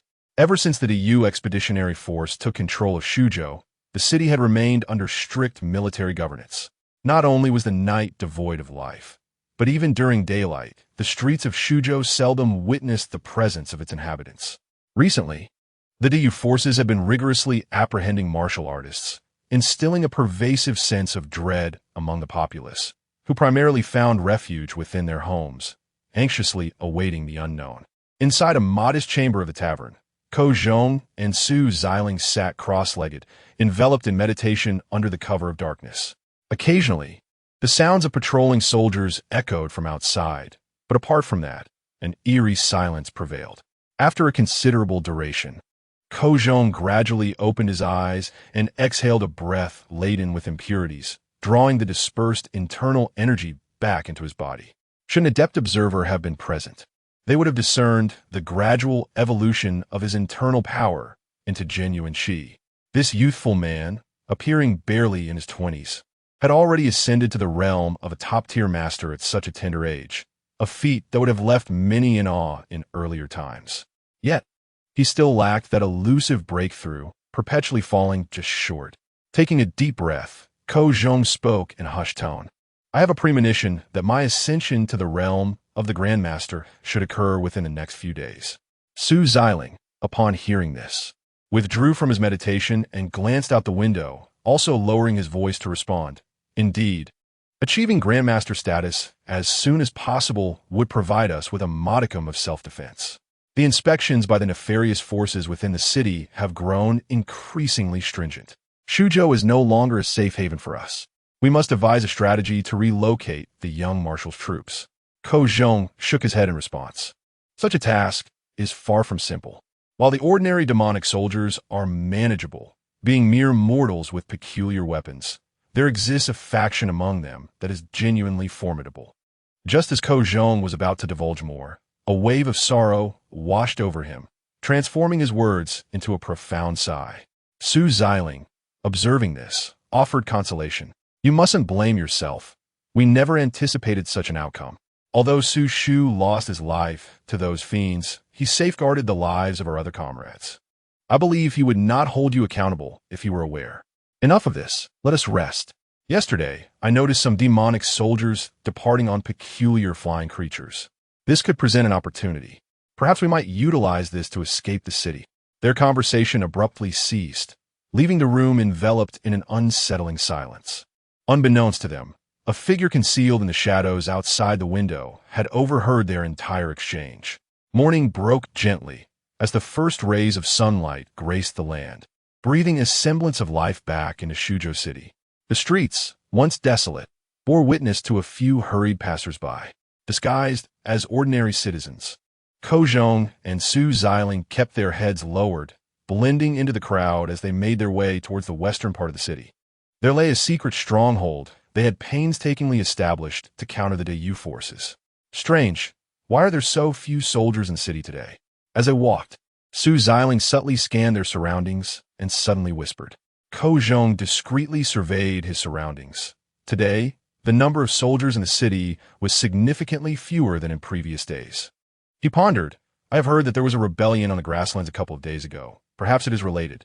However, what about the great master of the Turks? Su Xiling's eyes sparkled with intrigue. Although they were sworn enemies of the Turks, the adage that the enemy of my enemy is my friend rang true. It was upon this principle that the two had quietly amassed considerable strength. Uncertain, yet likely, the two exchanged hushed words and soon arrived at an unassuming residence on the western side of the city. However, as they approached, they beheld a squad of armed soldiers surrounding the house. This was dire. They exchanged alarmed glances, their hearts racing. There was nothing they could do. The soldiers pulled out round devices and hurled them over the wall. Boom, boom, boom. The thunderous explosions echoed throughout the western part of the city, sending the nearby populace into a frenzy of panic. No, Su Xiling cried out, his eyes reddening with anguish. His outcry drew the attention of the soldiers nearby. Some of them broke away from the group, weapons drawn, advancing toward the two. Realizing the gravity of the situation, Ko Zhong instinctively grabbed Su Xiling, and they hastily retreated in the opposite direction. The soldiers, witnessing their flight, fired without hesitation. Meanwhile, the squad leader produced a walkie-talkie-like device and communicated something urgently. Being top-tier experts, Ko Zhong and Su Xiling were swift in their escape, quickly distancing themselves from the soldiers. However, before they could catch their breath, the whirring of armed helicopters filled the air, drawing ever closer. They had no time for contemplation, their minds devoid of thoughts of resistance. While they might have managed to deal with the ordinary soldiers, they were acutely aware of the formidable might of these aerial behemoths. Like emissaries from the underworld, the two fled in terror, the helicopters trailing them like a cat with its prey, intermittently unleashing a barrage of gunfire that sent bullets whizzing perilously close, raising clouds of dust around them. They needed to head east. They could not risk drawing others into danger, nor could they run toward crowded areas, for these malevolent forces showed no mercy to the innocent. Their only option was to escape the city. They channeled their inner strength, their speed increasing until they became mere shadows. They reached the city gate, but a contingent of soldiers awaited them there. Boom! The moment they crossed paths, a tank opened fire. The shell exploded in front of them, the violent shockwave tossing them several meters away and causing their internal energies to spiral into disarray. Xiling. Ko Zhong gasped, spitting blood as he glanced at Su Xiling, whose arm had been blown off, and cried out in horror. The tank, having successfully struck its target, ceased its fire. A squad of armed soldiers aimed their weapons at two individuals, advancing slowly. Despair enveloped me. Cornered, Ko Zhong's eyes glowed with indignation. Yet at that moment, a multitude of sword-wielding warriors suddenly emerged from the surroundings, charging towards the soldiers before the two. The sound of gunfire erupted as these unexpected fighters instantly diverted the soldiers' attention, transforming the scene into chaos. Kingya, with one hand propped up, Su Xiling struggled to rise. He cast his gaze upon a striking woman among the warriors. These individuals were, astonishingly, the fighters they had covertly gathered. Flee! Escape!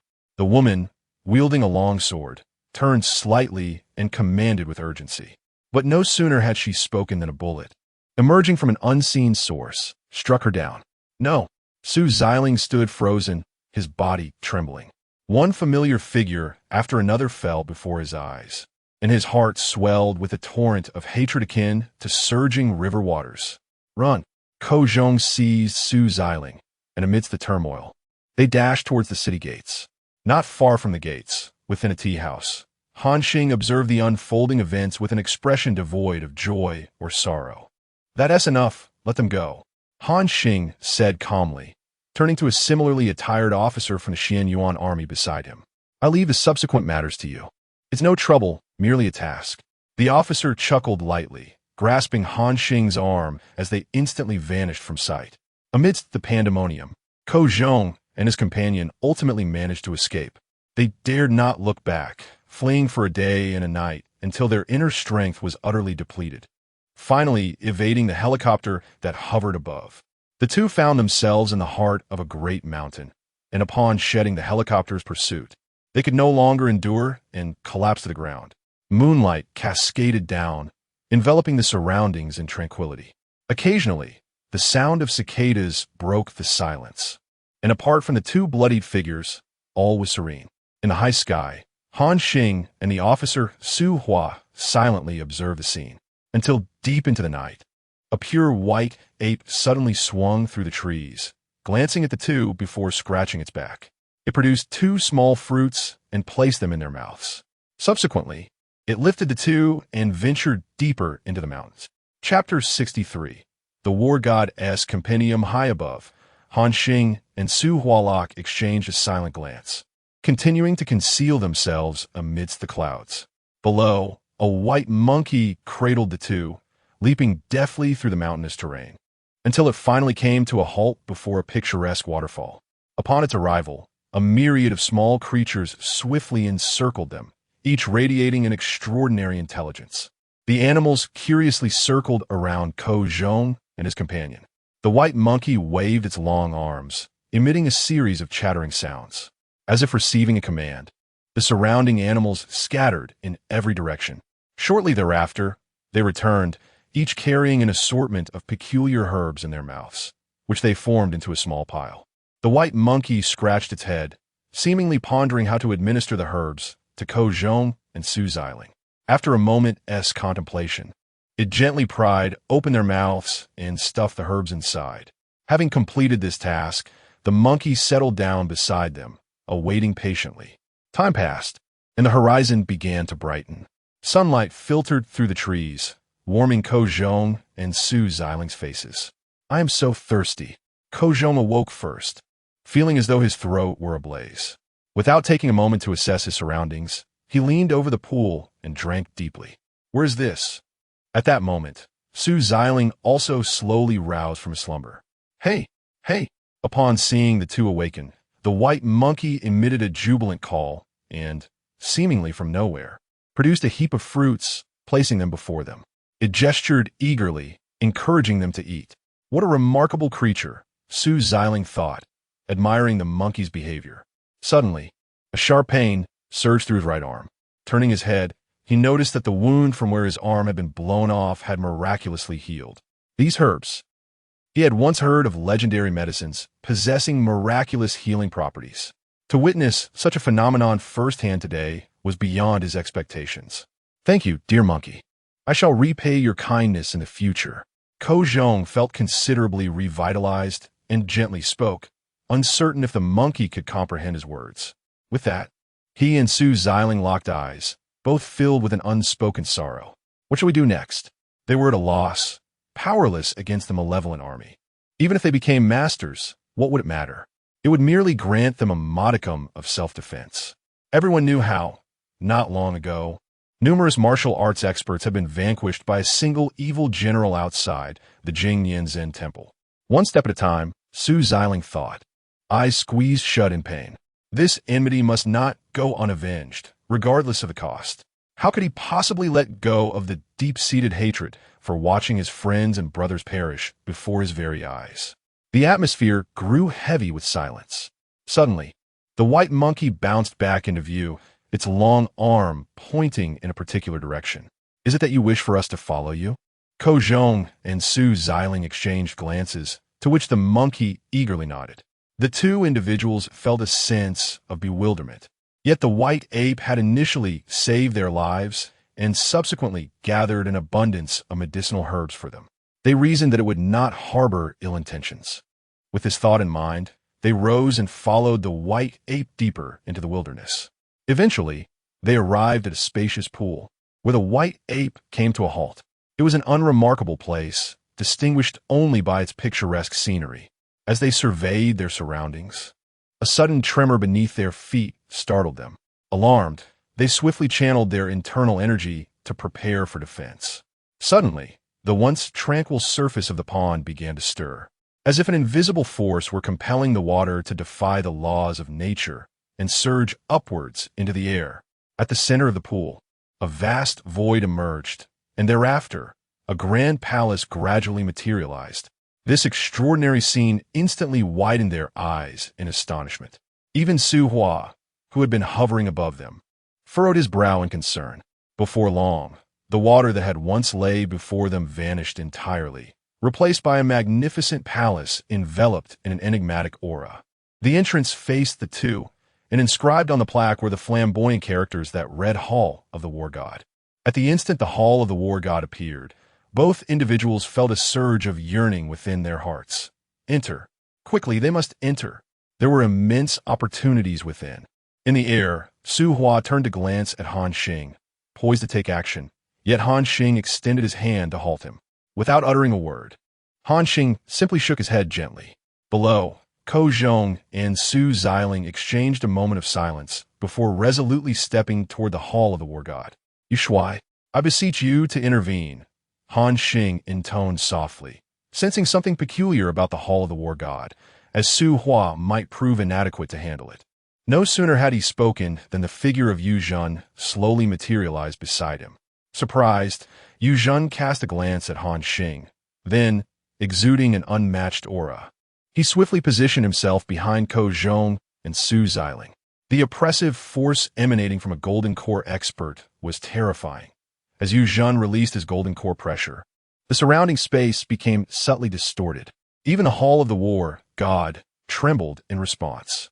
Ko Zhong and Su Xiling, who had already ventured halfway into the hall, found themselves rooted to the spot, unable to move. Yu Zhen paid them no heed. Upon entering the hall, he waved his hand casually. In an instant, they felt as if struck by lightning, hurtling backward. Han Xing and his companion also descended from the sky to the ground, their attention directed not at Ko Zhong and Su Xiling, but rather at the wondrous Hall of the War God before them. At this point, even if Ko Zhong and Su Xiling were slow to react, they finally recognized that they were being pursued within the Hall of the War God. As Yu Zhen charged inside, the surrounding space abruptly shifted. Before him, a pitch-black demonic dragon, reeking of foulness, lunged toward him with the intent to consume. "Beast!" Yu Zhen made no movement. Though the demonic dragon appeared fearsome, Its aura was merely that of a grandmaster, posing no threat to him. With a single hand, he summoned his spiritual energy and forcefully struck the massive head of the dragon. Boom! With a single strike, the demonic dragon offered no resistance and was instantly reduced to dust. Following the dragon's demise, a radiant golden light suddenly illuminated the surrounding walls, revealing a series of golden inscriptions that materialized one after another. The Divine Warrior Codex.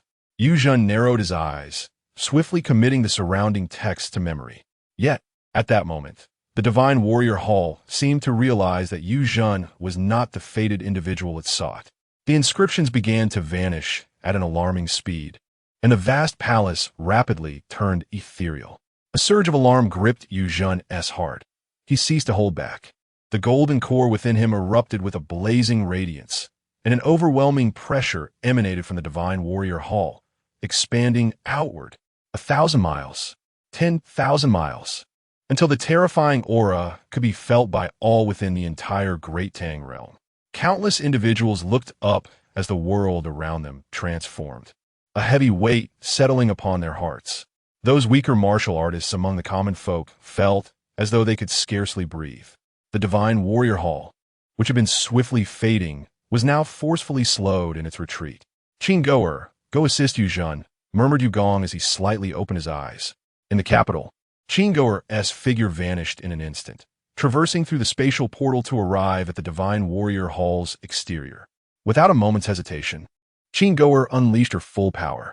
The combined might of the two golden cores rendered the Divine Warrior Hall utterly defenseless, emitting a faint wail as it was imprisoned above the pond. Bring it to me, Qin Ju's voice echoed in their minds. The Divine Warrior Hall was tethered to a fragment of the world's celestial rules. Once brought to the homeland of Yu, it could no longer conceal itself. As per your majesty's command, both Yu Jun and Qin Goer declared in unison, as their spiritual energy coalesced into a massive hand, grasping the enormous palace and swiftly propelling it toward the location of the spatial portal. Like twin suns soaring in the sky, countless inhabitants of the Great Tang realm, regardless of their location, looked up to witness the awe-inspiring spectacle unfolding before them. Chapter 64. The world under the rule of arms in the heart of the Great Yu homeland, a magnificent palace suddenly materialized in the high skies. The citizens of Kyoto collectively gazed upwards.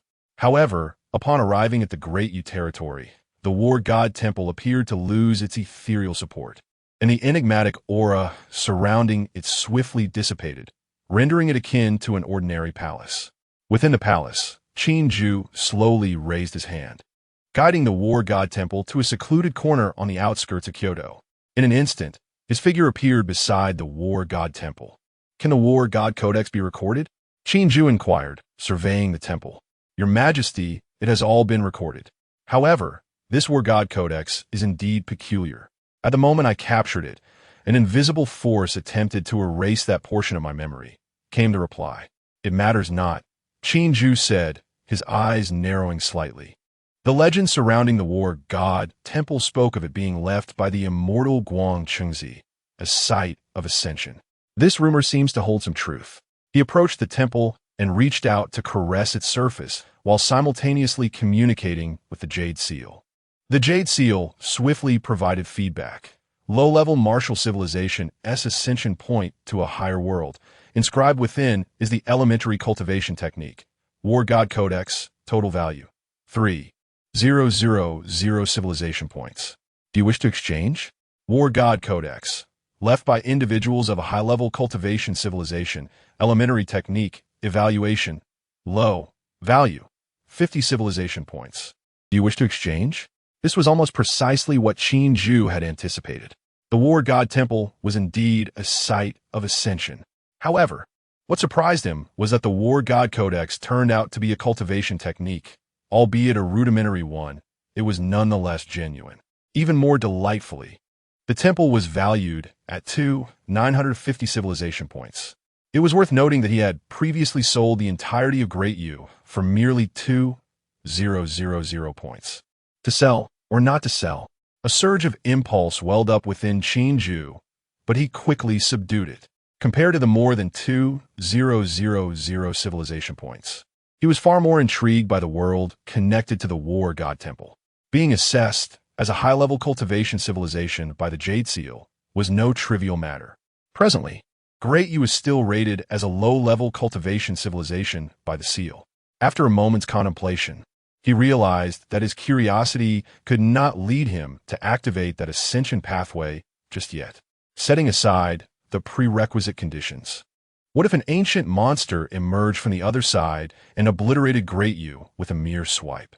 For now, it was prudent to secure the temple here and defer any exploration for the future. Thus, did this mean the plan to refine the Tang world must also be postponed? If he were to refine the Tang world, would the ascension pathway still hold any value? A flurry of thoughts passed through his mind, and after a brief silence, Qin Ju commanded, "Let us return to our tasks. We shall take things one step at a time. I still possess nearly 400 civilization points and can explore several worlds. At worst, I shall leave the Tang world intact unbeknownst to him. 3 months had slipped by. In the 26th year of Great U, early April, the weather grew increasingly warm. Since the commencement of hostilities with the Tang world, for months had elapsed. Although the conflict had subsided, discussions among the populace regarding the matter remained fervent, with many citizens expressing keen curiosity about the other world. As Qin Ju gradually opened up exploration permissions, a fervor for cross-border tourism began to flourish among the populace. Outside the royal palace, numerous research institutions sprang up around the War God Hall. Li Wen held a keen interest in this portal-like phenomenon and had established several research institutions dedicated to studying these so-called ascension anchor points. Meanwhile, after 4 months, the Department of Enlightenment, having incorporated the War God Codex, finally compiled the first universally accessible martial arts manual. Martial Arts Elucidation. Qin Ju murmured as he gently closed the booklet in his hand. He nodded inwardly. This manual was essentially a simplified version of the War God Codex. The War God Codex is a method of cultivation. However, in the absence of spiritual energy in the great universe, direct practice is impossible. Yet, this simplified version does not require such energy. It begins with the cultivation of internal strength, progressing to true energy, which corresponds to the realms of Master and Grandmaster. The question remains, can true energy subsequently be transformed into spiritual power? Before Qin Ju stood Jia Yu and Li Wen, both silently awaiting the conversation. In response to his query, Li Wen replied, "Indeed, I have conducted experiments on Grandmasters. After transitioning to the War God Codex, the Grandmasters of the 0-1 world progressed remarkably swiftly. By absorbing the spiritual power from energy batteries, the true energy within them began to transform into spiritual power. Among them, test subject number 1, Ning Daoqi, exhibited the fastest progress. Within 4 months, his true energy had completely converted to spiritual power. Following this transformation, preliminary experiments indicated that he had attained combat capabilities akin to the initial stage of Foundation establishment. However, Li Wen paused before continuing. It is somewhat peculiar. Despite possessing Foundation establishment strength, test subject number 1 is significantly weaker compared to those who have received official blessings. I surmise that cultivators blessed by fortune might generally be stronger than their peers of the same level. This is merely my preliminary conjecture, and further experiments are ongoing." Qin Ju listened intently, nodding slightly. Regardless of whether Li Wen's hypothesis was accurate, it was at least a piece of good news. Once ordinary citizens reached the Grandmaster level, they could directly transition to spiritual power without conflict. What is the production capacity of the energy batteries? Qin Ju inquired further. The energy batteries, akin to spirit stones but man-made, are created through a series of processes that extract and purify the spiritual energy from cultivators' bodies, storing it in specialized devices. These energy batteries represent the sole solution to the absence of spiritual energy in the great universe. However, they have yet to achieve mass production. The number of official blessings is limited, and the experimental clones have already consumed a significant portion of the available quota. Increasing the scale would disrupt the normal operations of the court. After pondering for a moment, Qin Ju declared, "Starting this year, we shall incorporate martial arts elucidation into the compulsory education curriculum, prioritizing the supply of energy batteries to those with exceptional talent. With his words, Jiayu nodded in agreement. For now, this was the only viable course of action. In the year 26 of the Great Universe, May, a single piece of news ignited the entire realm.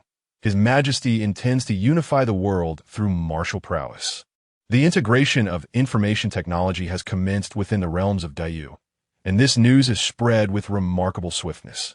Within the span of a single day, virtually all citizens have become aware of this development.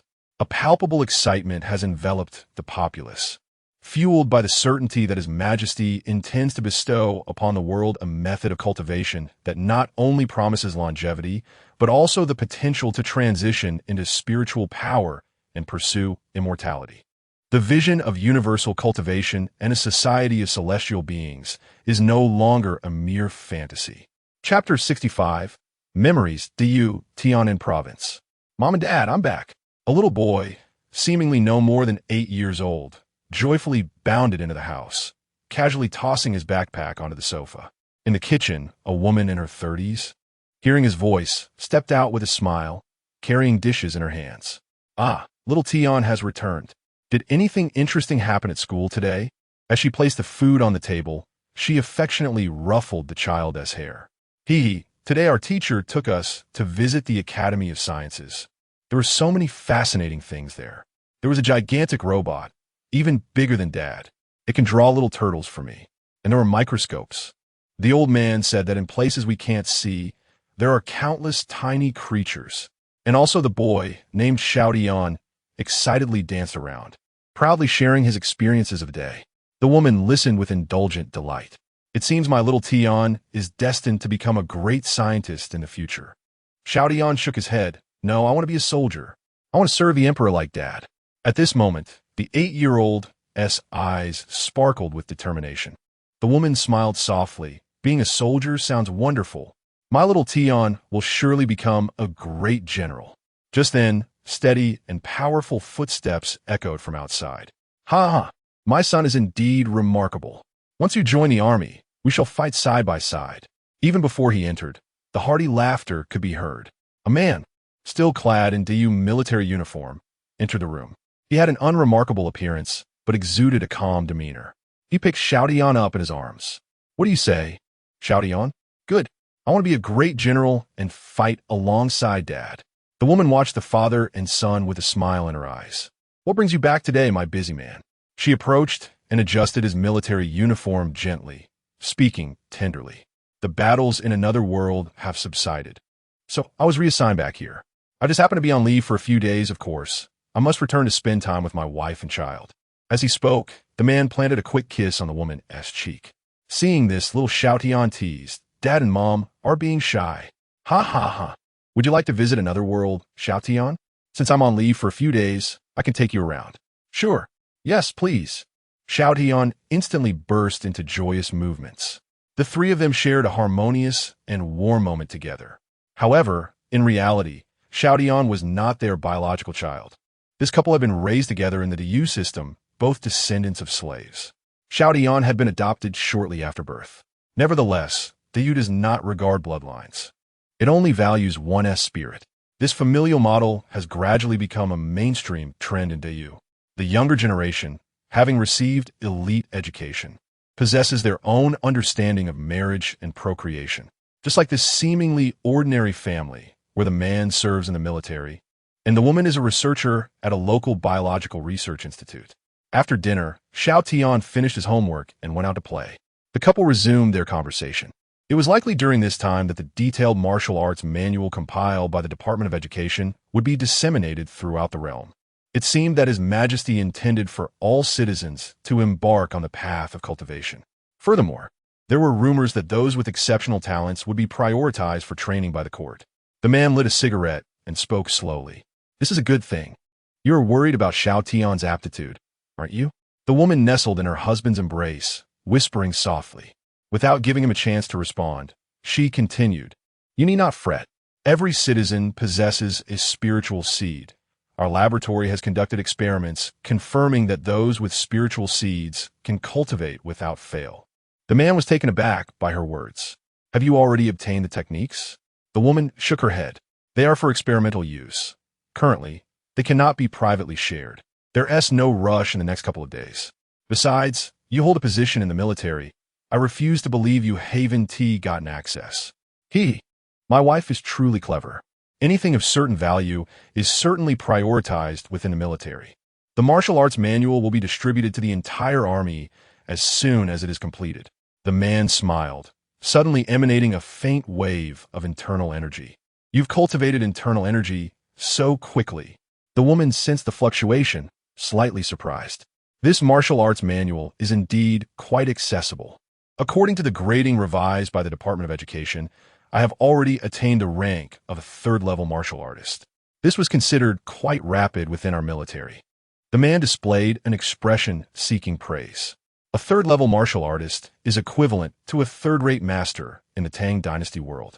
Ascending from there, the second level corresponds to a second-rate master, and the first to a first-rate master.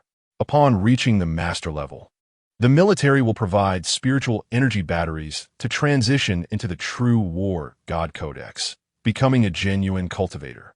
After boasting a bit, the man inquired, "How is the development of the gene serum on your end?" "Oh, that's still in its early stages. Currently, we are merely at the preliminary experimental phase. It will take quite a long time before mass production can be realized." After chatting for a while, the man changed his outfit and took the woman out for a stroll. As they stepped outside, they turned a corner and encountered a neighbor. This neighbor was a retired soldier, nearly 60 years old, yet appeared only around 40, showing no signs of aging. "Hello, Brother Liu." The man greeted with a military salute, his eyes filled with respect. "Ah, Xiaowang, good afternoon." Liu Dahu, engaged in Tai Chi, turned and smiled in response. "Brother Liu, as expected of the former royal guard, you still look so robust." Liu Dahu was indeed a prominent figure in the area, having witnessed the rise of Dayu. He once served in the Tianwu Guard, personally established by His Majesty. It is said that this veteran participated in countless battles, traversing and conquering over 100 nations during the era when the world was not yet unified, following General Yu. With such remarkable achievements, logically, he should have become an immortal by now. Yet for reasons unknown, he chose to retire from the military and moved here to spend his twilight years. "Brother Liu, you mentioned that you have personally encountered His Majesty, shared drinks with General Yu, and even touched Minister Li's head. Is that true?" A man suddenly recalled something and curiously inquired. Upon hearing this question, Liu Dahu instantly perked up. "Hey, you little rascal, how could that be false? Back in the day, I was merely an ordinary citizen in the capital, oppressed daily by those arrogant clans, until His Majesty." At this moment, Liu Dahu completely opened up, narrating his tale with unrestrained enthusiasm. The man and his wife listened intently, their eyes filled with longing. Before long, a crowd gathered around, enraptured by his stories, occasionally casting envious glances at Liu Dahu. To have met His Majesty in person, what an immense honor. It is well known that in the realm of Dayu, His Majesty is the one true deity, the towering pillar in the hearts of millions of citizens. To have encountered His Majesty even once is a lifetime of bragging rights, let alone having conversed face to face. He recounted the day when the northern clan's 300,000 troops besieged the city. A certain ruffian named Wang Zhan dared to insult our sovereign beneath the city walls. How could I, with my fiery temper, possibly endure that? I immediately sought permission from Lord Qin to descend and behead that Wang Zhan. Alas, I was stopped by Lord Qin. "Were you not afraid at that moment, Brother Liu?" Someone in the crowd spoke up. "Afraid? How could one not be? The northern clan's 300,000 troops were a dark mass as far as the eye could see. On the walls, with only a few thousand of us defending, it was daunting. But I thought to myself, my life is worthless. His Majesty has granted me dignity. So what is death to me? I figured that killing one would be a loss, while killing two would be a gain. But in the end, who could have anticipated that we had immortals in Dayu?" Liu Dahu's eyes glimmered with deep reminiscence. At that time, Lord Qin, unbeknownst to them, night fell, and the streetlights illuminated the surroundings. Liu Dahu's throat grew parched as he spoke. The crowd continued to swell. "And then? What happened after we conquered that nation of Adia? Did you receive a concubine or something, Brother Liu?" Lu Dahu took a sip of water and glanced at the time. You little rascals are exhausting me. I can't take it any longer. Let us continue this tomorrow. He squeezed through the crowd and returned to his home. His abode was spacious, a 3-story villa adorned with ancient charm. Yet, in this vast dwelling, he was all alone. Lu Dahu sank onto the sofa, lit a cigarette, and the smile gradually faded from his face, as if haunted by painful memories. The room remained dark, illuminated only by the faint glow of the cigarette's ember. The outside world was well aware of his glorious past, but none knew why, despite his rapid ascent, he chose to depart from the military and leave the capital. Go. I'm sorry, brother. As he continued to smoke, a grown man quietly began to weep. That year, he had followed General Yu on campaigns, conquering a nation called Xuanli. It was during that time that he encountered a woman while detaining slaves. The story unfolded in a rather dramatic fashion. The two fell in love. A citizen and a slave. Such a union was not uncommon, as slaves possessed avenues for advancement, provided they secured a guarantee and their partners exhibited commendable behavior. However, unbeknownst to him, that woman harbored a deep-seated animosity, ultimately deceiving him. His dear brother fell victim to his own betrayal, leaving him in a state of despair. In response to this incident, His Majesty even instituted a new policy, forbidding citizens of Diyu from developing romantic ties with slaves. Otherwise, they would face the revocation of their citizenship. Exhaling the remnants of an entire pack of cigarettes, Lu Dahua gazed at the ceiling, succumbing to slumber. The following day, his phone rang. Brother Lu, quickly log onto the court's official website. The detailed explanation of martial arts has been released to the world. Martial arts explanation. Groggy, Lu Dahua rose from his bed, his gaze falling upon a wooden sculpture of Qin Ju that adorned his desk. He observed the imposing, lifelike figure and felt a lump in his throat. Subsequently, he knelt on the ground and bowed several times. Your Majesty, will you forgive this humble subject? Chapter 66. The national cultivation craze beginning in the 25th year of the Great Universe. The advent of information technology had already begun to permeate the entire realm. Now, in July of the 26th year, devices such as mobile phones and computers have become ubiquitous among the populace.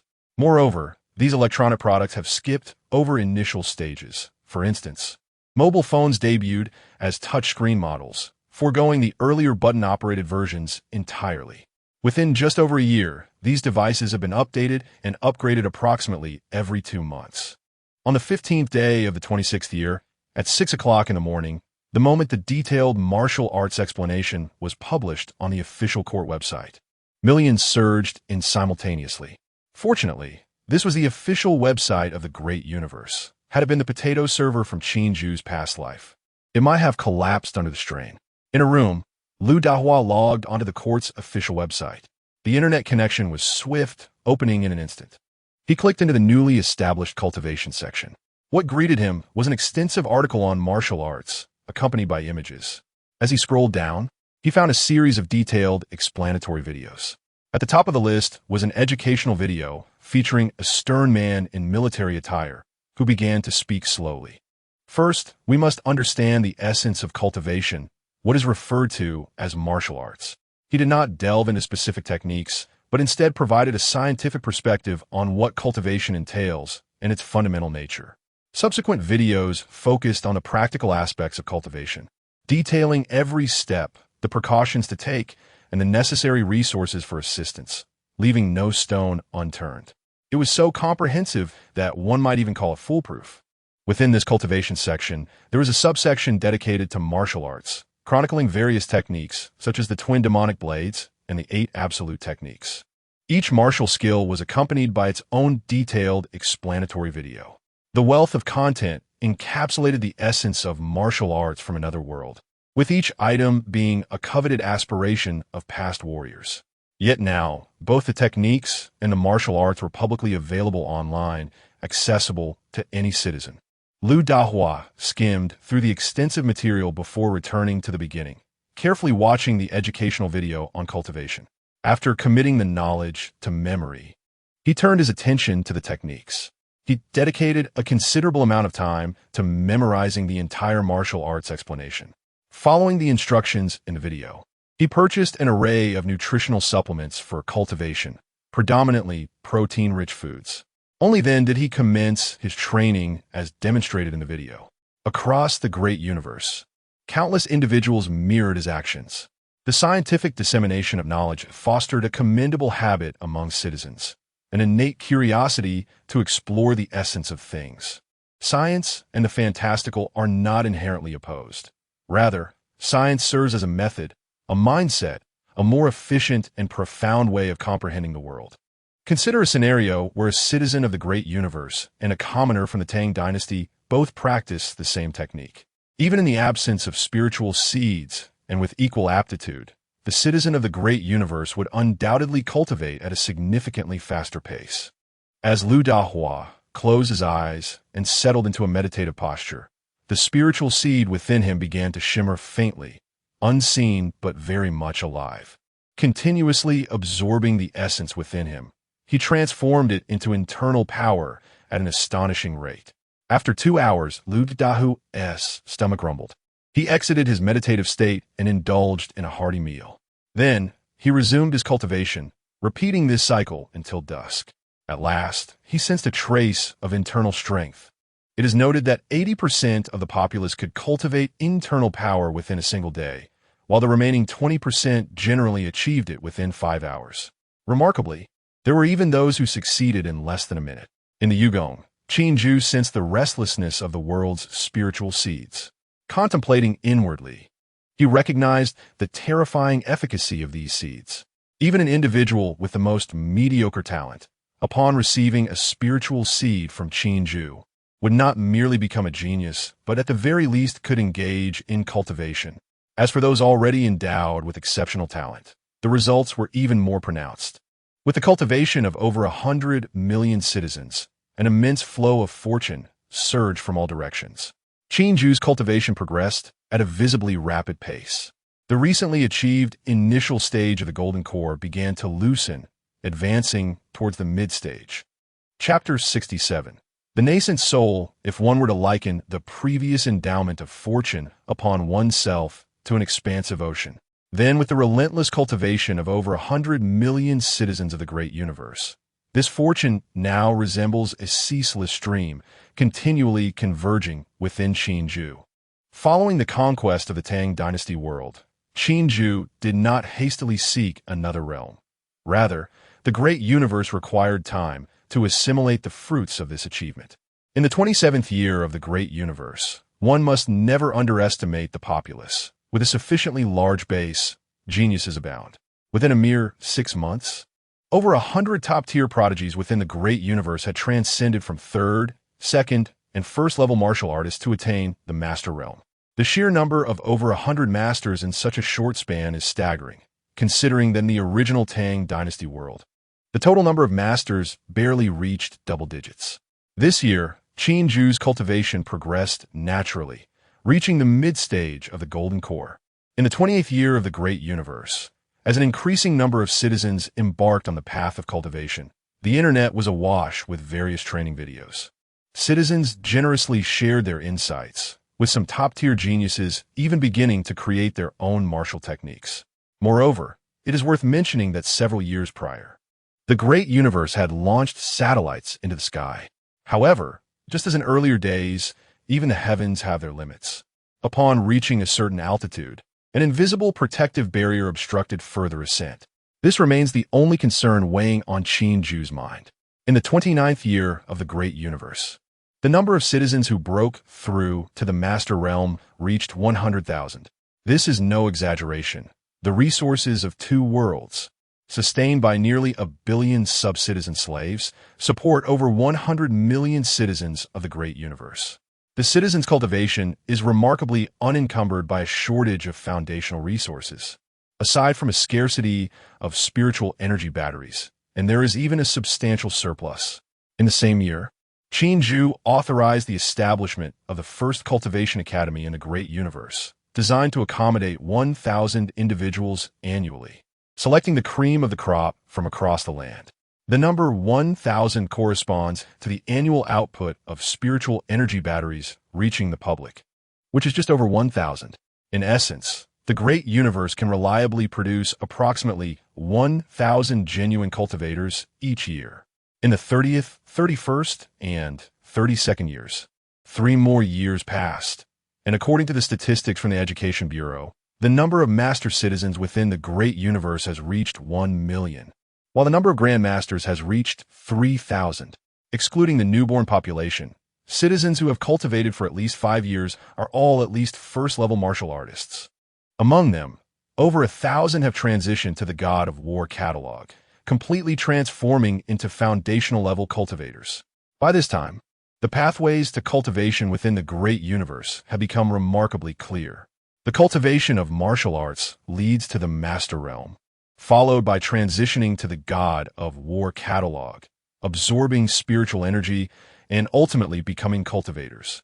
Depending on one's aptitude and the realm at which they transition to the God of War catalog, the cultivation levels of these citizens generally range from the peak of chi refinement to the early stages of foundation establishment. This is the advantage of scientific cultivation. The minds of cultivators become more astute, and countless cultivators immerse themselves in the realm of scientific research, thereby propelling scientific advancement. The progress of science, in turn, facilitates the ease of cultivation, creating a harmonious cycle of mutual enhancement. Had it not been for the constraints of spiritual energy, Qinju would have been confident in transforming the entire population of Diyu into genuine practitioners of cultivation within 50 years. In the 33rd year of Diyu, following 6 years of conquest over the Tang world, the population of Diyu surged dramatically once again. Countless newborns were gathered by the Diyu court from the hands of the enslaved populace of both worlds, combined with the natural births of native citizens. Currently, the population of Diyu has reached 200 million, with nearly 40% comprising children under the age of 6. That year, Qinju successfully advanced his cultivation to the late Golden Course stage. Throughout Diyu, excluding those who received official titles and blessings, nearly 5,000 practitioners have reached the foundation establishment stage through normal cultivation. The number of masters has astonishingly exceeded 6 million. This was still attributed to the minor bottleneck encountered when advancing from first-level warriors to masters.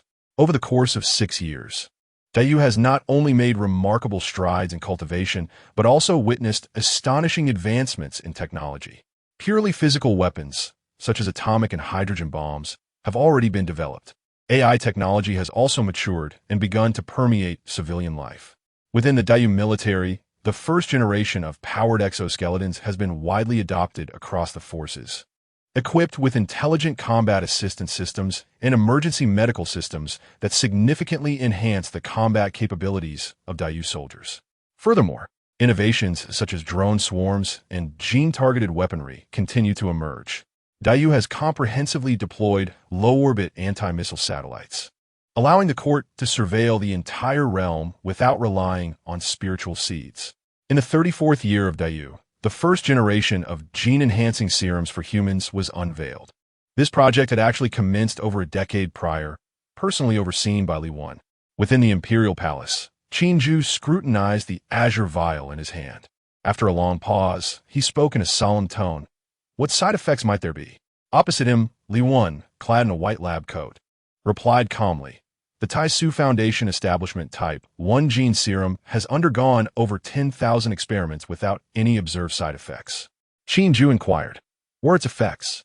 Li Wan responded, through the dissection of several Qi refinement and foundation establishment practitioners, I discovered that their genes continually optimize as they cultivate. The most evident improvement is their enhanced adaptability to spiritual energy particles. This gene serum is designed to significantly increase the human affinity for spiritual energy upon injection. In simpler terms, if citizens receive this injection, the minor bottleneck hindering their progression from first-level warriors to masters will cease to exist. Furthermore, the probability of directly breaking through the foundation establishment stage when transitioning to the God of War technique will also increase considerably. After a moment of contemplation, Qinju decided, let's first roll it out on a small scale. If there are no side effects, we can then implement it among the entire populace. Li Wan nodded in agreement. Understood. In the 34th year of Diyu, Qinju gathered over 10,000 volunteers who were stuck at the first-level warrior stage for the injection of the gene serum. Qinju did not doubt Li Wan, the brilliant scientist hailing from the wasteland, whose capabilities were beyond question. However, given the significance of this matter for the realm, he could not afford to be careless. Throughout that year, Qinju personally observed these thousands of individuals. To his astonishment, the effects of the Tai Su Type 1 gene enhancement serum exceeded his expectations by far. Tens of thousands of volunteers, within less than a week following their injections, successively transcended to the realm of the Masters. After nearly a year of observation, they remained vigorous and showed no adverse effects whatsoever. At this point, Qinju finally felt a sense of relief. In the 36th year of Dayu, Qinju, with overwhelming force, disseminated the genetic serum among the entire citizenry. There were no doubts, no concerns. Countless citizens rushed to purchase it in their hearts. Qinju was akin to a deity. They would execute Qinju's will without hesitation, such as the esteem Qinju holds among the populace today. By the end of the 37th year of Dayu, a census of martial artists by the Department of Education revealed that the population of Dayu totaled over 215 million citizens. The number of masters reached 9,341,532. The Grand Masters numbered 951,678. The Foundation Builders, including those granted official titles, amounted to 18,312. The Golden Elixirs, 32 individuals, including those bestowed with titles and certain high-ranking officials. Boom! Above the capital, an endless stream of purple fortune converged from across the realm towards the Yu Palace.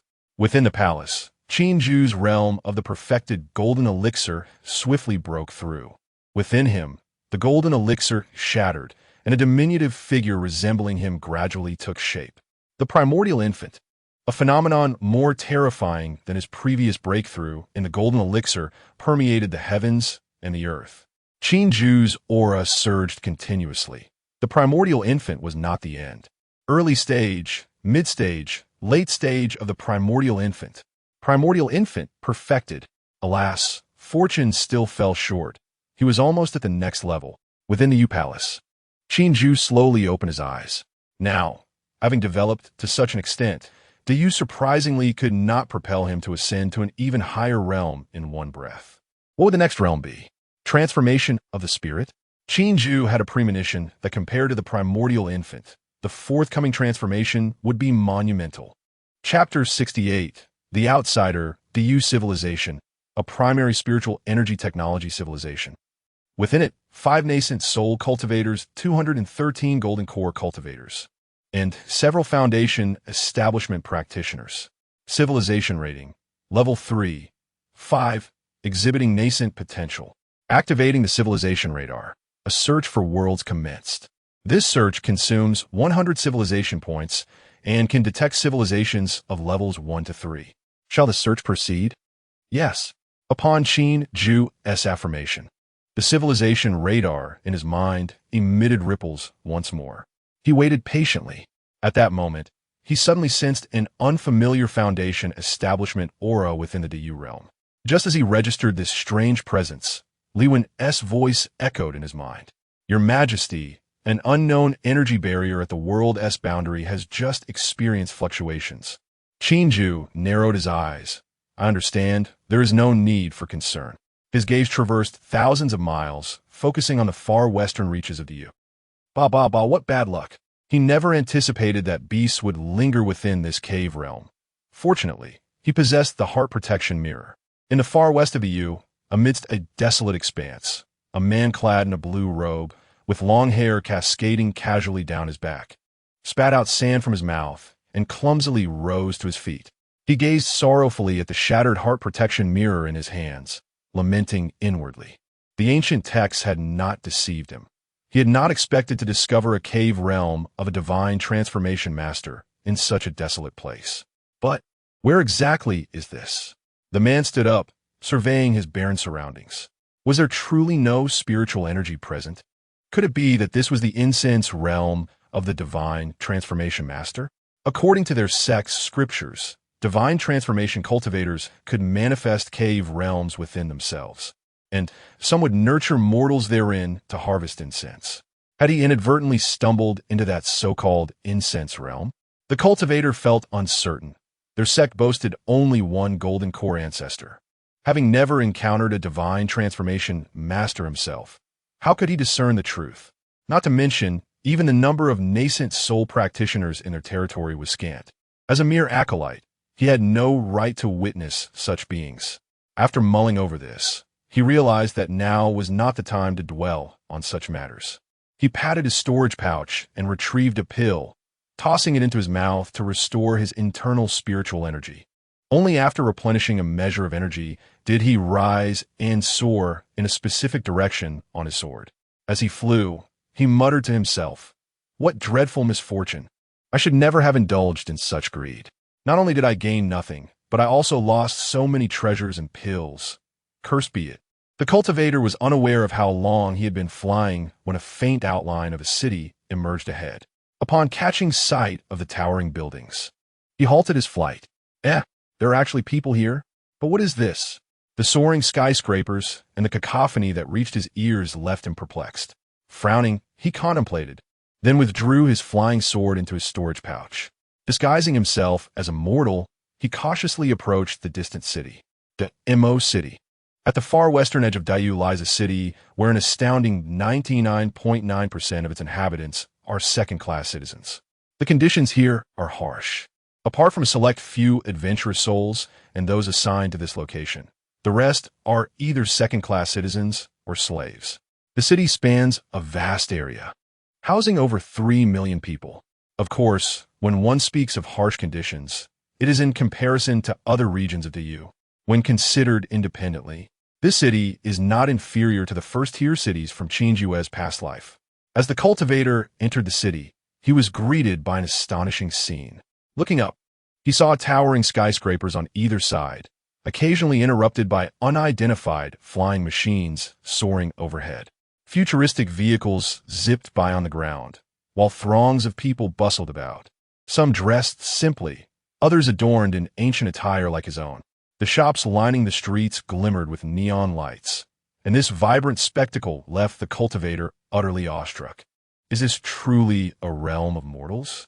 In his recollections, mortals were supposed to appear wan and ragged, yet here, even the most ordinary individuals seemed to dress better than he did.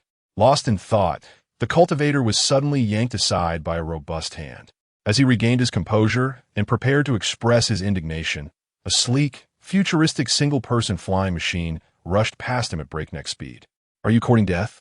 The one who had pulled him aside was a middle-aged man, appearing to be in his 40s or 50s, with a scruffy beard and a countenance marked by anxiety. "You dare to stand in the path of a citizen's vehicle? Are you not afraid of being struck down?" The cultivator's gaze flickered. He was still uncertain about the circumstances here and decided to exercise caution. He lowered his stance and performed an unusual bow. "Thank you, kind sir. I am but a newcomer to this place and unfamiliar with the ways here." The bearded man scrutinized him, his expression perplexed. "You are not from our desert city, are you? A visitor from afar?" Indeed, the cultivator replied. "I have just arrived from outside, here to visit family in Desert City." As he spoke, he subtly inquired, "The citizens seem increasingly arrogant. We mere mortals also value our lives." To his surprise, upon uttering this, the middle-aged man's face blanched, and he stumbled back several paces. The surrounding crowd, filled with alarm, hastily retreated, creating an open space around the cultivator in mere seconds. Realizing his misstep, the cultivator's expression darkened. At that moment, the flying machine that had just whizzed by returned abruptly. Alarmed, he discreetly reached for the storage pouch at his waist. The vehicle halted directly in front of him, barely an inch away. The door swung open, and a stylishly dressed young man leaped out, chewing on something and looking down his nose at the crowd. "Who dares to obstruct my vehicle?" As the young man disembarked, everyone in the vicinity, regardless of their previous activities, fell to their knees. The cultivator found himself standing out like a crane among chickens, momentarily at a loss for how to respond. This was not merely a display of authority. He sensed an unusual energy emanating from this young man. It was not spiritual energy, yet it was evidently not that of an ordinary mortal. "Ah, you wild commoner, how intriguing you are." The youth still wears that air of arrogance, yet no one perceives the fleeting glint of coldness in his eyes. Thus, it seems that this young master is in need of a servant, and you strike me as a suitable candidate. What say you to following me? Upon hearing this, the cultivator narrowed his eyes slightly, yet it was evident that he was no ordinary individual. As soon as the youth spoke, he bowed respectfully, a pleased expression adorning his face as he said, "Is that true?" "Thank you, my lord." However, before he could finish his words, the youth suddenly unleashed a violent strike, an overwhelming aura of a grandmaster erupting as he thrust his palm towards the cultivator's chest. But that was not the end. Several figures suddenly soared from the horizon, each radiating an astonishing pressure. Foundation Establishment Cultivators.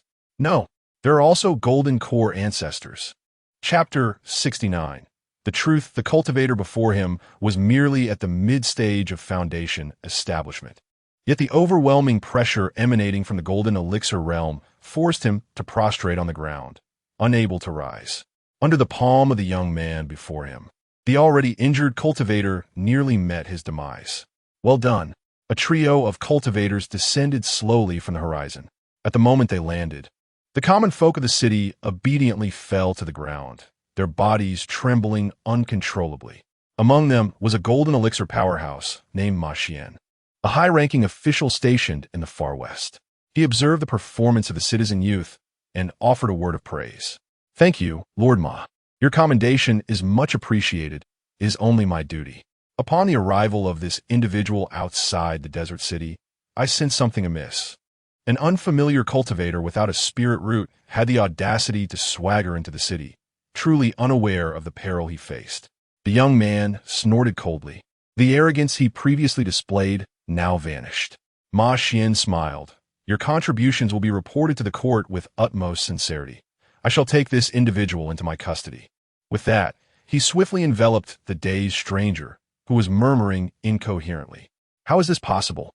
How can a Golden Elixir expert appear in a place devoid of spiritual energy? Why? Countless thoughts raced through his mind, yet none could provide clarity. Not only the Golden Elixir expert, but even the Foundation Establishment cultivators nearby were brimming with spiritual energy, clearly not to be underestimated. The young man who had just acted so fiercely was even more puzzling. He appeared to be an ordinary citizen, yet possessed such formidable strength. That last strike was nearly on par with a weaker Foundation Establishment attack. What kind of place is this? The cultivator lamented internally. Yet he knew no one would answer him. The stern voice of the Emperor Qin Ju resonated in Ma Xian's mind. At once, Ma Xian's expression turned serious. "Yes, Your Majesty." Speaking to the air, Ma Xian lifted the unfamiliar cultivator into the sky, his figure transforming into a blur as he sped towards the capital. How delightful it is to encounter such fortune while merely out for a stroll. The citizen youth watched as Ma Xian raced away, a fleeting glimmer of envy crossing his eyes. After a moment, his smile faded. Casting a sidelong glance at the commoners still prostrating around him, he scolded, "What are you staring at? Get back to work, you bunch of savages." At that moment, a single-person flying device approached. A beautifully dressed woman disembarked. What has happened?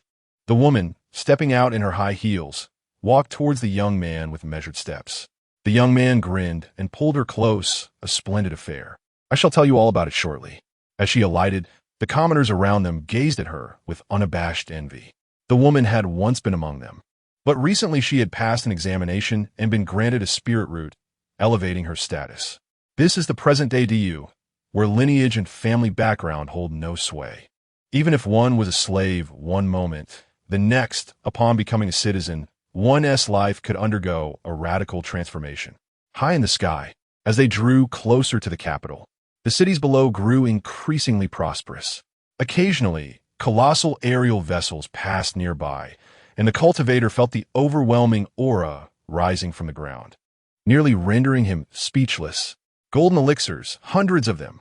How could there be so many? It was only when they reached the inner city of the capital that Ma Xian finally descended. There, a figure awaited his arrival. "Well done," Qin Goer remarked, offering a less-than-pleasant smile. Lord Qin, Ma Xian bowed slightly, raising his hand to present the cultivator he had brought to Qin Goer. Qin Goer cast a fleeting glance at the cultivator, who instantly appeared as if struck by lightning, his spiritual energy in disarray. A nascent soul, an extraordinary one at that. After greeting, Qin Goer led the cultivator outside the Yu Palace. Inside, Qin Ju was leisurely savoring tea. The cultivator was unceremoniously dragged in by Qin Goer and discarded to the floor like a lifeless dog. "Depart," Qin Ju spoke coolly. "Yes, your majesty," Qin Goer replied respectfully. Retreating. Hearing this, the cultivator struggled to lift his head, only to find himself confronted by an exceptionally youthful visage. Yet, as he gazed upon that countenance, the scene before him transformed. He beheld an infinite expanse of the cosmos. He saw countless deities and demons. Qin Ju sat there with an air of tranquility, and the cultivator felt an oppressive profundity enveloping him. Without uttering a word or making any discernible movement, Qin Ju found the cultivator's storage pouch at his waist flying into his hands. With no resistance, the pouch was forcefully ruptured, and items began to erupt from within. Treasures, medicinal pills, techniques, garments, all emerged in a flurry. Qin Ju picked up a flying sword and flicked it lightly. With a mournful cry, the sword shattered instantaneously. The unknown material exhibited commendable strength. Qin Ju nodded inwardly, then retrieved a vial of medicinal pills. The vial was adorned with peculiar engravings, and spiritual energy coursed within it. Upon opening, a fragrant aroma wafted forth. Qin Ju inhaled the scent. The inclusion of unknown herbs suggested a healing effect. Not bad. This was indeed his first encounter with genuine medicinal pills, far superior to those he had concocted himself. His heart swelled with delight, yet his expression remained impassive. He then perused several tomes of techniques. The true formula of azure waters. Qin Ju read slowly, even though he was a formidable nascent soul cultivator. He turned the pages with a deliberate pace, much like an ordinary person would.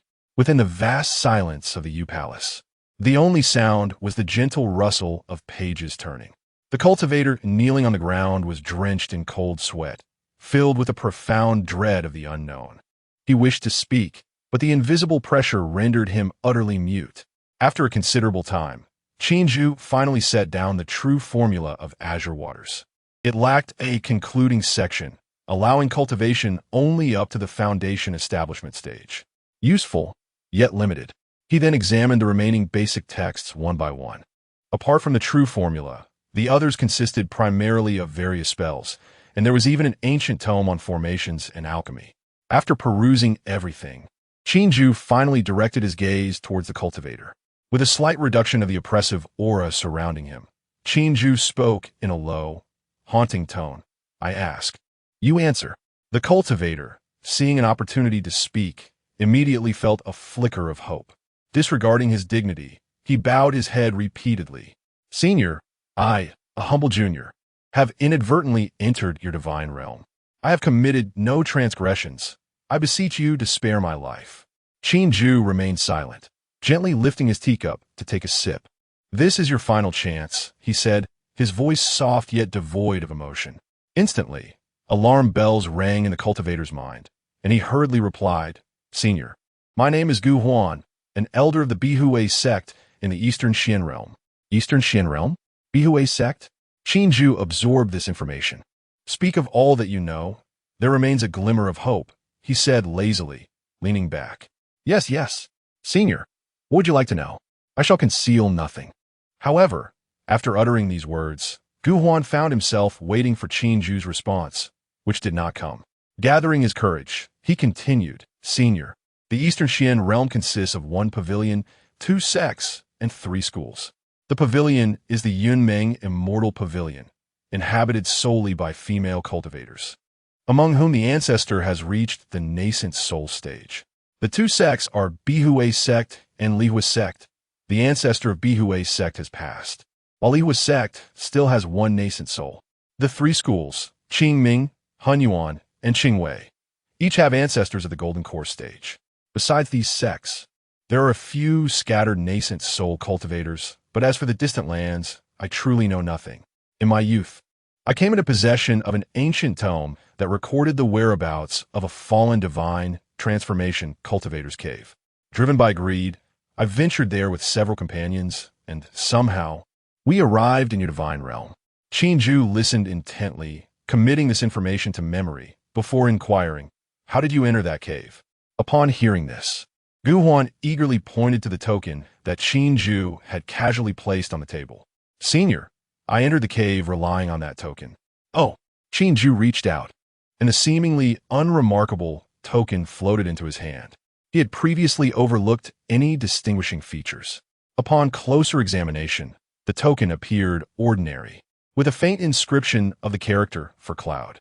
After a moment of contemplation, Qinju's eyes suddenly widened, and he grasped Gu Huan with a swift motion. He then placed his hand upon Gu Huan's head to probe his soul. He was not one to easily trust the words of others. After a brief moment, he cast aside the dazed Gu Huan, furrowing his brow in deep thought. Gu Huan had indeed spoken the truth. Every word was verifiable. The incense, fire realm? Qinju murmured to himself as he summoned the map from his mind.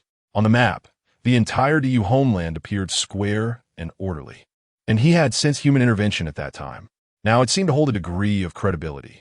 After a moment's reflection, Qinju grasped the token, and his figure instantly vanished from the cosmic palace. When he reappeared, he found himself at the boundary of the DU homeland. Such is the power of a nascent soul cultivator. They can traverse vast distances in the blink of an eye. Chapter 70. Celestial realm above the boundless expanse of the sea, a colossal maritime platform stands resolutely.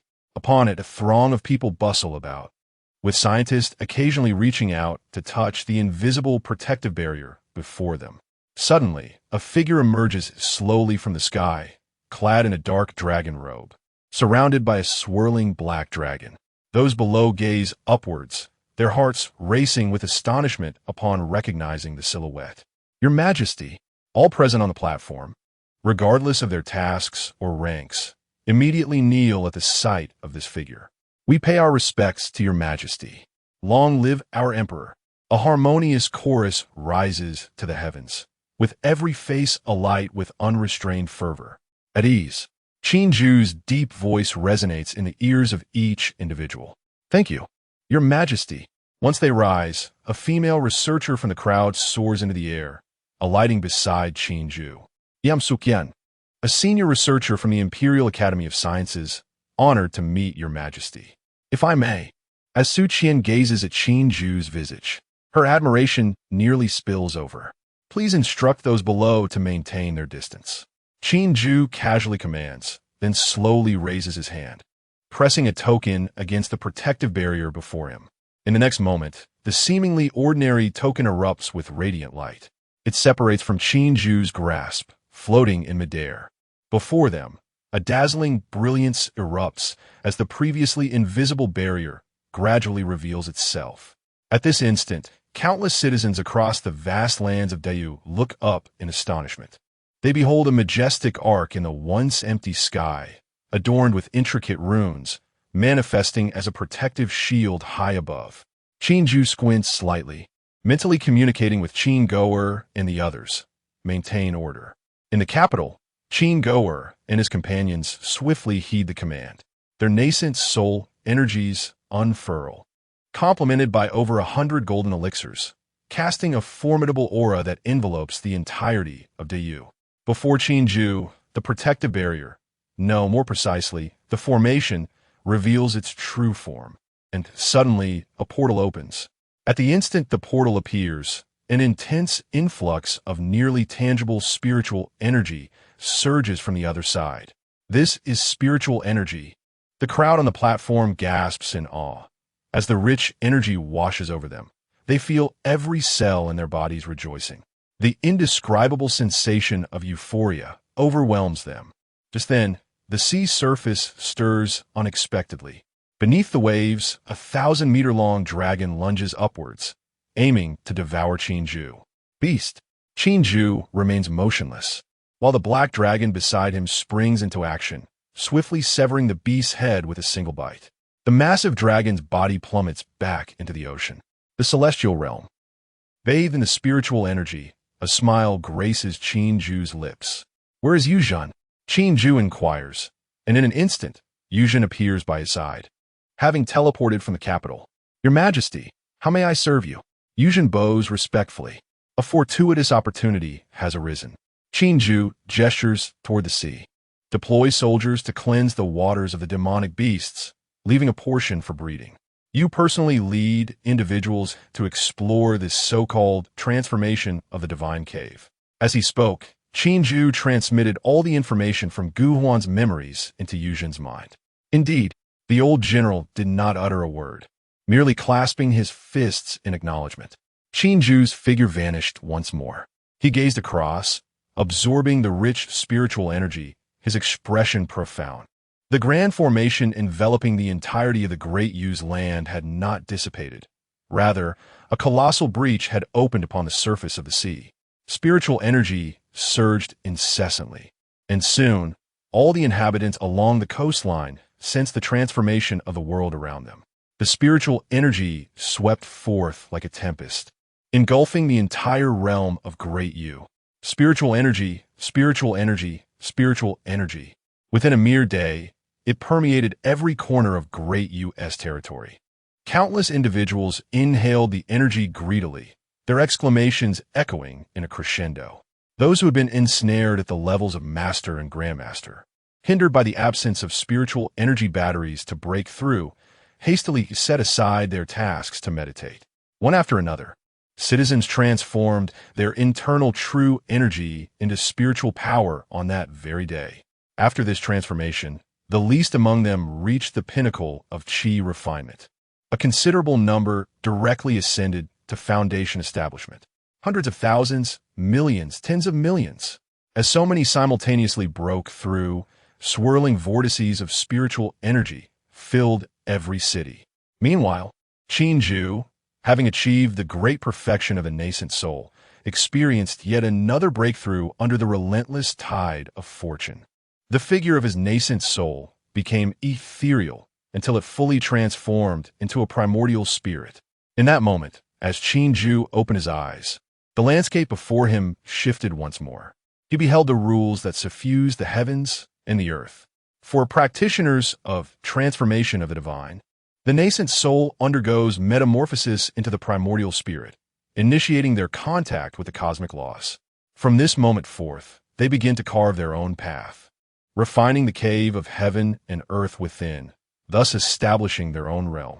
This was the knowledge he gleaned from Gu Huan's memories regarding practitioners of transformation of the divine. In the Eastern Su realm, there are no practitioners of transformation of the divine, and even Gu Huan's understanding of such practitioners was merely hearsay. What then is my path? Qin Zhu pondered. For in Gu Huan's memories, Eastern Su practitioners required a spiritual root for their cultivation. Moreover, spiritual roots were classified by attributes. For instance, the 5 elemental spiritual roots could cultivate all the way to the nascent soul. Upon reaching the nascent soul, they would comprehend the laws of heaven and earth, forging their own path. After initial contact, they would grasp the cosmos and thus break through to transformation of the divine. Yet, he observed the citizens of Great Yu, who, after he planted the seeds of spirit within them, exhibited no distinctions in attributes. Furthermore, he himself had never comprehended any laws of heaven and earth. Chapter 71. Beneath the deep sea, the path of the emperor, the path of fortune, the path of civilization, or perhaps the way of heaven? In Qin Zhu's contemplation, if he wished to carve out his unique path, it would inevitably revolve around these few possibilities. However, the pursuit of his own way was not a matter of urgency. Having recently transcended to the transformation of the divine, he had ample time to explore. Setting this matter aside for now, what truly piqued his interest was the so-called cave of the divine transformation. Transformation of the divine practitioners. In Gu Huan's recollection, such beings had not graced the Eastern Xian realm for a millennium. How many treasures would be contained within a cave left behind by a transformation of the divine practitioner? This cave could perfectly address the current deficiency in the foundation of the great universe's cultivation. Qin Zhu raised his gaze, peering across countless miles until it converged with Yuzhan. Commander Yu, The target maritime area has been cleared. Shall we proceed further? Amidst that vast ocean expanse, a colossal maritime platform stood, from which all researchers had withdrawn. An endless array of aircraft carriers loomed, with countless soldiers bustling about. Swarms of drones ascended towards more distant territories. Lu Pa, with blood still dripping from his heavenly halberd, saluted with military decorum as he reported in a booming voice. This young general, once highly regarded by Qin Ju, had been demoted twice following a previous mistake. Yet Lu Pa demonstrated remarkable fortitude. After his demotion, he adopted a demeanor of calm restraint. Moreover, he declined the bestowed title of nobility, opting instead to commence his cultivation anew. Over the span of 6 years, he ascended from an ordinary mortal to the mid-stage of foundation establishment. The mere act of refusing nobility and dedicating himself to cultivation was no small feat, in truth. It was evident that he possessed considerable talent. This realization rekindled Yu Zhen's interest in him, who had initially been disappointed. Patience is key. We shall act once the drone swarms ascertain the situation ahead. Yu Zhen placed his hand upon the sword at his waist and slowly approached Lu Pa. Now having reached the transformation of the divine, Yu Zhen emanated an even more formidable aura, his resolute visage instilling an innate sense of trust. Have you encountered any challenges in your recent cultivation? Yu Zhen inquired, observing the industrious soldiers. Lu Pa lifted his gaze to meet Yu Zhen's countenance, his tone softening. None. Commander, since I transitioned to studying the War God Codex, I have yet to encounter a bottleneck. I have an inkling that I shall soon break through to the late stage of foundation establishment. Upon hearing this, Yu Zhen's eyes deepened with thought. His Majesty has recently established a new heavenly killing army, composed entirely of self-cultivated practitioners. I have petitioned His Majesty to include your name. After Yu Zhen spoke, he awaited Lu Pa's reaction in silence. Upon receiving this news, Lu Pa's heart was instantly filled with a tumult of emotions. In the bureaucratic realm of the great universe, meritocracy prevailed. The capable ascended while the inept were cast down. The repercussions of his previous error were still in effect. Yu Zhen's intercession before the emperor was no trivial matter, far from the ease suggested by Yu Zhen's words. Commander Lu Pa opened his mouth, momentarily at a loss for words. Yu Zhen shook his head. Just do not tarnish my reputation further. The atmosphere grew silent, but soon a military officer approached to report. General Yu, a swarm of drones has detected a large-scale beast tide. According to the feedback from the spiritual energy response instrument, there are golden core-level demon beasts among them. Golden core, Yu murmured, feeling little reaction within. This was not the first golden core demon beast he had encountered. Dispatch the Xian Yuan army to handle it. Yu instructed after a moment of contemplation. Yes. The officer replied promptly. Wait, Lu Pa, you shall accompany them. Yu turned slightly to glance at Lu Pa. Lu Pa quickly clasped his fists, responding, As you command, General Yu. From the rear, a contingent of over 100 soldiers in dark uniforms, adorned with the visage of a fearsome demon, swiftly ascended into the sky. Led by a nascent soul cultivator, accompanied by 10 golden core warriors, the rest were foundational cultivators. Lu Pa also soared into the air, joining the soldiers as they ventured further away. Watching the Xian Yuan army depart, Yu turned to give further orders. Activate satellite surveillance for real-time monitoring. If they face insurmountable odds, instruct them to return immediately. Yu was renowned for his calm command style. Even though the cave paradise ahead was merely a remnant of a god transformation cultivator, he himself was of the same rank. Nevertheless, he adhered to a principle of caution, striving to achieve the greatest gain with minimal cost. Above the ocean, the Xian Yuan army's cultivators hastened towards their target. Lu Pa followed, silently behind, occasionally catching significant glances from his comrades, which he chose to ignore. He understood the thoughts of these Xian Yuan cultivators.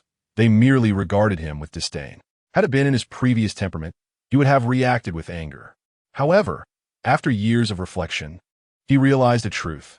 Only by excelling could one earn the respect of others, especially within the DU army, where capability and strength commanded respect. The group maintained a moderate flying speed, and the expanse of the ocean below was vast. After several hours of flight, the leading nascent soul cultivator finally raised a hand, signaling the others to halt. The leader, a seasoned veteran named Dong Jun, had served in the military since the days of the Great Qian. After gesturing for the group to stop, he squinted and expanded his spiritual sense to survey the surroundings. Moments later, he spoke, formed teams of 10 and dive. With that, he plunged into the sea first. Without hesitation, the others followed suit and submerged. Once submerged, Dong Jun unleashed his spiritual power, creating a vacuum around him. He descended deeper and deeper, hundreds of meters, thousands of meters, tens of thousands of meters, until he reached the ocean's depths, where he finally halted.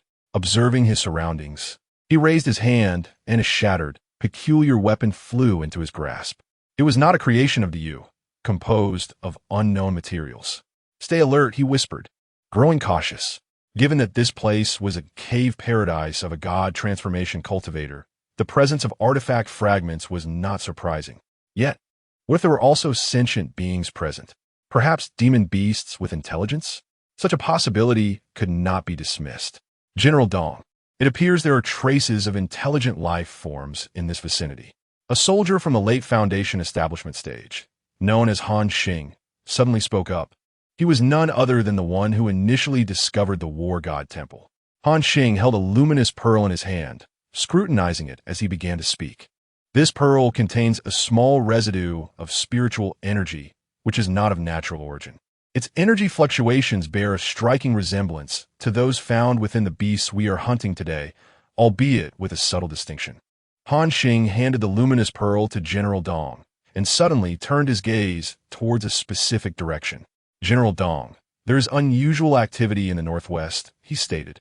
"Are you certain?" General Dong inquired. "Indeed," Han Xing replied with unwavering assurance. "Very well, everyone, follow me." According to research conducted by the Imperial Academy of Sciences, after mortals cultivate, a fortunate few may manifest various talents. Some exhibit an affinity for the 5 elements, while others possess pure spiritual energy within them from birth. And Han Xing is among them. His gift is rather esoteric. In simple terms, it can be summed up in 2 words: intuition. In the Tang Dynasty world, his decision to release Ko Zhong and his companion from the city was driven by a premonition that their departure would lead them to the War God Temple. Thus far, his intuition has never failed him. Chapter 72. The Cave of Beasts. What on earth is this? Beneath the ocean, in the northwest, lies a magnificent palace, quietly settled on the seabed, thousands of miles away from the squad of Xian Yuan soldiers. Within the palace, a man adorned in a resplendent golden robe, with a regal countenance and 2 horns atop his head, sat upon a chair crafted from spirit stones, gazing pensively at the peculiar drone in his hands. This object had been retrieved recently by one of his minions during patrol. According to the creature, the sky had been filled with them, their buzzing sound quite unsettling. The little demon had watched from the depths, and suddenly one of the drones had fallen before him. Could this be the work of the 10,000 Beast Mountain? He pondered, yet something felt amiss. This contraption resembled a crafted artifact, devoid of any offensive capabilities. What purpose could it serve? Just as he contemplated, a colossal lobster wielding a trident hurried in. "Report, my lord, trouble looms."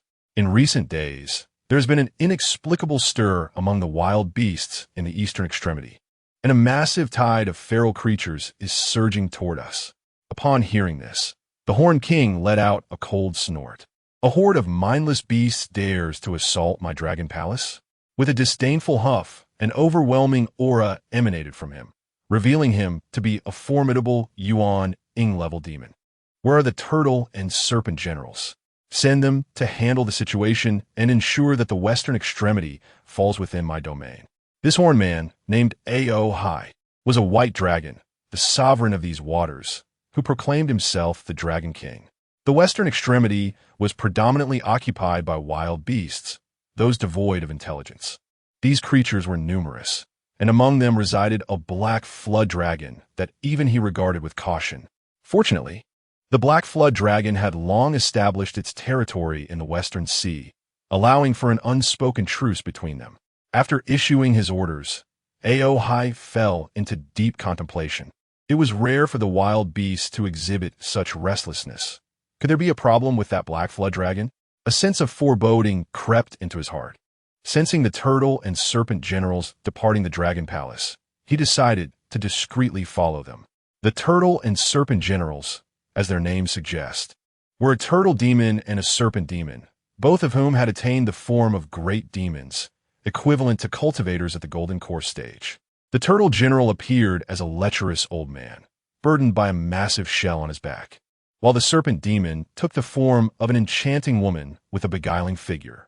The two made their way leisurely toward the western extremity, distancing themselves from the dragon palace, when the turtle general suddenly whispered in a rather lascivious manner, "Slow down, slow down. The western extremity is home to a Yuan-ing malevolent flood dragon, and we are merely at the golden core stage." The serpent general, upon hearing this, slowed her pace. Her beautiful eyes filled with contemplation. However, this was an order from the Lord. They must proceed. The turtle general shook his head. "Let us just circle the outskirts of the western extremity.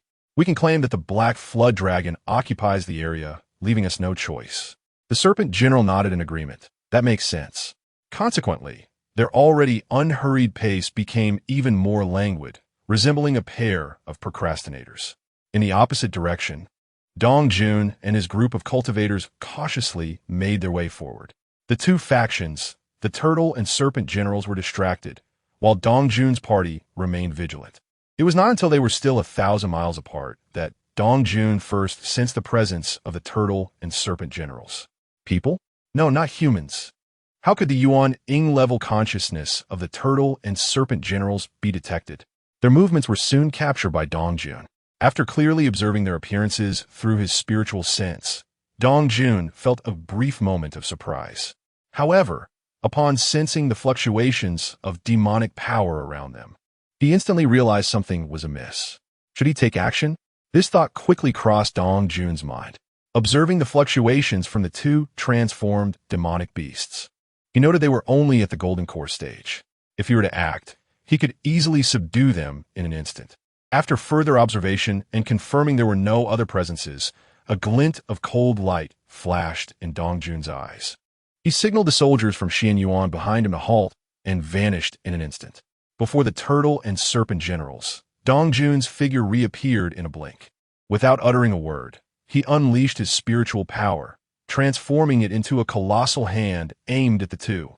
At that moment, the turtle and serpent generals were still oblivious, on the verge of being captured by Dong Jun. However, just then, A.O. Hai's figure emerged from behind the turtle and serpent generals, striking down towards Dong Jun with a palm. A Yuan-ing level great demon, Dong Yun is hat Yozit, and he quickly conjured a protective barrier of spiritual energy in front of him. A.O. Hai's palm struck solidly against Dong Jun's protective shield, sending him flying backward. "Who are you?" A.O. Hai questioned, his eyes filled with astonishment. He had not held back with that strike. Compared to his late-stage Yuan-ing cultivation, the individual before him was merely at the early stage of Yuan-ing, yet he had not even shattered Dong Jun's protective energy, only sending him flying. Dong Jun quickly stabilized his form and called for reinforcements before turning his gaze towards A.O. Hai. How had he not noticed this individual earlier? It must have been due to some concealed aura technique. He had not expected to encounter an intelligent demonic beast within this cave heaven. Commander Yu had once told him that this transformation cave was rich in spiritual energy, and it was possible that there were awakened demonic beasts. He had not anticipated meeting one so soon. "Oh, hi. No way. Still the intensity at Dong Yun." After several observations, he suddenly exclaimed in horror, "You are human." As soon as he uttered these words, the turtle and serpent generals behind him were equally astonished. A human recorded in ancient texts? How could this be? No human had ever appeared in this realm. A.O. Hai's surprise was profound. He understood he was in the cave heaven of a transformation-level great cultivator. That transformation cultivator had bred numerous demonic beasts within the cave. He was one of them. With the demise of that transformation cultivator, they had lived and thrived here for generations. For over 3,000 years, he had resided here, and this was the first time he had encountered a living human. This human cultivator must have come from the outside world. I can finally leave this wretched place. His heart surged with joy, knowing that there were humans in the incense world as well, though those humans were all mere mortals. The unfamiliar nascent soul cultivator could only originate from the outside world. Realizing this, Aohai seized his idle chatter and swiftly summoned a spear crackling with lightning from his storage pouch. Without a moment's hesitation, he charged towards Dongjun. The emergence of a nascent soul beast created a commotion that was far beyond mere words. The surrounding waters erupted in a tumultuous boil, and an oppressive force radiated outward, palpable even within the entire cave realm. In the cave, other nascent soul beasts were roused by Aohai's potent aura, launching themselves into the air to gaze towards the western sea. Dongjun's eyes flickered momentarily, yet he remained undaunted. He unleashed his own nascent soul energy. And although he was only at the initial stage of the nascent soul realm, his aura subtly matched that of Aohai. He did not draw a weapon. Despite the advancements of the great universe's technology, the limitations of materials rendered such arms of little aid to nascent soul cultivators. The absence of a weapon was inconsequential. His aim was not to vanquish the beast, but merely to delay until reinforcements arrived.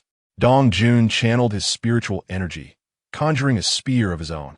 The two weapons collided with a thunderous impact.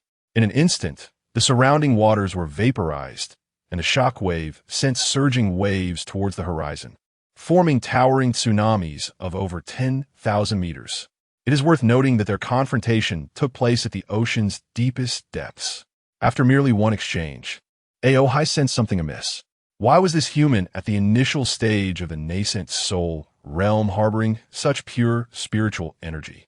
This was strength far beyond what one would expect at this level. Dongjun too was perplexed. This seemingly formidable nascent soul beast appeared weaker than he had anticipated. If that were the case, perhaps he would not require reinforcements.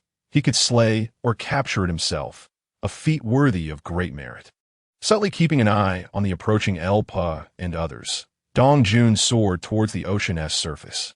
Aohai squinted, perhaps concerned about the potential repercussions for his dragon palace, and followed suit. The two ascended towards the surface, engaging in combat. Before reaching the water's surface, they had exchanged countless blows. The surrounding waters completely evaporated, and even the space around them trembled. The more they fought, the more alarmed Aohai became. This individual would undoubtedly be a genius in the outside world. Yet, why had he not yet employed any spells? Not even a magic treasure had been revealed. Could it be that he was still holding back? How utterly arrogant! Aohai felt insulted. With a fierce roar, he transformed into his true form. A massive dragon, tail swinging towards Dongjun. You may be renowned in the outside world, but to underestimate this king will surely incur a heavy price. True Dragon's secret technique, departure from heaven. Dongjun, it's not that I won tea. I simply don't have any. Chapter 73. The terrifying confrontation of the Yuan-Ing beasts, the formidable Yuan-Ing cultivators, instilled fear in all. Elpa and his companions had retreated miles away, yet the reverberations of the clash between the two adversaries continued to ripple through the air.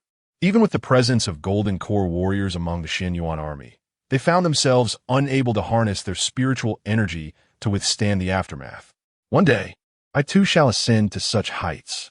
Elpa clenched the Fong Tian Hua Ji with a fervent grip, his eyes ablaze with determination. In the midst of the battle between Dongjun and Aohai, the two soon unleashed their true power. They morphed into fleeting shadows, colliding continuously upon the surface of the sea. Each encounter echoed with the might of nuclear explosions, creating a scene of sheer horror. Initially, Dongjun managed to hold his ground against Aohai, but the ancient white dragon, having lived for millennia, possessed capabilities far beyond Dongjun's reach. Gradually, the tide turned against Dongjun, and he found himself at a disadvantage. How formidable! Aohai snapped at the air with his massive jaws, swiftly countering with a powerful tail strike. His body bore numerous wounds, golden dragon blood seeping forth, sizzling as it dripped onto the ocean-esque surface, evaporating the water around it. Dongjun appeared increasingly disheveled, his Xian Yuan military attire tattered, forced into a position of passive defense. A direct confrontation was not feasible. He needed to stall for time. He could distinctly sense A.O. Hai's waning spiritual energy while his own remained robust. If he could endure, victory would surely belong to him. Well, it's the first time I've seen General Dong in such disarray. Struggling with a little mudfish. Shall I lend you a hand? A light chuckle echoed from the horizon, as a young commander clad in Xian Yuan military garb emerged slowly. This commander appeared to be in his early 20s, exuding an air of youth. Upon hearing the voice, the combatants momentarily hesitated. A.O. Hai's heart sank. Reinforcements had arrived. Meanwhile, Dong Jun's expression soured. This individual was another commander from the Xian Yuan army, with whom he had a contentious history. Dong Jun scoffed, "At your age, why mimic a pretty boy? I need no assistance." After years of cultivation, one could adjust their appearance. Yet, many seasoned generals in the Xian Yuan army chose to retain their original visage, while others, despite their advancing years, opted to revert to a youthful appearance. This seemingly young commander was among those who had made such a choice. The young commander merely shrugged at Dong Jun's remark, crossing his arms and observing the skirmish from above. Though he refrained from intervening, A.O. Hai felt uneasy.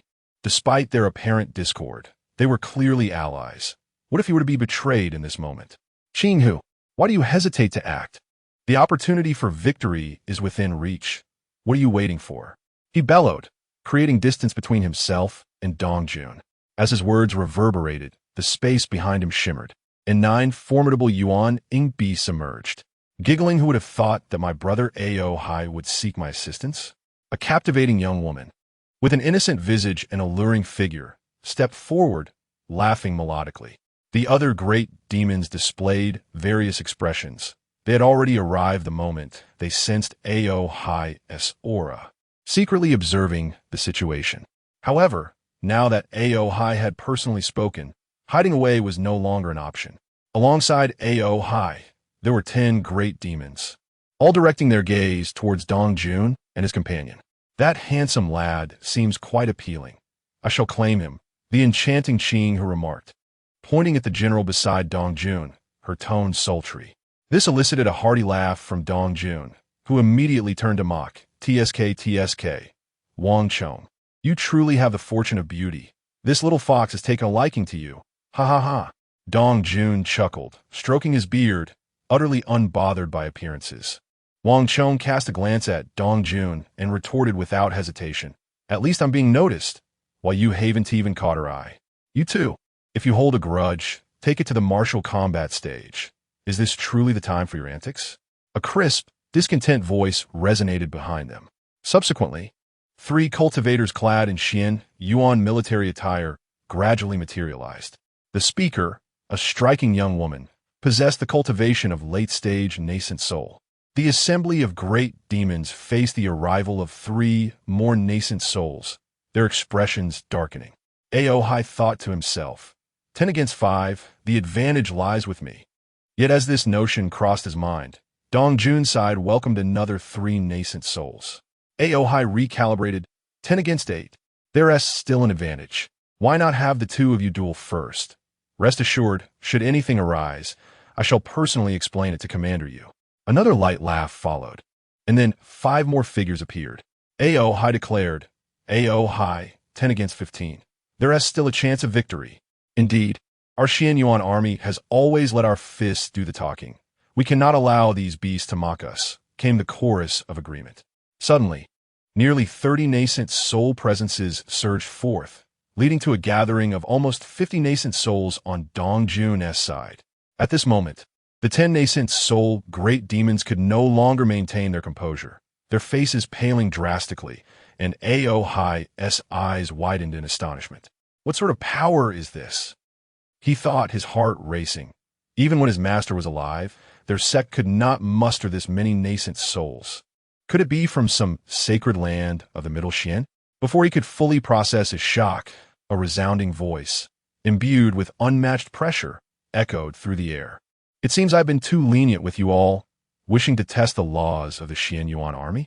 High above, Commander Yu strode forward, his divine transformation exuding a formidable aura that fractured the surrounding space under its immense weight. Divine transformation. The hearts of Ao Hai and the other great demons sank, trembling in fear. As you appeared, Dong Jun and his fellow Xian Yuan commanders immediately fell silent, bowing their heads obediently, like children. Ao Hai's mind went blank, fixated on a singular thought. How is this possible? Yet, having lived for several millennia, his mind raced. In less than a millisecond, a fierce look flashed across his face, and he ruthlessly struck at the other great demons beside him. The other 9 great demons remained in a daze, utterly unprepared. With no mercy, Ao Hai unleashed a devastating blow, instantly inflicting grievous injuries upon the assembly of great demons. Upon completing these actions, Ao Hai immediately collapsed to his knees, bowing several times toward the lofty figure of Yu Zhan in the sky. Esteemed elder, I, the little dragon, bear no ill intent against you, but am rather compelled by these wretched creatures. I possess the bloodline of a true dragon and could serve as your steed. I implore you, gracious elder, spare my life. This series of movements flowed seamlessly, exhibiting an exquisite grace. The former aura of dominance and authority on his face had been entirely replaced by a sycophantic demeanor. Nearby, the Yuan Ing of the Xian Yuan army nearly had their eyes pop out in disbelief. Even Yu Zhen above was momentarily taken aback. As for the other Yuan Ing demon beings who had been ambushed, they were rendered utterly petrified. How amusing. Even Qin Zhu, far away in the cosmic palace, couldn't help but chuckle at this scene. This little demon is indeed a remarkable character. Chapter 74, Heritage and Correspondence Utterly Shameless, murmured someone among the Yuan Ing of the Xian Yuan army. The voice was not loud, yet in a gathering of such high-level practitioners, it was impossible not to hear. Ao Hai, with his rear end elevated, maintained a sycophantic expression despite the remark. Yu Zhen, however, remained composed, his face devoid of emotion as he descended step by step. You certainly know how to read the room, Yu Zhen remarked as he approached Ao Hai, gently raising his hand. He appraised Ao Hai from head to toe and chuckled lightly. Senior, you flatter me, Ao Hai replied, his face beaming with a radiant smile. It was no jest. If he had been oblivious to the situation, he would not have survived this long. After all, he possessed a trace of true dragon bloodline, brimming with treasures. Had he lacked shrewdness, he would have been flayed long ago. Whether to kill or spare you, that is not for me to decide. Yu Zhan thought as he communicated with Qin Zhu, eager to discern how Qin Zhu intended to handle these formidable beasts. Within the palace, Qin Zhu lightly tapped the table. Deep in contemplation, the great Yu was flourishing, brimming with spiritual energy, and lacked for naught. However, the beasts within this cave realm could be of use. Perhaps for artificial hybrid breeding. Imagine a populous adept at taming beasts.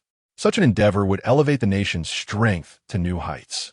After mulling over this, he instructed Yu Zhen, for now, keep them alive and ascertain the current situation of the cave. Instantly grasping the implication, Yu Zhen turned to Ao Hai and said indifferently, You are fortunate. His Majesty has decided to spare your lives. Ao Hai and the severely injured great demons rejoiced at the news. Thank you, Your Majesty. Thank you, Senior. Simultaneously, these great demons pondered the implications of Yu Zhen's words. These individuals did not hail from any sect but from a nation, which was a rarity. In the realm of cultivation, sects predominantly reigned. While nations were merely subordinate forces, mortal realms, they had never heard of a nation boasting so many cultivators. Had the world changed dramatically in the thousands of years they had been confined? The scheming thoughts of these great demons did not escape Yu Zhen's notice. Yet he paid them no mind. The Emperor's decision to retain these demons surely held some purpose. In due time, they would inevitably come into contact with the great Yu. Do you have names? Yu Zhen inquired directly. Ao Hai quickly responded, reporting to you, Senior. The little dragon's name is Ao Hai. I have long found this name unappealing, and I humbly request a new name from you. Yu Zhen felt speechless. Ao Hai's flattery rivaled that of the eunuch Xiao Lu. Speak only what is necessary. Answer my questions plainly, he commanded sternly. Yes, yes. Ao Hai nodded vigorously. Aside from you, are there any other Yuan Ing or transformation stage great demons in this cave. Is there anything else present? Reporting to you, Senior. Aside from our 10 Yuaning demon clans, there are over 100 golden core lesser demons, and nothing else remains. However, on the other side of the cave lies the incense realm, the current circumstances of which are unknown. Yuzhen then asked, do you have any information regarding the fallen transformation stage cultivator? Ao Hai replied, this cave realm is a legacy from my former master, who was named Gu Chongshan, an elder of the Yunxian sect, located in the Middle Xian territory. Within its sect, there exists a formidable entity. Yet the passage of thousands of years has rendered the current circumstances unknown to the little demon. Yu Zhan squinted, described the state of the cultivation world. Ao Hai paused momentarily, swiftly conjuring a forte. Could it be that these individuals are not of the cultivation realm? He dared not inquire further, maintaining his respectful demeanor as he replied, the cultivation world is vast and boundless, populated by numerous sects, roughly divided into 5 domains: East Xian, West Xian, North Xian, South Xian, and Central Xian. Of the 4 Xian, the little demon possesses scant knowledge, while Central Xian is the very heart of the cultivation realm, teeming with practitioners, some even capable of transcending tribulations. The little demon's former master's sect in Central Xian is merely a second-rate sect. Yu Zhen inquired, what realms exist beyond the transformation god? Ao Hai responded, beyond transformation god, there are the realms of integration, refinement void, great ascension, and tribulation crossing. Yu Zhen pondered for a moment before continuing. Are there any techniques or treasures within this cave that you possess? Ao Hai replied, esteemed elder, the little demon does possess a portion of the former master's inheritance, but most were originally bestowed by the master. The true legacy of the former master resides within his cave, which requires a master token to unlock. After the master's demise, the little demons search for the token, but to no avail. The token? Yu Zhen furrowed his brow. At that moment, Qin Zhu's voice resonated in his mind, and an ancient token materialized before him. Retrieve the soul of that toad spirit. Yu Zhen nodded in affirmation, grasping the token firmly. However, upon closer examination, Ao Hai's eyes widened in realization. Yes, that is indeed the token. Yu Zhen remained silent, securing the token. With a swift motion, he summoned one of the 10 great demons, a toad spirit. The toad spirit transformed into human form, its face riddled with sores, an utterly repulsive sight. Yu Zhen's demeanor remained unperturbed as he proceeded to extract its soul without hesitation. This act terrified the other great demons, rendering them mute with fear. They could not fathom why the previously amiable Yu Zhen had suddenly resorted to violence. A moment later, the toad spirit's life force extinguished, and Yu Zhen casually tossed it to a Yuan Ing of the Xian Yuan army. Deliver this to the academy. Lordly should appreciate it. You all, send personnel to thoroughly secure this cave. With that, Yu Zhen turned his gaze to the remaining 8 great demons. If you wish to survive, your actions from here on will determine your fate. He offered no further explanation. Any demon with sense would grasp what was expected of them. He then seized Ao Hai. Lead me to that cave. In an instant, the two vanished, leaving behind dozens of Yuan Ing from the Xian Yuan army and the bewildered great demons, staring at one another in confusion. What are you waiting for? Move. The cave was indeed expansive. It took Yu Zhen and Ao Hai 3 teleportations to reach their destination. It is worth noting that a transformation god can traverse several laps around the vast expanse of the universe with a single teleportation. Upon arriving at the cave's entrance, Yu Zhen sensed an extraordinary concentration of spiritual energy, entirely unparalleled to other locations. Esteemed elder, beneath this cave lies a spiritual vein. Ao Hai spoke softly, seemingly attuned to Yu Zhen's thoughts. Disregarding Ao Hai, Yu Zhen extended his hand. Before him, a formation gradually materialized as he secretly circulated his spiritual energy. However, the anticipated attack never came. Realizing he was at a considerable distance, he then produced a token. Upon its release, the token seemed to be drawn forward, slowly merging into the small formation before him. In the next moment, the entire formation began to dissolve, revealing an ancient stone door. "You, enter," Yuzhen commanded, casting a fleeting glance at Ao Hai. Ao Hai felt a shiver run down his spine, yet under Yuzhen's gaze, he could only reluctantly proceed into the cave. After Ao Hai had been inside for a while without any sign of disturbance, Yuzhen finally entered. The cave was modest in size, yet impeccably tidy, devoid of even a speck of dust. It contained a table and a chair. Upon the table lay several vials of elixirs, a storage bag, a hairpin, and a letter. With a wave of his hand, the storage bag and elixirs soared into his grasp. He turned his attention to the letter. "Frost, I am sorry.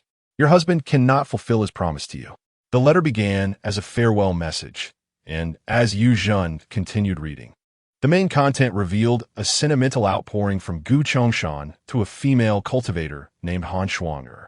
Yet, as he neared the conclusion, the tone shifted abruptly. "Gu He, may you meet a wretched fate. Frost, do not believe Gu He's words. He is deceiving you. Leave the sect. Leave the sect. The ancestor has."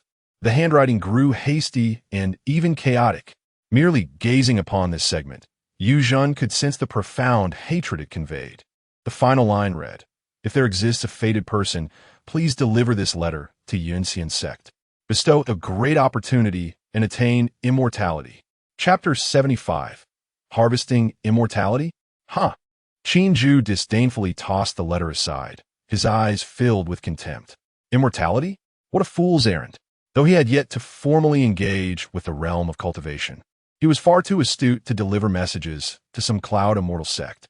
Moreover, after several millennia, whether that sect still existed was an entirely different matter. Nonetheless, the letter did hint at some intriguing information. For instance, the ancestor of the cloud immortal sect seemed somewhat peculiar. There was also mention of leaving the sect. When Gu Chongshan penned these words, his emotions ran high. Yet, as always, it was of no concern to him. With a wave of his hand, the storage bag flew into his grasp. This was the true prize of his endeavor. Spiritual energy surged within. There's a restriction. It was not unusual for a storage bag belonging to a transformation stage cultivator to have a restriction. Qin Zhu may not have understood the intricacies of such restrictions, but as a fellow transformation stage cultivator, this trivial obstacle was hardly a challenge. After some exploration, he successfully dispelled the minor restriction. Qin Zhu's consciousness entered the bag. Suddenly, he opened his eyes wide. A flicker of surprise crossed his face. Indeed, this was the legacy of a transformation stage cultivator. With a grand gesture, items began to emerge from the storage bag, instantly filling the entire celestial palace. Techniques, elixirs, treasures, spirit stones, and rare herbs. An overwhelming array of miscellaneous items. A true treasure trove. Iceheart technique, sunfire divine skill, mysterious thunderbody, forging technique, blood burning, secret method, true interpretation of swordsmanship. Just the techniques alone numbered in the hundreds. Moreover, upon a cursory glance, Qin Zhu discerned that these techniques were all at least sufficient to reach the nascent soul realm. Among these techniques, there were even insights into the rules as comprehended by Gu Chongshan. Qin Zhu picked up the cultivation insights and read them meticulously. After over 2,000 years of cultivation, achieving the nascent soul and grasping the rules was indeed a formidable challenge. From the lofty mountains, he sat in meditation for 500 years, ultimately comprehending the path of Chongshan, merging his essence with the mountain spirit, harnessing the might of the myriad mountains. What is the Tao? The Tao is the path, the heart's abode, and a flowing narrative of over 1,000 words. It detailed how he came to understand the path of Chongshan. Leaving aside other matters, this compilation of cultivation insights would be deemed priceless in the outside world. Countless nascent soul elders would vie for it. Gu Chongshan, O Gu Chongshan, you have truly bestowed upon me a tremendous surprise. Qin Zhu laughed heartily at his desk. With these insights in hand, the nascent soul cultivators of the Yu would undoubtedly avoid countless detours in their cultivation journey. Furthermore, the storage bag contained numerous spell manuals, which resolved the long-standing dilemma of Daiyu cultivators lacking spells. Additionally, there were ample records on formations, alchemy, and artifact forging, essentially filling the gaps in DUS knowledge. The foundation of a transformation stage cultivator who had practiced for thousands of years encompassed far more than this. In another corner, a mountain of various herbs radiating peculiar glimmers piled high, countless celestial materials and earthly treasures that Qinju could not name. Yet their value was unmistakable. These resources might not suffice for the common folk, but they would undoubtedly be more than adequate for empowering the current dynasty. Kulme, summon Li Wen and Jia Yu to see me. Shortly thereafter, Jia Yu and Li Wen hurried in with great urgency. Your humble servant pays respects to your majesty. The two bowed in unison. Jia Yu has long occupied a prominent position, and now, as a transcendent cultivator, he carries an air of undeniable authority, despite his still fair complexion. Conversely, Li Wen maintains his usual expressionless demeanor, appearing devoid of emotional fluctuations. Minister Jia, Minister Li, take a look around, Qinju said cheerfully, gesturing at the treasures that were nearly overflowing the space. Upon entering, Jia Yu and Li Wen had already noticed the dazzling array of items, and now, at Qinju's prompting, their gazes swiftly scanned the surroundings. Jia Yu's eyes fixated on the numerous manuals laid out on the table, revealing an unmistakable yearning. Meanwhile, Li Wen approached the peculiar, faintly glowing iron block that emanated an unusual aura. Qinju smiled, refraining from interrupting their exploration. So many techniques, Li Wen exclaimed, flipping through the volumes and occasionally gasping in astonishment. Unknown materials, remarkably high in strength. If the quantity is sufficient, the timeline for the energy warships could be expedited. A flicker of contemplation replaced the usual indifference in Li Wen's eyes as he lifted a vial containing an unknown liquid. He slowly opened it and inhaled deeply. Such a rich essence of spiritual energy, it seems to possess healing properties. If the formula could be researched for mass production, the survival rate of our troops would significantly improve. Ah, a Foundation establishment pill? It appears my line of thought was correct. The composition of this pill closely resembles that of the Taisu Foundation establishment liquid. And this pill, it seems effective for core formation. It could potentially enhance the probability of success. I wonder if it can be improved. The spirit stones, akin to energy batteries, are merely a bit more heterogeneous in their spiritual essence. This stone is quite commendable. It's a natural vessel for storing spiritual energy. The two men, akin to children in a toy store, eagerly examined one item after another. After some time, Jia Yu reluctantly set down a manual and spoke, Your Majesty.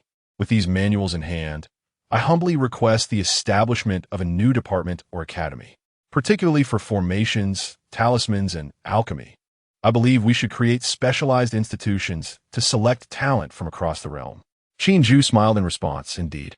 These techniques are meant to be organized and refined by your Ministry of Education.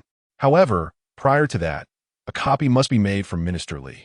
Rather than the methods of alchemy and formation detailed in these manuals, Qinju had greater confidence in technology. Once the Imperial Academy of Sciences thoroughly researches these topics, an automated alchemical process and talisman crafting would be far more appealing. With sufficient resources, Qinju envisioned a future where the citizens of Diyu would casually consume pills as if they were mere candies. What are your thoughts, Minister Li?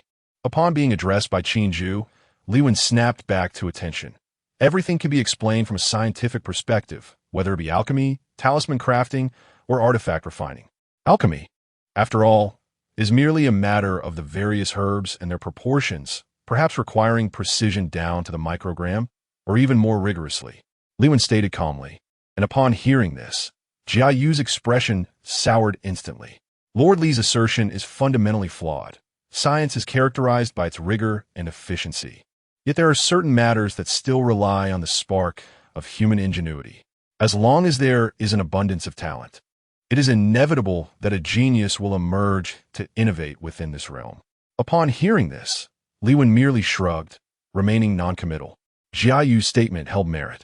Whether in the realm of traditional material science or in the contemporary field of psychic science, creativity is indeed the essence of continual evolution. It was a lapse in my consideration. Li Wen, uncertain whether to apologize, did not even turn his head as he muttered and returned to his online shopping. Qin observed the exchange between the two, shaking his head. Regardless of whether it pertains to science or the pursuit of immortality, as long as it empowers the universe, I shall lend my utmost support. Once these matters are organized, rest assured that they will be delivered to you. Chapter 76, A New World. Year 38 of the Great U. The Department of Education took the lead in organizing and disseminating various martial arts manuals across the realm. Unlike the previous complete disclosure of the Divine War record, this time, Lewin implemented a phased exchange system. In simpler terms, for instance, the Ice Heart technique allows practitioners to cultivate from a mere mortal to the Yuanying stage. Thus, citizens wishing to practice would find the Qi refinement phase entirely free of charge. Upon reaching the pinnacle of Qi refinement, the foundation establishment phase also incurs no cost. However, subsequent stages, such as the Golden Core and Yuanying, require contribution points. The citizen-level iteration system has been in effect in the Great U for quite some time, designed to prevent the emergence of a surplus of idlers among the populace. Over the years, this system has proven to be quite effective. Contribution points are not overly difficult to obtain. For an ordinary citizen, from birth to the completion of their education, a substantial amount of contribution points is awarded. Those who are not suited for academic pursuits can still shine in other fields, such as literature and the arts. In essence, as long as one does not languish at home in idleness, there is no fear of being unable to exchange for advanced techniques. The Great U does not suffer from the same decrepitude as other feudal dynasties. Throughout the Great U, regardless of the profession one engages in, the pathways for advancement are remarkably clear. With effort and capability, one can ascend the ranks. This is a notion that seems unfathomable elsewhere. Yet in the Great U, under the absolute dictatorship of Qin, this is the reality. Particularly within the political arena, it is akin to a true battleground. There are always citizens whose cultivation talents are lacking, and for them, pursuing an official position becomes one of the few viable paths. Consequently, the competition for political office is not merely fierce. Officials strive desperately to achieve results, fearing that any misstep could cost them their positions. Once considered incorruptible, a good official was one who served the people. Now, if you do not relentlessly develop your jurisdiction, prepare to remain a mere mortal. Although the welfare benefits for citizens can be likened to those of celestial beings, the majority of citizens also strive tirelessly for self-improvement. There is no alternative. The secondary citizens have a path to advancement. Those who manage to rise from secondary citizens to full citizens are certainly not ordinary individuals. Once they attain citizenship, their appreciation for their status is beyond words.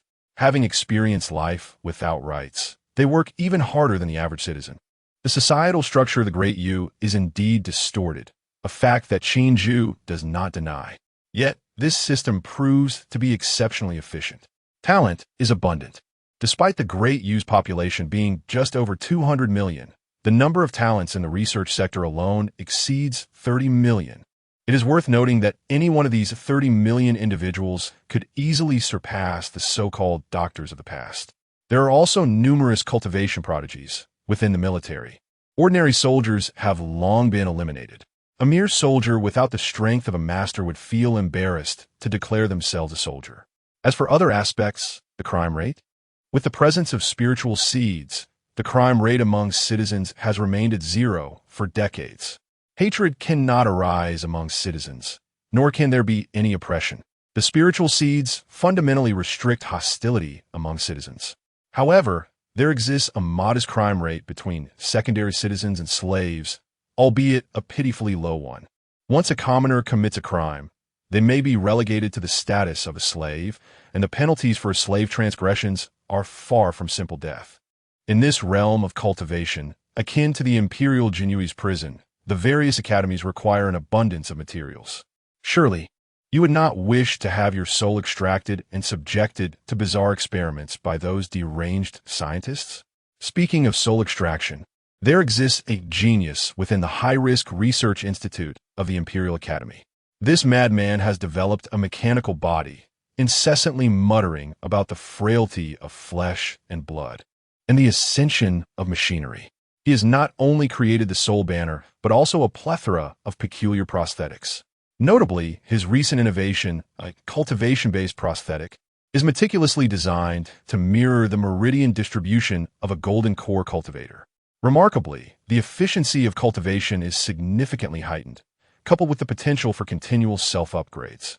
Qinju feels this surpasses the capabilities of ordinary cultivators. Though outrageous, some citizens who faced untimely deaths find their souls residing within, granting them a new lease on life. Therefore, should you stroll through any city of the Great U and encounter highly intelligent robots, do not be astonished. They too are citizens. Returning to the main topic, since the dissemination of countless cultivation techniques to the populace, the citizens of Great U have once again erupted in fervor. Previously, ordinary citizens could only aspire to foundational cultivation, but with the emergence of further advancements, how could they not be swept away in excitement? In the world of the Great Tang, Qinju has yet to refine this realm. Nearly a decade after his conquest, the transformations have been profound. The most evident change is the infusion of technological creations into what was once an antiquated setting. Additionally, the skies are occasionally graced by the diverse citizens of Great U. The indigenous people of the Great Tang have all become secondary citizens. In Luoyang, a city that has begun its modernization, prosperity persists. Although deemed secondary citizens, the lives of the original inhabitants have not substantially altered. In fact, one could argue they have improved. Freed from the oppression of noble families, secondary citizens now possess certain rights, and the citizens of Great U do not indiscriminately slaughter them. Coupled with the influx of various technological products and the relentless efforts of resident officials to foster development, these citizens have shed their formerly sallow, listless appearances, now radiating vitality. The populace of the entire Great Tang even holds immense respect and admiration for their sovereign, Qinju, spontaneously constructing countless longevity shrines in his honor. Truly, the vicissitudes of life are unpredictable. On the streets of Luoyang, a man chewing gum and dressed in shorts and a short-sleeved shirt embraces a woman clad in a qipao, leisurely passing the time. The surrounding citizens hastily part ways, bowing their heads in deference and avoiding direct eye contact. Beside them, a somewhat portly middle-aged man beams with a smile. Esteemed citizen, I, Lu, have lived in Luoyang for the better part of my life. I know every corner of this city. Rest assured, with me as your guide, you cannot go astray. This obsequious middle-aged man is none other than Lu, the merchant Qinju encountered during his initial exploration of the Great Tang's aristocracy. The man chewing gum is none other than Wang Xiaotian, the honorary citizen who once skillfully apprehended an outsider cultivator in the desert city. Now, this honorary citizen stands proudly as a cultivator in the early stages of foundational cultivation. Wang Xiaotian paused, intrigued by Lu Kai's words. I have heard that you share some acquaintance with Lord Qin. Is that true? Lu Kai immediately smiled sheepishly, a hint of pride in his tone. I dare not claim such familiarity. We merely crossed paths, and at the time, I was unaware of Lord Qin's esteemed identity. Now, even if I had 100 lives, I would not dare to presume. Wang Xiaotian's gaze became profound. Your fortune is indeed unparalleled. In all my years, the highest-ranking official I have encountered is merely the governor of the West Extremes. The decennial civil examination is imminent. Do you possess confidence? Lu Kai ziplit untimeti. It hinges on whether His Majesty acknowledges a commoner like me. For years, I have burned incense daily for His Majesty, hoping to one day earn his recognition. Pray tell, esteemed citizen, what manner of being is His Majesty? Is he truly, as the legend suggests, a reincarnation of the Ziwei Emperor star? His Majesty is not a subject for your discourse. Wang Xiaotian interjected sternly, casting a sharp glance at Lu Kai. Moreover, I have never laid eyes upon His Majesty, so how could I possibly know? A tone of yearning crept into Wang Xiaotian's voice. His Majesty is wise and martial, a sovereign unseen for millennia. To behold him even once would be worth dying for. Indeed, the young woman in his embrace chimed in. His Majesty must be incredibly handsome. I have heard he has yet to take a consort. He is the dream lover of countless women across the U. I wonder which woman will eventually win his heart. The girl unabashedly revealed her infatuation, tinged with a hint of jealousy. By the way, Brother Xiaotian, which cultivation method are you practicing?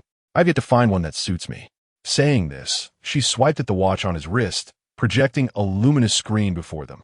Opening the Imperial Court's official website, a plethora of cultivation methods filled their view.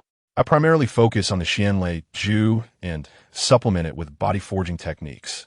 I have assessed myself, and I possess a Thunder Spirit Root. Isn't that impressive? Spirit roots lack inherent attributes, yet some citizens are naturally endowed with them, and Xiaotian is among them. A Spirit Root combined with a Thunder Spirit Root marks him as a rare prodigy. Suddenly, Xiaotian's eyes widened as he exclaimed, His Majesty intends to delegate the rights to explore new worlds to the populace. Upon discovering this latest information, Wang Xiaotian momentarily disregarded the young woman and swiftly activated his personal terminal to investigate further. A Level 1 civilization world is available for exploration rights, with results to be announced within a day to U Palace. Biohazard. This was the new world identified during the last civilization radar exploration, albeit a mere Level 1 civilization. After much deliberation, Qinju decided to grant exploration rights to the common folk, allowing them a chance to hone their skills. It was an opportune moment to refine this world and observe the changes it might yield for the U Chapter 77. The Mad Scientist, our mission is to create and safeguard the future of humanity, dedicated to transcending the boundaries of life through technological breakthroughs. Umbrella Corporation. In the year 2002, above the Pacific Ocean, aboard an American aircraft carrier engaged in a patrol mission, Admiral Ross Blade reclined against the railing, leisurely savoring his afternoon tea. His deep blue eyes gazed out over the endless expanse of the sea, seemingly lost in contemplation. A peculiar door shimmering with a blue luminescence? Oh, I can only surmise that the minds of those congressional representatives must be muddled, with some scientists claiming it to be a spatial gateway. This is hardly a scene from a science fiction film. Turning around, he leaned against the railing. A while back, precisely a year ago, rumors circulated among the American intelligence community about a strange, azure door-like phenomenon that had briefly manifested in this maritime region. However, it vanished as swiftly as it appeared. This incident stirred considerable commotion, with reports suggesting that numerous satellites worldwide had captured it on film. Ross remained skeptical, having not witnessed it firsthand. Furthermore, after being stationed in this desolate locale for so long, with nothing but sea surrounding him, he found the scent of salt water increasingly unbearable. How he longed for dear Miss Ruth. He pondered how much longer this cursed mission would persist. Extracting a cigarette from his pocket, he lit it, and just as he raised his gaze, a black soldier approached him at a brisk pace. "Report, sir." Ross looked up, inhaling deeply from a cigarette. "Corporal Flanders, what has you so flustered? Is the fleet from the north acting up again, or has something gone awry with the Eastern Squadron? Do not tell me those scientists have made any breakthroughs. The Pacific is a designated international maritime zone, and the uproar surrounding the purported spatial door had attracted the interest of many powerful nations eager to investigate further.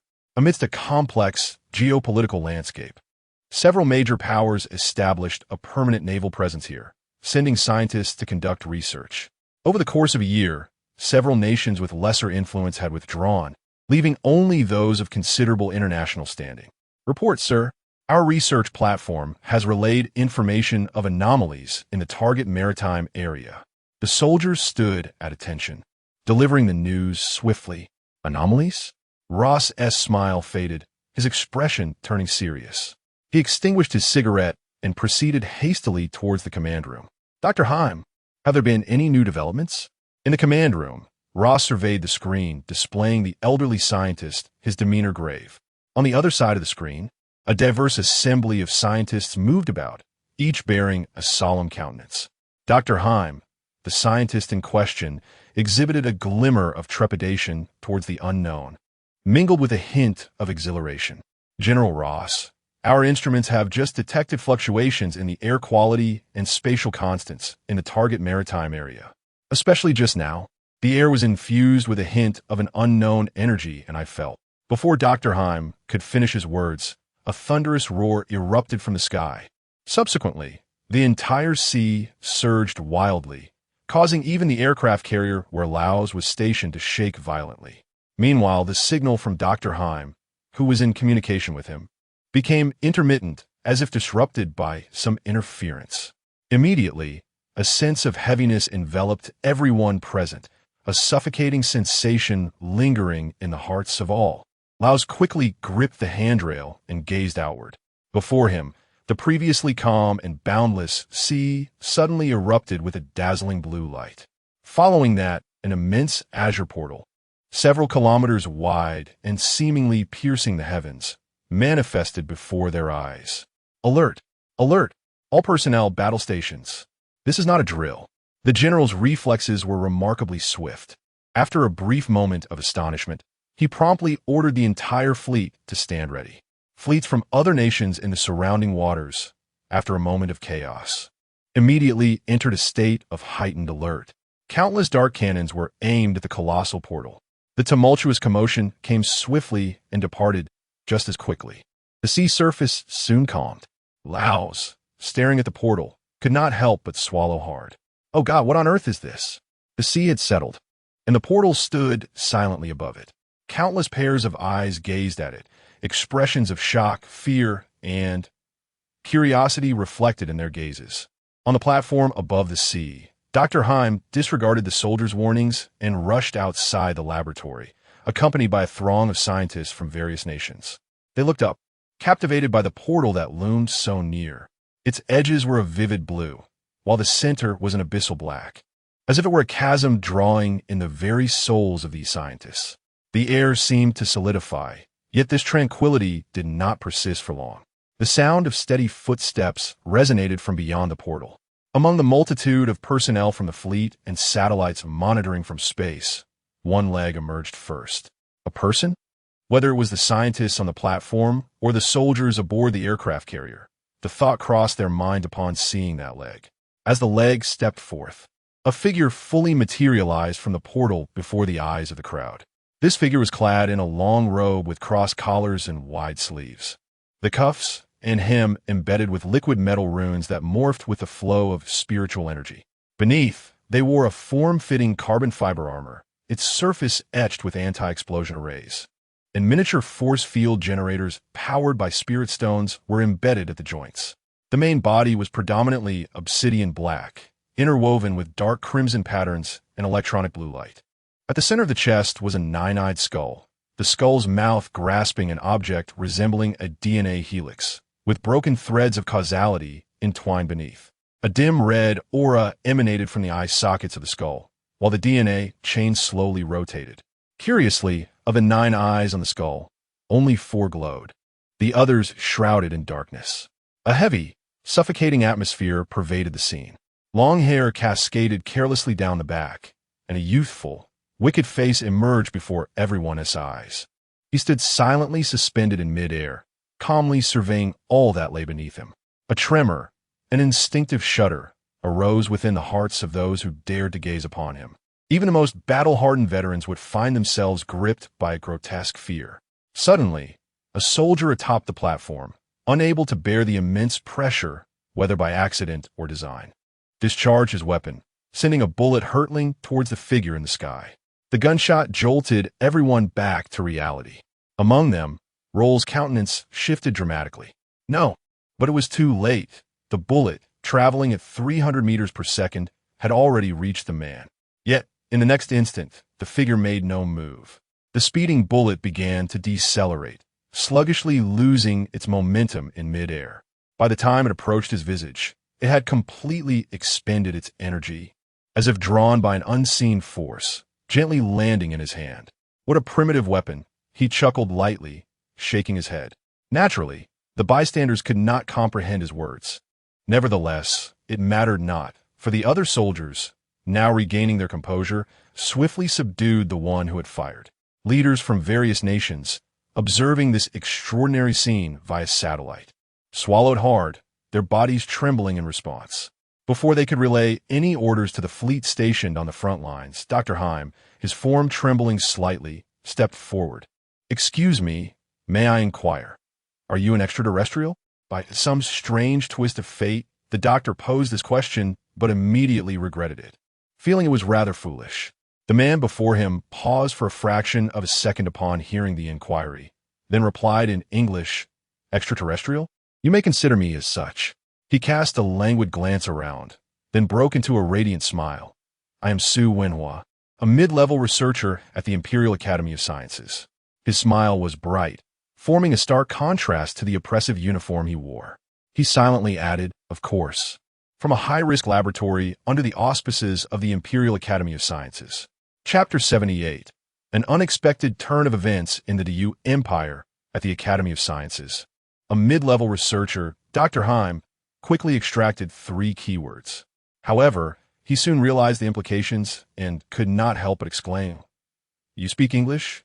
"It is merely a simple phonetic language," Su Wenhua replied as he gracefully descended from the air to stand beside Dr. Heim, a faint smile gracing his lips. The amiable demeanor of Su Wenhua ignited a surge of excitement within Dr. Heim. He momentarily forgot the delicate atmosphere surrounding them and eagerly approached, bombarding Su Wenhua with questions. "Mr. Su, welcome to Earth. What is the nature of your country? Is your humanoid form a natural evolution of your civilization or a mere transformation? How can you fly? Has your civilization mastered anti-gravity technology? What material is your clothing made from? And why does it emit radiation?" You, Dr. Heim was overwhelmed with curiosity, his mind consumed by a thirst for knowledge. Meanwhile, the leaders of various nations, observing the scene via satellite, finally grasped the gravity of the situation. They were astonished and fearful, hastily issuing commands to their frontline fleets. Quickly neutralize this suspected extraterrestrial presence. Do not allow America to seize the initiative. An alien, an extraterrestrial civilization, capable of flight. Just this alone indicated that their technology was potentially light years ahead of Earth's. How could they afford to delay their actions? As Dr. Heim continued to pose question after question, helicopters from the surrounding fleets buzzed towards the sea platform in a frantic rush. The first to arrive was a man of East Asian descent, who, with a composed demeanor, addressed Su Wenhua in fluent Mandarin. "Esteemed Mr. Su, I am Su Jiang, the commander of the First Fleet of Huagua. Welcome to Earth. I extend the sincerest respects of 13 billion Chinese citizens and all of humanity." With Su Jiang's arrival, representatives from various nations followed suit, greeting Su Wenhua in a cacophony of languages: Japanese, Russian, German, French, and more. Throughout this, Su Wenhua maintained his serene smile, while internally he felt a profound and indifferent madness. What a foolish and immature batch of experimental subjects. It seems my soul banner will indeed achieve its intended success here. But why have I yet to see the zombies His Majesty mentioned? Su Wenhua extended his consciousness, spreading it outward until he finally located the target in a small city in America. His smile widened further. Raising his hand, all surrounding sounds abruptly ceased. He looked at Dr. Heim with a smile and produced a circular, unknown device, a gravity projector capable of altering the gravitational constant within a limited range. Besides this meeting, consider it a small gift, Dr. Heim. I trust you do not mind if I do not pay a visit to your country. Instinctively, Dr. Heim accepted the circular device, while the President of America, witnessing this exchange, widened his eyes in unrestrained excitement. Quickly accept, he commanded urgently to the front lines. This is immensely valuable. Dr. Heim's hands trembled as he intended to return the item to Su Wenhua. However, Su raised his hand to interrupt, saying, "A small gift. I shall be lingering in your territory for a while longer." He placed slight emphasis on the words lingering. Yet no one noticed the enigmatic expression that flickered in his eyes at that moment. Very well. Dr. Heim, of course, had no desire to return it. The alteration of the gravitational constant was an extraordinary feat. Once he processed the latter part of Su's statement, he exclaimed with delight, "Not at all. Not at all. Mr. Su is welcome to stay in our country for as long as he wishes.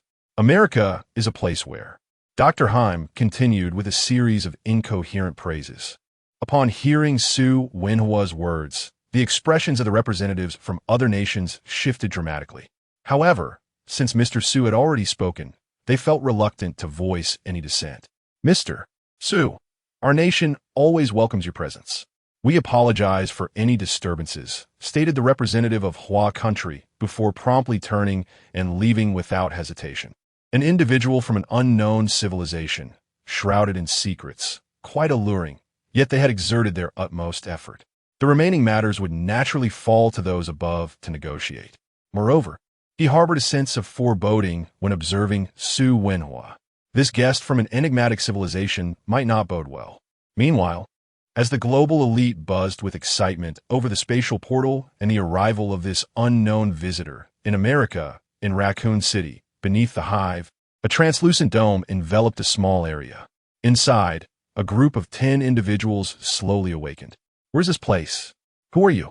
The 10, comprising the young and old, included individuals of Asian, Caucasian, and African descent.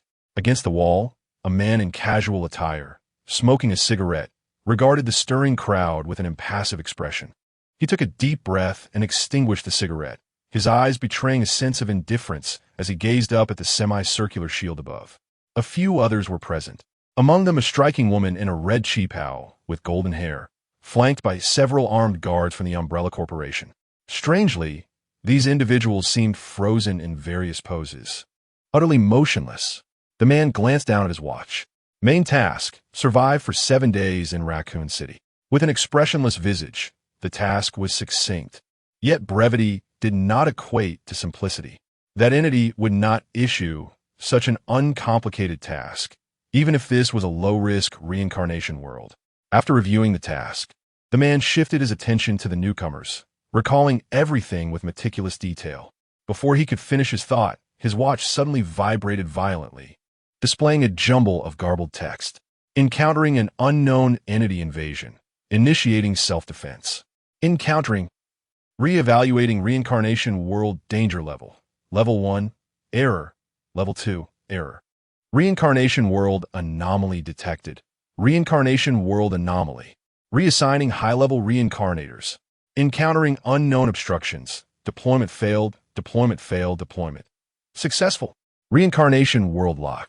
Loss of contact with the main program. Task changed. Eliminate the unknown extraterrestrial evil. The watch upon my wrist flickered wildly until it ultimately displayed a sanguine hue. The objective has been secured.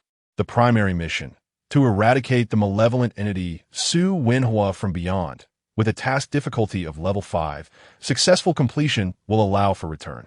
Meanwhile, Yu and the meditating Qin Ju suddenly sensed an unprecedented disturbance within the Jade Seal in his mind. This sensation exuded an unrestrained yearning for something elusive. Moments later, the Jade Seal returned to its usual state. Yet outside the capital, the towering spatial portal abruptly vanished. The citizens who had been poised to enter exchanged bewildered glances. Lost in confusion, fragments seize. The Jade Seal in my mind settled momentarily, offering but 4 succinct words. Chapter 79. The Game of Fragments and Seizure. What does this mean? What fragments? Qin Ju despised such enigmatic riddles. Why not convey thoughts clearly? Well, the Jade Seal seemingly could not speak, but providing more information would suffice. Above the Imperial Palace, Qin Ju gazed at the suddenly vanished spatial portal, his countenance darkening. The stationed officials, including Peng Gao, swiftly approached him. "Your Majesty." This Peng Gao furrowed his brow, looking towards Qin Ju. "Who are the individuals currently in World 02? Qin Ju did not respond but solemnly inquired, "What is the situation?" "Livenin Tarjekta." There is a mid-level researcher named Su Wenhua who has just entered the Academy of Sciences. Qin Ju's canine companion also chimed in. Additionally, a few Imperial Guard members have been stationed there earlier. Qin Ju fell silent. He had a faint recollection of Su Wenhua, a researcher from a high-risk laboratory, responsible for the mechanical body and a myriad of souls. His primary focus was on the realms of soul and machinery. The hierarchy of researchers within the Imperial Academy of Sciences is divided into assistants, junior researchers, mid-level researchers, and senior researchers, with mid-level researchers generally possessing cultivation around the Golden Course stage. After a moment of contemplation, Qin Ju attempted to connect with Su Wenhua through the spiritual seed. Meanwhile, in the world of biohazard, as Su Wenhua boarded the plane to America, he suddenly sensed an inexplicable change in the spatial portal behind him. He turned slightly, only to witness the portal vanishing at an astonishing speed. Su Wenhul narrowed his eyes, and before he could react, he heard Qin Ju's voice resonating in his mind. Although he had never seen His Majesty in person, the ability to communicate in such a manner could only belong to the current emperor. The smile on Su Wenhul's face faded, replaced by a serious yet respectful demeanor as he listened attentively to Qin Ju's words. The spatial portal has encountered anomalies. You cannot return to your homeland for the time being. There are several Imperial guards in World 02. I shall ensure they rendezvous with you promptly. As Qin Ju spoke, the Jade Seal transmitted another message into his mind. Eliminate the information carrier. Seize the narrative logic. Current number of information carriers, 30.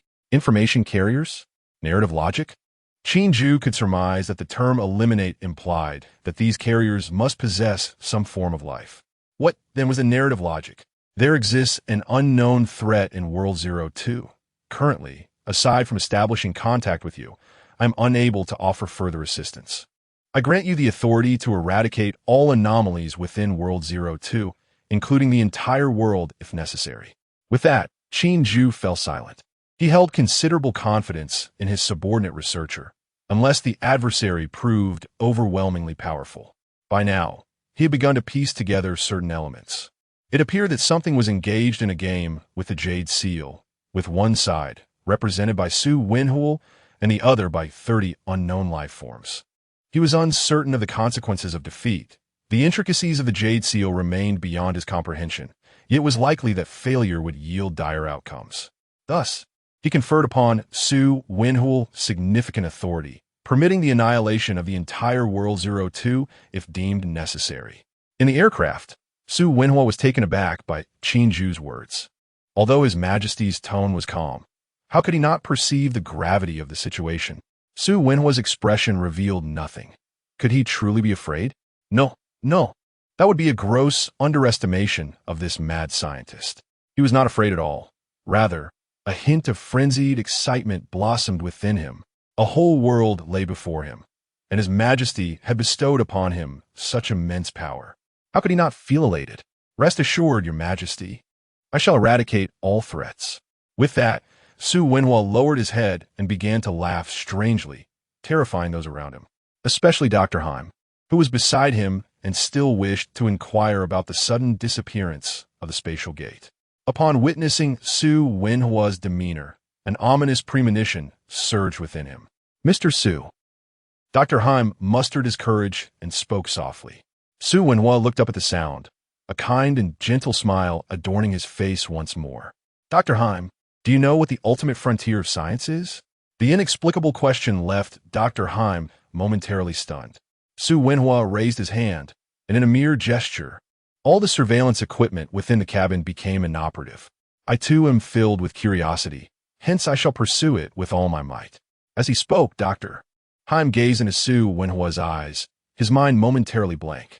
Then his eyes glazed over, but after a brief moment, they regained their vitality, albeit with a hint of bewilderment.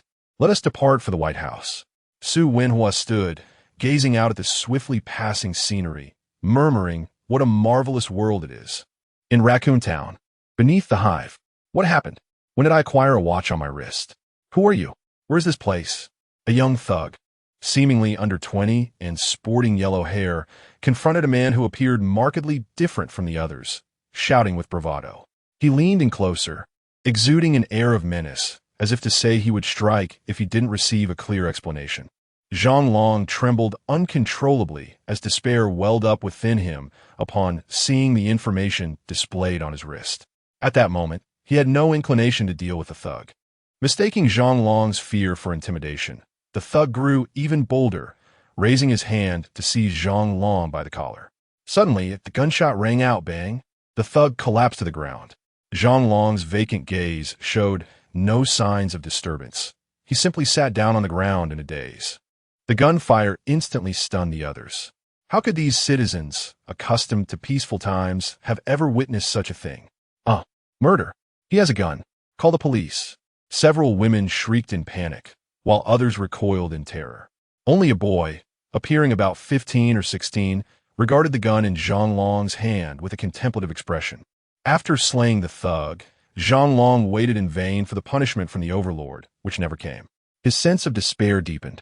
Overlord, what on earth have you gotten me into? In the past, if one were to harm a teammate, one would incur a deduction of varying reincarnation points. This time, there was not even the slightest reaction, which reveals the dire state of affairs. Those who wish to live should remain silent. The cacophony of screams surrounding Zhang Long was irksome, prompting him to fire another shot at the ceiling. Only then did the atmosphere quiet down. Men and women huddled together, terror etched on their faces as they gazed at Zhang Long. Only one youth, with eyes closed in deep contemplation, approached him. I just perused the information provided by the Lord God. Logically, the Lord God would not issue a task that guarantees death, would he? The boy inquired as he reached Zhang Long. Zhang Long was taken aback. He had not anticipated that among the newcomers there would be such a promising candidate. Alas, it is of little consequence. The Lord God may not typically assign fatal missions, yet this time is different. Level 5. Do you comprehend the significance of that? The most perilous world I have encountered was merely level 3. Do you have any idea what that world was? Starship Troopers. It harbored insectoids and warships. And even at level 3, my team nearly faced total annihilation. Level 5 entails dangers beyond our capacity to confront. Zhang Long lamented, his tone heavy with despair. The youth's expression grew serious as he glanced at the blood-hued watch on his wrist, suddenly struck by an idea. I just noticed that the Lord God has reintroduced high-tier reincarnators. I wonder what their capabilities are. Do you know what kind of world this is? If we can distance ourselves from the core combat zones, there may still be a chance of survival, he analyzed calmly.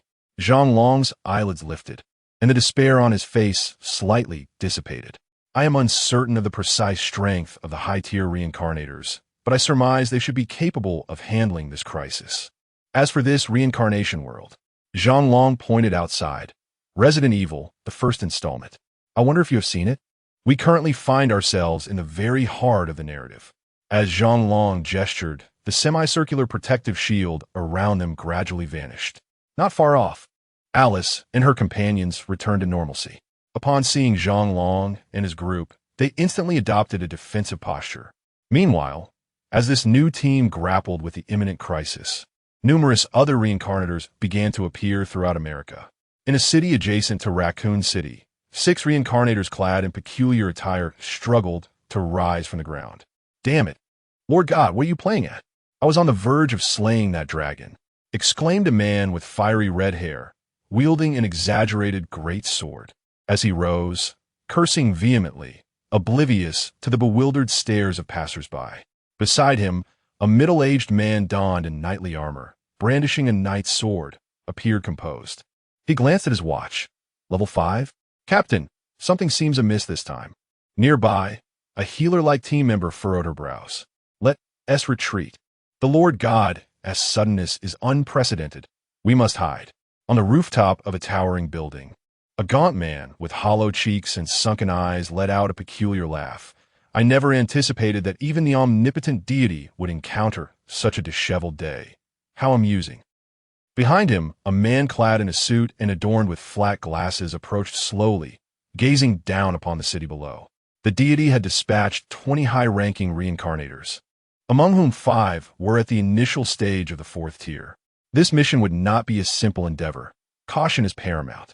The original power scale of the reincarnators was excessively vast. The initial 4th tier could not even topple a nation, while the mid-4th tier suddenly ascended to the realm of rules, and the high 4th tier engaged with the multiverse. For the sake of subsequent narrative development, we shall not adhere to the original framework, but rather follow the established parameters of this text. Chapter 80. The newcomer who was the first to exit the information available was exceedingly scant. Aside from the knowledge that the target was Su Wenhua, there was little else to glean. The main deity had been severed from some unknown existence, leaving these high-level reincarnators in utter darkness. However, being seasoned individuals, the reincarnators swiftly concealed themselves, diligently gathering intelligence. Su Wenhua, too, was bereft of sufficient information. All he had received from the monarch was the directive to eliminate precisely 30 information carriers. Oh wait, that number had just dwindled to 29. Had those information carriers turned against one another? The aircraft soon touched down at the White House, where the then-President of America, Obama, personally received this extraterrestrial guest. The level of reception was unprecedented. In the past, should Su Wenhua have wished to conduct any experiments, he would have had to consider the local inhabitants. But now, upon arrival, Su Wenhua immediately subdued Obama. Not long after Su Wenhua arrived at the White House, 6 members of the elite Jinui station globally converged at his side. Among them were 2 of golden core cultivation,